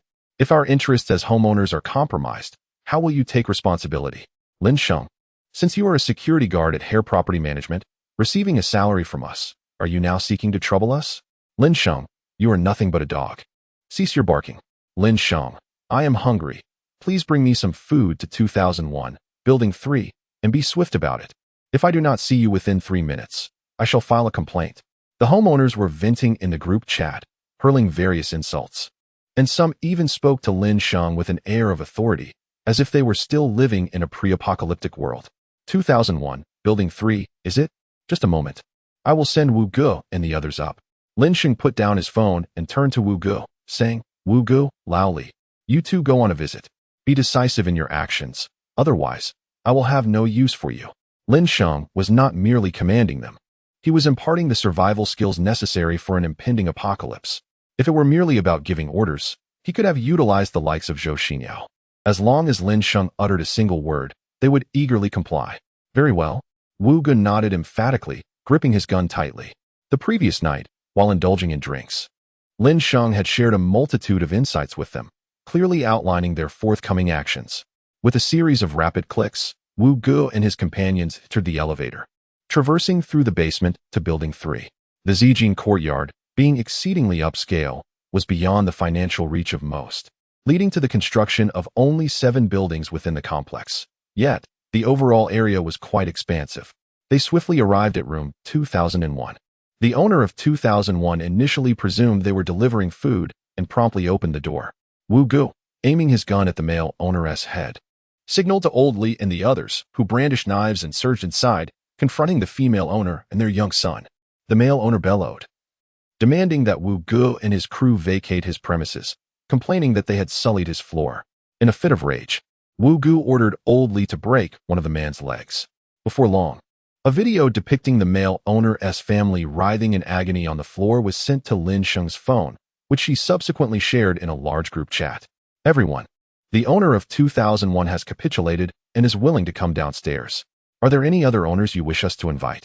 Lin Sheng inquired with a hint of mockery. Lin Sheng, how could you act in such a manner? We pay you to serve us, yet you have turned against us. Lin Sheng, you are utterly inhumane. I shall file a complaint against you and ensure you lose your livelihood. The owners expressed their collective outrage, observing their fervent comments in the group. Lin Sheng couldn't help but laugh. Lose my livelihood?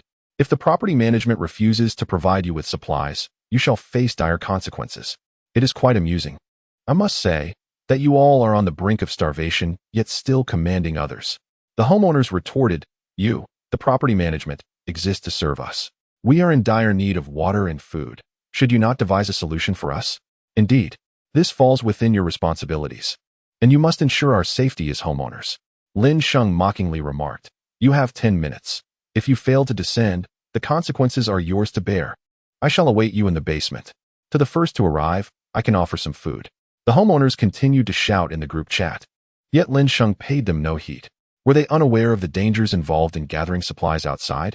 No, they were indeed aware. But with someone to command, why would they risk themselves? Lin Sheng led the women downstairs, followed closely by Wu Gu and a few others. After 10 minutes, only a handful of homeowners emerged. Observing this, Lin Sheng chuckled and announced in the chat, it seems you are quite disobedient. Very well, I shall commence with Building 1. Unit 201, be prepared. The first floor of the purple gold courtyard is an open space, with homeowners residing only from the second floor upwards. The owner of Unit 201 replied, come on. My door costs 30,000 for high-strength security. Let us see how you manage to breach it. Lin Sheng chuckled lightly. Very well, then wait and see. He instructed Wu Gu and the others to keep an eye on the few homeowners while he proceeded to Building 1 with the women. A set of acetylene equipment was discarded by Lin Sheng. The gate of the Zijin residence opens outward, thus the hinges are positioned externally. Hearing unusual noises from outside, the occupant of room 201 exhibited disdain, even going so far as to lock the security lock on the gate in front of Lin Sheng. A peculiar sound emanated from outside, prompting the resident of 201 to activate the intercom feature of the electronic lock and peer through the camera. Upon spotting the acetylene equipment, he was nearly struck with terror. This incompetent security guard is truly serious. He has even resorted to using acetylene? Stop. You better halt this immediately. This is my home's entrance. You cannot vandalize it. You are infringing upon private property, and I have grounds to sue you. Do you comprehend? A furious shout echoed from the smart lock. Chapter 65. Brother, I was wrong. Sue me, go ahead. If the court is still open, I'll take your surname. Lin Sheng dismissed the threat, continuing to cut. I told you to stop. Do you not understand? The resident of 201 bellowed. I will not cease. What can you do to me? Lin Sheng retorted. Stop it right now. The occupant of 201 was utterly frantic, genuinely fearing that Lin Sheng might enter. This roughneck could even overpower the property management staff and had previously assaulted other residents. What was to stop him from turning his aggression towards himself? Amidst his tirade, Lin Sheng donned noise-canceling headphones and resumed his task. After severing 3 hefty lotus leaf axles, he inserted a crowbar into the crack of the doorframe, simultaneously widening the frame and prying the door open. The owner of Unit 201 fell into despair, suddenly overwhelmed with the urge to kneel and plead with Lin Sheng for mercy. Before the frame was secured, it gaped slightly from the wall, a gap filled with foam adhesive. Yet, astonishingly, Lin Sheng managed to bend the high-strength alloy edges of the doorframe, revealing a crevice through which he inserted the crowbar to commence his forceful entry. When had their community acquired such a formidable security guard? Good heavens! Even a special forces soldier could not accomplish this. With a resounding crash, the heavy alloy door was pried free and thudded heavily to the ground, startling the occupant of Unit 202 nearly to death. Lin Sheng recorded the scene on his phone, stepping inside to confront the owner of Unit 201, saying, "You refuse to come down, do you? Still taunting me in the group, are you? You could have continued living peacefully, but you chose to court your demise. Thus, it is time to bid farewell to this world." The owner of Unit 201 quickly sank to his knees, pleading, "Please, brother, don't. I was wrong. I'm willing to come down. I beg you, spare me." Lin Sheng revealed a handgun to the camera, then aimed it at the forehead of the owner of Unit 201. In that moment, the owner's heart quaked with terror, and a wave of warmth spread beneath him. He had clearly lost control. Goodbye? Lin Sheng pulled the trigger, delivering him a metaphorical peanut. Before sending the video to the group chat, the homeowners in the group were all in a state of panic, utterly taken aback by the revelation that Lin Sheng possessed a firearm. An expert quickly identified it as a Desert Eagle, a model renowned internationally. The owner of Unit 202, trembling with fear, hastily opened the door. The voice of his family of 5 softened significantly as they pleaded, "Please, young man, we are willing to come downstairs. We beg you, do not harm us. We are willing to comply." Lin Sheng raised his hand, signaling them to leave. Without a moment's hesitation, they scrambled downstairs in a state of fright. Next was Unit 301 in Building 1. "Prepare yourselves," Lin Sheng announced in the group, issuing a death notification. "Please, we have already descended to the basement." The owner of Unit 301 quickly messaged, even providing photographic evidence. "Is the whole family present?" Lin Sheng inquired. "Yes, everyone is here," came the swift reply from Unit 301. "Excellent. And what of Unit 302? Lin Sheng continued to question. "They are also present," responded the owner of Unit 302. Lin Sheng instructed Wu Gu to recount the owners present, informing him of those who had not yet arrived, intending to instill fear in Lin Sheng. Remarkably, 95 of the homeowners had complied and descended, while a few stubborn individuals still believed themselves invincible. Lin Sheng, accompanied by several women, turned to head towards Building 2. The female owner of Unit 2404, an avid marksman, possessed a high-powered crossbow, which was originally intended as mere decoration. However, at this moment, it transformed into her weapon of retaliation. Aware that chaos was inevitable within the community, she had dismantled several pieces of furniture in her home over the past few days, crafting makeshift arrows. Although their precision was lacking, they would suffice for close-range confrontations. The supplies delivered by the property management were mostly stored in her home, mingled with her own provisions. Her initial plan was to wait until the community settled into disarray, then wield these weapons to dominate the neighborhood. However, upon learning that Lin Sheng possessed a firearm, she resolved to take action. Securing Lin Sheng's handgun would prove far more intimidating than her crossbow. Knock, knock. Lin Sheng approached the door and smiled. "Hello, resident of 2404. Do you intend to emerge willingly, or shall I force the door open and drag you out?"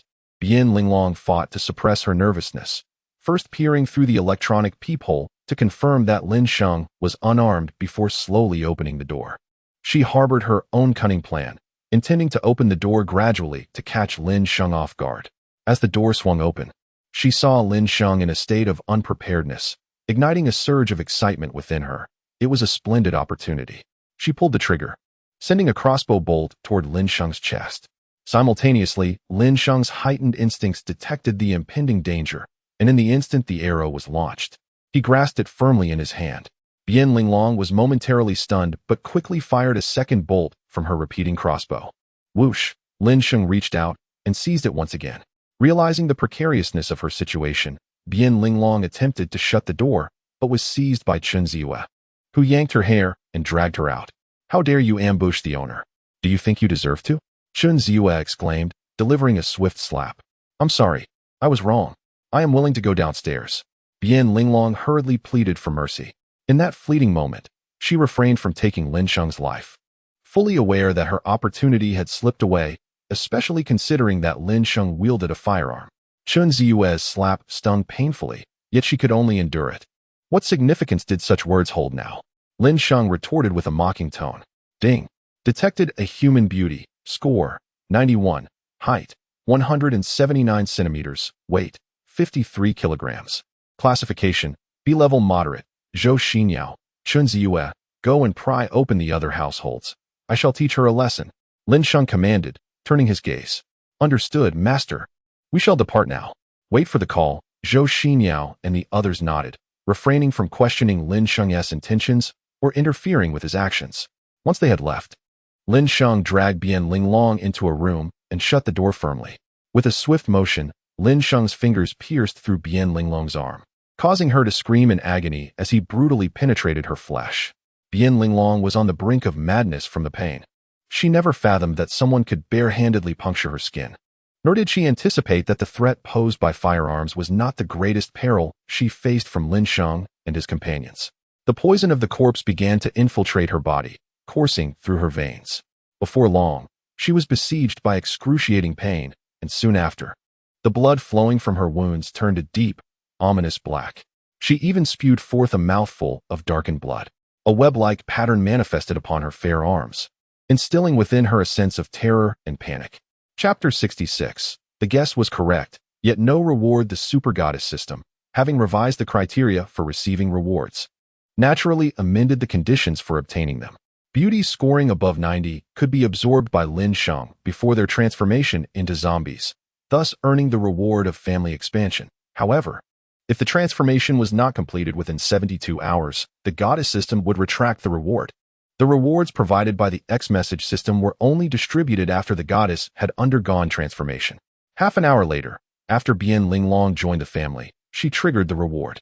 The goddess system granted her a capacity of 50,000 cubic units as a reward for family expansion, while the X-message system provided 10 treasure chests as enhancement rewards. Bian Linglong struggled to come to terms with her new reality. First, that Lin Sheng was a zombie, and second, that she herself had transformed while retaining her consciousness. Suddenly, a long blade appeared in Lin Sheng's hand, startling Bian Linglong immensely. "Are you going to kill me?" she exclaimed in utter terror. Though she had only recently transformed into a zombie, the surge of power and the enhancements bestowed upon her by Lin Sheng had unlocked the doors to a new world. With such a formidable body at her disposal, she was destined to sweep through the apocalypse, commanding the lives and deaths of countless souls. However, just as she reveled in her newfound strength, Lin Sheng shockingly threatened to end her life. Why? Hadn't he transformed her for the purpose of keeping her around? Then tell me, why should I keep you? Lin Sheng quipped, a smirk playing on his lips as he lit a cigarette. The blade in his hand gleamed coldly, a stark reminder that he could extinguish her life at a moment's notice. "I am an expert marksman, not only proficient with arrows, but also quite skilled with firearms. Moreover, I possess beauty and a commendable figure," Bian Linglong hurriedly retorted, her mind racing as she sought a path to survival. Faint memories of this man flickered in her mind. She recalled calling upon him a few times during her previous moves, and that he had once helped her fix a leaky pipe. "Those who were just here were my mates. Do you believe you can stand shoulder to shoulder with them?" Lin Sheng chuckled, dismissively waving his hand. To Lin Sheng, Bian Linglong held little significance. Her eyes betrayed her ambition, and he could not tolerate such traits in those he chose to keep close. He could accept individuals with a stubborn disposition or extreme tendencies, even those filled with disdain, but ambition was an entirely different matter. For such individuals, once empowered, could yield catastrophic consequences. Bian Linglong felt her teeth nearly shatter from the pressure as she knelt, uttering the most humiliating words of her life. She did not wish to perish, nor could she allow herself to succumb to death. Embracing the identity of a zombie unveiled to her the potential for a formidable rise in a post-apocalyptic world. However, the moment an opportunity presented itself, she would undoubtedly flee. How absurd! Having acquired such a body, why would she serve a mere man? Instead, she would venture forth to establish her own power, dominate the vast seas of clouds, and perhaps even pursue more grandiose ambitions. Wasn't that far more enticing? Her words left Lin Sheng momentarily stunned, as he incredulously asked, "What did you just say? Please, just stay with me. As long as you are willing to remain, I would do anything for you." Bian Linglong, mustering her courage, attempted to soften her tone, saying, "Are you trying to take advantage of me?" Lin Sheng gazed at her, bemused. "Huh, how is that taking advantage?" Bian Linglong was taken aback, completely unprepared for Lin Sheng's response. Didn't men typically enjoy this sort of thing? "Do you have anything else to say? If not, then bid farewell to this world." Lin Sheng exhaled a puff of smoke. "I have already called for you. What more do you desire?" Bian Linglong, exasperated, was seething with anger. "I have more than enough women around me, and you hold no allure for me," Lin Sheng stated with reason. Yet it only drove Bian Linglong to the brink of despair. Clenching her teeth, she retorted, "So, there is nothing left to discuss?" Lin Sheng nodded, affirming, "Indeed, there is nothing to discuss." "Then let me perish." Bian Linglong suddenly erupted, her hands sprouting sharp claws as she lunged toward Lin Sheng. However, in but a fleeting moment of confrontation, her consciousness dissipated, her head slowly slipping from her neck to the ground. Dark blood gushed forth from the gaping wound. And even in death, her eyes bore an expression of disbelief and shock, for she could hardly fathom her abrupt demise, so sudden and unforeseen. Lin Sheng lifted her lifeless body and cast it into the void, for these zombified corpses were to be uniformly eradicated. No trace must remain to alert others. Lin Sheng wiped the blood from the blade and collected all the supplies from his home, casually shutting the door behind him. Downstairs, in the basement, a multitude of residents had gathered, each awaiting Lin Sheng's arrival with trepidation. Before long, Lin Sheng descended with the women, trailed by several cowering residents. After Lin Sheng had dispatched a few troublemakers, the community was gripped by utter fear, no longer daring to remain hidden in their homes, terrified that Lin Sheng would turn his wrath upon them. Everyone, please quiet down. I have an announcement to make.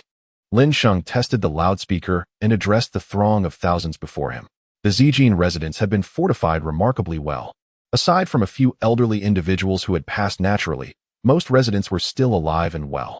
A hush fell over the crowd as they turned their attention toward Lin Sheng. Ladies and gentlemen, you are likely aware of the situation outside to some extent. Are you not? Outside, a toxic rain falls, accompanied by a horde of zombies, while the official system has completely collapsed. What remains is our apocalypse. From this day forth, the Zijin Manor is officially under my command. Does anyone dare to voice an objection? Lin Sheng gazed at them with a smile. Yet, who would dare to oppose his words? Did they not see the several beautiful women aiming their firearms at them? Chapter 67. Speak up if you have dissent. The crowd, held at gunpoint, dared not even breathe. If they had the audacity to resist, relying on their numbers, Lin Sheng might have respected their courage. Unfortunately, years of being elevated above others had turned them into timid turtles, valuing their lives above all else. The sight of top-tier beauties aiming their weapons formed a stunning tableau. Yet such a scene sent chills down their spines. Since you have no objections, I hereby declare that the Zijin Manor is officially under my stewardship, Lin Sheng remarked. Smoke curling from his lips, a faint smile gracing his face. Applaud, urged Zhou Xinyao, leading the women in applause. The owners, filled with trepidation, could only join in the clapping. Lin Sheng watched this farcical display, taking in their fear, unease, and anger, finding it all rather amusing. They must long to eliminate him. Yet they were powerless to do so. Some recognized Zhou Xinyao and Chen Ziyue. Zhou Xinyao, the heiress of a billion-dollar fortune, was well known, while Chen Ziyue, though of lesser status, was also familiar to some. They could not fathom how two young ladies of such stature could engage in mischief alongside Lin Sheng. Ladies and gentlemen, I now grant you 2 hours to immediately transport all the supplies from your homes. From this moment forth, the community's resources will be under unified management. With a commanding voice, Lin Sheng declared, why must the supplies be centrally governed? Indeed, some among us possess an abundance of resources, while others have but a scant few. Is it not profoundly unjust for those with ample supplies? The property owners who had more resources immediately voiced their opposition. Centralized management implies unified distribution. Why should they relinquish their own resources to aid others? Who spoke just now? Lin Sheng scanned the crowd, inquiring. He certainly noticed a few individuals, but deemed it unnecessary to call them out at this juncture. With his words, the atmosphere grew tense once more. What a jest! Who would dare to speak up? Should anyone stand forth to claim responsibility for the comment, they might very well find themselves facing dire consequences. I shall ask once more, does anyone have an objection to my words? Those who disagree are welcome to voice their concerns. I am quite accommodating. Lin Sheng offered a slight smile. After much hesitation, one individual finally stepped forward. A middle-aged man, with a serious demeanor, stated, since you have put it forth so plainly, allow me to express a few thoughts. Bang. Accompanied by the sound of a gunshot, the middle-aged man's words were abruptly silenced, a gaping wound appearing on his head. A chorus of horrified screams erupted, particularly the piercing cries of women, which were utterly jarring. Silence, Lin Sheng bellowed, expressing his disdain for the cacophony around him. Fear gripped the hearts of the onlookers, compelling them into silence, while the middle-aged man's family members also fell mute, no longer daring to utter a sound. I shall inquire once more, does anyone harbor dissent? Speak freely if you do, for I shall honor your opinions. Lin Sheng's smile became increasingly sardonic. In the crowd, some trembled, perceiving him as more terrifying than a demon. After a moment's pause, Lin Sheng declared, since there are no objections, let us proceed upstairs to retrieve the supplies. Remember, I demand all of the provisions. In 2 hours, I shall dispatch individuals to search each residence. Should I uncover anyone hoarding supplies, I will have no choice but to impose penalties on your behalf as representatives of the community. With a wave of his hand, Lin Sheng signaled for the gathering to disperse. Those with scant provisions hurried upstairs to collect their belongings, while those with ample supplies appeared as if bereaved, reluctant to comply. Within 2 hours, the community bustled with activity. Women played mahjong on the side, while Lin Sheng, seated majestically in an all-terrain vehicle, engaged in mobile gaming, distinctly out of place among the chaos. Piles of supplies were scattered across the ground. Moutai liquor, Huazi cigarettes, Martel cognac, an entire Iberian ham. And even gold bars were unearthed. The owners of the abundant supplies, filled with resentment, inscribed their names upon their provisions, hoping that following the redistribution, they might acquire a greater share. 2 hours later, the majority of the supplies had been transported, and the crowd stood in front of their belongings. Each person rendered silent and apprehensive. The time has come, everyone. Open your mouths. Lin Sheng called out cheerfully. Wu Ge Laoli, please check what they have in their mouths. Lin Sheng, why do you want us to do that? Laoli asked, momentarily taken aback and puzzled. It's been over a week since anyone has bathed or brushed their teeth. Even the most ethereal beauty would have a foul breath. Of course, we need to ascertain if they have stolen any food. Lin Sheng replied with amusement. Oh, Laoli suddenly understood. If they had indeed pilfered something, remnants of food would linger in their mouths, and even the stench of their breath would be considerably lessened. Wu Ge, please go upstairs and bring down a few people from the property management who are willing to help with the checks. We can offer them food and water as a reward, Lin Sheng instructed. Absolutely. Wu Ge nodded in agreement. Brother, is this really necessary? Several voices protested, a wave of anxiety washing over them. You consumed my supplies and now argue that this is unnecessary? Lin Sheng retorted sharply, directing his gaze at a certain woman. You over there, did you not drink alcohol just now? It must have been Mao Dai. Are you out of your mind? I asked you to move supplies, and instead, you chose to get drunk. I didn't. The woman stammered, her facade of composure faltering. Not yet. Let others observe your countenance and inhale the scent that envelopes you. Perhaps they might detect the lingering aroma of alcohol, Lin Sheng retorted silently. This is my liquor. Do I not have the right to indulge? The elderly woman, realizing she could no longer conceal the truth, replied, I shall reiterate, this is my provision. Lin Sheng leaped down from the vehicle, asserting, this belongs to me. The elderly woman gritted her teeth, responding, very well, it is yours, is it? Zhou Xinyao, come here and restrain her. Lin Sheng beckoned. Yes, master. Zhou Xinyao and her companions immediately approached and firmly held the elderly woman down. What are you doing? Let me go? Let me go? My son is a high-ranking secretary in the Ministry of Housing and Urban-Rural Development. The elderly woman struggled desperately, shouting. Lin Sheng retrieved several bottles of 60-degree grassland liquor from the supplies nearby, uncapped them, and inserted a funnel into the elderly woman's mouth, beginning to pour. Ugh! The elderly woman heaved violently, but the funnel was firmly lodged in her throat, rendering her utterly defenseless. Gurgle, gurgle. Several bottles of grassland liquor poured down her throat, draining her complexion of color completely. Despite the abundance of premium Moutai and foreign wines at hand, Lin Sheng would never consider using such fine spirits to rinse her mouth. This scene sent shivers down the spines of the property management colleagues, who couldn't help but recall their own experience of being force-fed water by Lin Sheng. A chill gripped their hearts. If Lin Sheng were to apply the same method to them, their fate would be sealed. Chapter 68. Want supplies? Venture out and seek them. The elderly woman could no longer endure the situation. Her heartbeat escalated violently, and her mind became dizzy. Moments later, she emitted a mournful cry and collapsed to the ground, completely limp, clearly having succumbed to sudden death. Is there anyone else who has pilfered supplies? Step forward. If you do, I shall overlook the past, Lin Sheng remarked, observing the crowd with a wry smile. Yet, in light of the incident with the elderly woman, those who had indulged in the supplies were too fearful to reveal themselves. You remain silent, which implies there are no thieves among you. Lin Sheng inquired after a brief pause. A middle-aged woman hesitantly stepped forward, trembling. I just had a packet of biscuits and a bottle of water. Please don't harm me. Rest assured, as I have stated, I will not hold it against you, Lin Sheng assured her with a nod. The woman exhaled in relief and continued, and my 5-year-old daughter. She consumed half a bag of gummies and some wafers. Lin Sheng nodded again. It's quite all right. Simply coming forward suffices. The mother and daughter moved aside, feeling completely at ease now that Lin Sheng showed no intent to act against them. Observing their safety, others in the crowd began to step forward as well. These individuals had merely satisfied their hunger without overindulging.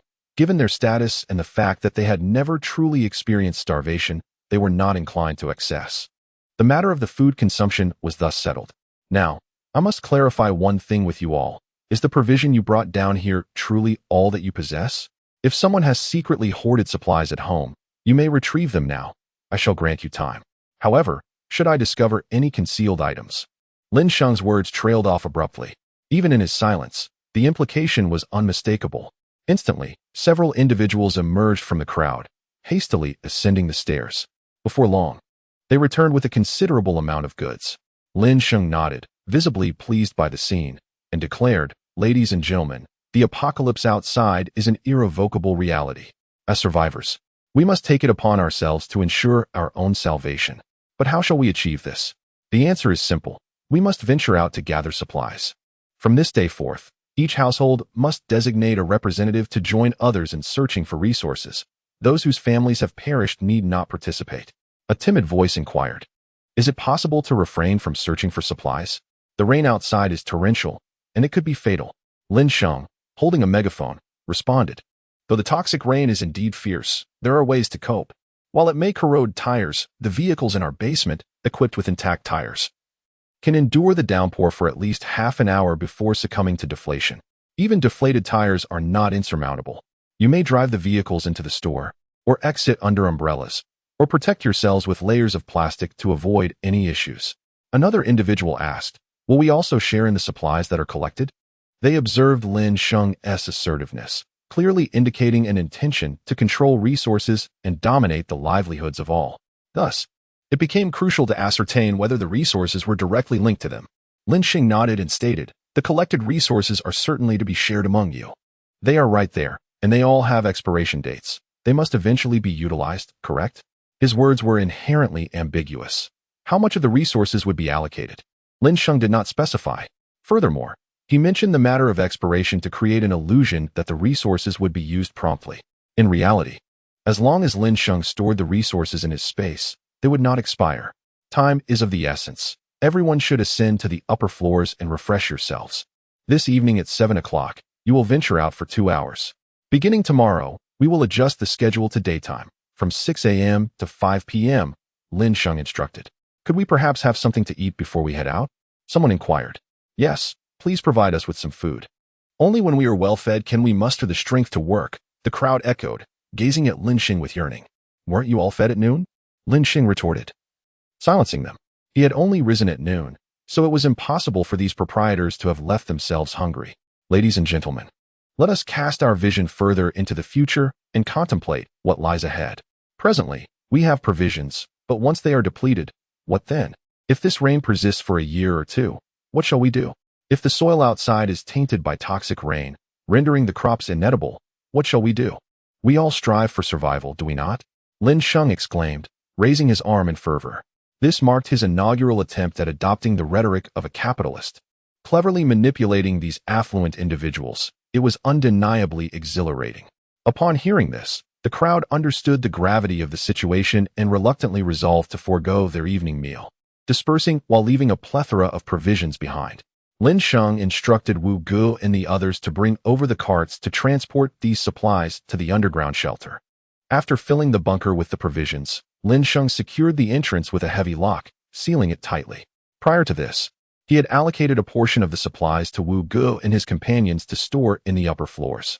"Master, I've just received news that the personnel from the water plant have transported all 357,900 tons of grain from the Yunhai granary to their facility," Chen Ziyue reported as she approached after ending her call. "Indeed, that sounds quite promising," Lin Sheng replied, a cigarette dangling from his lips as he nodded. The water plant's crew was busily collecting supplies, which greatly facilitated Lin Sheng's efforts, for regardless of the quantity they amassed, it would ultimately serve as his own bounty. 357,900 tons? Good heavens! Wu Gu and the others gasped in astonishment, as they struggled to make ends meet. It was astonishing to learn that such a vast quantity of resources had been relocated. If only it had been bestowed upon them, it would have sufficed for their sustenance for millennia. After the torrential rain, you remained in the purple gold residence, thus remaining oblivious to the fact that many ventured out the very next day, seizing control of substantial water sources and ample food supplies. Lin Sheng remarked while playing a tile. With several hours until 7 p.m., Lin Sheng and his companions idled away in the basement, engaging in a game of mahjong. "Are they affiliated with the authorities?" Wu Gu inquired with a note of anxiety. Should they indeed be agents of the government, it would signify the restoration of order, and perhaps these individuals could be integrated into that framework. Wu Gu and his companions still clung to a pre-apocalyptic mindset, believing that reliance on the authorities was the superior choice. No, Lin Sheng replied, shaking his head. So they are merely private factions? Wu Ji's ire flared, exclaiming. They are hoarding resources, clearly denying others the chance to survive. Chapter 69. Strange noises from the basement. Lin Sheng merely smiled faintly at Wu Ji's indignation. Choosing not to elaborate, Wu Ji's sense of justice was overly pronounced. This mindset required adjustment. However, Lin Sheng would refrain from addressing it until it began to affect him. One's character, shaped over time, must encounter the harshness of reality before one can grasp the true nature of the issue. As the clock struck 7 p.m., Lin Sheng finished his dinner and descended with the women. To prevent Meng Ziyuan and Song Qingyu from fleeing, Bai Yutong volunteered to keep watch over them in Building 5. Apartment 1901. Due to Lin Sheng's prior communication in the group, the homeowners had already descended to the lower level, where a throng of people awaited. Wu Gu, along with Lao Li and the property management staff, proceeded to take attendance. Once it was confirmed that everyone was present, they handed the list over to Lin Sheng. Chen Min, however, remained abandoned on the floor of the hall, receiving only occasional water and food to ensure her survival, allowing her injuries to torment her. Her limbs were broken, and she had soiled herself, with no one stepping forth to assist her. Now that everyone is gathered, let us identify those who will venture out. Lin Sheng declared. Each household will send one representative, while the others will remain here as assurance that you will return with supplies. With a cigarette dangling from his lips, he spoke nonchalantly. He felt no regard for these individuals' lives. Moreover, you must be equipped with real-time monitoring devices to ensure that you do not conceal any supplies during your search, Lin Sheng added with a smile. His words were met with discontent, as they made the group feel akin to prisoners. Is it truly necessary to have monitoring devices? They protested. They had hoped to gather additional food and water for themselves and their families during the search, but Lin Sheng was intent on quelling such aspirations. Most of the supplies you seek will be confiscated entirely. You conceal a little, he conceals a little, and thus, over time, a vicious cycle is formed. What shall we do when the resources available to everyone diminish progressively? Furthermore, if you accumulate more supplies, can it not be inferred that you might abandon your family to survive on your own? As circumstances continue, a mere loaf of bread could even purchase a stunning beauty. How then can you assure your family of their safety? Lin Sheng surveyed the crowd, posing his inquiries. The tactics of psychological manipulation. Who among them is unfamiliar with such methods? Yet, Lin Sheng had never before occupied their position. This left the assembly in silence, for Lin Sheng's words resonated with undeniable truth. If a single loaf could procure a captivating young woman, what need would there be to retain a wife of lesser fortune at home? Is not an 18-year-old far more enticing? For the sake of your families, and indeed for the greater community, none are permitted to disable the surveillance devices while venturing out. Otherwise, your loved ones shall suffer for your recklessness. Lin Sheng smiled faintly, yet it bore the chilling essence of a demon. The crowd shook their heads in fear, acknowledging their inability to defy him, and thus proceeded to install the surveillance devices they had received. Most households dispatched male members for the outings, though a few shamelessly sent women to gather supplies. Lin Sheng distributed printed maps, marked with designated search areas, alongside a single umbrella for each person, this umbrella being the sole means of protection the community could offer. It is imperative that you utilize it wisely. The umbrella's efficacy is limited to a mere 20 minutes. When venturing outdoors, it is imperative to devise means of safeguarding oneself. Whether it be through umbrellas or thick plastic materials, any waterproof substance will serve as adequate protection. Should one procure an anti-explosion shield, the duration of safety would be significantly extended. Lin Sheng imparted several essential precautions to them, merely a formality of employee training prior to entering the mines. While their lives may seem inconsequential, an excessive number of fatalities would undoubtedly trouble Lin Sheng, as it would diminish the workforce available for resource gathering. Previously, they had exerted authority over Lin Sheng and his companions, but now the dynamic had entirely shifted. One could only ponder their sentiments. Are your property personnel not joining? Someone timidly inquired, attempting to conceal themselves within the crowd to avoid detection by Lin Sheng. Who just spoke? Lin Sheng feigned ignorance, leaning in to inquire. Observing the situation, it was evident that Lin Sheng had no intention of venturing out, which incited frustration among the group. Yet they felt powerless, for he was armed. Should they manage to acquire weapons themselves? they would undoubtedly be the first to eliminate Lin Sheng. However, such a scenario was inherently unlikely, given that they were all monitored. All right, everyone, let us set forth. Please exercise caution along the way, Lin Sheng called out to them. One by one, luxury vehicles, Mercedes, BMWs, and even Bentleys ignited into motion, exiting the community from the underground parking. Once they departed, Lin Sheng instructed the rest to sit upon the ground, commencing his search for attractive women among the throng. The owners of the Purple Gold Mansion are generally affluent, and naturally, the aesthetic appeal of the women is considerably higher than that found elsewhere. Even among those of comparable beauty, there exists a significant disparity in poise and grace. The allure of a woman is not solely defined by her appearance. Her figure and demeanor play an equally crucial role. An elegant disposition can even bridge a gap of several points in attractiveness. After an extensive survey, Lin Sheng identified 13 women who met his standards of beauty and meticulously recorded their information, with the intention of later transforming them into zombies. Zhou Xinyao observed these individuals. I shall take a few laps on the second basement floor, Lin Sheng instructed as he noted the stabilizing order around him. Accompanying him were not just Zhou Xinyao and her companions, but also Wu Gu and others, all armed and prepared to defend against any unforeseen circumstances. Understood, Master. The women responded obediently, though they too wished to accompany Lin Sheng in his exercise. Yet, they recognized their primary duty was to alleviate their master's concerns. Lin Sheng accessed his system panel, monitoring his steps with the goal of reaching 6000, as this would unlock all rewards. As Lin Sheng descended to the second basement level, a peculiar crunching sound echoed, causing a slight discomfort in his teeth. Chapter 70. Mutated Species Utilizing the Overhead Light. Lin Sheng cautiously approached the source of the sound, and behind an old black BMW, he caught a glimpse of a sizable creature, nearly half a person's height, with gray fur and a red tail.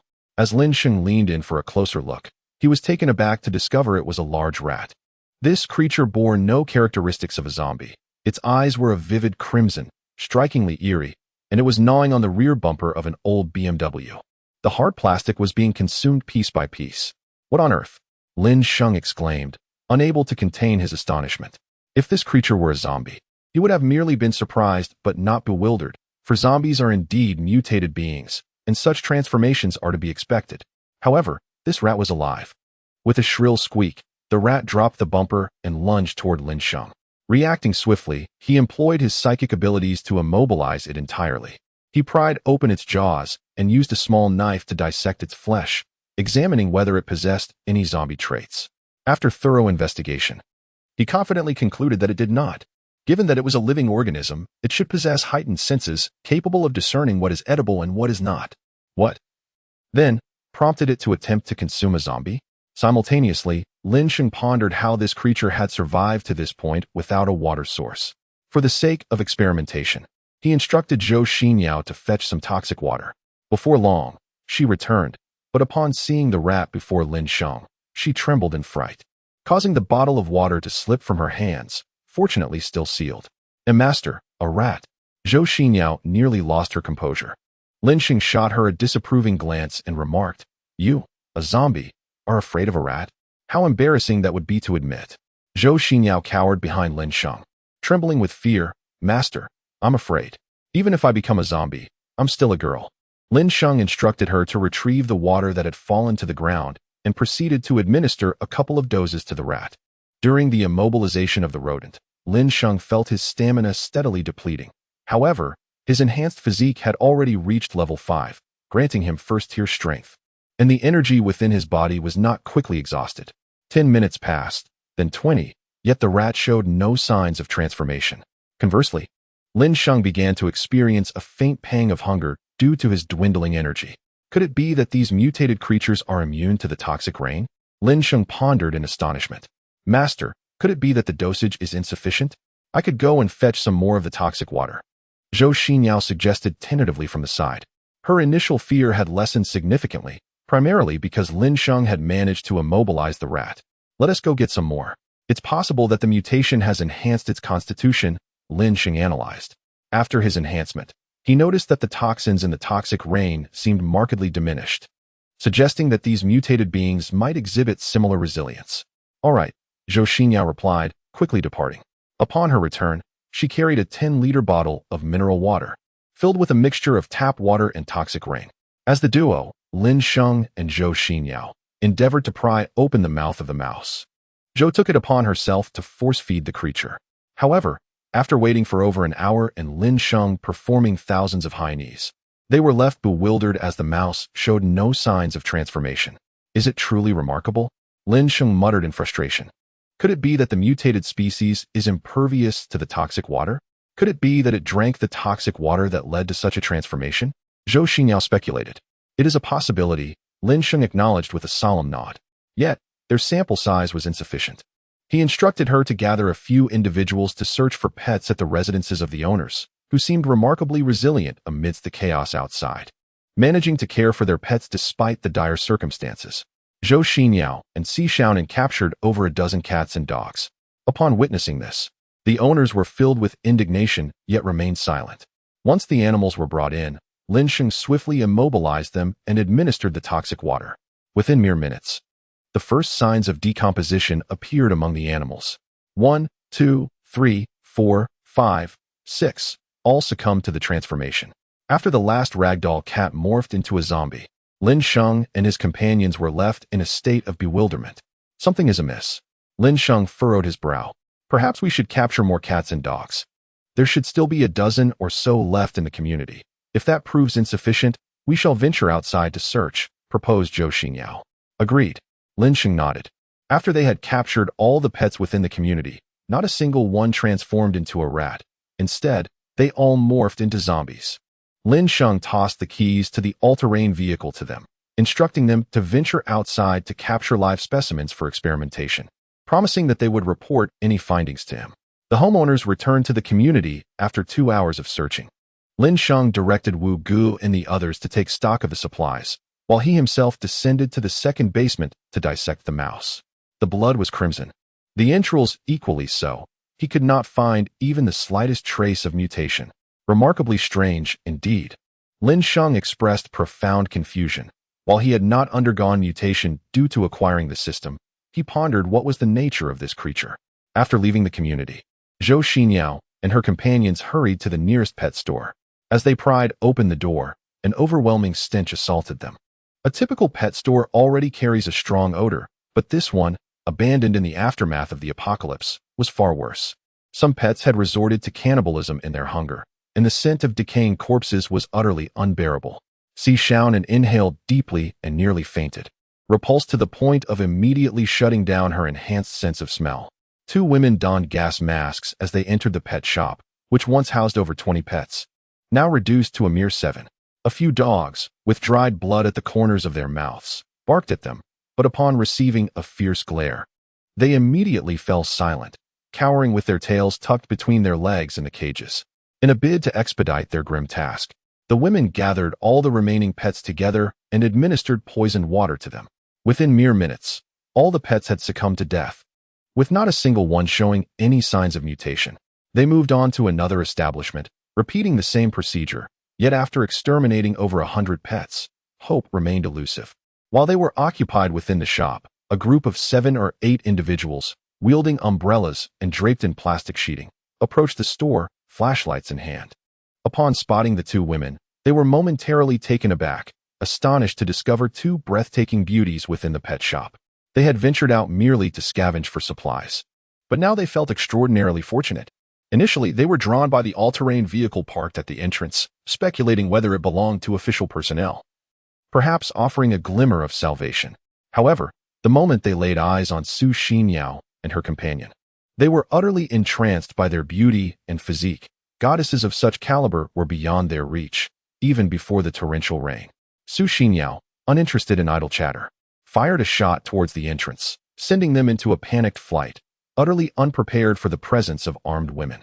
However, it is true that those capable of operating such a vehicle are undoubtedly not ordinary individuals. Master, we have scoured over 20 pet shops, yet none have yielded similar circumstances. As the clock approached 3 o'clock, Zhou Xinyao called Lin Sheng, stating, "Let us all return. We shall continue tomorrow." Lin Sheng, intrigued by the matter, sought a swift resolution. The decomposed flesh of the mouse was also placed into his spatial storage, with intentions to experiment on some pets the following day. At the break of dawn the next day, the homeowners reconvened in the basement level. Once the homeowners preparing to venture out were ready, they each boarded their vehicles and departed from the community. Lin Sheng provided Wu Gu and his companions with several firearms to maintain order within the neighborhood, while retaining Zhou Xinyao and her companions, taking only Bai Yutong with him. Throughout the day, Lin Sheng and Bai Yutong traversed nearly half of Yin City's pet shops, encountering over 300 pets that had undergone transformation in their possession. Yet still no signs of any mutations appeared. Lin Sheng divided the mouse meat into small portions for them to consume, followed by administering poisonous water. Yet the results remained the same. This was indeed perplexing. What could be the cause of such a transformation in that mouse? Suddenly, a massive convoy rumbled past outside the shop. In an effort to minimize attention during daytime outings, Lin Sheng had opted for a Mercedes G63 for their travels. Yet the external convoy still came to a halt. Or rather, their intent was this pet store, where the dog food and canned goods were provisions designed for prolonged preservation. In the event that people succumbed to hunger, these supplies would serve as sustenance for the lower classes. "Master, someone has arrived," Zhou Xinyao said, casting a wary glance toward the door. Lin Sheng disposed of the transformed pet carcass into the spatial realm. Whatever he was engaged in, it must remain undiscovered by others. "Captain, isn't the stockpile at the base already sufficient? Why are we gathering pet food?" inquired a tall woman clad in combat attire and draped in a raincoat. Her brow furrowed in confusion. "Gathering pet food is one aspect of our mission, and it is essential for maintaining the hierarchy within the base. Moreover, let us not forget our primary objective. We must also seek out individuals." A woman with striking features, her eyebrows sharp and her presence imbued with vigor, entered the store. Removing her rain hood to reveal her hair elegantly coiled into a bun, strikingly white. This woman was peculiar, for even her eyebrows were white. It seemed improbable that such a hue could be merely the result of dye.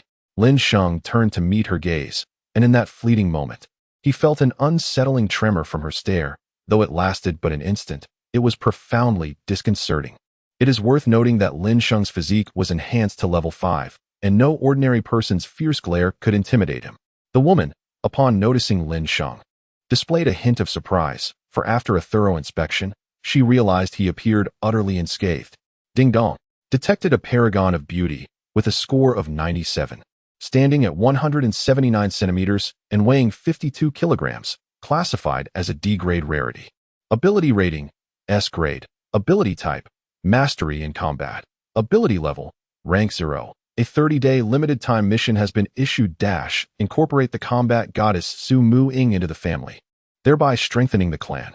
Reward 1. Choose one SS-grade ability. Reward 2. Increase spatial capacity by 1 million cubic meters. Reward 3. 100 zombie crystals. Reward 4. Passive enhancement of personal combat power by 30. With a 50 increase in skill, ability, combat power. Ding. The X step count system has released a joint mission - incorporate the goddess Su Mu Ying into the family to expand the family size. Reward 1. Space 1 million cubic meters. Reward 2. Host power increases by 1 rank. And all goddesses' power increases by 1 rank. Reward 3. Upgrade absolute will to Emperor's will. Reward 4. Enhance bloodline evolution to Zombie King bloodline. The Zombie King bloodline can influence others, bringing about bloodline evolution for them. Upon witnessing the system's mission release, Lin Sheng was momentarily taken aback, for the rewards this time were unprecedented, far surpassing those awarded to Si Xiaonan and Meng Ziyuan. Su Mu Ying, standing before him, furrowed her brows as she glanced at Lin Sheng. The look in his eyes made her uneasy. It was not a feeling of greed, but rather an indescribable sensation. "Who are you?" Su Mu Ying turned to the two individuals and inquired. Behind her, a legion of women entered the establishment, blocking the entrance entirely with at least 15 members. "Who are you?" she questioned. "Before inquiring about others, shouldn't you first introduce yourselves?" Lin Sheng fixed her gaze upon Su Mu Ying, asking. Her piercing eyes were indeed intimidating. Yet Lin Sheng resolutely maintained his focus on them. "What a joke. What relevance does our captain's status have in reporting to you?" A woman interjected disdainfully. "State your identity. Otherwise, we shall treat you as adversaries." In recent days, they had encountered survivors, and a mere hint of intimidation was sufficient to compel the others to divulge their identities, often without the need to draw their firearms. Primarily, Their formidable presence was undeniable. It was evident they were not to be trifled with. Even the female soldiers within the army paled in comparison to them. This was due to the fact that they were all battle-hardened individuals. I am Lin Hao, and this is my girlfriend, by Dan, Lin Sheng stated casually. Identification. The woman extended her hand. What time is it? We are already in a perilous situation outside. Who carries their identification with them? Lin Sheng furrowed his brow. Surely you must possess something on your phones that can verify your identity? Perhaps a digital wallet certification or a photo of your ID. The woman insisted relentlessly. And what if we do not? Lin Sheng's expression turned icy as he replied. A woman drew a pistol from the holster on her slender leg, aiming it at Lin Sheng's head. My patience is running thin. I suggest you act wisely. Among this female battalion, many were strikingly beautiful, with a staggering 70 possessing looks that could be rated at 90 points. Despite the fierce demeanor of the armed woman before him, exuding an aura of lethal intent, she was undeniably a beauty rivaling Si Xiaonan. At that moment, Lin Sheng grasped the reason behind the system's multitude of rewards. It seemed that upon absorbing Su Muing, he would inherit her entire team. To suddenly acquire so many top-tier beauties, coupled with Su Muying's own admirable attributes, naturally led to a formidable reward. Su Muing furrowed her brow even more. Without any forewarning, she launched a punch towards Lin Sheng. There was something she needed to ascertain. Chapter 72. What if they are all beauties? If a kill is warranted, then a kill must be executed. Master, be careful. Bai Yutong instinctively exclaimed, immediately positioning herself to shield Lin Sheng. Lin Sheng offered no resistance. After Bai Yutong intercepted the punch, both were sent flying several meters away, crashing heavily to the ground. Su Muying's punch had enough force to propel both of them several meters, a testament to her terrifying strength. Lin Sheng, however, remained oblivious to her identity and their backgrounds, making it unwise for him to act recklessly. Even though Su Muying was adorned with substantial rewards, discretion was paramount. In this apocalyptic world, survival was paramount. Any inadvertent revelation could determine whether Lin Sheng would see another day. Lin Sheng hurriedly pulled Bai Yutong down to feign death, portraying an extremely frail demeanor. Su Muqing furrowed her brows and said, enough of the charade. You are an ability user, aren't you? Lin Sheng was taken aback, his expression turning icy. With her assertion, he could no longer pretend. What do you wish to instruct? Lin Sheng replied coldly as he rose to his feet. Indeed, my conjecture was accurate. Su Muqing's brows relaxed slightly. However, as she shook off her raincoat, her fitted black combat attire became exposed, revealing numerous bindings adorned with firearms, daggers, military knives, and even whips. On her back rested 2 long blades, which, upon being drawn, emitted a resonant metallic hum. Unfortunately for you, today shall be your last, Su Muqing declared with an emotionless voice. For an ordinary ability user, she would not feel the need for such severity. Yet, this man exuded an aura of danger, simultaneously igniting an exhilarating impulse within her own powers, an excitement promising significant enhancement. Ability users could kill and seize energy to amplify their powers. This was not merely an enhancement of strength, but an elevation of innate talent. Innate talent could be directly transformed into strength, yet strength could not convert into innate talent. To kill me? May I inquire as to the reason? Lin Sheng asked coldly, unbothered, even producing a cigarette to light.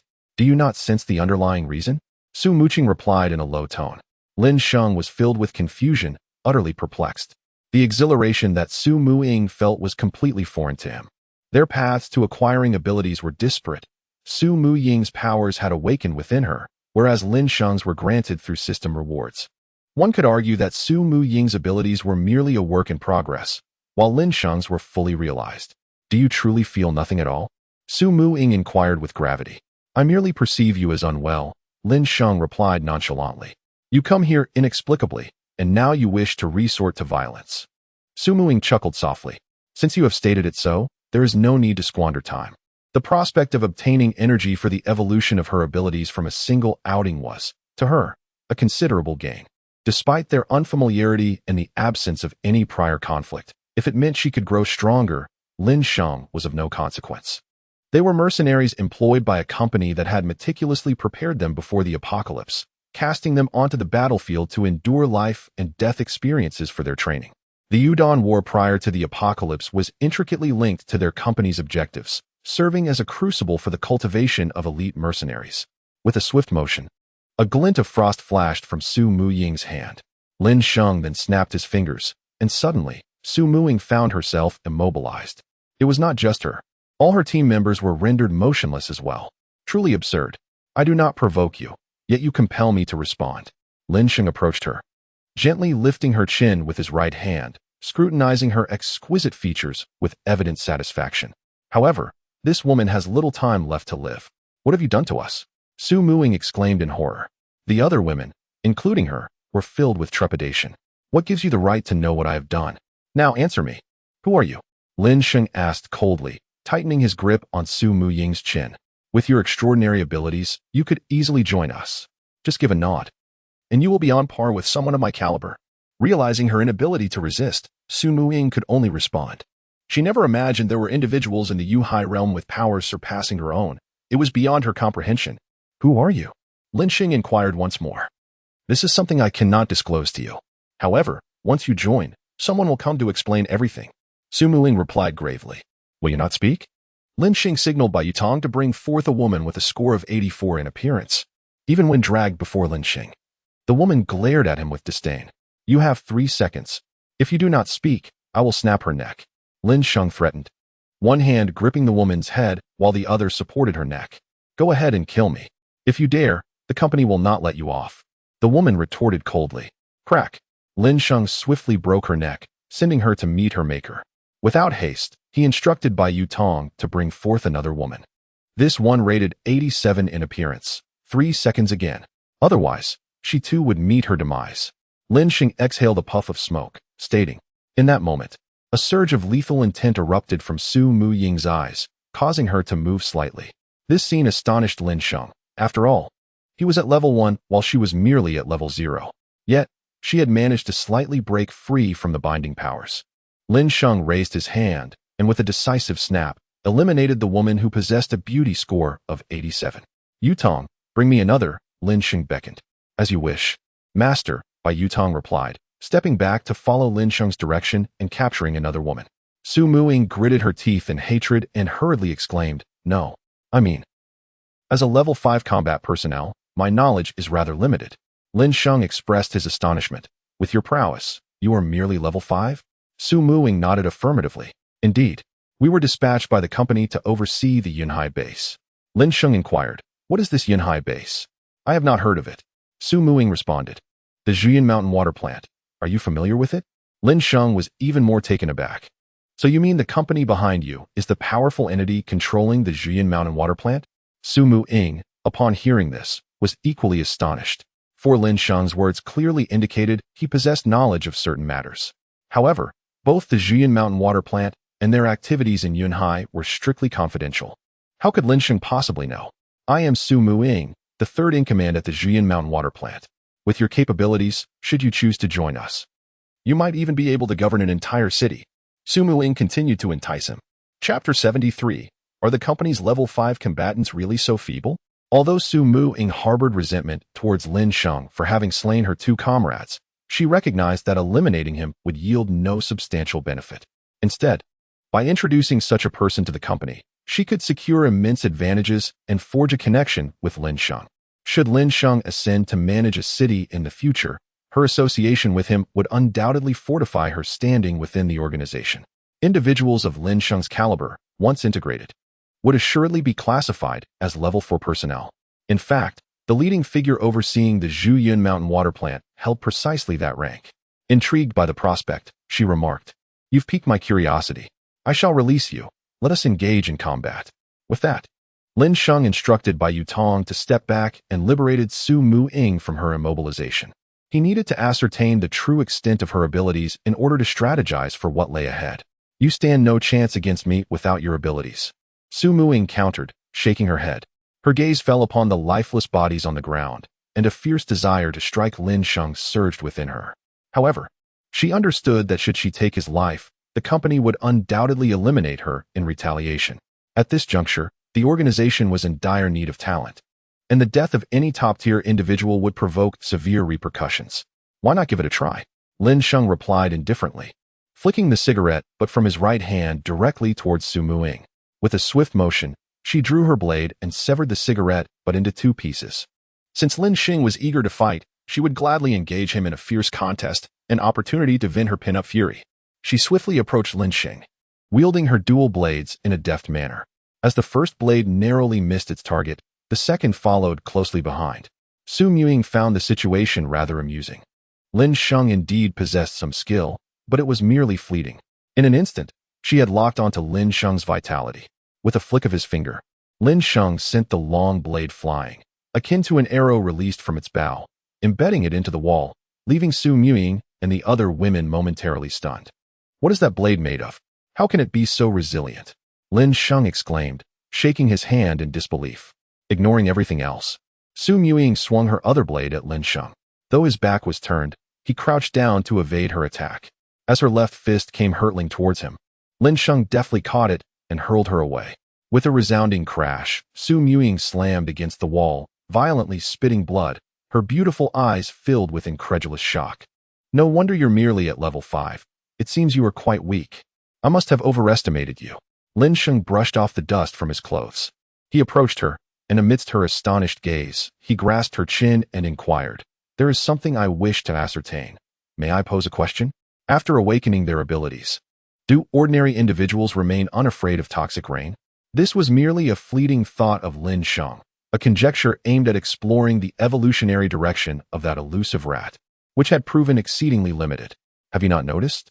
Su Muying coughed up a mouthful of blood, frowning as she spoke. This matter was hardly a secret. Even if the ability's users had not yet discovered it, they would inevitably do so in due course. What did you say? Lin Sheng asked, taken aback. It seems you truly know nothing. Yet I find it curious. Despite your ignorance, how can you possess such strength? Su Muying replied weakly. Quite intriguing. Bai Yutong, check if they have any tracking devices on them. Remove them all and discard them. Then bind them and toss them into the vehicle. Lin Sheng swiftly changed his mind. Although these women knew little, they knew more than he did. Furthermore, their combat prowess was exceptionally formidable, far surpassing that of Zhou Xian Yao and Qin Ziyu. If he could recruit even half of them, it would bolster their fighting capabilities significantly. Master, they have tracking devices within their bodies. Bai Yutong reported after conducting a scan. Extract them, Lin Sheng commanded. Wow, they have so many tracking devices. On their thighs, arms, and even inside their abdomens. Bai Yutong exclaimed in astonishment. Su Muying panicked. What are you planning to do? Do you intend to oppose the company?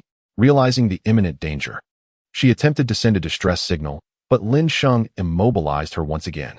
As the third in command, she and her team were not required to be monitored via cameras, and the installation of cameras on combat personnel was a recent development. The complete disappearance of the Jinji Road grain and oil market had raised the company's suspicions of an insider among them. Oppose your company? No. It is precisely because I wish to avoid provoking your company that I intend to take all of you away, Lin Sheng remarked with a playful glint in his eyes.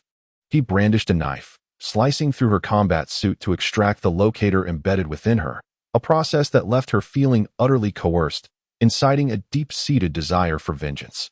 Astonishingly, the extraction revealed no fewer than 8 locators. This so-called company was indeed meticulous. Dear lady, do you possess a locator within your teeth or near your heart? Lin Sheng inquired earnestly. Absolutely not. Su Muying retorted through gritted teeth. Bai Yutong, dissect that woman at once. If you hesitate, you may as well leave. Lin Sheng commanded, gesturing towards a striking beauty rated at 88 points, one of the last 2 remaining beauties rated at 80 points. Su Muying gasped in alarm, exclaiming, "What are you doing?" "No." With a mischievous tone, Lin Sheng replied, "If you are unwilling to speak the truth, must I resort to taking a life to ensure confirmation?" Their time was limited. The demise of the 2 80-point beauties earlier had likely caused the locator signals to vanish, which would inevitably attract the notice of the water plant. Lin Sheng was keen to evade pursuit before he had even managed to flee a considerable distance. Given the substantial influence backing Su Muying, the more lives Lin Sheng took, the greater the risk of exposing himself. Do not kill her. I will speak. Each of us has a locator in our teeth, though positioned differently, and there is also a chip monitoring vital signs near our hearts. Those are the only 2 locations. There is nothing else. Su Muying implored urgently. Most of their chips are implanted just beneath the surface of the skin, easily detectable with instruments.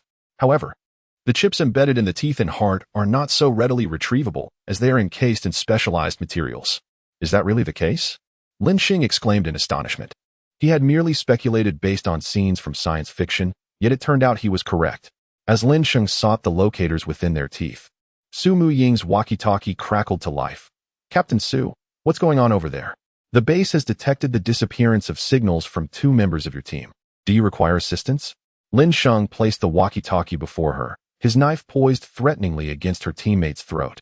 Though he remained silent, his intent was unmistakable. Should she utter a single erroneous word, her comrades would perish. Chapter 74, the second type of ability? Zombie Crystal Core? How could this be? Su Muying's heart seethed with hatred, her teeth clenched, her gaze filled with venomous resentment. Deep down, she understood that wishing to eliminate Lin Sheng would naturally invite his retaliation, even against her team. Yet, the thought of witnessing her comrades perish before her eyes was unbearable. Captain Su, are you there? If so, please respond, urged the voice on the other end of the walkie-talkie. They were utilizing top-tier communication devices, with a range capable of covering a radius of 50 kilometers, a significant investment in itself. I'm here. Su Muying inhaled deeply, resigned to respond. At this moment, Lin Sheng had already inflicted a slight wound on the neck of the stunning beauty, scoring 88 points, from which blood began to seep. A deeper cut would surely be fatal. What is the situation on your end? Came the inquiry over the walkie-talkie. We are facing a minor horde of zombies. 2 of my teammates were ambushed, but we have gradually stabilized the situation. There is no need for reinforcements. We can handle it ourselves, Su Muying replied through gritted teeth. Had she known of Lin Sheng's extraordinary abilities, she would have never engaged in conflict with him. At most, she would have simply moved the pet food from the shop. All right, should anything arise, do not hesitate to contact us, came the response from the walkie-talkie. Su Muying's words left those at the base unconcerned. For her prowess was well known. Not even ordinary zombies, let alone retired special forces from military districts, could pose a challenge to her, unless they were top-tier supernatural beings. Will the base personnel be coming? Lin Sheng inquired for confirmation. If I say this, they will not come. Su Muying glared fiercely at Lin Sheng, wishing to devour him whole. If only time could rewind, she would have certainly opted not to stop. For the sake of a mere bit of pet food, she had already sacrificed the lives of 2 of her teammates. Lin Sheng nodded, holding a cigarette, seated before her. He instructed Bai Yutong to dissect the corpse on the ground, to ascertain the precise location of the chip within the heart. If it proved non-lethal, they would extract it immediately. Such a chip, designed to monitor vital signs, would undoubtedly possess a tracking function, and Lin Sheng was determined not to be discovered by the company at the Zijin residence. As Su Muying observed this scene, her beautiful eyes nearly blazed with fury. Yet, she found herself powerless to intervene. Bai Yutong proceeded with the dissection, revealing that the chip was affixed to the surface of the heart. The extraction of the chip naturally posed significant risks. Although the process was gruesome, Bai Yutong had transformed into a zombie, rendering her immune to the repulsive sight. Lin Sheng instructed Bai Yutong to notify Zhou Xinyao and the others that they would not be returning home early that evening, for he first needed to turn them into zombies to facilitate the chip's removal. Only in a zombified state could he prevent their demise. With a swift motion, Lin Sheng exited to gather Su Muying's convoy and the Mercedes G63 at the entrance, subsequently closing the shop door. While Su Muying could see the events unfolding outside, her eyes widened in sheer astonishment as she witnessed Lin Sheng collect truck after truck. She had initially believed that his formidable ability to immobilize was impressive, yet he could also gather objects. What kind of power was this? A spatial ability, perhaps? Lin Sheng extinguished the lights within the establishment. As undead beings, he and Bai Yutong possessed a certain degree of vision in the darkness. Though inferior to the imagery provided by night vision devices, it sufficed to discern the outlines of the living. Captain Su, let us converse, Lin Sheng remarked, igniting a cigarette and leisurely settling before Su Muying. What shall we discuss? Su Muying inquired, her brow furrowed in apprehension. I am unaware of the true extent of your organization's power, but should you choose to accompany me, I can bestow upon you capabilities beyond your imagination. A mere nod from you, and I can grant you a second ability, he asserted. As he exhaled a plume of smoke, his words astonished Su Muying and the others. According to their current understanding of the abilities framework, awakening several powers was unprecedented. Thus, It implied the existence of multiple abilities. Any subsequent enhancement was deemed impossible. Within the company's hierarchy, those with unique abilities served as level 4 combatants, while those possessing dual abilities were classified as level 3 combatants. Su Muying herself could rival certain dual ability users, yet the stringent conditions for dual abilities prevented her from attaining level 4 status. What is required of you? Su Muying questioned, her skepticism evident. That is not for you to concern yourself with. Simply know that I possess the means to accomplish it. Furthermore, I can render you immune to the toxins of the undead. Even should you lose an arm, it can be restored. Even a bullet to the head would not end your existence. Lin Sheng declared with a smile. His proclamation left the women in a state of shock. Regeneration of a severed hand? Surviving a gunshot to the head? This is nothing short of a fantastical absurdity. How could this be possible? Su Muying instinctively exclaimed. Doubt it? Allow me to demonstrate. Lin Sheng declared, drawing a handgun and aiming it at Bai Yutong's forehead. Bang! The resounding gunshot reverberated throughout the store, leaving Su Muying and the other women in shock. Bai Yutong collapsed onto the ground, yet astonishingly, she spat out a bullet, rubbing her head as if feeling a slight ache. Su Muying and her companions were utterly dumbfounded, for this was a reality that shattered their understanding. This is my sincerity. Just give a nod, and you too can possess such abilities. Lin Sheng enticed them. It must be said, this proposition deeply captivated Su Muying and the others. The company was formidable, yet it could not reach such extraordinary heights. After all, this was immunity to death. Could it be achievable by everyone? Su Muying's breath quickened as she inquired. Except for the two of them, Lin Sheng pointed to two other stunning women. One rated at 88 and the other at 81. Their beauty was their greatest barrier. Why can't they? Su Muying urged. Because their physiques are not suitable. However, though their bodies are ill-suited, I can provide them with ample food and water. You are aware of the zombie crystal cores, right? I can also supply them with zombie crystal cores to help them grow stronger, Lin Sheng casually remarked. To Lin Sheng, the zombie crystal core held little significance, for there were myriad ways for him to grow stronger. You actually possess such a thing, Su Muying exclaimed in astonishment. The zombie crystal core, rumored to enhance the abilities of supernatural beings, could also fortify the physiques of ordinary individuals, elevating them to the status of evolved beings and even awakening latent powers in some. Although Lin Sheng appeared to be entirely unfamiliar with the nuances of supernatural abilities, how could he possibly have obtained a zombie crystal core? In Chapter 75, titled Made Su Muying, Your Every Word is My Command, it is revealed that the zombie crystal core is a rarity, even scarce within corporate circles, yet Lin Sheng possessed one. This clearly illustrated the extent of his terrifying capabilities. However, if we betray the company, the repercussions could be dire. The organization operates on a global scale, wielding control over vast resources. The Dawn War preceding the apocalypse was instigated by them. During this conflict, they not only cast us into the fray for trials, but also amassed significant supplies through the chaos. It is evident that they were already aware of the impending doom. Su Muying stated gravely, I possess a plethora of abilities, including super regeneration, invisibility, corrosion immunity, enhanced senses, and physical augmentation. These powers can be shared with you. So, do you truly believe that no matter how powerful the company may be, it can rival my strength? Lin Sheng chuckled lightly. With the support of a system, was he not invincible? Unless those individuals are utterly deranged enough to unleash a nuclear bomb upon him, it would be exceedingly difficult for him to meet his demise. This, indeed, is one of the advantages of being a zombie. Are you certain? Is it truly possible? Su Muying exclaimed in disbelief. Why not give it a try? Lin Sheng replied with a chuckle. Very well, I shall attempt it first, if you can grant us these abilities. My team and I shall unconditionally pledge our allegiance to you. From this moment forth, we will heed your every command. Su Muying nodded in assurance. They relied on the company for survival, and now that a superior option had presented itself, it was only natural for them to seek refuge in more favorable circumstances. Come with me. Lin Sheng rose, grasped Su Muying's hand, and led her towards the lounge at the back of the store. The lounge was shrouded in darkness, yet Su Muying could discern the movements of Lin Sheng beside her. He sliced open his finger, allowing his blood, infused with zombie toxins, to flow into a paper cup. This process would facilitate Su Muying's transformation into a zombie, while enhancement would require a different method. Lin Sheng motioned for her to sit beside him and handed her the paper cup. Here, drink this. Su Muying inquired nervously. Is this your blood? Lin Sheng smiled and nodded, Indeed. In truth, I am a zombie. This is my greatest secret. By consuming my blood and pledging your loyalty to me, I can ensure your transformation into a zombie without harm, and even enable you to retain your consciousness, thereby becoming stronger.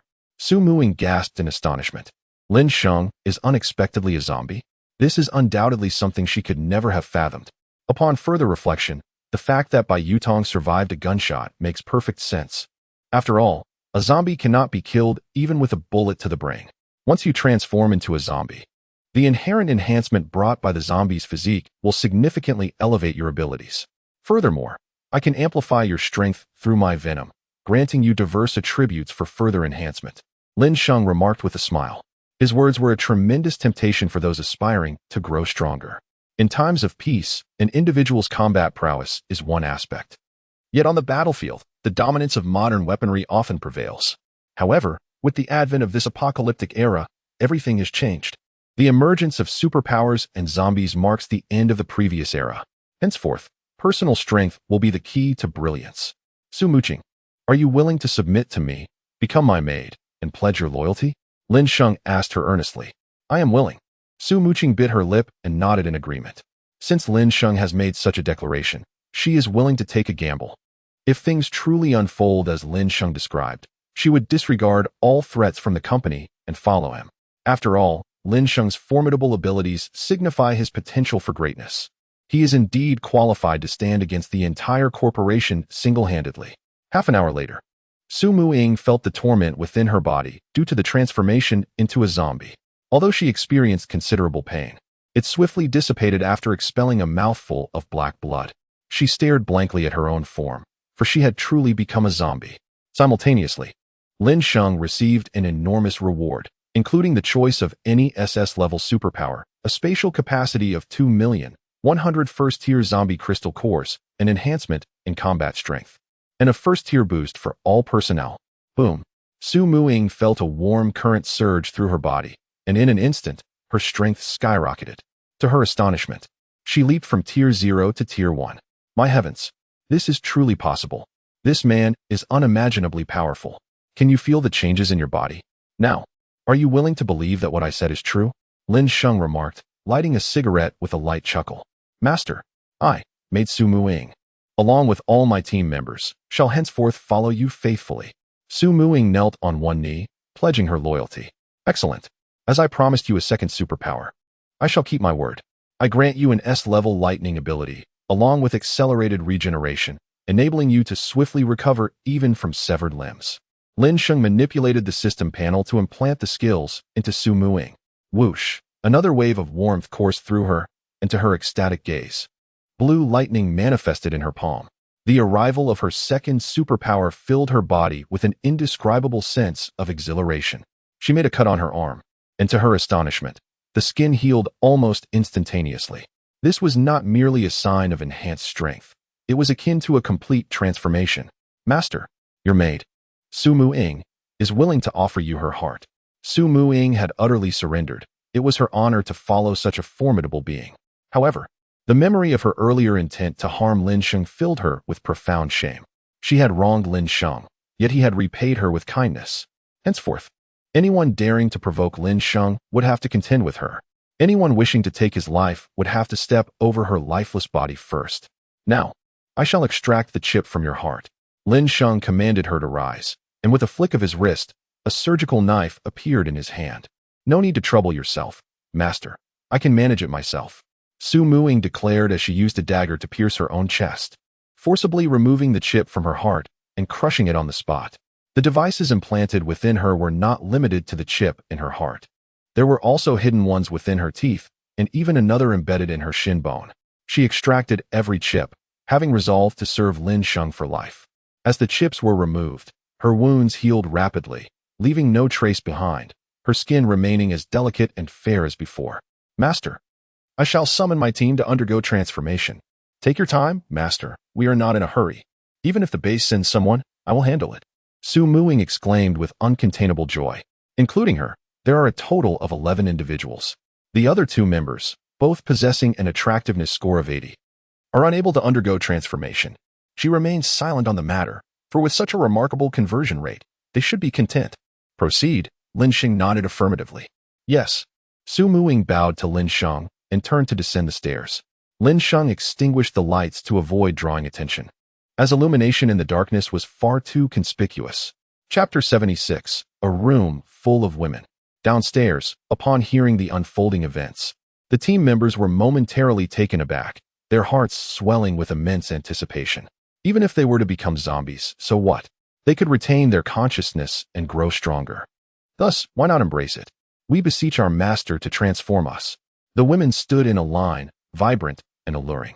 Come, drink the blood upon the table, Lin Sheng said with a smile, beckoning them. Yes, master. The women joyfully grasped their cups, consuming the blood infused with zombie toxins. Su Muing, come here. I shall enhance your physique. While the others awaited their transformation, Lin Sheng called Su Muing to his side. She felt exhilarated, her face radiating charm. The enhancement through zombie toxins required time and could only be performed on one individual at a time. During the process, Su Muing sensed the elevation of her body, whether in strength, agility, or even the mastery of her abilities. All were on the rise. Each incremental enhancement, though seemingly modest in its impact, accumulates with each occurrence. As dawn broke, Lin Sheng transformed Su Muing and her 11 companions into zombies, bestowing upon them the gift of rapid regeneration. The two members, with an admirable appearance, scoring 80 points, looked on with envy. Alas, their physical constitutions were ill-suited for such transformation, rendering their admiration futile. Lin Sheng tossed several first-tier crystal cores to Su Muing, instructing, Su Muing, these cores are entrusted to you. The distribution is at your discretion. Gratefully, Su Muing bowed deeply, exclaiming, Thank you, master. I am most appreciative of your generous gift. The other women followed suit, bowing to Lin Sheng. This scene was nothing short of breathtaking. Su Muing judiciously divided the crystal cores between the two envious teammates, urging them to consume the cores to enhance their abilities. The zombie crystal cores contained unique energy capable of augmenting the powers of both supernatural beings and ordinary individuals. Remarkably, the team member who scored 88 awakened an extraordinary ability upon consumption, speed, rated as B class. Overwhelmed with excitement, she knelt on one knee, exclaiming, Master is truly formidable. Sisters, our master has granted us such formidable strength. We must not betray his trust. We shall demonstrate our loyalty and serve him faithfully. As for the company, it no longer belongs to us. Su Muing commanded, Let us kneel in gratitude to our master. The women knelt, the scene resonating with profound impact. The base detected the complete disappearance of Su Muing and her team's signals, prompting an urgent attempt to contact her. Unfortunately, Su Muying's walkie-talkie was turned off. Let us gather supplies, Lin Sheng commanded, raising his arm decisively. Yes, master. The women responded, trailing behind him as they exited the shop. Lin Sheng summoned several off-road vehicles for them to board. The original convoy of Su Muing was too conspicuous and easily recognizable by the people of Zhuyun Mountain. With a rumble, the convoy set off, with Su Muing leading the way and the other team members bringing up the rear to protect Lin Sheng's vehicle. At the Zhuyun Mountain water plant, the inability to contact Su Muing caused immediate tension at the base, which quickly dispatched personnel to the last known GPS location. However, they found nothing. All surrounding surveillance had been destroyed, leaving no clues behind. The disappearance of Su Muing and her team was undoubtedly a significant blow to Zhuyun Mountain, as their combat prowess was exceptionally formidable, especially since Su Muing was the third in command at the base. In the vehicle, Lin Sheng gained a basic understanding of the situation regarding the ability users. There are 3 methods by which these abilities can awaken. First, through the mutation caused by the toxic rain, akin to the rat Lin Sheng encountered. Though the probability of this occurring is minuscule and even the company cannot quantify it. Second, through physical stimulation, which can provoke the awakening of abilities but carries inherent dangers, potentially resulting in fatalities. And third, through zombie crystal cores. As long as a supernatural being awakens their powers, they can attain a certain degree of immunity to the toxic rain. Although their bodies may be corroded by the rain, the toxins within it will not transform them into zombies, unless the dosage is exceedingly large. With the enhancement of the supernatural being's abilities, their immunity to various toxins will continuously increase. According to Su Muying's account, the personnel within the organization are classified into levels 1 to 8, with level 8 comprising logistical staff. Those above level 7 are all combat personnel endowed with fighting capabilities. Beyond these 8 levels lies an elusive elite echelon, shrouded in secrecy, orchestrating events from the shadows. The extent of control exerted over Long Kingdom remains uncertain, yet it is evident that their influence spans the globe. Lin Sheng and his team arrived at a seafood supermarket, where 2 members of the 80-point squad, untouched by the transformation, retrieved seafood from the tanks, neatly placing them into baskets provided by the store. Lin Sheng then stored the bounty within his spatial realm. Witnessing over 1,000 pounds of seafood being completely collected, the team members were visibly exhilarated. Lin Sheng not only bestowed upon them formidable strength, but also facilitated the accumulation of substantial resources. Thus, they could now aspire to scale even more daunting heights, perhaps even reach the pinnacle of the world. Master is incredible. Master is amazing. The women did not hold back their praise, lauding him without reservation. Stay humble, stay humble. Lin Sheng felt a flush of embarrassment on his face as he responded. The women gazed at him, all breaking into smiles. Within the confines of the purple gold residence, even in the absence of Lin Sheng, the routine gathering of provisions continued unabated. By the time Lin Sheng and his companions returned to the residence, it was already 8 p.m. Anticipating the arrival of several sisters accompanying him, Si Xiaonan and the others had prepared a lavish feast, eagerly awaiting his return. As Su Muqing and the others beheld the sumptuous spread before them, their mouths watered, fingers itching with anticipation. Once Lin Sheng took the first bite, they immediately began to indulge, relishing the meal that surpassed anything they had experienced at the Zhuyan Mountain water plant by several magnitudes. However, as they savored the dishes, disappointment struck. They could perceive the tantalizing aroma, yet the flavors eluded them. Lin Sheng assured them that he could resolve their tasting dilemma, but it would require a commendable effort on their part to earn his reward. The arrival of the sisters added a sense of pressure for Zhou Xinyao and her companions. Among the 13 of them, 11 boasted stunning appearances, including the striking Su Muqing, a white-haired enchantress with a score of 97. In a contest of beauty, Zhou Xinyao and her friends found themselves at a disadvantage. Now, I possess S-level Earth and Lightning abilities, along with Si Xiaonan's S-level Fire prowess and an SS-level Puppet ability. The extent of your gains will depend solely on your own efforts. After satisfying his hunger and thirst, Lin Sheng set down his chopsticks and spoke.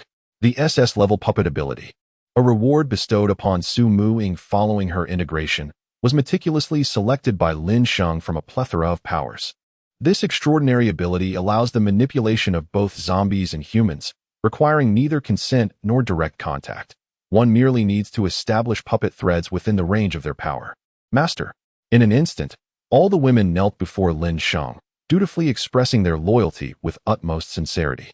Lin Sheng, satisfied, nodded and settled onto the sofa to watch television, while the women hurriedly approached him, offering shoulder massages and leg rubs, their eager eyes brimming with allure. At 11 p.m., Lin Miao Miao engaged in her routine video call with Lin Sheng. However, upon witnessing a room full of women, she was taken aback. What on earth? In just 2 days, my brother has managed to gather such a multitude of beauties. There must be nearly 20 of them. Where on earth did he find all these? Unbeknownst to her, within the luxurious confines of Building 5, Apartment 1901, lay the stunning Song Qing and Meng Ziyuan, 2 exquisite beauties. Overwhelmed by the sheer number of enchanting women, she found herself at a loss, even struggling to decide which sister-in-law to invite for a gaming session. Damn it, big brother. Aren't you making this difficult for me? Even if you're expanding your harem, could you please slow down a bit? I can't even recognize all the sisters yet. In the dead of night, Su Muqing dispatched 2 team members to observe Song Qing and Meng Ziyuan at room 1901. The women all spread their bedding across the spacious living room. Due to the increased number of people in the household, Lin Sheng, before retiring for the night, had dismantled all of their abilities. These abilities could be restored the following day without any loss and without consuming any replication attempts. Although Su Muqing and the others had pledged their loyalty, Lin Sheng deemed it prudent to prepare for any eventuality. Thus, the dismantling of their powers was the most effective course of action. The women, feeling their abilities stripped away, experienced a profound shift in their perception of Lin Sheng's formidable strength. Simultaneously, their loyalty towards Lin Sheng deepened, for they understood that since he could bestow upon them their powers, he could just as easily revoke them. Upon awakening the next day, they all knelt outside Lin Sheng's room, awaiting his emergence. Even after 2 hours of kneeling, they bore no complaints. The privilege of waiting for their master's awakening was a source of honor for them. With a click, the door swung open.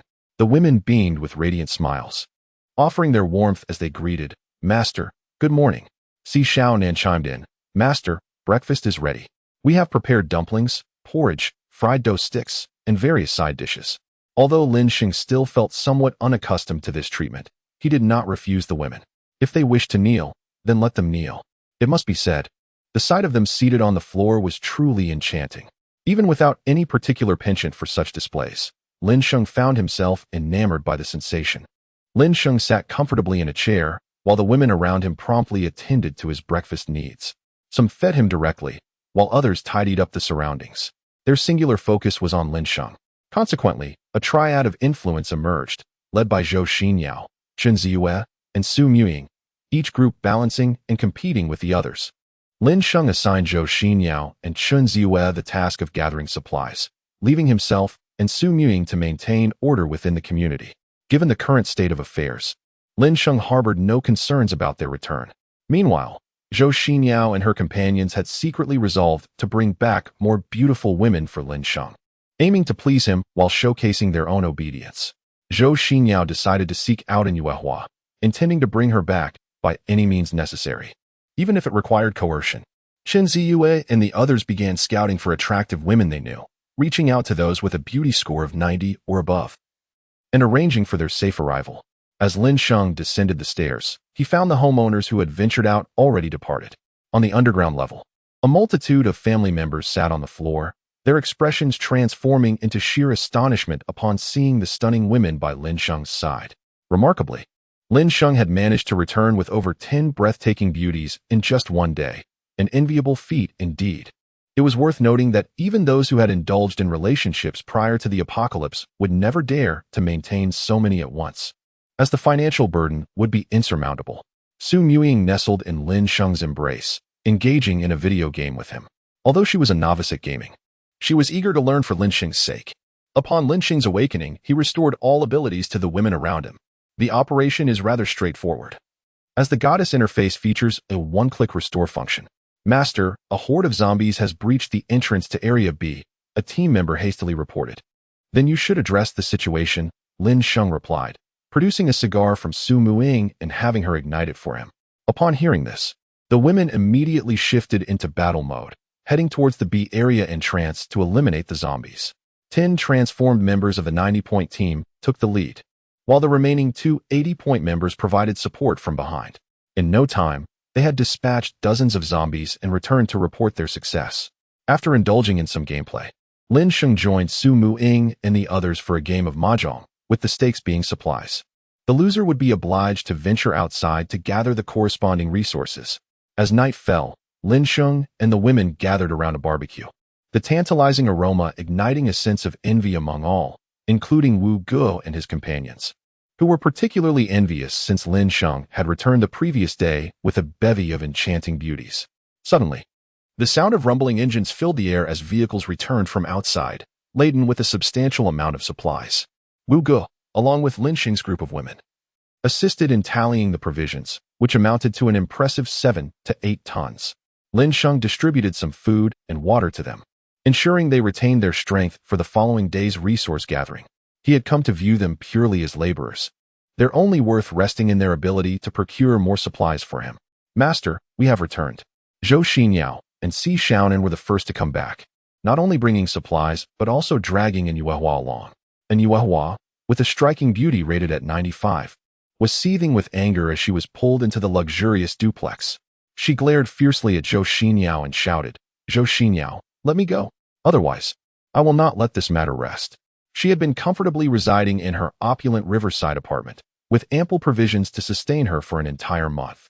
However, Zhou Xinyao and her group cunningly coaxed her into opening the door.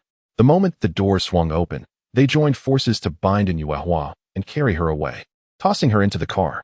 In the past, Zhou Xinyao would never have dared to act in such a manner, and her actions were driving Yuehua nearly to madness. "Oh, you can't even defeat Xiaonan. How do you intend to settle this with us?" Zhou Xinyao taunted. "I will kill you." And Yuehua retorted furiously, casting a murderous glare at Lin Sheng. She was at a loss as to how Lin Sheng had managed to brainwash Zhou Xinyao and Si Xiaonan. Yet she had to admit that Lin Sheng was indeed quite adept. After all, what status did Zhou Xinyao hold? In Yuehua's eyes, a man like Lin Sheng was even more repugnant than a man of lower status, for he had crossed her boundaries. As an independent and self-sufficient woman, why should she rely on a man? And why had they taken her captive? Zhou Xinyao forcefully pinned Yuehua to the ground, pressing her face against the floor. Yuehua's eyes blazed with fury, her teeth nearly grinding to dust, overwhelmed by humiliation and indignation, teetering on the brink of despair. At that moment, the grand double doors swung open, revealing Chen Ziyue and her companions, accompanied by two exquisite young women. Upon noticing that Zhou Xinyao had only returned with one individual, a mocking smile crept across Chen Ziyue's lips as she hastened towards Lin Sheng, kneeling before him. Simultaneously, the two young ladies she had brought along also knelt before Lin Sheng, sweetly addressing him as their master. Prior to their return, Chen Ziyue had informed them of the situation and the advantages Lin Sheng could bestow. She assured them that should they choose to serve as his maids, not only would their families receive a wealth of resources, but they themselves would also reap significant benefits. Initially, they had grappled with their decision. Yet the endorsement from Chen Ziyue, Lu Hanyan, and Bai Yutong quelled their internal conflict. In a world teetering on the brink of apocalypse, with official rescue efforts proving futile, survival necessitated seeking a means to endure. Aligning with a formidable ally equated to a leap toward salvation. Zhou Xinyao, witnessing this scene, could not help but grit her teeth in frustration. Her own retinue was notably sparse, and she had returned with a rebellious spirit, in stark contrast to the obedient demeanor of Chen Ziyue's companions. The disparity became all too apparent. Master, I am Tian Tian. I am Miao Miao. We implore you to allow us to remain. We are eager to serve by your side, unconditionally obeying your every command. Two young women, their cheeks slightly flushed, knelt on the ground and spoke softly, accompanying their words. A mere nod from Lin Sheng would result in the immediate distribution of rewards from the divine system of the prestigious family.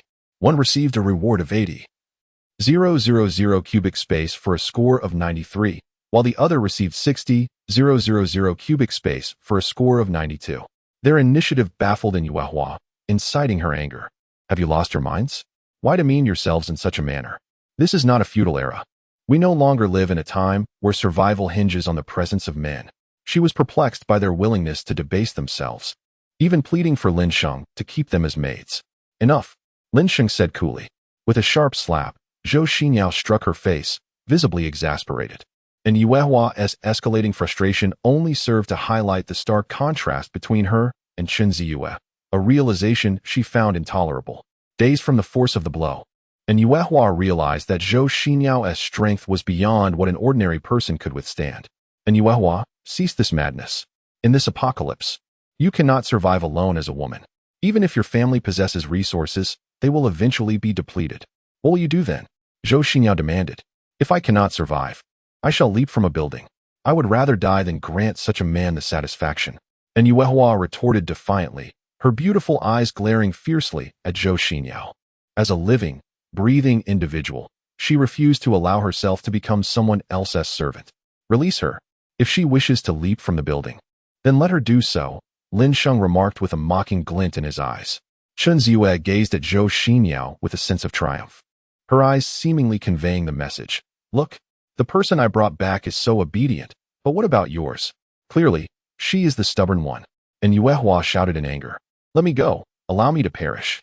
Zhou Xinyao gritted her teeth, compelled to loosen her grip, and in that moment, she truly suffered a significant loss of face before Chen Ziyue. The instant Yuehua was freed from her restraints, she dashed towards the windowsill and climbed upon it. However, upon witnessing the daunting vertical drop, her mind spun in a whirl, and an overwhelming instinct for survival compelled her to cling tightly to the window ledge. Her breathing quickened, her complexion fluctuating between shades of blue and white. Jump! Why aren't you jumping? Lin Sheng quipped, a cigarette dangling from his lips. Don't rush me. Yuehua looked down below, nearly fainting from the sight. Her words projected an air of defiance, yet internally, she felt utterly cowardly. Tears welled up in her eyes, a wave of grievance washing over her. She had never intended to marry. At worst, she could resort to being a test tube baby. Yet, faced with this apocalyptic scenario, She found herself cornered into the depths of despair. Zhou Xinyao and Si Xiaonan had tied her here, seemingly wishing for her to hasten her demise. All she longed for was to live peacefully. Why did even fate conspire against her? The toxic rain outside poured down in torrents, and a single drop, propelled by the wind, splashed onto her skin, causing it to wrinkle momentarily. Soon after, the poison began to corrode her wounds. It hurt. It truly hurt. And Yuehua curled up in the corner of the windowsill, gazing at the injury on her arm, tears streaming down her face. Master, she has been infected by the toxic rain. Zhou Xinyao exclaimed anxiously. Let her transform. Does she not wish for death? Then let her embrace it. Lin Sheng scoffed. Isn't Yuehua supposed to be resolute? Then let her be resolute. And Yuehua, why don't you hurry and plead with the master to save you? If the master intervenes, you can be spared the torment of becoming a zombie, allowing you to retain your consciousness and continue living. Transforming into a zombie is a harrowing fate. Zhou Xinyao urged desperately. Let me die? And Yuehua cried out, her voice choked with emotion. You foolish woman, you are beyond saving. Is living not preferable? Zhou Xinyao retorted, exasperated. If I become a zombie, then so be it. I will kill you all. And Yuehua shouted defiantly. And Yuehua, do you truly believe the master can preserve your consciousness and allow you to live? Because we are all zombies. Even if you become one, you cannot harm us. Zhou Xinyao declared angrily. At this revelation, the living room fell into stunned silence. Xun Ziyue's two companions, though aware of some underlying truths, remained oblivious to Lin Sheng's true nature as a zombie. We are all zombies. How terrifying this must be. The key is that consciousness is retained, appearing indistinguishable from normal humanity. And Yuehua, do not be foolish. Quickly seek the master's aid, Zhou Xinyao urged anxiously. I refuse. I would rather become a zombie. And Yuehua clung to a glimmer of hope in her heart. If Lin Sheng and the others, as zombies, could maintain their consciousness, why could she not? Was she truly inferior to them? Chapter 79. Just saved you, and now you betray me? Cast her aside. Zhou Xinyao believed in Yuehua was hopelessly lost. Since she wished for death, let her endure the torment of transformation before meeting her end. There was a path to survival, yet she chose not to take it. In less than half an hour, signs of transformation emerged in Yuehua. Her eyes grew murky, and she emitted the distinctive low growls of a zombie. Ugh! Weakly lying on the ground, she violently coughed up black blood, her body racked with excruciating pain that threatened to shatter her will. It hurts. It truly hurts. It felt as if her flesh were being sliced away piece by piece. The immense agony tormented her, making her wish for death. Yet the instinct to survive urged her to cling to life. Save me. Just on the brink of complete transformation, and Yuehua emitted a faint cry for help.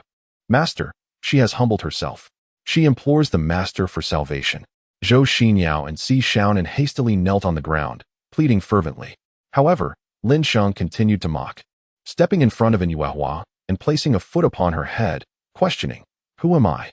And Yuehua, already tormented to the brink of madness, summoned her last vestige of reason and gritted her teeth, pleading, Master, I beg you, save me.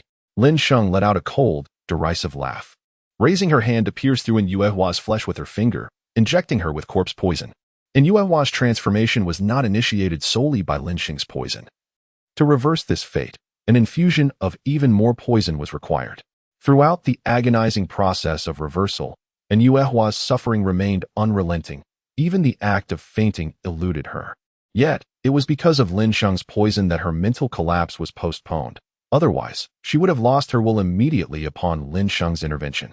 As she retained her consciousness and underwent her metamorphosis, the two systems simultaneously bestowed rewards, a spatial capacity of 100,000 cubic units, and 3 scrolls for skill enhancement.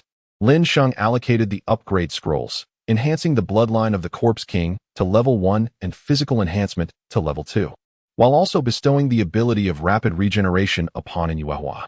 Yuehua's will momentarily succumb to chaos, only to be yanked back by a powerful force. And she reopened her eyes, incredulous that she was still alive. She stared at herself in a daze, struggling to comprehend the situation for quite some time. Yuehua, it is I who have saved your life. How shall you express your gratitude? Lin Sheng inquired condescendingly from her elevated position. You can go die? Yuehua retorted defiantly. Yuehua suddenly erupted in anger, cursing vehemently. Huh. So, You intend to burn bridges after crossing them? Lin Sheng mocked. What of it, even if I do? After all, it was you who transformed me into this. And Yuehua retorted defiantly. Were it not for Zhou Xinyao binding her, how could she have faced the threat of death? Thus, the blame lay squarely on Lin Sheng and his companions. I advise you to release me at once. I have now acquired a zombie's physique, rendering me no lesser than you. And Yuehua seethed, her eyes burning with a desire to devour. Zhou Xinyao, come here. Lin Sheng commanded in a low voice. Coming, master. Zhou Xinyao hastened to kneel before him. Throw her off the building. As long as she doesn't die, keep tossing her. Lin Sheng declared coldly. In the meantime, he bestowed upon Yuehua the gift of undying will, paired with rapid regeneration, ensuring her perpetual revival. Understood, master. Zhou Xinyao hoisted Yuehua, her expression darkening. At this juncture, Yuehua still dared to rebel, showing no signs of submission. Thus, it was time to teach her a lesson. Zhou Xinyao, what are you planning? Don't do anything reckless. You can't do this. Bang. Yuehua was hurled from the rooftop, creating a cacophony reminiscent of a detonating explosive. Instilling sheer terror among the residents of the community, her body shattered into fragments, yet it swiftly mended itself. Si Xiaonan descended to carry her back up, only for Zhou Xinyao to cast her down once more. The two women brought by Chen Ziyue stood before Lin Sheng, their hearts racing with trepidation, for they wished to avoid experiencing the harrowing sensation of extreme freefall as Yuehua had. Master, we beseech you to transform us into zombies. We promise to be obedient. They implored, kneeling on the ground in earnest. Lin Sheng nodded, providing them with 2 cups of blood infused with zombie venom. Ding. Detection of the zombie goddess Tian voluntarily becoming a family member of the host. Family size, 20. System reward, premium dragon blood, zombie venom enhancement. Host can gain double attributes. The goddess can gain 50, equating to 1 full attribute. Ding. Detecting the zombie goddess, meow meow, willingly becoming the host for her family, comprising 21 members. System reward, evolutionary ember. This ember allows any supernatural ability to evolve to the next stage, enhancing not the innate talent rating of the ability, but granting it a more formidable explosive power. The fire-related ability can evolve into deep blue flame, with the subsequent stage being purple flame of profound fire. Both rewards are indeed commendable. Lin Sheng turned his gaze towards the nearby Chen Ziyue and beckoned her over. Chen Ziyue, you have performed admirably today. You may choose either a supernatural ability reward or a skill reward. In an instant, Chen Ziyue was overwhelmed with joy, her excitement palpable. When she brought the 2 women back, she had not anticipated such a significant reward, yet her master granted it to her. The very fact that her master could bestow a reward upon Ziyue filled her with elation. Everything is determined by the master. Chen Ziyue prostrated herself, her breathing becoming rapid. Regardless of which reward it was, anything given by her master could not possibly be worthless. Then I shall grant you an S-rank Earth-type ability. Lin Sheng pondered briefly before declaring. The evolutionary ember must be used with caution, while the supernatural abilities and skills could be obtained by expending replication instances, making them considerably more affordable. An Earth-type ability? Splendid. Thank you, master. Chen Ziyue's face flushed with excitement. She was soon to possess a supernatural ability. Ha! A warm current surged into Chen Ziyue's body, making every cell within her vibrate with joy, as if she were being baptized by the powerful embrace of the sea breeze. Such an exhilarating sensation. Soon after, she became acutely aware of her connection to the earth beneath her, a hallmark of her earth-based abilities. She possessed the power to alter the terrain, capable of both offense and defense. Master, Ziyue shall devote her life and soul to you, never to falter even unto death. Ziyue is but your loyal servant. Anyone who dares to harbor ill intentions towards you shall face my wrath. Even if it costs me my life, I will eliminate those foes for you. Chen Ziyue knelt on the ground, brimming with excitement, truly a devoted and diligent maid. Lin Sheng nodded in satisfaction. Meanwhile, Zhou Xinyao was on the verge of tears. Had Yuehua not been so erratic, she too would surely have received her master's favor that night. Alas, she lamented, what a missed opportunity. Master, might we also receive a reward? The 2 women gazed at Lin Sheng, their eyes sparkling with anticipation. The rewards bestowed upon you by the master will undoubtedly include accelerated regeneration, a standard feature for us all. This ability, as its name suggests, grants you terrifying healing prowess, allowing wounds to mend in mere seconds. Shouldn't you express your gratitude to the master? Chen Ziyue urged eagerly. Thank you, master. The two women also knelt down, exhibiting utmost obedience. Chapter 80. Alas, Meng Ziyuan's cherry blossom boyfriend has arrived. Lin Sheng had already bestowed upon them the bodies of zombies, which was enough to elate them, not to mention the exceedingly powerful skill of rapid regeneration. All right, you all go prepare a late-night snack. I am famished, Lin Sheng declared, raising his hand. Master, allow us to handle it. Su Muing quickly interjected, her eyes gleaming with desire. She yearned for additional rewards. If acquiring a third supernatural ability were within reach, she would gladly do anything for it. Chun Ziyu and the other girls were immediately flustered, exclaiming, "This is a task assigned by the master. Naturally, it is our responsibility to fulfill it." Su Muing, accompanied by over 10 of her teammates, retorted defiantly, "Do you possess culinary skills? Can you prepare a delicious meal? We have spent years abroad honing our cooking abilities." Chun Ziyu pointed to a companion beside her, saying, Tian Tian was a renowned cooking streamer before the apocalypse, boasting 7 million followers across the internet. Can you compare to her? With a determined bite of her lip, Su Muing swiftly transformed her demeanor, smiling sweetly, "Master, you must be weary. I have recently learned some massage techniques. Allow me to assist you." Lin Sheng nodded, settling into a chair and permitting Su Muing to proceed. As she massaged him, she cast a provocative glare at Chun Ziyu, the tension palpable.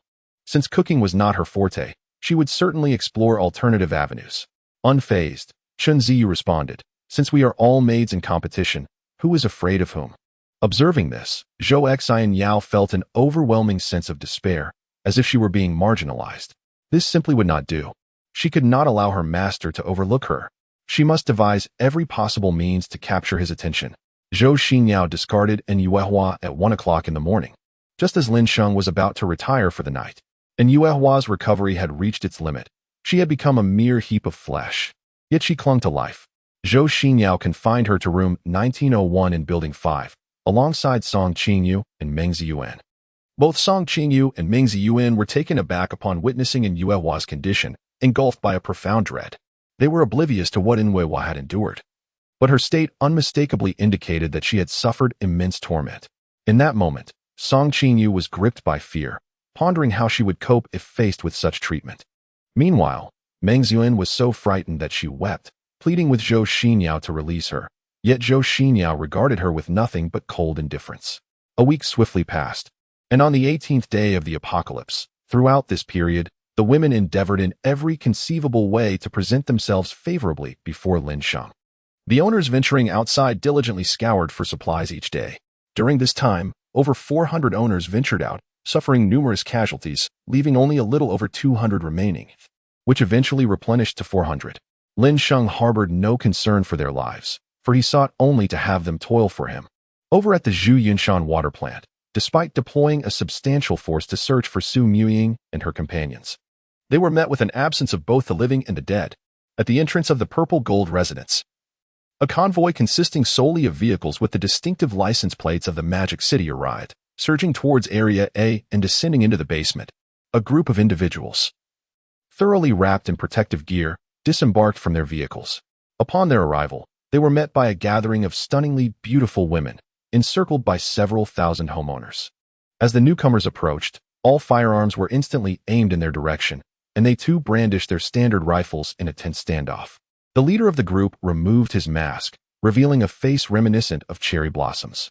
The sight of Zhou Xinyao, Chen Ziyue, and Su Muying among them made the men feel as though they had stepped into paradise, further affirming the worth of their venture. These women, whether before or after the apocalypse, were undeniably among the finest. The mere thought of taking them away was intoxicating. "Who are you?" Lin Sheng inquired coldly as he stepped forward.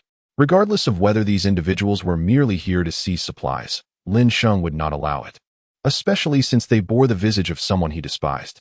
"I am Murakami Kojuro, the boyfriend of Meng Ziyuan," the leader retorted icily. "I heard from the Zhou family that you are here. If you know what's good for you, release my girlfriend at once." Lin Sheng and his companions were armed with handguns, while their adversaries wielded rifles, making the disparity in power abundantly clear. Prior to their arrival, they had visited the Zhou family, where they had learned the whereabouts of Meng Ziyuan and Zhou Xinyao, employing threats of gun violence and even taking lives to secure this information. This apocalyptic scene transported them back over a century to the very midst of that war. Men were slaughtered at their whim, while women were treated as mere playthings. The exhilaration of such power was indescribable. In an instant, they all removed their masks, revealing faces as delicate as cherry blossoms, exuding arrogance and mockery. "What if I refuse?" Lin Sheng asked with a cold smirk. "If you refuse, you shall meet your demise. We can kill you and still find my girlfriend, Meng Ziyuan." Kojiro Murakami replied disdainfully. The onlookers eagerly anticipated a clash, for if Lin Sheng were to perish, they would escape the clutches of danger. "Is that a standard military weapon? How did you acquire it?" Lin Sheng inquired, furrowing his brow. "What concern is that of yours? Just know that the weapons we possess are more than sufficient to eliminate you." Kojiro Murakami retorted with even greater disdain. He said this while secretly hoping to witness the terror in Zhou Xinyao's eyes. Yet to his dismay, she and her companions displayed no fear whatsoever. "Let us first eliminate that man. Then these women shall be ours."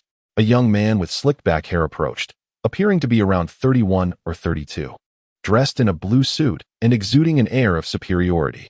"Master, leave this to us. These mere trifles are no match for us." Su Muying volunteered eagerly.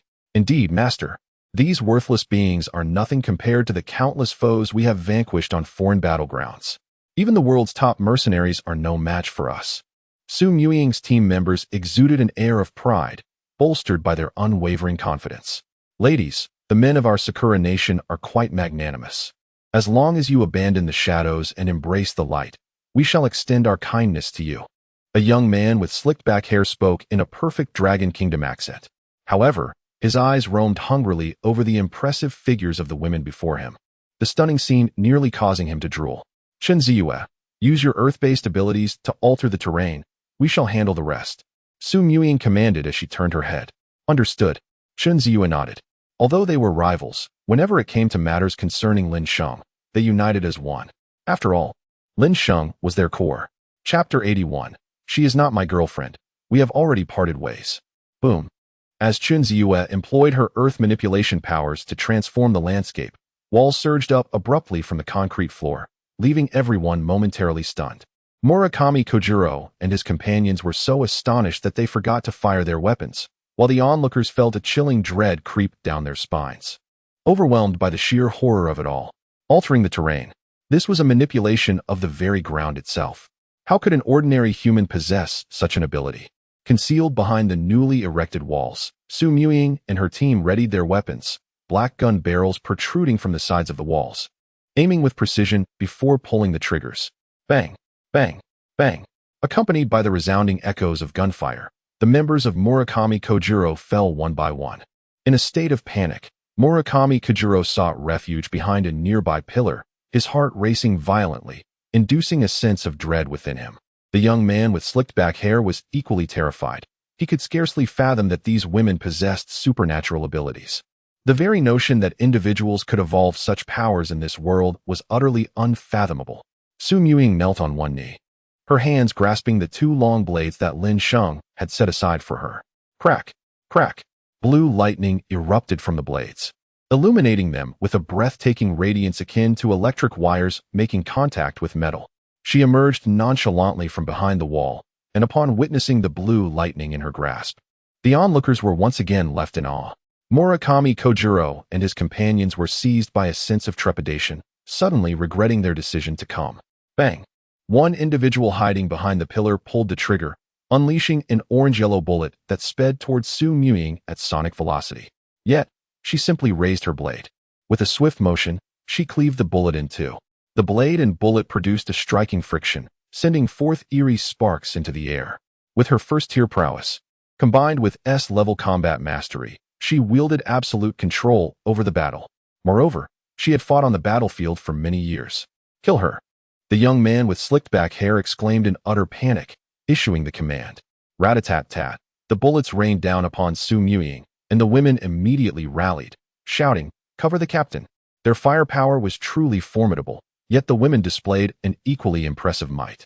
One woman, astonishingly, emerged from behind a wall wielding a heavy machine gun, unleashing a terrifying barrage upon the villagers, the bullets thundering against the columns and creating deep indentations, even dislodging concrete.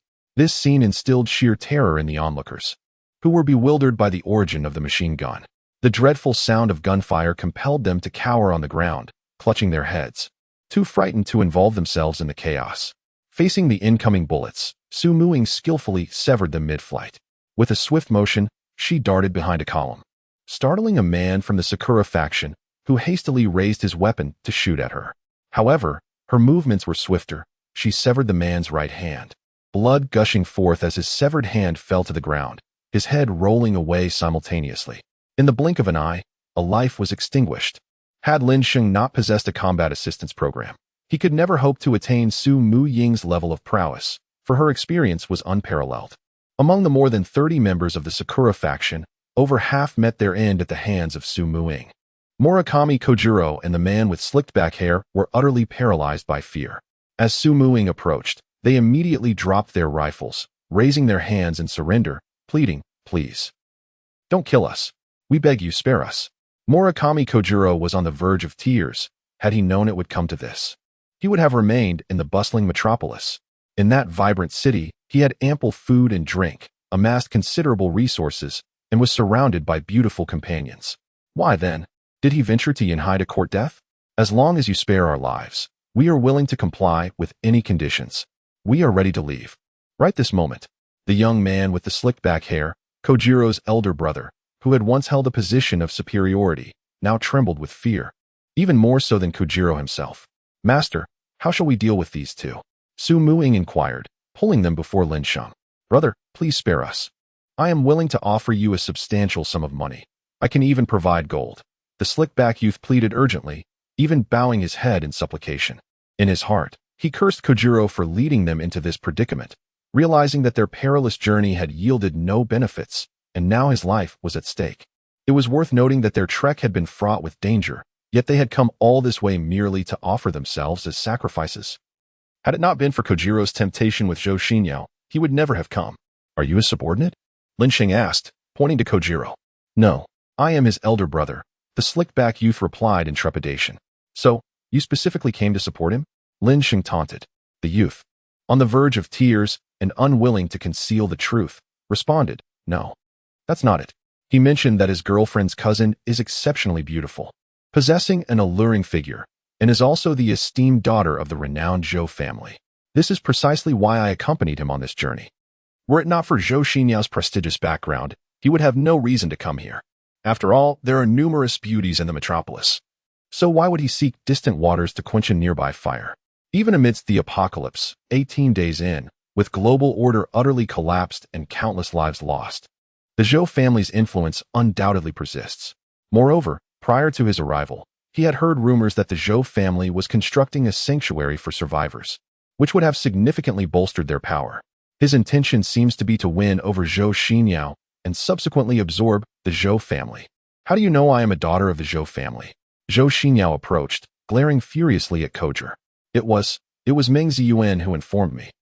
She urged me to rescue her and claimed she would find a way to drug you, making you my elder brother's woman." Kojiro stammered, nearly in tears. "How absurd. Meng Ziyuan, you have truly lost your mind," Zhou Xinyao exclaimed, her anger boiling over. If Kojiro and his companions had merely come to rescue Meng Ziyuan, she would have dismissed them entirely. However, with Meng Ziyuan's attempt to draw them in and her sinister intentions to drug her, what was she truly plotting? That is precisely what transpired. It is all Meng Ziyuan's fault. If you seek someone, go after her. It has nothing to do with us," Kojiro implored, kneeling on the ground in desperation. The situation had spiraled beyond his control, compelling him to deflect all responsibilities. "Meng Ziyuan is not your girlfriend, is she? Do you no longer wish to rescue her?" Lin Sheng taunted, a mocking glint in his eyes. "No, she is not my girlfriend. I have already broken up with her," Kojiro stammered, his expression towards Lin Sheng now obsequious. "Zhou Xinyao, go pull Meng Ziyuan down." Chapter 82. This woman is determined to see him perish, is she not? Indeed. Zhou Xinyao nodded resolutely, her heels clicking as she strode towards Building 5, her teeth clenched in rage, wishing fervently to dismantle Meng Ziyuan piece by piece. When Meng Ziyuan was forcibly brought down, she was engulfed in panic. Having been imprisoned in room 1901 for so long without sustenance or water, her body, though not emaciated, endured daily torment. Instinctively, she feared Zhou Xinyao was there to kill her, especially since no one had intervened after Inhua was left in a shattered state. Upon reaching the basement, a pungent smell of blood assaulted her senses. The floor was littered with bodies in disarray. Kojiro? The sight of the man filled Meng Ziyuan with overwhelming joy, her eyes shimmering with tears of exhilaration as she longed to rush to him, elated that her Kojiro had finally come to rescue her. "Stay away from me. I do not know you," Kojiro bellowed, his voice a fierce snarl. In a bid for self-preservation, he showed no regard for his youthful-looking girlfriend. Yet, he lamented his decision not to have pursued Meng Ziyuan sooner. With her exceptional beauty and figure, even without the advantage of her youthful appearance, she would undoubtedly stand out as a rare gem. "Xiao Zilong, what are you saying? I am Ziyuan, your beloved Ziyuan," Meng Ziyuan exclaimed in astonishment. "I do not know you. Leave," Xiao Zilong barked, turning to Lin Sheng with a servile smile, adopting the demeanor of a sycophant. "Xiao Zilong, please don't act this way. You came all the way from the Magic City to rescue me, right? As a noble Sakurajima person, how can you kneel before someone from the Dragon Kingdom? Get up," Meng Ziyuan urged. "You foolish woman, hurry and perish. It is we Sakurajima people who are the lowest of the low," Xiao Zilong retorted, his eyes twitching with agitation. Did Meng Ziyuan truly intend to send him to hell by making such declarations in front of Lin Sheng? What if Lin Sheng became displeased and decided to eliminate him? "Xiao Zilong, rise at once. Kneeling before him is a disgrace to the Sakurajima people," Meng Ziyuan implored anxiously. The surrounding onlookers regarded Meng Ziyuan with a mix of confusion and suspicion, instinctively believing her to be of Sakurajima descent. Otherwise, why would she react in such a manner? "I command you to perish. Do you not comprehend?" Xiaozong bellowed in rage. "This woman will not rest until she has brought about my demise, will she? Ah, how did I ever end up with such a foolish girlfriend? Do you not see the countless lives lost around us? How could you, Xiaozong? Do you have any notion of what I have endured these past days? I have lost everything, living a life worse than death itself. Every day I awaken, yearning for your rescue, yet you treat me in this manner. Do you possess any semblance of conscience? Have you forgotten how much I have expended on you?"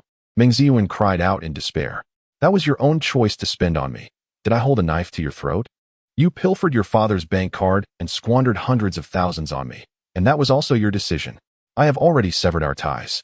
Cease using this matter to manipulate me," Xiaozong retorted, his face flushed with fury. In response to his words, the crowd expressed their disdain. To let a woman spend such a fortune on him, and to have done so by stealing from his family, would lead to scorn if revealed. Yet he appeared utterly unperturbed. "You." Meng Ziyuan was rendered speechless, her mind spinning as if the world around her were collapsing. The person she cherished most had betrayed her, and in such a heartless manner. All her sacrifices were utterly insignificant in Xiaozong's eyes. "I offer you a chance at survival, eliminate her, and you may continue to live." Lin Sheng instructed Su Muing to deal with the youth with slick-back hair, then turned his gaze towards Meng Ziyuan, tossing a dagger to Xiao Xiailang. "Isn't it amusing to watch them tear each other apart?" he remarked. Xiao Xiailang watched in horror as his brother's head rolled to the ground, nearly paralyzed with fear, yet he could only tremble as he picked up the dagger, questioning. "If I kill her, will I truly survive?" Lin Sheng nodded affirmatively. "As long as you eliminate her, I shall spare you." With gritted teeth, Xiao Xiailang made his decision. He resolved to slay Meng Ziyuan. His desire to live surged within him. "Meng Ziyuan, for my survival, you must perish." He advanced towards her, his gaze filled with malice. "This foolish woman summoned us here. If it weren't for her, would we be facing such peril? Would I be left as the sole survivor?" Xiao Xiailang seethed inwardly. "Xiao Xiailang, I am your girlfriend. How can you do this to me?" Meng Ziyuan cried out in despair. "To exchange your life for mine should bring you joy," he retorted through clenched teeth. With a swift motion, he lunged forward with the dagger. Meng Ziyuan screamed in terror, struggling against her bonds, but her hands were tied, rendering her unable to resist. The blade pierced her abdomen, an icy chill enveloping her. Blow after blow, Xiao Xiailang pinned her to the ground, mercilessly stabbing her. Yet, the black blood oozing from the tip of the dagger horrified him. He wondered why her blood was as dark as that of a zombie.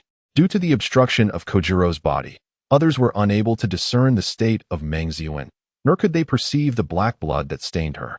"Kojiro, you scoundrel! I shall end your life." Meng Ziyuan's hands morphed into sharp claws, piercing through Kojiro's chest and seizing his ribs. Despite her frail condition, Anger fueled her with an immense reservoir of strength, enabling her to crush Kojiro's ribs with sheer ferocity. A wretched scream echoed. Meng Ziyuan yanked Kojiro's intestines from his body, tearing open his stomach. Scalding blood gushed forth from the wound, cascading over Meng Ziyuan and staining her entirely in crimson. Yet, lost in a frenzy, she persisted. Kojiro, coughing up blood, was bewildered by Meng Ziyuan's resilience. Despite having inflicted at least 25 stab wounds upon her, she remained unyielding. Beast, you wretched beast. After all I have done for you, how dare you attempt to take my life? Die. In a fit of madness, Meng Ziyuan located Kojiro's heart and crushed it before him. Even in the face of his demise, she showed no signs of restraint, instead pinning him to the ground and extracting his innards. This gruesome spectacle was utterly repulsive to humans, yet to the undead, it was simply a commonplace occurrence. Chapter 83. Do not utter those two words. They make me feel nauseous. Dogman. Mencius Yuan relentlessly struck Xiao Zilong's face, delivering terrifying blows that contorted the very shape of his head. With a sickening crack, Xiao Zilong's skull fractured, and a gruesome mixture of red and white oozed from his cranium. Many onlookers were overwhelmed by nausea at the sight, yet Mencius Yuan continued her assault undeterred. It was only when Xiao Zilong was reduced to a mushy mass and her own strength was utterly depleted that she collapsed weakly onto the ground, her black blood completely mingling with his crimson. Even her face bore a grotesque shade of red. Mencius Yuan, how do you feel? Is the sensation of betrayal by the cherry blossom people not exhilarating? Lin Sheng approached her, gazing down upon her with an air of superiority. Ugh! Mencius Yuan found herself seized by a visceral discomfort at the mere mention of the term cherry blossom, inducing a wave of nausea, though nothing emerged. What? Is that enough to make you feel ill? It seems you are no different. Lin Sheng chuckled, shaking his head. Mencius Yuan, do not be foolish. How many of those cherry blossom people are genuinely good? You have never traveled abroad nor interacted with them. You remain blissfully unaware of their profound hypocrisy. Do not utter the words cherry blossom. I feel sick. Mencius Yuan weakly protested. Aren't you the one who adores the cherry blossom nation? Did you not consider their people to be superior? Lin Sheng taunted her. Do not mention it. I feel utterly nauseated. Meng Ziyuan retched uncontrollably, on the verge of collapse. Cherry blossoms, cherry blossoms, cherry blossoms, Lin Sheng remarked with a playful smile. Ugh! Meng Ziyuan heaved again, wishing she could expel her very insides. Lin Sheng decided he would no longer toy with her, raising his hand and instructing. Zhou Xinyao, take her back to 1901 and confine her once more. Zhou Xinyao nodded, preparing to carry her away, when Meng Ziyuan hastily called out. Wait. Master, I do not wish to return. As long as you do not send me back, I am willing to sacrifice everything for penance. I have come to realize, it is an honor to have such a powerful master like you. After enduring torment in 1901 for so long, I have had enough, and having just been stabbed so many times, it is evident how formidable the zombie body is. Rather than continue to suffer, it would be better to embrace change, especially since I have discovered that my fondness for the cherry blossom people has waned. Are you certain? Lin Sheng inquired, his gaze fixed upon her. Master, made Meng Ziyuan humbly requests an opportunity for redemption. Meng Ziyuan strained to prop herself up, enduring the excruciating pain within, and knelt on the ground. The destructive power of the youthful goddess is not to be underestimated. Come with me, Lin Sheng beckoned. Yes, master, Meng Ziyuan replied, unsteadily following Lin Sheng. Master, I am hungry. Meng Ziyuan lamented eagerly. She had long been deprived of sustenance, reaching a point of near unbearable desperation. Eat. Lin Sheng tossed out several packages of marinated chicken legs, stating, it is not yet mealtime, and there are no prepared dishes available in my space. Thank you, master. Meng Ziyuan quickly tore open the packaging and indulged voraciously. Chun Ziyue, drenched by the torrential rain for an entire day, exhibited a frenzied state upon encountering food, resembling a mindless zombie, for she remained at the initial level. However, after Lin Sheng subdued Su Muying, even Meng Ziyuan had ascended to the first tier. While many things were intolerable, they could still be restrained. Master, I am still hungry. Meng Ziyuan devoured the marinated chicken legs in mere moments. Though devoid of taste, the replenishment of her strength made her feel significantly better. Her pitiable little gaze, reminiscent of an adorable puppy, evoked an irresistible urge to coddle her. How about marinated beef? Will you eat? Lin Sheng inquired. Yes, master, I want it. Meng Ziyuan exclaimed eagerly. Lin Sheng tossed out several packages of marinated beef, ensuring she was well fed before changing her attire. After satisfying her hunger to a comfortable extent, Meng Ziyuan finally felt as if she had been revived, and her wounds healed instantaneously. Dressed in a delicate blue qipao, she returned, and upon her arrival, the entire venue fell silent. The homeowners gazed at her with longing. Men were envious, while women shed tears. Her visage was replete with collagen, and her delicate, rosy lips were irresistibly alluring, even without the embellishment of cosmetics. Her beauty was nothing short of striking. The only one present who could rival her was Su Muying, for they both embodied the essence of a 97-point beauty. One radiated the charm of a youthful goddess, while the other exuded a regal dominance, accentuated by her flowing white hair and snowy brows, rendering her exceptionally captivating. The master, Meng Ziyuan, obediently approached Lin Sheng, who nodded in acknowledgement. Meng's demeanor brought a sigh of relief to Zhou Xinyao, who then greeted her and pulled her close. With her willingness to comply, many subsequent matters would become considerably easier. With her by her side, Zhou Xinyao felt bolstered in her resolve to counter Chen Ziyue. Although the two women were merely a point apart in their scores, the disparity was monumental. After all, the qualities possessed by Meng Ziyuan were bestowed upon her by the heavens, traits that 99 of women could never attain. I suddenly have a craving for fried chicken. Why don't you all head upstairs to prepare? There are semi-finished cooking packages from Grandpa Mai in the freezer. Once ready, bring them down. Lin Sheng instructed the group of women. Master, allow me to handle it. I have previously hosted numerous fried chicken shows, and with Grandpa Mai's cooking packages, I can replicate the dish perfectly. Sweetie, who stood beside Chen Ziyue, eagerly chimed in. Even without the cooking packages, I could still recreate 98 of the flavor. Such is the advantage of being a food blogger. Very well. Then you should prepare some for Wu Ge and the others as well. Lin Sheng nodded. Of course, master. Sweet replied obediently, nodding her head. Master, I will help too. Si Shaonan hurriedly added. Lin Sheng nodded again, watching as the two women ascended the stairs together. Before long, freshly fried chicken was sent down from upstairs, a golden hue, with a crispy exterior and a hint of spiciness. Each bite revealed tender, juicy meat that transported one to a realm of bliss. Master, is it delicious? Sweet asked with anticipation. Quite good, Lin Sheng praised with a nod. My goodness. I never imagined that even in the face of the apocalypse, I would still be able to enjoy fried chicken, boldly exclaimed, nearly moved to tears. It's delicious, truly delightful. Wu Ge couldn't resist indulging in a few more bites. Before the end of the world, he could only afford a Wallace meal at most. KFC and McDonald's were far too expensive for him. The experience felt akin to someone accustomed to street food suddenly being treated to a 5-star feast. What sheer happiness it brought. Congratulations to the author, who has unfortunately been reported and placed in a shadowy confinement today. For now, I will provide an update of 4,000 words, having edited out 600 from this chapter. If I am released today, I shall update again. If not, I will have to pause updates and significantly revise the entire text. Chapter 84. The prophecy of the superpowered being before them. The homeowners inhaled the tantalizing aroma, each one salivating uncontrollably. They too yearned to indulge in the crispy delight of fried chicken. Oh, how unbearable it was. Lin Sheng casually sent a photograph of the fried chicken to Lin Miao, who, upon seeing it, felt her eyes brim with tears of frustration. You wretched brother. How could you enjoy such delicacies without me? I want some too. Who does not adore such carbohydrate-laden fast food? Especially someone like Lin Miao, a connoisseur of fried chicken. Want to eat? You must beg me.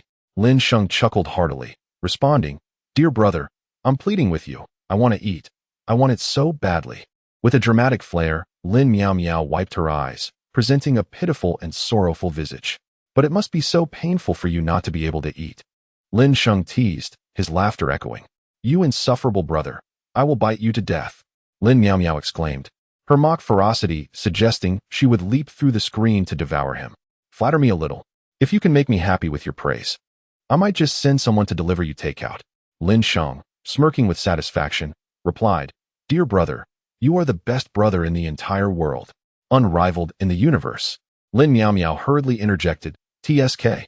That sounds a bit insincere. Lin Sheng shook his head, continuing, Dear brother, you are charming and dashing. No wonder so many sisters admire you. Lin Miao gritted her teeth, reluctantly uttering the flattery. Oh, am I truly that charming? Lin Sheng responded with a playful hum. Dear brother, you are truly the epitome of elegance, akin to the phrase, a gentleman as exquisite as jade, unmatched in the world, my dear brother. Please hasten and ask sister-in-law to deliver me some takeout. Can't you see that my mouth is watering? Lin Meow Meow urged pitifully. All right, but you must wait a moment. I will have someone prepare a fresh order for you, Lin Sheng replied, both amused and exasperated. He summoned the two team members, each scoring an impressive 80 points, instructing them to ascend the stairs and, under the guidance of Tian Tian, prepare a batch of fried chicken to be delivered to Jinhu community. Since these two were indeed human, their involvement would eliminate 99 of potential issues. In the meantime, Lin Meow Meow was overwhelmed with cravings. Just the thought of the fried chicken's flavor was almost unbearable. But at that moment, she stared blankly out the window. To her astonishment, the torrential rain had ceased. Brother, the torrential downpour outside has miraculously stopped.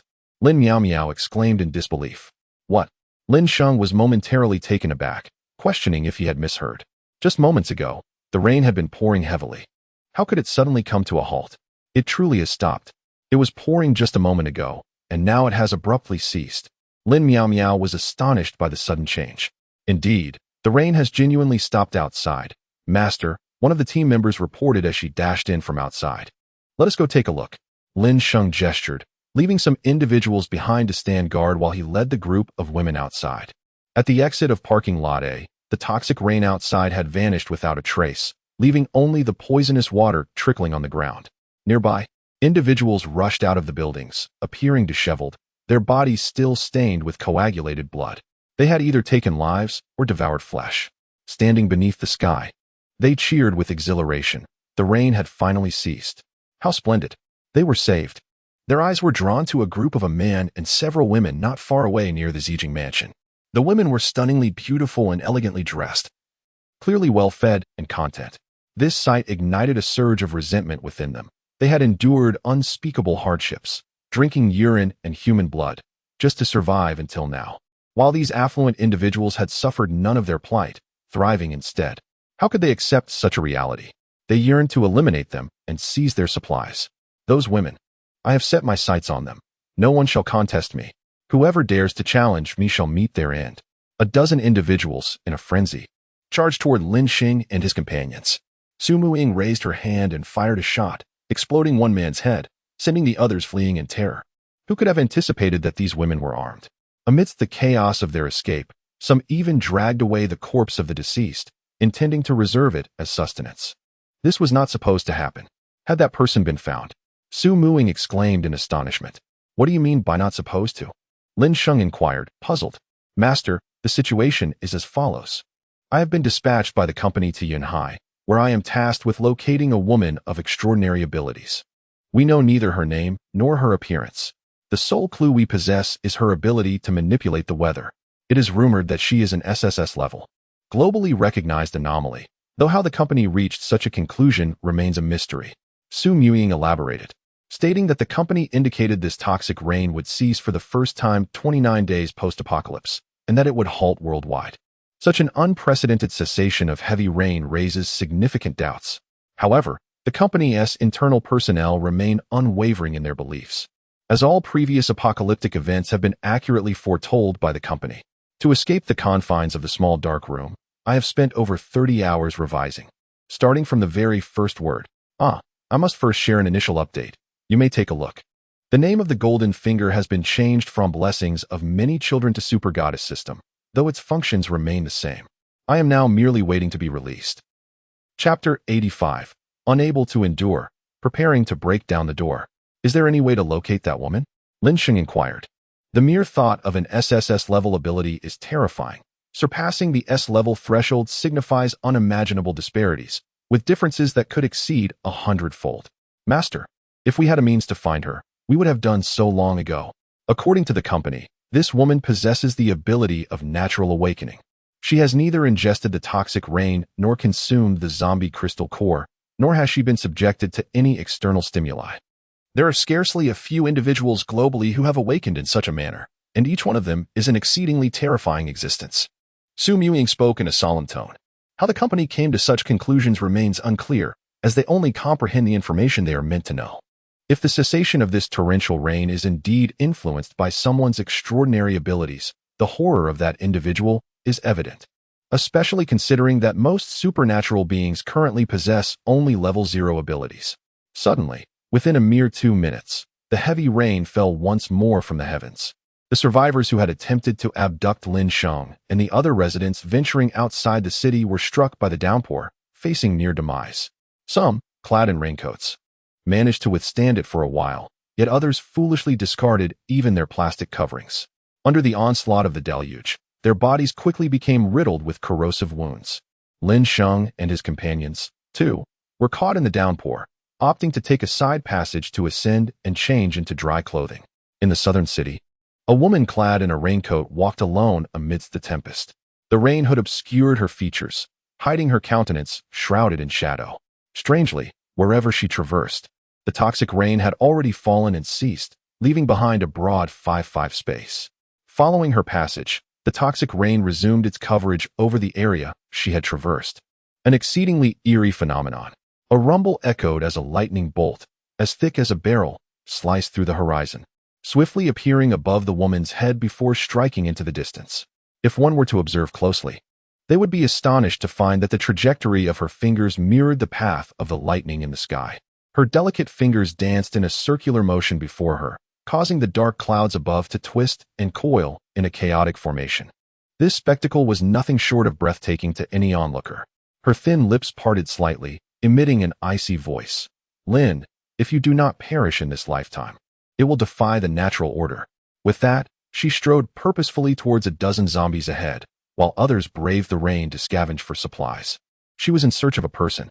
In the Jinhu community, residents gazed out at the rain, which had ceased only to resume its relentless descent, plunging them into profound despair.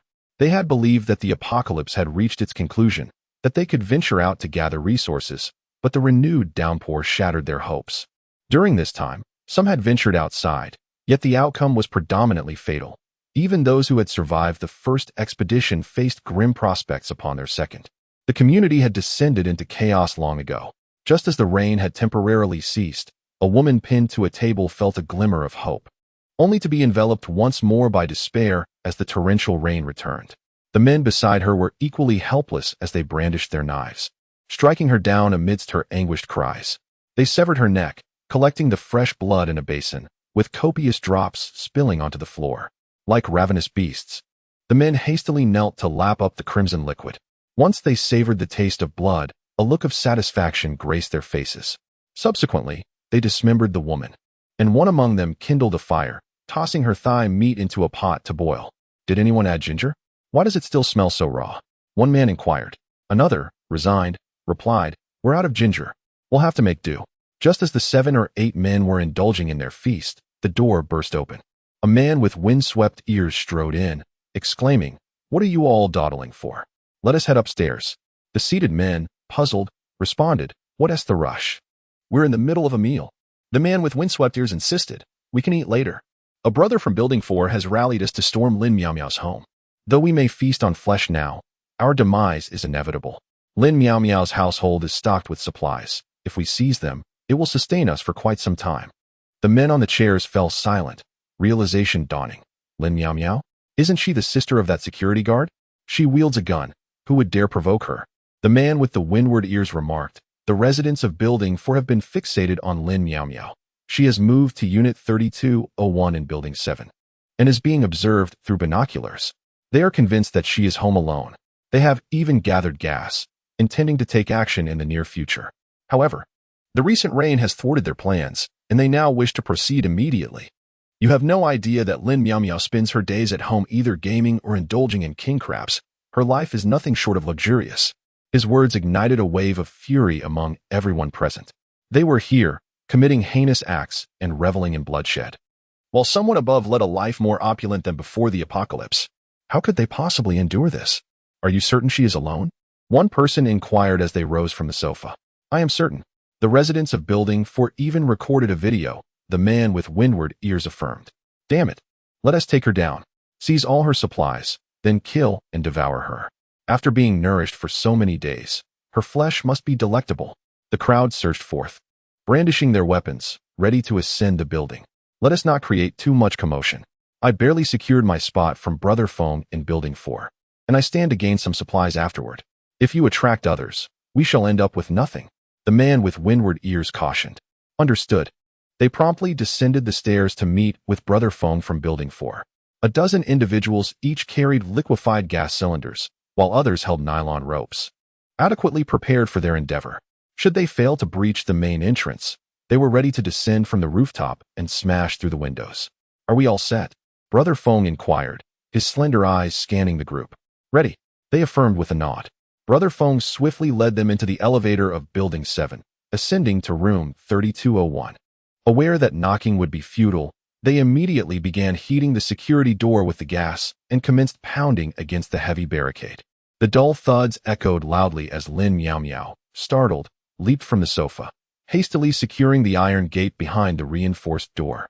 She shouted through the firing hole. What are you doing? Since we are destined to perish, why not eliminate you as well? Lin Meow Meow's voice resonated, solidifying their suspicions. If Lin Sheng were present at home, she would undoubtedly summon him immediately to confront them, armed as he was. Dealing with such a ragtag assembly would be a trivial matter. Hurry, soften the door and drag that girl out. There are ample supplies awaiting us inside. Brother Feng urged his companions, motivating them to intensify their efforts against the door. All right. They responded eagerly, redoubling their efforts on the imposing entrance. They do not possess the professional acetylene equipment that Lin Sheng has. Yet if they manage to soften the steel plates of the gate, they can still force it open. My brother is already on his way. If you continue to act recklessly, my brother will undoubtedly not spare you. Lin Meow Meow exclaimed anxiously. Oh, whom are you trying to deceive? If your brother is truly on his way, I will write my name in reverse. Brother Feng and his associates had no faith in Lin Meow Meow's words. They even suspected that Lin Sheng had perished in some obscure corner. Considering he was always outside, how could he possibly be safe? My brother is indeed on his way. Lin Meow Meow insisted urgently. She recognized the ill intentions of these individuals, yet she fervently hoped they would leave quickly, for her brother was genuinely en route. And if he arrived, he would surely kill them. She was not a bloodthirsty person. On the contrary, she wished for her brother to take fewer lives. Stop with the excessive chatter.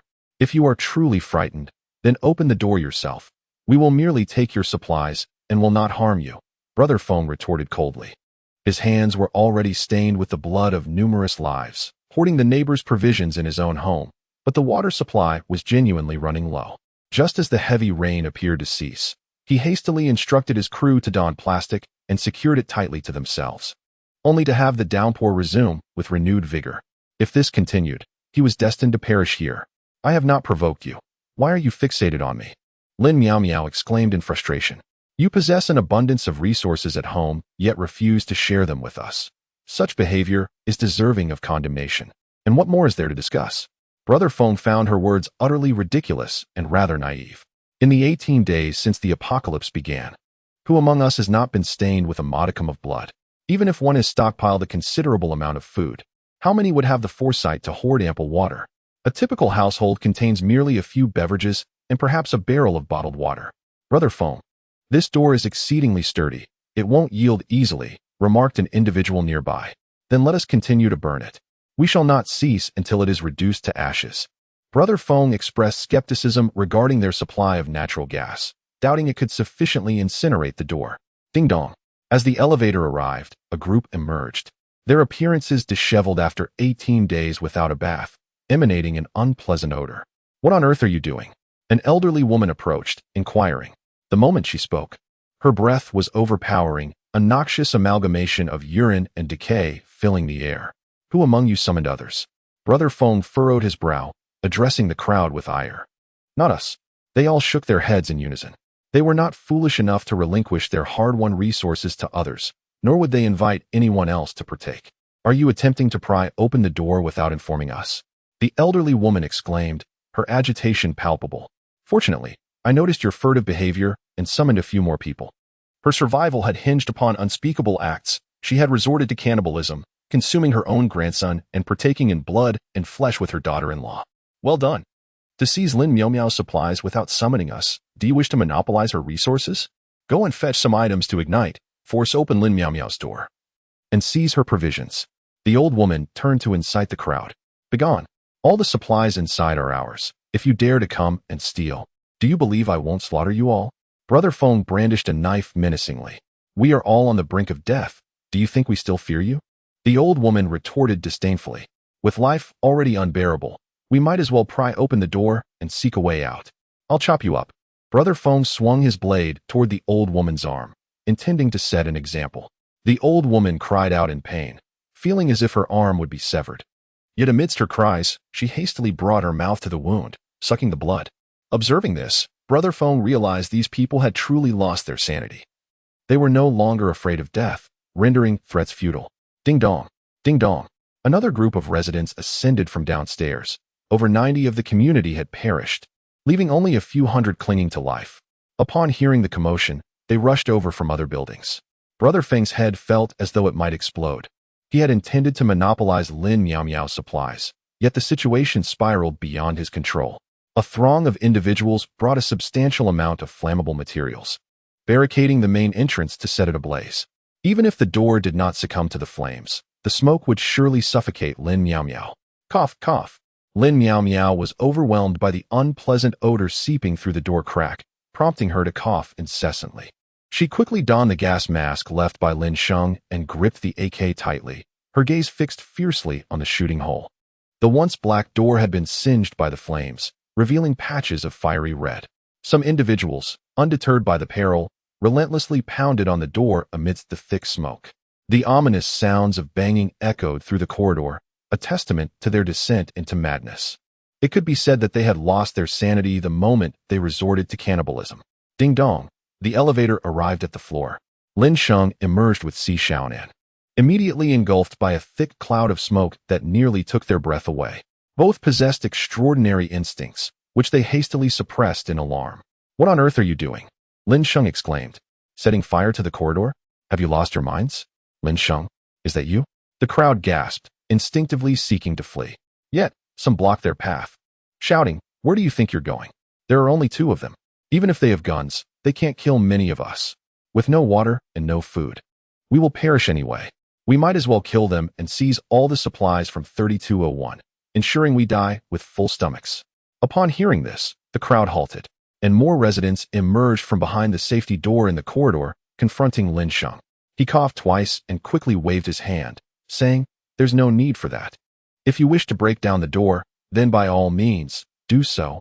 I shall not impede your efforts. Lin Sheng has already arrived, and within room 3201, he has left behind fortifications. Even if an unforeseen incident were to occur, Lin Sheng could eliminate them before any harm befalls his sister.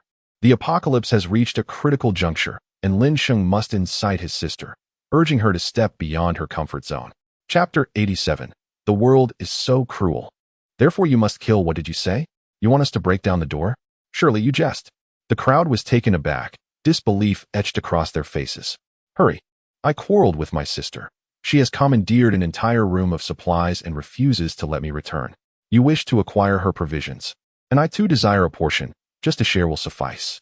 Lin Sheng exclaimed, hastily donning a gas mask alongside Xiaonan. The acrid stench of burning plastic and fabric was unbearable, truly intolerable. Break down the door. Upon hearing Lin Sheng's directive, the crowd began to believe his words, for such an event was indeed plausible. Before long, the heated door began to soften, and the crowd devised ways to bring it crashing down. Bam!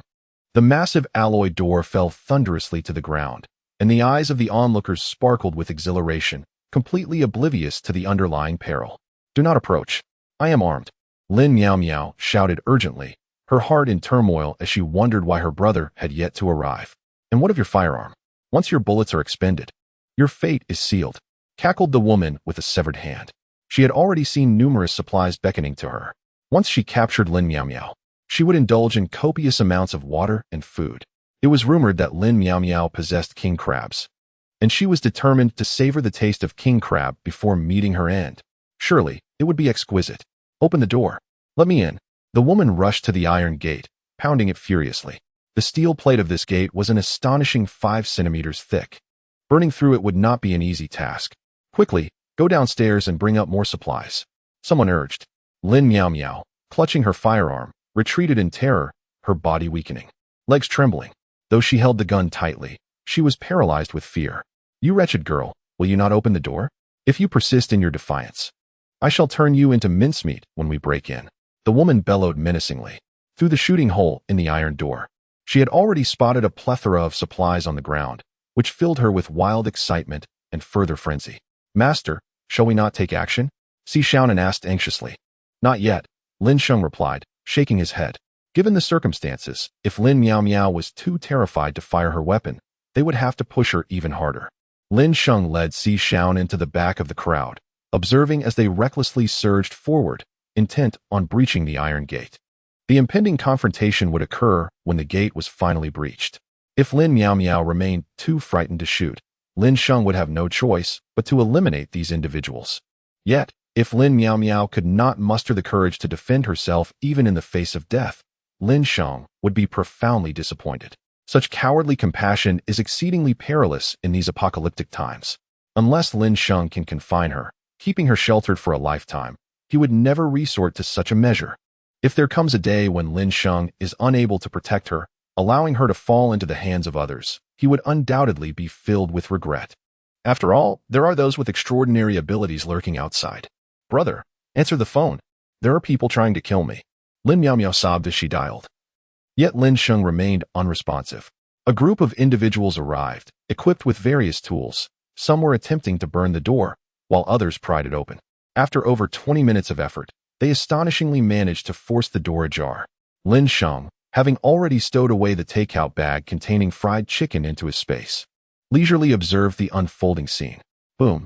At the moment the door was breached, Lin Sheng and Si Xiaonan found themselves wielding 2 AK rifles, each loaded with 200 rounds from their spatial magazines. "You stubborn wench, if you won't open the door, I shall end you."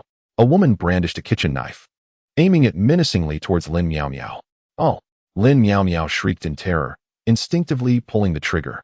A barrage of bullets erupted from the AK, producing a horrific cacophony within the confines of the suite, creating gory openings in the bodies of the assailants.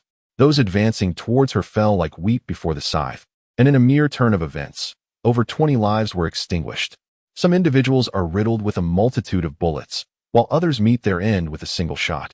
The terrifying sounds of gunfire echo from behind, as Lin Sheng and Si Xiaonan step in to seize control of the chaos.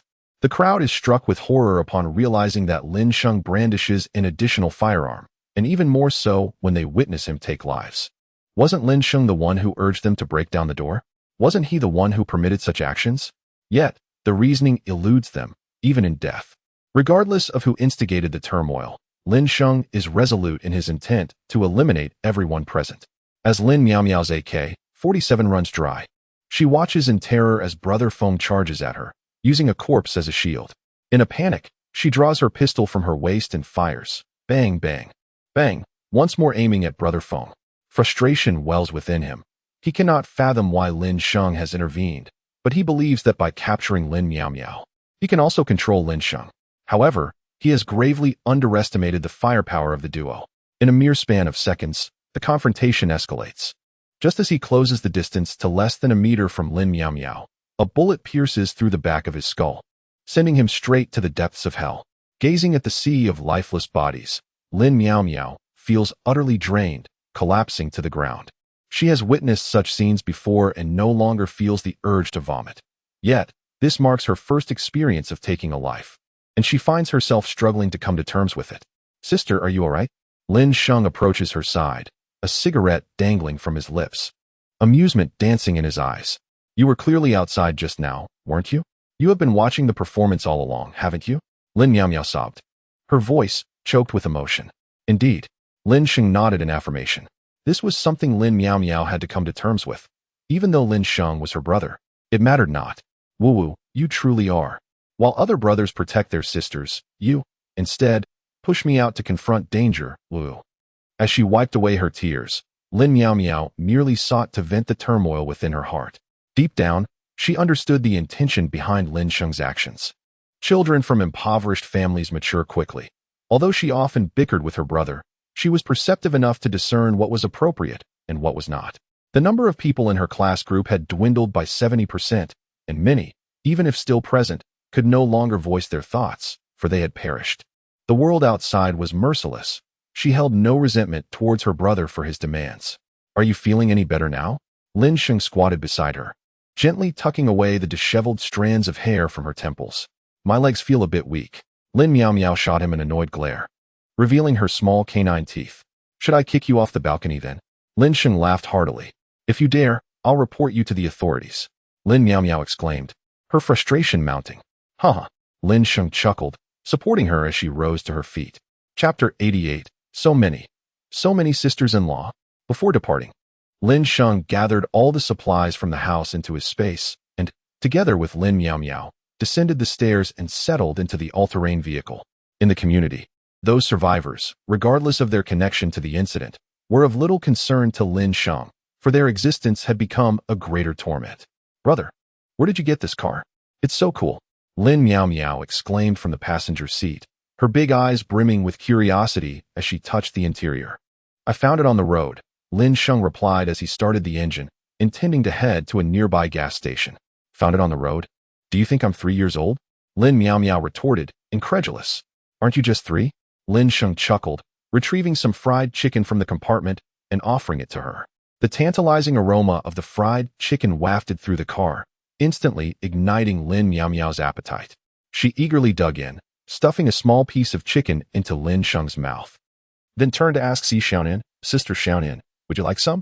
Si Xiaonan waved her hand dismissively, saying, we've just eaten. This is specially prepared for you.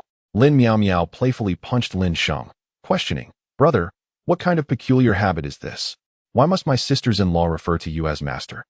Lin Sheng rolled his eyes and replied, because your brother is quite impressive, and who are you to question it? Is it you who is impressive, or am I the one? Lin Miao Miao inquired. With one slap, I can make you cry for a long time. Do you believe it? Lin Sheng shot her a sidelong glance. Help! Domestic violence. My brother is hitting me. Lin Miao Miao shrieked dramatically. Si Xiaonan, open the car door. Throw this rascal out. Lin Sheng took a deep breath and said, Hee, you're mistaken.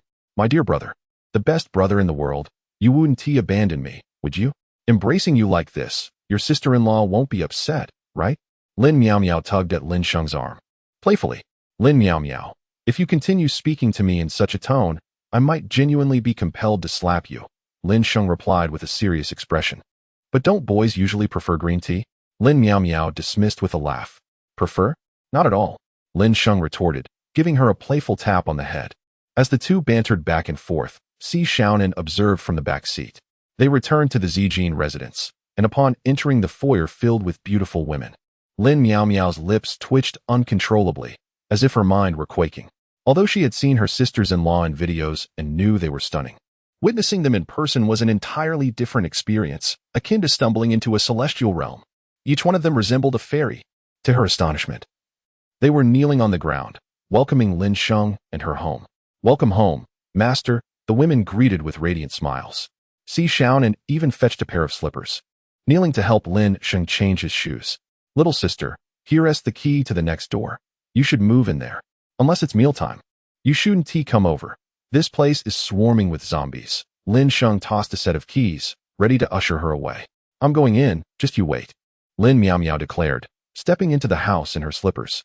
During this period, Lin Sheng has experimented with human interaction, confirming that there are no significant issues.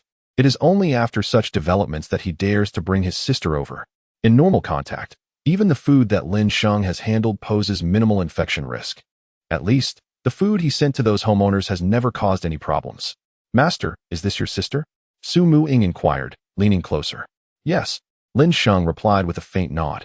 He had been in contact with Lin Miao Miao through video calls, which the others were aware of, though they had refrained from crowding around during the sessions.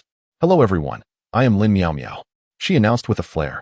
Yet, to the other women, her demeanor appeared irresistibly endearing. Hello, Miao Miao, I am Su Muing. Miao Miao, do you remember me? I am Chen Ziyu. Miao Miao, what would you like for dinner tonight? I can have Xiaonan prepare something for you. With her arrival, the other women immediately surrounded her. The moment she appeared, she became the center of attention. They all understood the significance of Lin Miao Miao to Lin Sheng. Thus, ensuring her happiness would inevitably bring joy to him as well. Sisters, please wait. Allow me to get to know each of you individually, Lin Miao Miao said, feeling slightly dizzy, overwhelmed by the sheer number of beautiful women. Master, I just finished cleaning the bathtub. You may take a bath whenever you wish, Meng Ziyuan said as she emerged, kneeling gracefully in front of Lin Sheng. Lin Miao Miao gazed at her in astonishment. Wow, is my brother really that imposing? The girl appears to be merely 13. How could someone like her be apprehended? Lin Sheng discerned her astonishment and helplessly clarified, don't misunderstand. She is older than you. She is already 22 this year. Lin Miao Miao was even more incredulous, exclaiming, how is that even possible? She looks younger than me. I am only 16. I can't possibly be aging prematurely. Lin Sheng rubbed his forehead and said, Meng Ziyuan, please show your identification. Meng Ziyuan nodded and promptly complied. Upon examining Meng Ziyuan's ID, Lin Miao Miao turned to her, her face a portrait of disbelief, struggling to accept the reality. Goodness, she is indeed 22. Where on earth did my brother find such a gem? Lin Miao Miao rushed over, pinching Meng Ziyuan's delicate face, then her own, only to feel even more disheartened. At 16, she felt utterly overshadowed by a 22-year-old, which left her with a desperate urge to leap from a height. Lin Sheng, unwilling to dwell further on this matter, turned his attention to Su Mu-ing, inquiring, how is the security downstairs? Su Mu-ing replied solemnly, Master, my team is monitoring the residents downstairs, and Wu Guo and the others are also present. Lin Sheng nodded. Su Mu-ing, please accompany me inside. Su Mu-ing quickly followed. Yes, Master. An hour later, Lin Sheng contemplated that since Lin Miao Miao had arrived, he naturally wished for her to unlock her supernatural abilities. After all, the emergence of such powers had already upended the existing framework of humanity. If Lin Miao Miao could indeed awaken her abilities, even if they were of the most commonplace variety, it would grant her a certain degree of immunity to the toxic rain. Furthermore, Lin Sheng possessed zombie crystal nuclei, which could aid in her enhancement. As per the company's current knowledge, the phenomenon of supernatural abilities was not exclusive to humans. Individual zombies had also exhibited such traits, albeit in limited numbers at this stage. The widespread manifestation of these abilities among zombies was anticipated to occur after the cessation of the third rain, projected to be at least 6 months from now.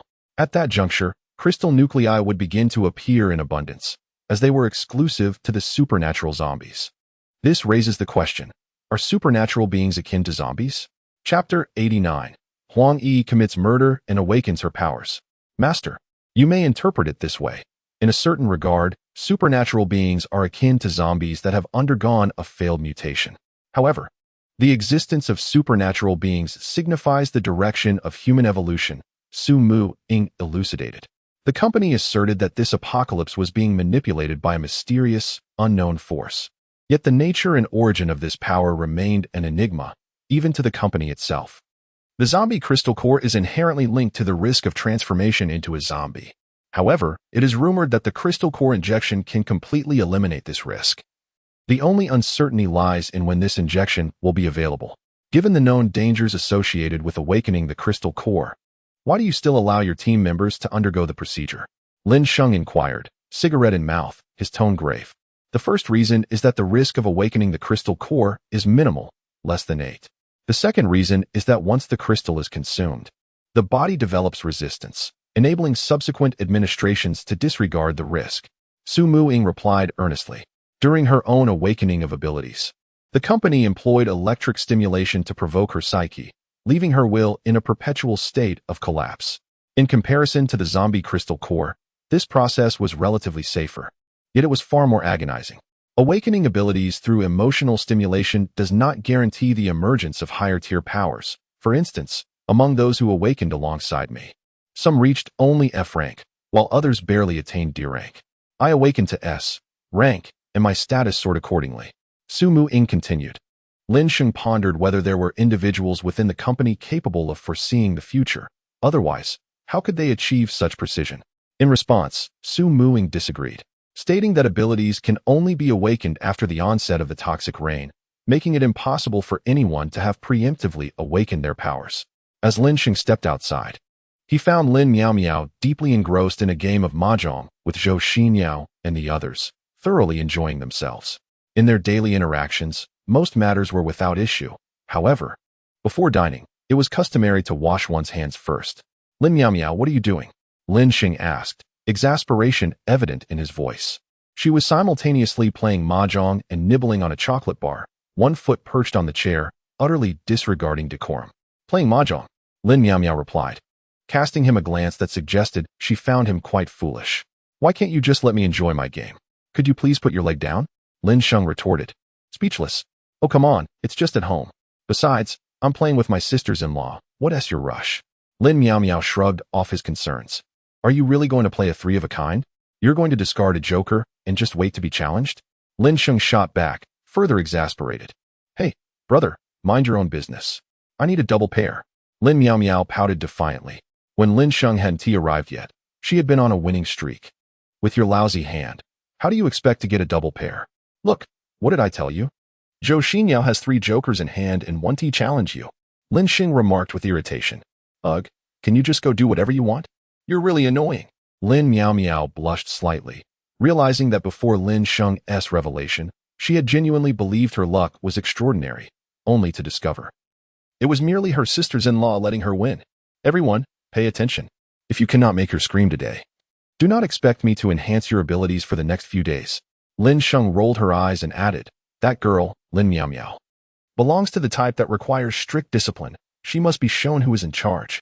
All right, master. Zhou Xinyao and the others immediately entered a state of full attack. Although they cared for their younger sister, their master was paramount. Without the master's enhancement, they would soon find themselves lagging far behind, which was unacceptable to them. After playing only a couple of rounds, Zhou Xinyao swiftly dealt a blow to Lin Miao Miao, causing her lips to twitch in distress. Shortly after, Qin Ziyue made a remarkable play, followed by Zhou Xinyao winning again with a 13 tiles hand. Well, I'm done. What is the point of continuing? Sisters, you really don't love me at all. You're all teaming up against me with my brother. Boohoo. Lin Miao Miao pushed her cards away, on the verge of tears.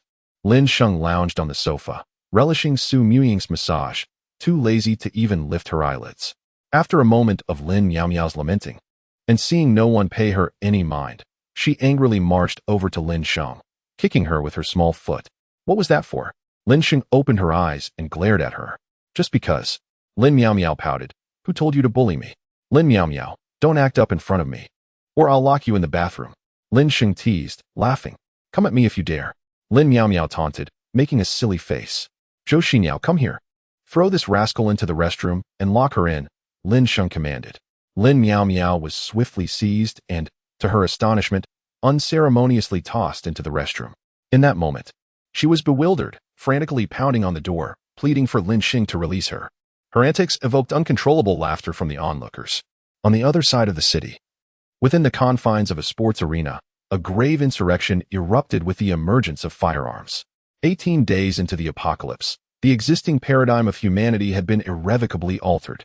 The arena, once teeming with thousands, now found its numbers diminished to a mere 200 souls. Among the earliest of the survivors was the blonde-haired Wang Kun, who, utilizing the remnants of unfinished water from the stands, managed to rally a considerable following. However, a rival faction, having breached the police station's armory the previous day, returned armed to the teeth, igniting a violent confrontation with Wang Kuen's group. Tragically, Wang Kuen and many of his key subordinates were gunned down on the spot, and the supplies he had painstakingly gathered fell into the hands of his adversaries. Amidst the chaos, Huang Yi unexpectedly found her freedom in a frenzy. She pursued Wang Kuen and his followers alongside the rival group. During the week of Lin Sheng's absence, she had endured unimaginable torment, and even the act of disemboweling others brought her only a fleeting sense of vengeance. After the battle subsided, she wandered through the sanguine puddles, ravenously consuming Wang Kuen's lifeless body, a profound psychological shock having transformed her into a mere shell of her former self. Though she was fearsome, the leader of another faction desired precisely her kind. While others suggested her execution, Commander Zheng Jun insisted on keeping her alive for observation. Should she recover, he would offer her a chance to join, for her ferocity in battle surpassed that of all others. In less than 3 hours, Huang Yi abruptly awakened, gasping for breath like a drowning person, her disbelief evident as she gazed at her hands. It seemed she had manifested a power. Chapter 90. Indeed, this one is utterly mindless. As Huang Yi's thoughts stirred, a transparent orb of water materialized in her palm, astonishing those around her. Commander Zheng Jun, initially there to assess her condition, was taken aback by the sight of the water sphere, his eyes filled with incredulity and confusion. How could she possess such an orb? Moreover, it hovered delicately above her palm. Huang Yi herself was equally astonished, yet an instinct within her assured her that the water sphere was perfectly safe for consumption. With a swift motion, she brought the orb to her lips. The crisp, sweet sensation nearly brought her to tears. How long had it been since she had tasted water? During this time, she had subsisted on human blood or her own urine, but now, she finally savored the essence of water once more. What is happening to you? Huang Yi. Zheng Jun approached cautiously, ever vigilant. Should she display even the slightest abnormality, he would not hesitate to end her life. In response to his inquiry, however, Huang Yi erupted into wild laughter. She, in a state of seeming madness, conjured up spheres of water and stuffed them into her mouth. The sweet flavor only heightened her enjoyment, akin to a survivor in the desert discovering a refreshing spring, desperately quenching her thirst. Huang Yi. Our leader is asking you a question. Someone behind her reprimanded with discontent. Go to hell, Huang Yi retorted, hurling a water sphere at the individual. With a resounding thud, the person was unexpectedly knocked back several paces, feeling a constricting sensation in their chest as if struck with a heavy blow, quite uncomfortable. Not dead? Huang Yi pondered, her doubts resurfacing, and as her thoughts surged anew, a water arrow materialized in her hand, instilling a sense of fear. Huang Yi, don't be reckless. I possess a substantial amount of resources. If you merely nod, I can elevate you to my second-in-command. You may utilize the resources at your discretion. Zheng Jun hastily interjected. If the water spheres in Huang Yi's possession were indeed potable, then her powers alone could generate a vast water supply, potentially attracting numerous followers. 18 days since the apocalypse. Although countless lives were lost in the clouded chaos, at least tens of thousands had survived. With Huang Yi's capabilities, they could very well evolve into a dominant force in the post-apocalyptic world. Really? Huang Yi gazed at him, skepticism lacing her expression. Indeed. If you simply stow away the water arrow, I can take you to a place where you can eat and assure you won't leave hungry, Zheng Jun eagerly affirmed. Nodding fervently, I desire to indulge in a sumptuous feast. Huang Yi, having stowed away her water arrow, adopted an unexpectedly condescending demeanor. She possessed a modicum of intellect, understanding her own capabilities and the immense advantages they could yield. Yet, she displayed a remarkable lack of caution, believing her prowess rendered her invulnerable. Anyone daring to challenge her would meet a swift demise at her hands. You and I shall converse. Zheng Jun gestured invitingly. To him, eliminating Huang Yi seemed utterly inconsequential. It was only by keeping her under his control that he could unlock greater value. As they entered the warehouse, the vast array of food laid before them captivated Huang Yi, who immediately lunged forward. She tore open a bag of chips and savored a few bites, soon yearning for more. She then unwrapped a package of braised chicken legs, relishing the feast. Zheng Jun instructed his men to prepare a self-heating hot pot for her, placing it before her, allowing her to satiate her hunger and delight in the meal. With a contented belch, Huang Yi reclined atop the pile of provisions, entirely shedding any semblance of ladylike decorum. During her confinement at the hands of Wang Kuan, she had endured the dire indignities of consuming urine and even being fed excrement, which fueled her animosity. Huang Yi, may we engage in a discussion now? Zheng Jun maintained a cautious distance, ever vigilant of her. Very well, let us converse. Huang Yi replied, exuding the poise of a ruler. Her abilities provided her with the confidence to remain unfazed. Huang Yi, as long as you are willing to join us, the conditions I previously mentioned will apply. We can ensure your safety while others venture out to gather supplies. You need only to utilize your abilities to help us consolidate our water source. What say you? Zheng Jun inquired earnestly. Why should I heed your commands? If I were to join, it should be you who aligns with me. Huang Yi conjured another water arrow in her hand, poised and ready to be unleashed. Huang Yi, do not overestimate your significance. With our numbers, why should we become your subordinates? Indeed, we are armed. A few individuals behind her expressed their displeasure, exclaiming, join me and follow my lead, and I shall ensure you have water to drink each day. You have witnessed my abilities, should I desire. I could extinguish lives at will. Huang Yi maintained her haughty demeanor. Now that she possessed power, she could not allow herself to remain in this position indefinitely. She aimed to recruit more individuals to serve her, to cultivate a loyal entourage, and most importantly, to eliminate Lin Sheng. Whoosh, she released the water arrow, striking the wall and producing numerous fissures. Chunks of plaster and latex paint were dislodged, despite the wall being 5 to 6 meters away. Once you acknowledge me as your leader, not only can I resolve your water issues, but I can also protect your safety in critical moments. However, you must venture out to procure your own sustenance, allowing me to enjoy my meals each day, Wang Yi proclaimed with an air of arrogance. Her words furrowed Zheng Jun's brow and incited irritation among those behind him. How could such a foolish woman presume to stand above them? She truly underestimated the power of a bullet. Meanwhile, Zheng Jun contemplated another matter. Huang Yi had always been a prominent figure in the arena. From her initial proposal in a wedding gown at a concert, to Lin Sheng's arrival, and eventually, Lin Sheng's demand to confine her. Consequently, many recognized her. Based on her various displays, it could be inferred that she was not particularly astute. Her aspiration to lead might indeed be feasible. Zheng Jun considered the possibility of allowing her to appear as the leader while simultaneously rendering her powerless, utilizing her to his advantage. The words of this dim-witted woman were undeniably repugnant, yet they were merely a few utterances. In light of the value she could potentially bring, they were trivial. If we were to follow you, who would handle the daily affairs? Zheng Jun inquired, testing the waters. That would be for you all to manage.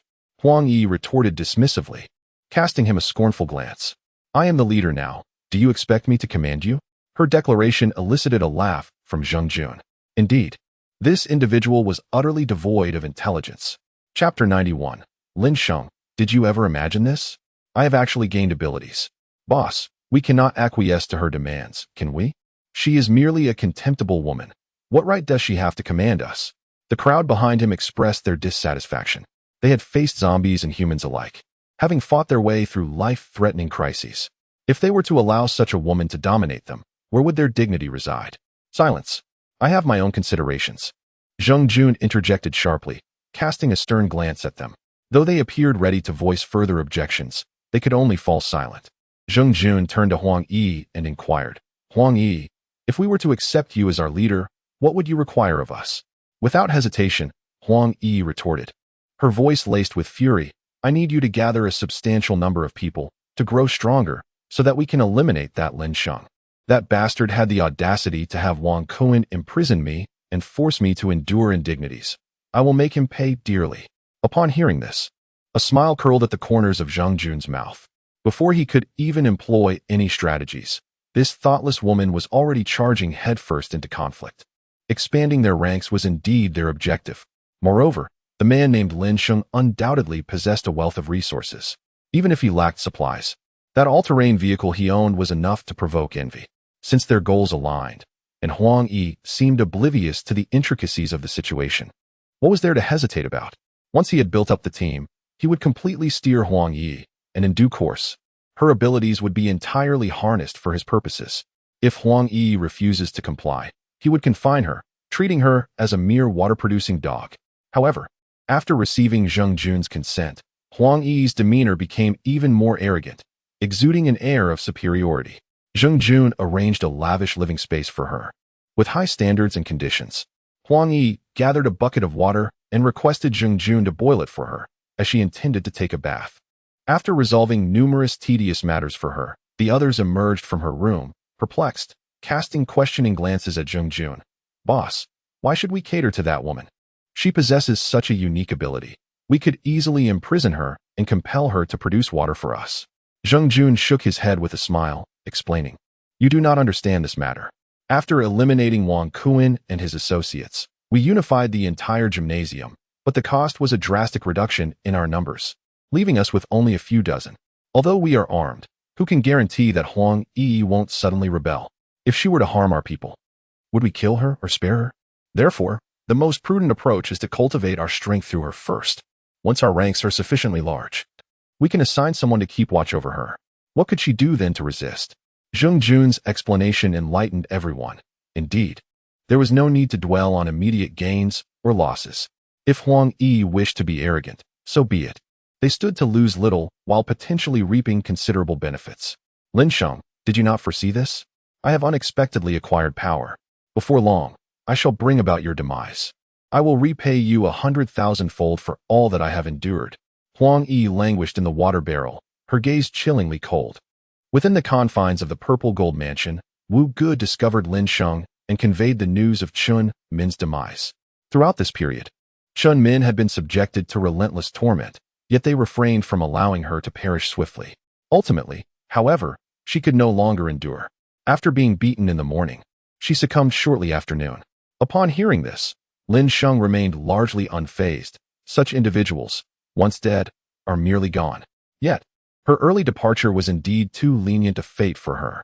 Lin Sheng would not linger in the purple gold mansion for long. Once the external resources dwindled, this chapter of history would come to a close. At that time, Lin Sheng would eliminate all the landlords who had once humiliated him. As for the remaining individuals wishing to align themselves with Wu Gu, they were free to do so. Additionally, before Lin Sheng departed, he would claim the 13 rewards from the purple gold mansion. The pampered young ladies of the mansion would not accompany him.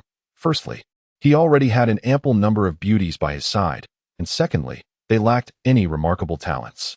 Lin Sheng's entourage was not in need of additional members. Thus, anyone wishing to join must possess qualities that would particularly please him. Damn it, how utterly tedious. Meow meow. You all stay at home while I venture out for a stroll. Lin Sheng sprang up from the sofa, realizing he still had 10 coordinates of stunning beauties yet to be utilized. With idleness at hand, he decided to venture out and claim his rewards. Master. The women immediately approached, kneeling before him, timidly awaiting his selection. As Lin Sheng prepared to leave, he intended to accompany a woman. Although he doubted these ladies would dare to harm Lin Miao Miao, he felt it prudent to strip them of their abilities and equip Lin Miao Miao with firearms, ammunition, and even grenades. Had it not been for the inconvenience of collecting rewards, he would undoubtedly have taken Lin Miao Miao along. Chun Ziwe, you shall accompany me, he declared, having not taken her out for several days. Scanning the group, he ultimately chose her. Thank you, master, Chun Ziwe exclaimed, her excitement palpable as she hastily donned a heavy raincoat to conceal her silk nightgown. Once prepared, she followed Lin Sheng out, while he simultaneously disabled all the women's abilities, including their rapid regeneration.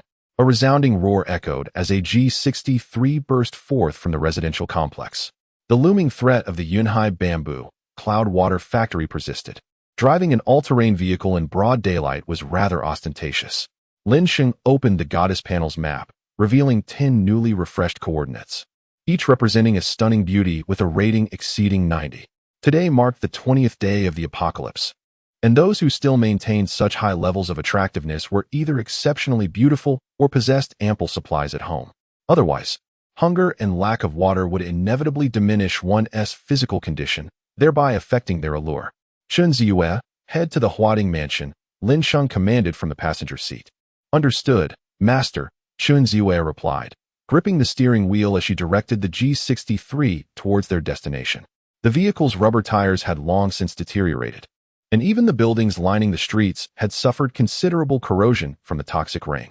The cement road beneath was riddled with potholes, and the jarring impacts between the wheels and the craters rendered the ride quite uncomfortable. Yet, given the current circumstances, there was little recourse. At the hoarding mansion's basement, chaos reigned as two factions clashed fiercely, blood and dismembered flesh splattering indiscriminately. A woman sat astride a black stallion, a knife clutched in her hand, her ponytail intricately braided into a thick twist, exuding an air of fierce determination. Those who had survived until now were hardly virtuous, and this held true even for the women among them. Chapter 92. The goddess's loyal panel upon the exquisite visage of the woman. Adorned with delicate makeup and luscious pink lip gloss, her crimson lips exuded an alluring sensuality. With an air of elegance and defiance, she remarked, "How amusing you all are. To vie for my attention, you've resorted to such drastic measures. Is my physique truly so irresistible?" Chun Wan's teasing tone was accompanied by a hearty laugh. Within the community, several factions had emerged, engaged in fierce rivalry and sabotage against one another. Just days prior, a small faction of over 20 members had been annihilated, their amassed supplies seized, and even their women taken. In this post-apocalyptic world, many had long since lost their humanity. Women had become mere instruments for the release of desires and sources of sustenance. Yet, Chun Wan stood as the solitary exception within the community. Her beauty and figure had drawn attention from the outset, but those who sought to claim her had all met their demise at her hands. She alone constituted a formidable force, the strongest within the enclave, not merely due to her prowess in combat, but also owing to her unique ability of skin hardening, rendering her nearly invulnerable to ordinary foes. Bored, she had provocatively invited them to contest for her favor, claiming to be so weary that she yearned for male companionship, asserting that whoever emerged victorious would claim her. However, her true intention was far from that. She merely wished to witness the ensuing chaos, ready to reap the benefits from their discord. Chunwan, you are destined to be mine. None shall take you away. Your body and your extraordinary abilities are now mine, roared a burly man, his voice filled with menace. As he swung his blade, a bespectacled middle-aged man fell victim, his crimson blood splattering across the assailant's face. As long as you can win, I shall accompany you. Chuan remarked nonchalantly from her steed, casually holding a pair of boots.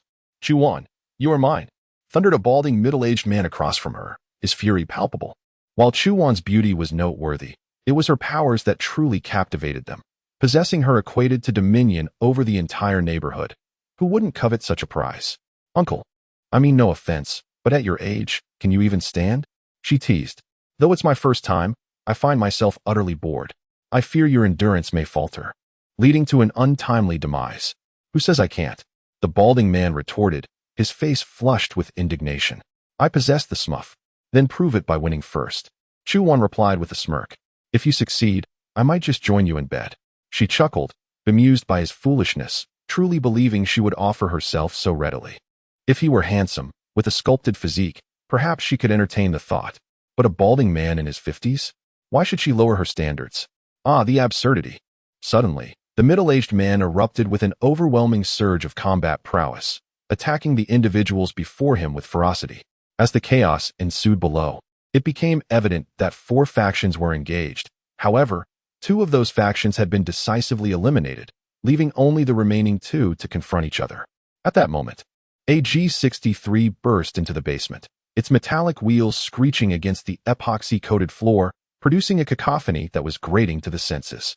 The dark metallic paint of the G63 had been ravaged by the poisonous rain, revealing patches of rusty red-brown beneath.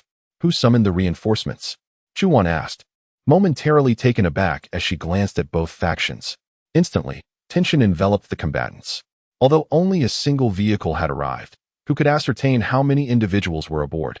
Moreover, anyone brave enough to traverse the toxic downpour was certainly not to be underestimated. What are you all doing? Chun Ziyue inquired, leaping from the vehicle with a puzzled expression. Her heavy raincoat concealed her graceful form, but her exquisite visage rivaled that of Chu Wan, causing both factions to momentarily pause. The vehicle contained only 2 occupants, and the peculiar combination of Chun Ziyue's beauty and allure raised questions about their intentions. Does anyone know Chu Wan? Lin Sheng asked, cigarette in hand, addressing both groups. The coordinates provided by the system included not only visual information but also identity details. However, the location did not specify whether they were upstairs or downstairs, necessitating further investigation. What do you want with me? Chu Wan queried, equally bewildered, as she realized she did not recognize them. Lin Sheng was equally surprised to find this woman in the basement, observing the 2 factions as they clashed. Ding dong. A mesmerizing beauty of unparalleled caliber has been detected, possessing a score of 96, standing at 172 centimeters tall and weighing 51 kilograms, classified as a rare D grade. Her extraordinary abilities have been rated as A-class, with the unique power of skin hardening. A time-limited mission has been issued for 6 hours. Absorb Chu Wan into the family and strengthen the clan. Rewards include 1. The goddess Chu Wan will evolve into an S-class ability. 2. A loyalty panel for the goddess. Should her loyalty fall below 20 or harbor ill intentions, the host can determine her fate through the panel. Ding. The X-Step system has launched a joint mission. Absorb Chu Wan, expand the family. Rewards include 1. All goddesses may freely obtain 1 opportunity to replicate a skill. 2. An increase of 400,000 cubic meters in spatial capacity. Lin Sheng's eyes sparkled as he beheld the system's task. The loyalty panel was precisely what he required. With this panel, any woman under his command engaging in improper conduct would be swiftly detected and he would be alerted. Are you Chu Wan? Lin Sheng inquired, a smile gradually forming on his lips. Yes, why? Chu Wan responded with curiosity. What on earth are these 2 here for? She pondered, as the 2 approached. Could it be that they intended to deliver provisions? Take it away. Lin Sheng called out to Chun Ziyue. The conversation here is rather inconvenient, and the demeanor exhibited by this woman clearly indicates she is not of good character. If the conflict between both parties and the corpses on the ground are unrelated to her, how could she possibly remain so composed? brandishing a knife. Therefore, the most prudent course of action would undoubtedly be to take her away first, and then discuss the remaining matters at leisure. Without hesitation, Chen Ziyue strode towards Chu Wan. Taken aback, Chu Wan, however, did not regard Chen Ziyue with any seriousness, and instead mockingly suggested, "Everyone, let's capture her. Such a beautiful woman will surely provide immense amusement. Once you seize her, I could even share a bed with the leader of the victors. Then, we would all belong to you." Chu Wan's words incited further frenzy among the crowd, prompting a chorus of objections. Chen Ziyue drew a desert eagle, aiming it at them. "You actually have a gun?" The crowd was taken aback, hastily retreating a few steps. Not only them, but even Chu Wan was visibly astonished. "Chu Wan, is it? Will you come with me willingly? Or shall I have to subdue you before taking you away?" Chen Ziyue inquired. "Now this is intriguing. I am an ability user. Can you truly contend with me?" Chu Wan leaped down from the vehicle, a playful glint in her eye.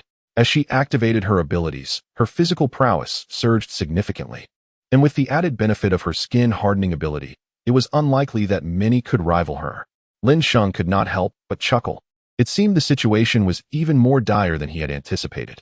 This woman audaciously used her own body as leverage, igniting the flames of conflict between both factions.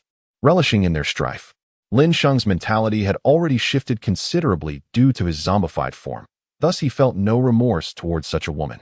If she sought to toy with the lives of the living, it was entirely reasonable for him to seize her. "Chen Ziyue, do take it easy." Lin Sheng flicked the ash from his cigarette, a mocking smile gracing his lips.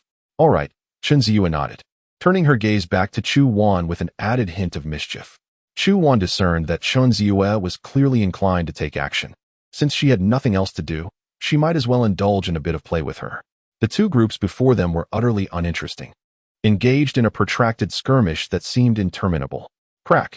The delicate, alabaster skin of Chu Wan suddenly shimmered under the light, as it hardened in an instant. Remarkably, even after 20 days of apocalypse, Yunhai still had not experienced a power outage, although the rural areas and other cities had long ceased their electricity supply. The electrical supply in the urban area of Yunhai is intricately linked to the personnel at the Zhuyan Mountain Water Plant. Upon their arrival in Yunhai, they had already altered the method of electricity transmission, incorporating the region's wind, solar, and hydroelectric power into the city. The Zhuyan Mountain Water Plant operates on the western city line, but isolating it from the rest is somewhat complex.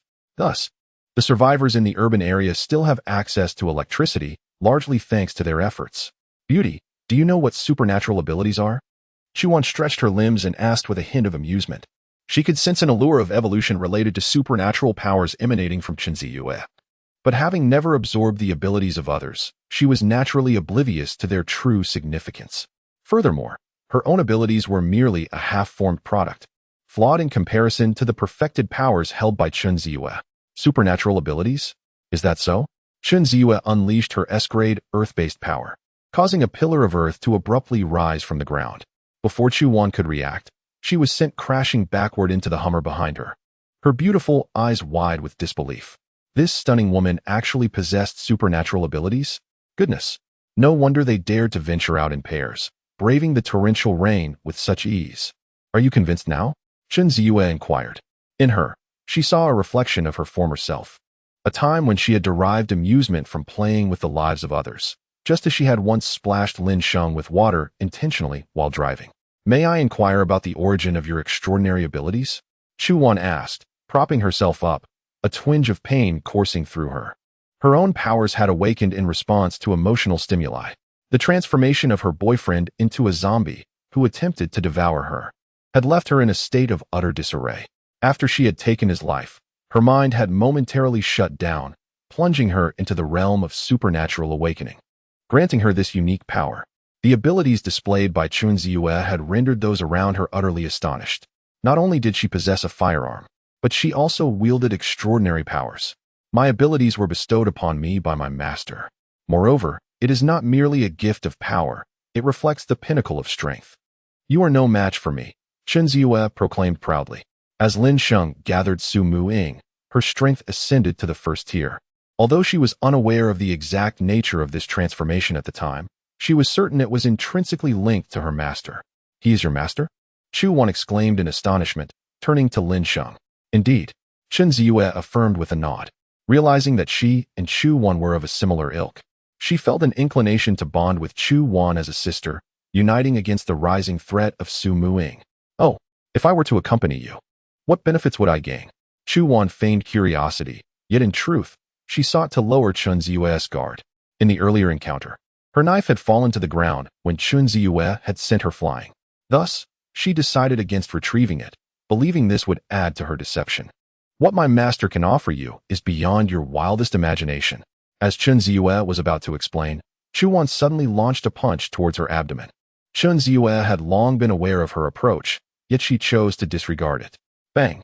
The punch, reinforced by hardening and the enhanced physique of an ability user, struck Chun Ziyue's stomach, but she exhibited no change in expression, as if impervious to pain.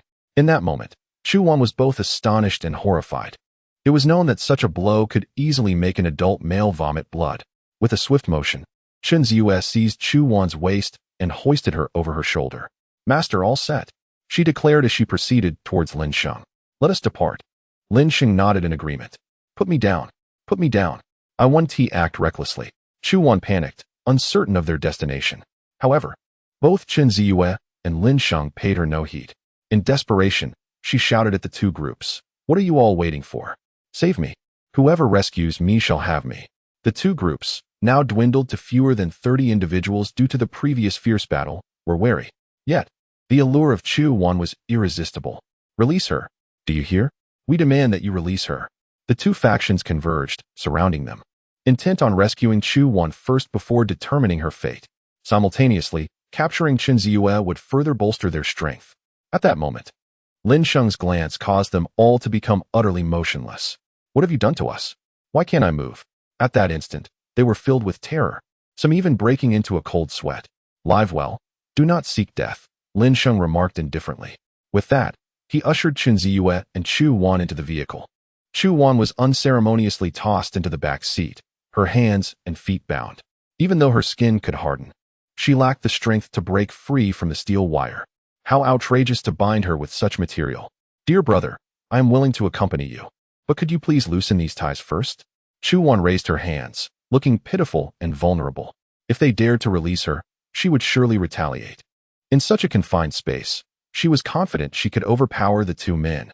No, Lin Sheng, seated in the passenger seat, replied coolly. If judged by the moral standards of the pre-apocalyptic world, Lin Sheng's abduction of Chu Wan would undoubtedly be deemed immoral. Yet, in this world torn asunder, who cares about morality? What mattered was personal satisfaction. Moreover, Lin Sheng was a zombie. Why should he be shackled by the morals of human society? Chapter 94, Old Classmates. Truly unfortunate, although Lin Sheng and his companions had departed, two groups remained, bewildered and staring at one another, as well as the lifeless bodies strewn about. They exchanged glances, a sense of confusion enveloping them, pondering the purpose of their futile struggle. So many had perished, yet they had gained not a single advantage. With a grim determination, one individual lunged at the other, realizing that at this juncture, the only path to absolute dominance over the neighborhood and control of all resources lay in the utter annihilation of their adversaries. Next destination, Purple Bamboo Garden. Lin Sheng examined the map and noted that Chu Wan's time-sensitive mission allowed for a 6-hour window. He was in no rush, confident he could take his time. However, upon triggering the mission, they would need to complete the transformation and simultaneously acquire the accompanying enhancement rewards. Upon hearing this, Chun Ziyue was taken aback. Purple Bamboo Garden? Are you certain you have not made an error, master? Lin Sheng, slightly perplexed, inquired, what is the matter? As Chun Ziyue drove, she elucidated. The Purple Bamboo Garden is an abandoned development from 5 years ago. It is entirely uninhabited. After confirming the location, Lin Sheng instructed Chun Ziyue to head that way. Upon arrival, they encountered a muddy terrain, riddled with potholes and waterlogged areas. Due to the corrosion of the tires, the vehicle's rims would slip dangerously upon entering. Lin Sheng asked Chun Ziyue to keep watch over Chu Wan from the car while he ventured out alone, holding an umbrella. Wait, shouldn't he be wearing a raincoat? Chu Wan asked in bewilderment.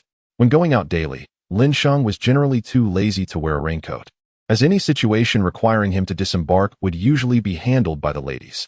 He remained seated in the car, and even without a raincoat, he would not attract any suspicion. You just don't understand. The master not only refrains from wearing a raincoat, but doesn't he even need an umbrella? Chen Ziyue proclaimed proudly. No way, that's impossible, Chu Wan exclaimed. When she was initially captured, she felt a sense of dread, but gradually, she sensed that Lin Sheng posed no real threat to her. It seemed he intended to take her to a very safe place, which eased her anxiety somewhat. What is impossible? The master is truly remarkable. If you obediently follow, the master will treat you well. Chen Ziyue busied herself in the car, strategizing to win over Chu Wan. As the master's most obedient maid, it was her duty. If she could make the master happy, perhaps she could unlock a second form of extraordinary ability. Suddenly, the sound of footsteps echoed as Lin Sheng walked through the desolate ruins, surrounded by overgrown weeds. Accompanying his steps was the sound of splashing water. The coordinates on the goddess panel indicated that the target goddess was in Building 7 of the Zizhu Garden, while more than a dozen buildings in the complex were only topped off and not fully completed. To Lin Sheng's astonishment, one unit in Building 7 had been renovated, with an air conditioner hanging on the wall. This was truly shocking, given that there was no water or electricity supply here. How could the air conditioning and electrical appliances be sustained? Lin Sheng approached room 301 and knocked on the door of the well-decorated residence. Who is it? A cautious female voice immediately responded from within. Due to her solitary living situation, she was exceedingly vigilant. Yet, paradoxically, her isolation had shielded her from the chaos of the outside world, leaving her unaware of the lurking dangers. Su Sihue had instructed the workers to reinforce the door frame during the renovations, ensuring that once she locked the door, it would be nearly impossible for anyone to breach it from the outside. A rescue team, a male voice called from outside, causing Su Sihue to feel a flicker of doubt, as if she had heard that voice before. She cautiously activated the electronic peephole, gripping a kitchen knife in one hand while peering outside. Upon seeing the figure waiting there, she momentarily froze, disbelief flooding her eyes. Outside, Lin Sheng was aware that the person behind the door might be observing him. He maintained his smile, knowing that if the occupant chose to open the door, a conversation could commence. However, if he sensed that this individual was not right, he could simply leave, as the opportunity to encounter the goddess would arise again. To his surprise, before he could utter more than a couple of words, the door swung open unexpectedly. Lin Sheng? Su Sihue exclaimed in astonishment, her beautiful eyes filled with a mix of shock and delight. Overwhelmed by her joy, a faint blush crept across her cheeks. Su Sihue? Even Lin Sheng was momentarily taken aback, utterly unaware that his designated target was none other than the belle of his high school days, and a classmate at that. The information displayed on the divine interface was comprehensive, yet it lacked a photograph. Upon encountering the name Su Sihue, Lin Sheng presumed it to be a mere coincidence of names and thought little of it, never anticipating that it was indeed the same individual. Speaking of this high school beauty, she was, in truth, a rather unfortunate soul. An orphan, devoid of parental care, she endured bullying due to her striking appearance, lacking both power and influence. In their middle and high school years, such was the nature of their environment. Those who perceived others as vulnerable would readily exploit them, seeking to elevate their own pitiful sense of superiority. Her middle school years were fraught with hardship, and during high school, she often took on the responsibility of caring for the children of busy parents to earn a meager living. However, on one occasion, during a torrential downpour, a parent drove her back to the school dormitory, only to be seen by classmates who then maliciously insinuated that she was being kept. Consequently, she endured a year of scorn from the entire school. Unable to bear the torment any longer, she dropped out in the first semester of her senior year, and thereafter, she vanished from sight. Though her days at school were marked by poverty, she possessed a radiant spirit and a willingness to assist others. Yet, her misfortunate fate subjected her to ceaseless suffering throughout her student years. Is it truly you, Lin Sheng? How did you find your way here? Su Sihue inquired with palpable excitement. In these past 20 days, her friends and colleagues have either been unreachable or have already been confirmed dead. She remains in her home, where, despite having water and food sufficient to last for an extended period, she feels as if she is a solitary boat adrift on the ocean, abandoned by the world. After dropping out of high school, she took up various odd jobs, and it was only after turning 18 that her employment prospects began to improve. 5 years ago, on a whim, she purchased a lottery ticket and won 500,000. At that moment, her joy was boundless. She made a down payment on a 70-square-meter apartment in Zizhu Garden. However, who could have anticipated that the building would be left unfinished? This blow once again dragged her into the abyss. Yet life must go on. She could only slowly save money to renovate the incomplete apartment. Just when the renovations were barely completed, calamity struck once more. Su Sihue cried repeatedly within the confines of her home, feeling as though she was the unluckiest person in the world, as if fate had cast her into this existence solely to punish her for transgressions in a past life. It was during her moments of powerlessness, helplessness, and despair that Lin Sheng appeared before her.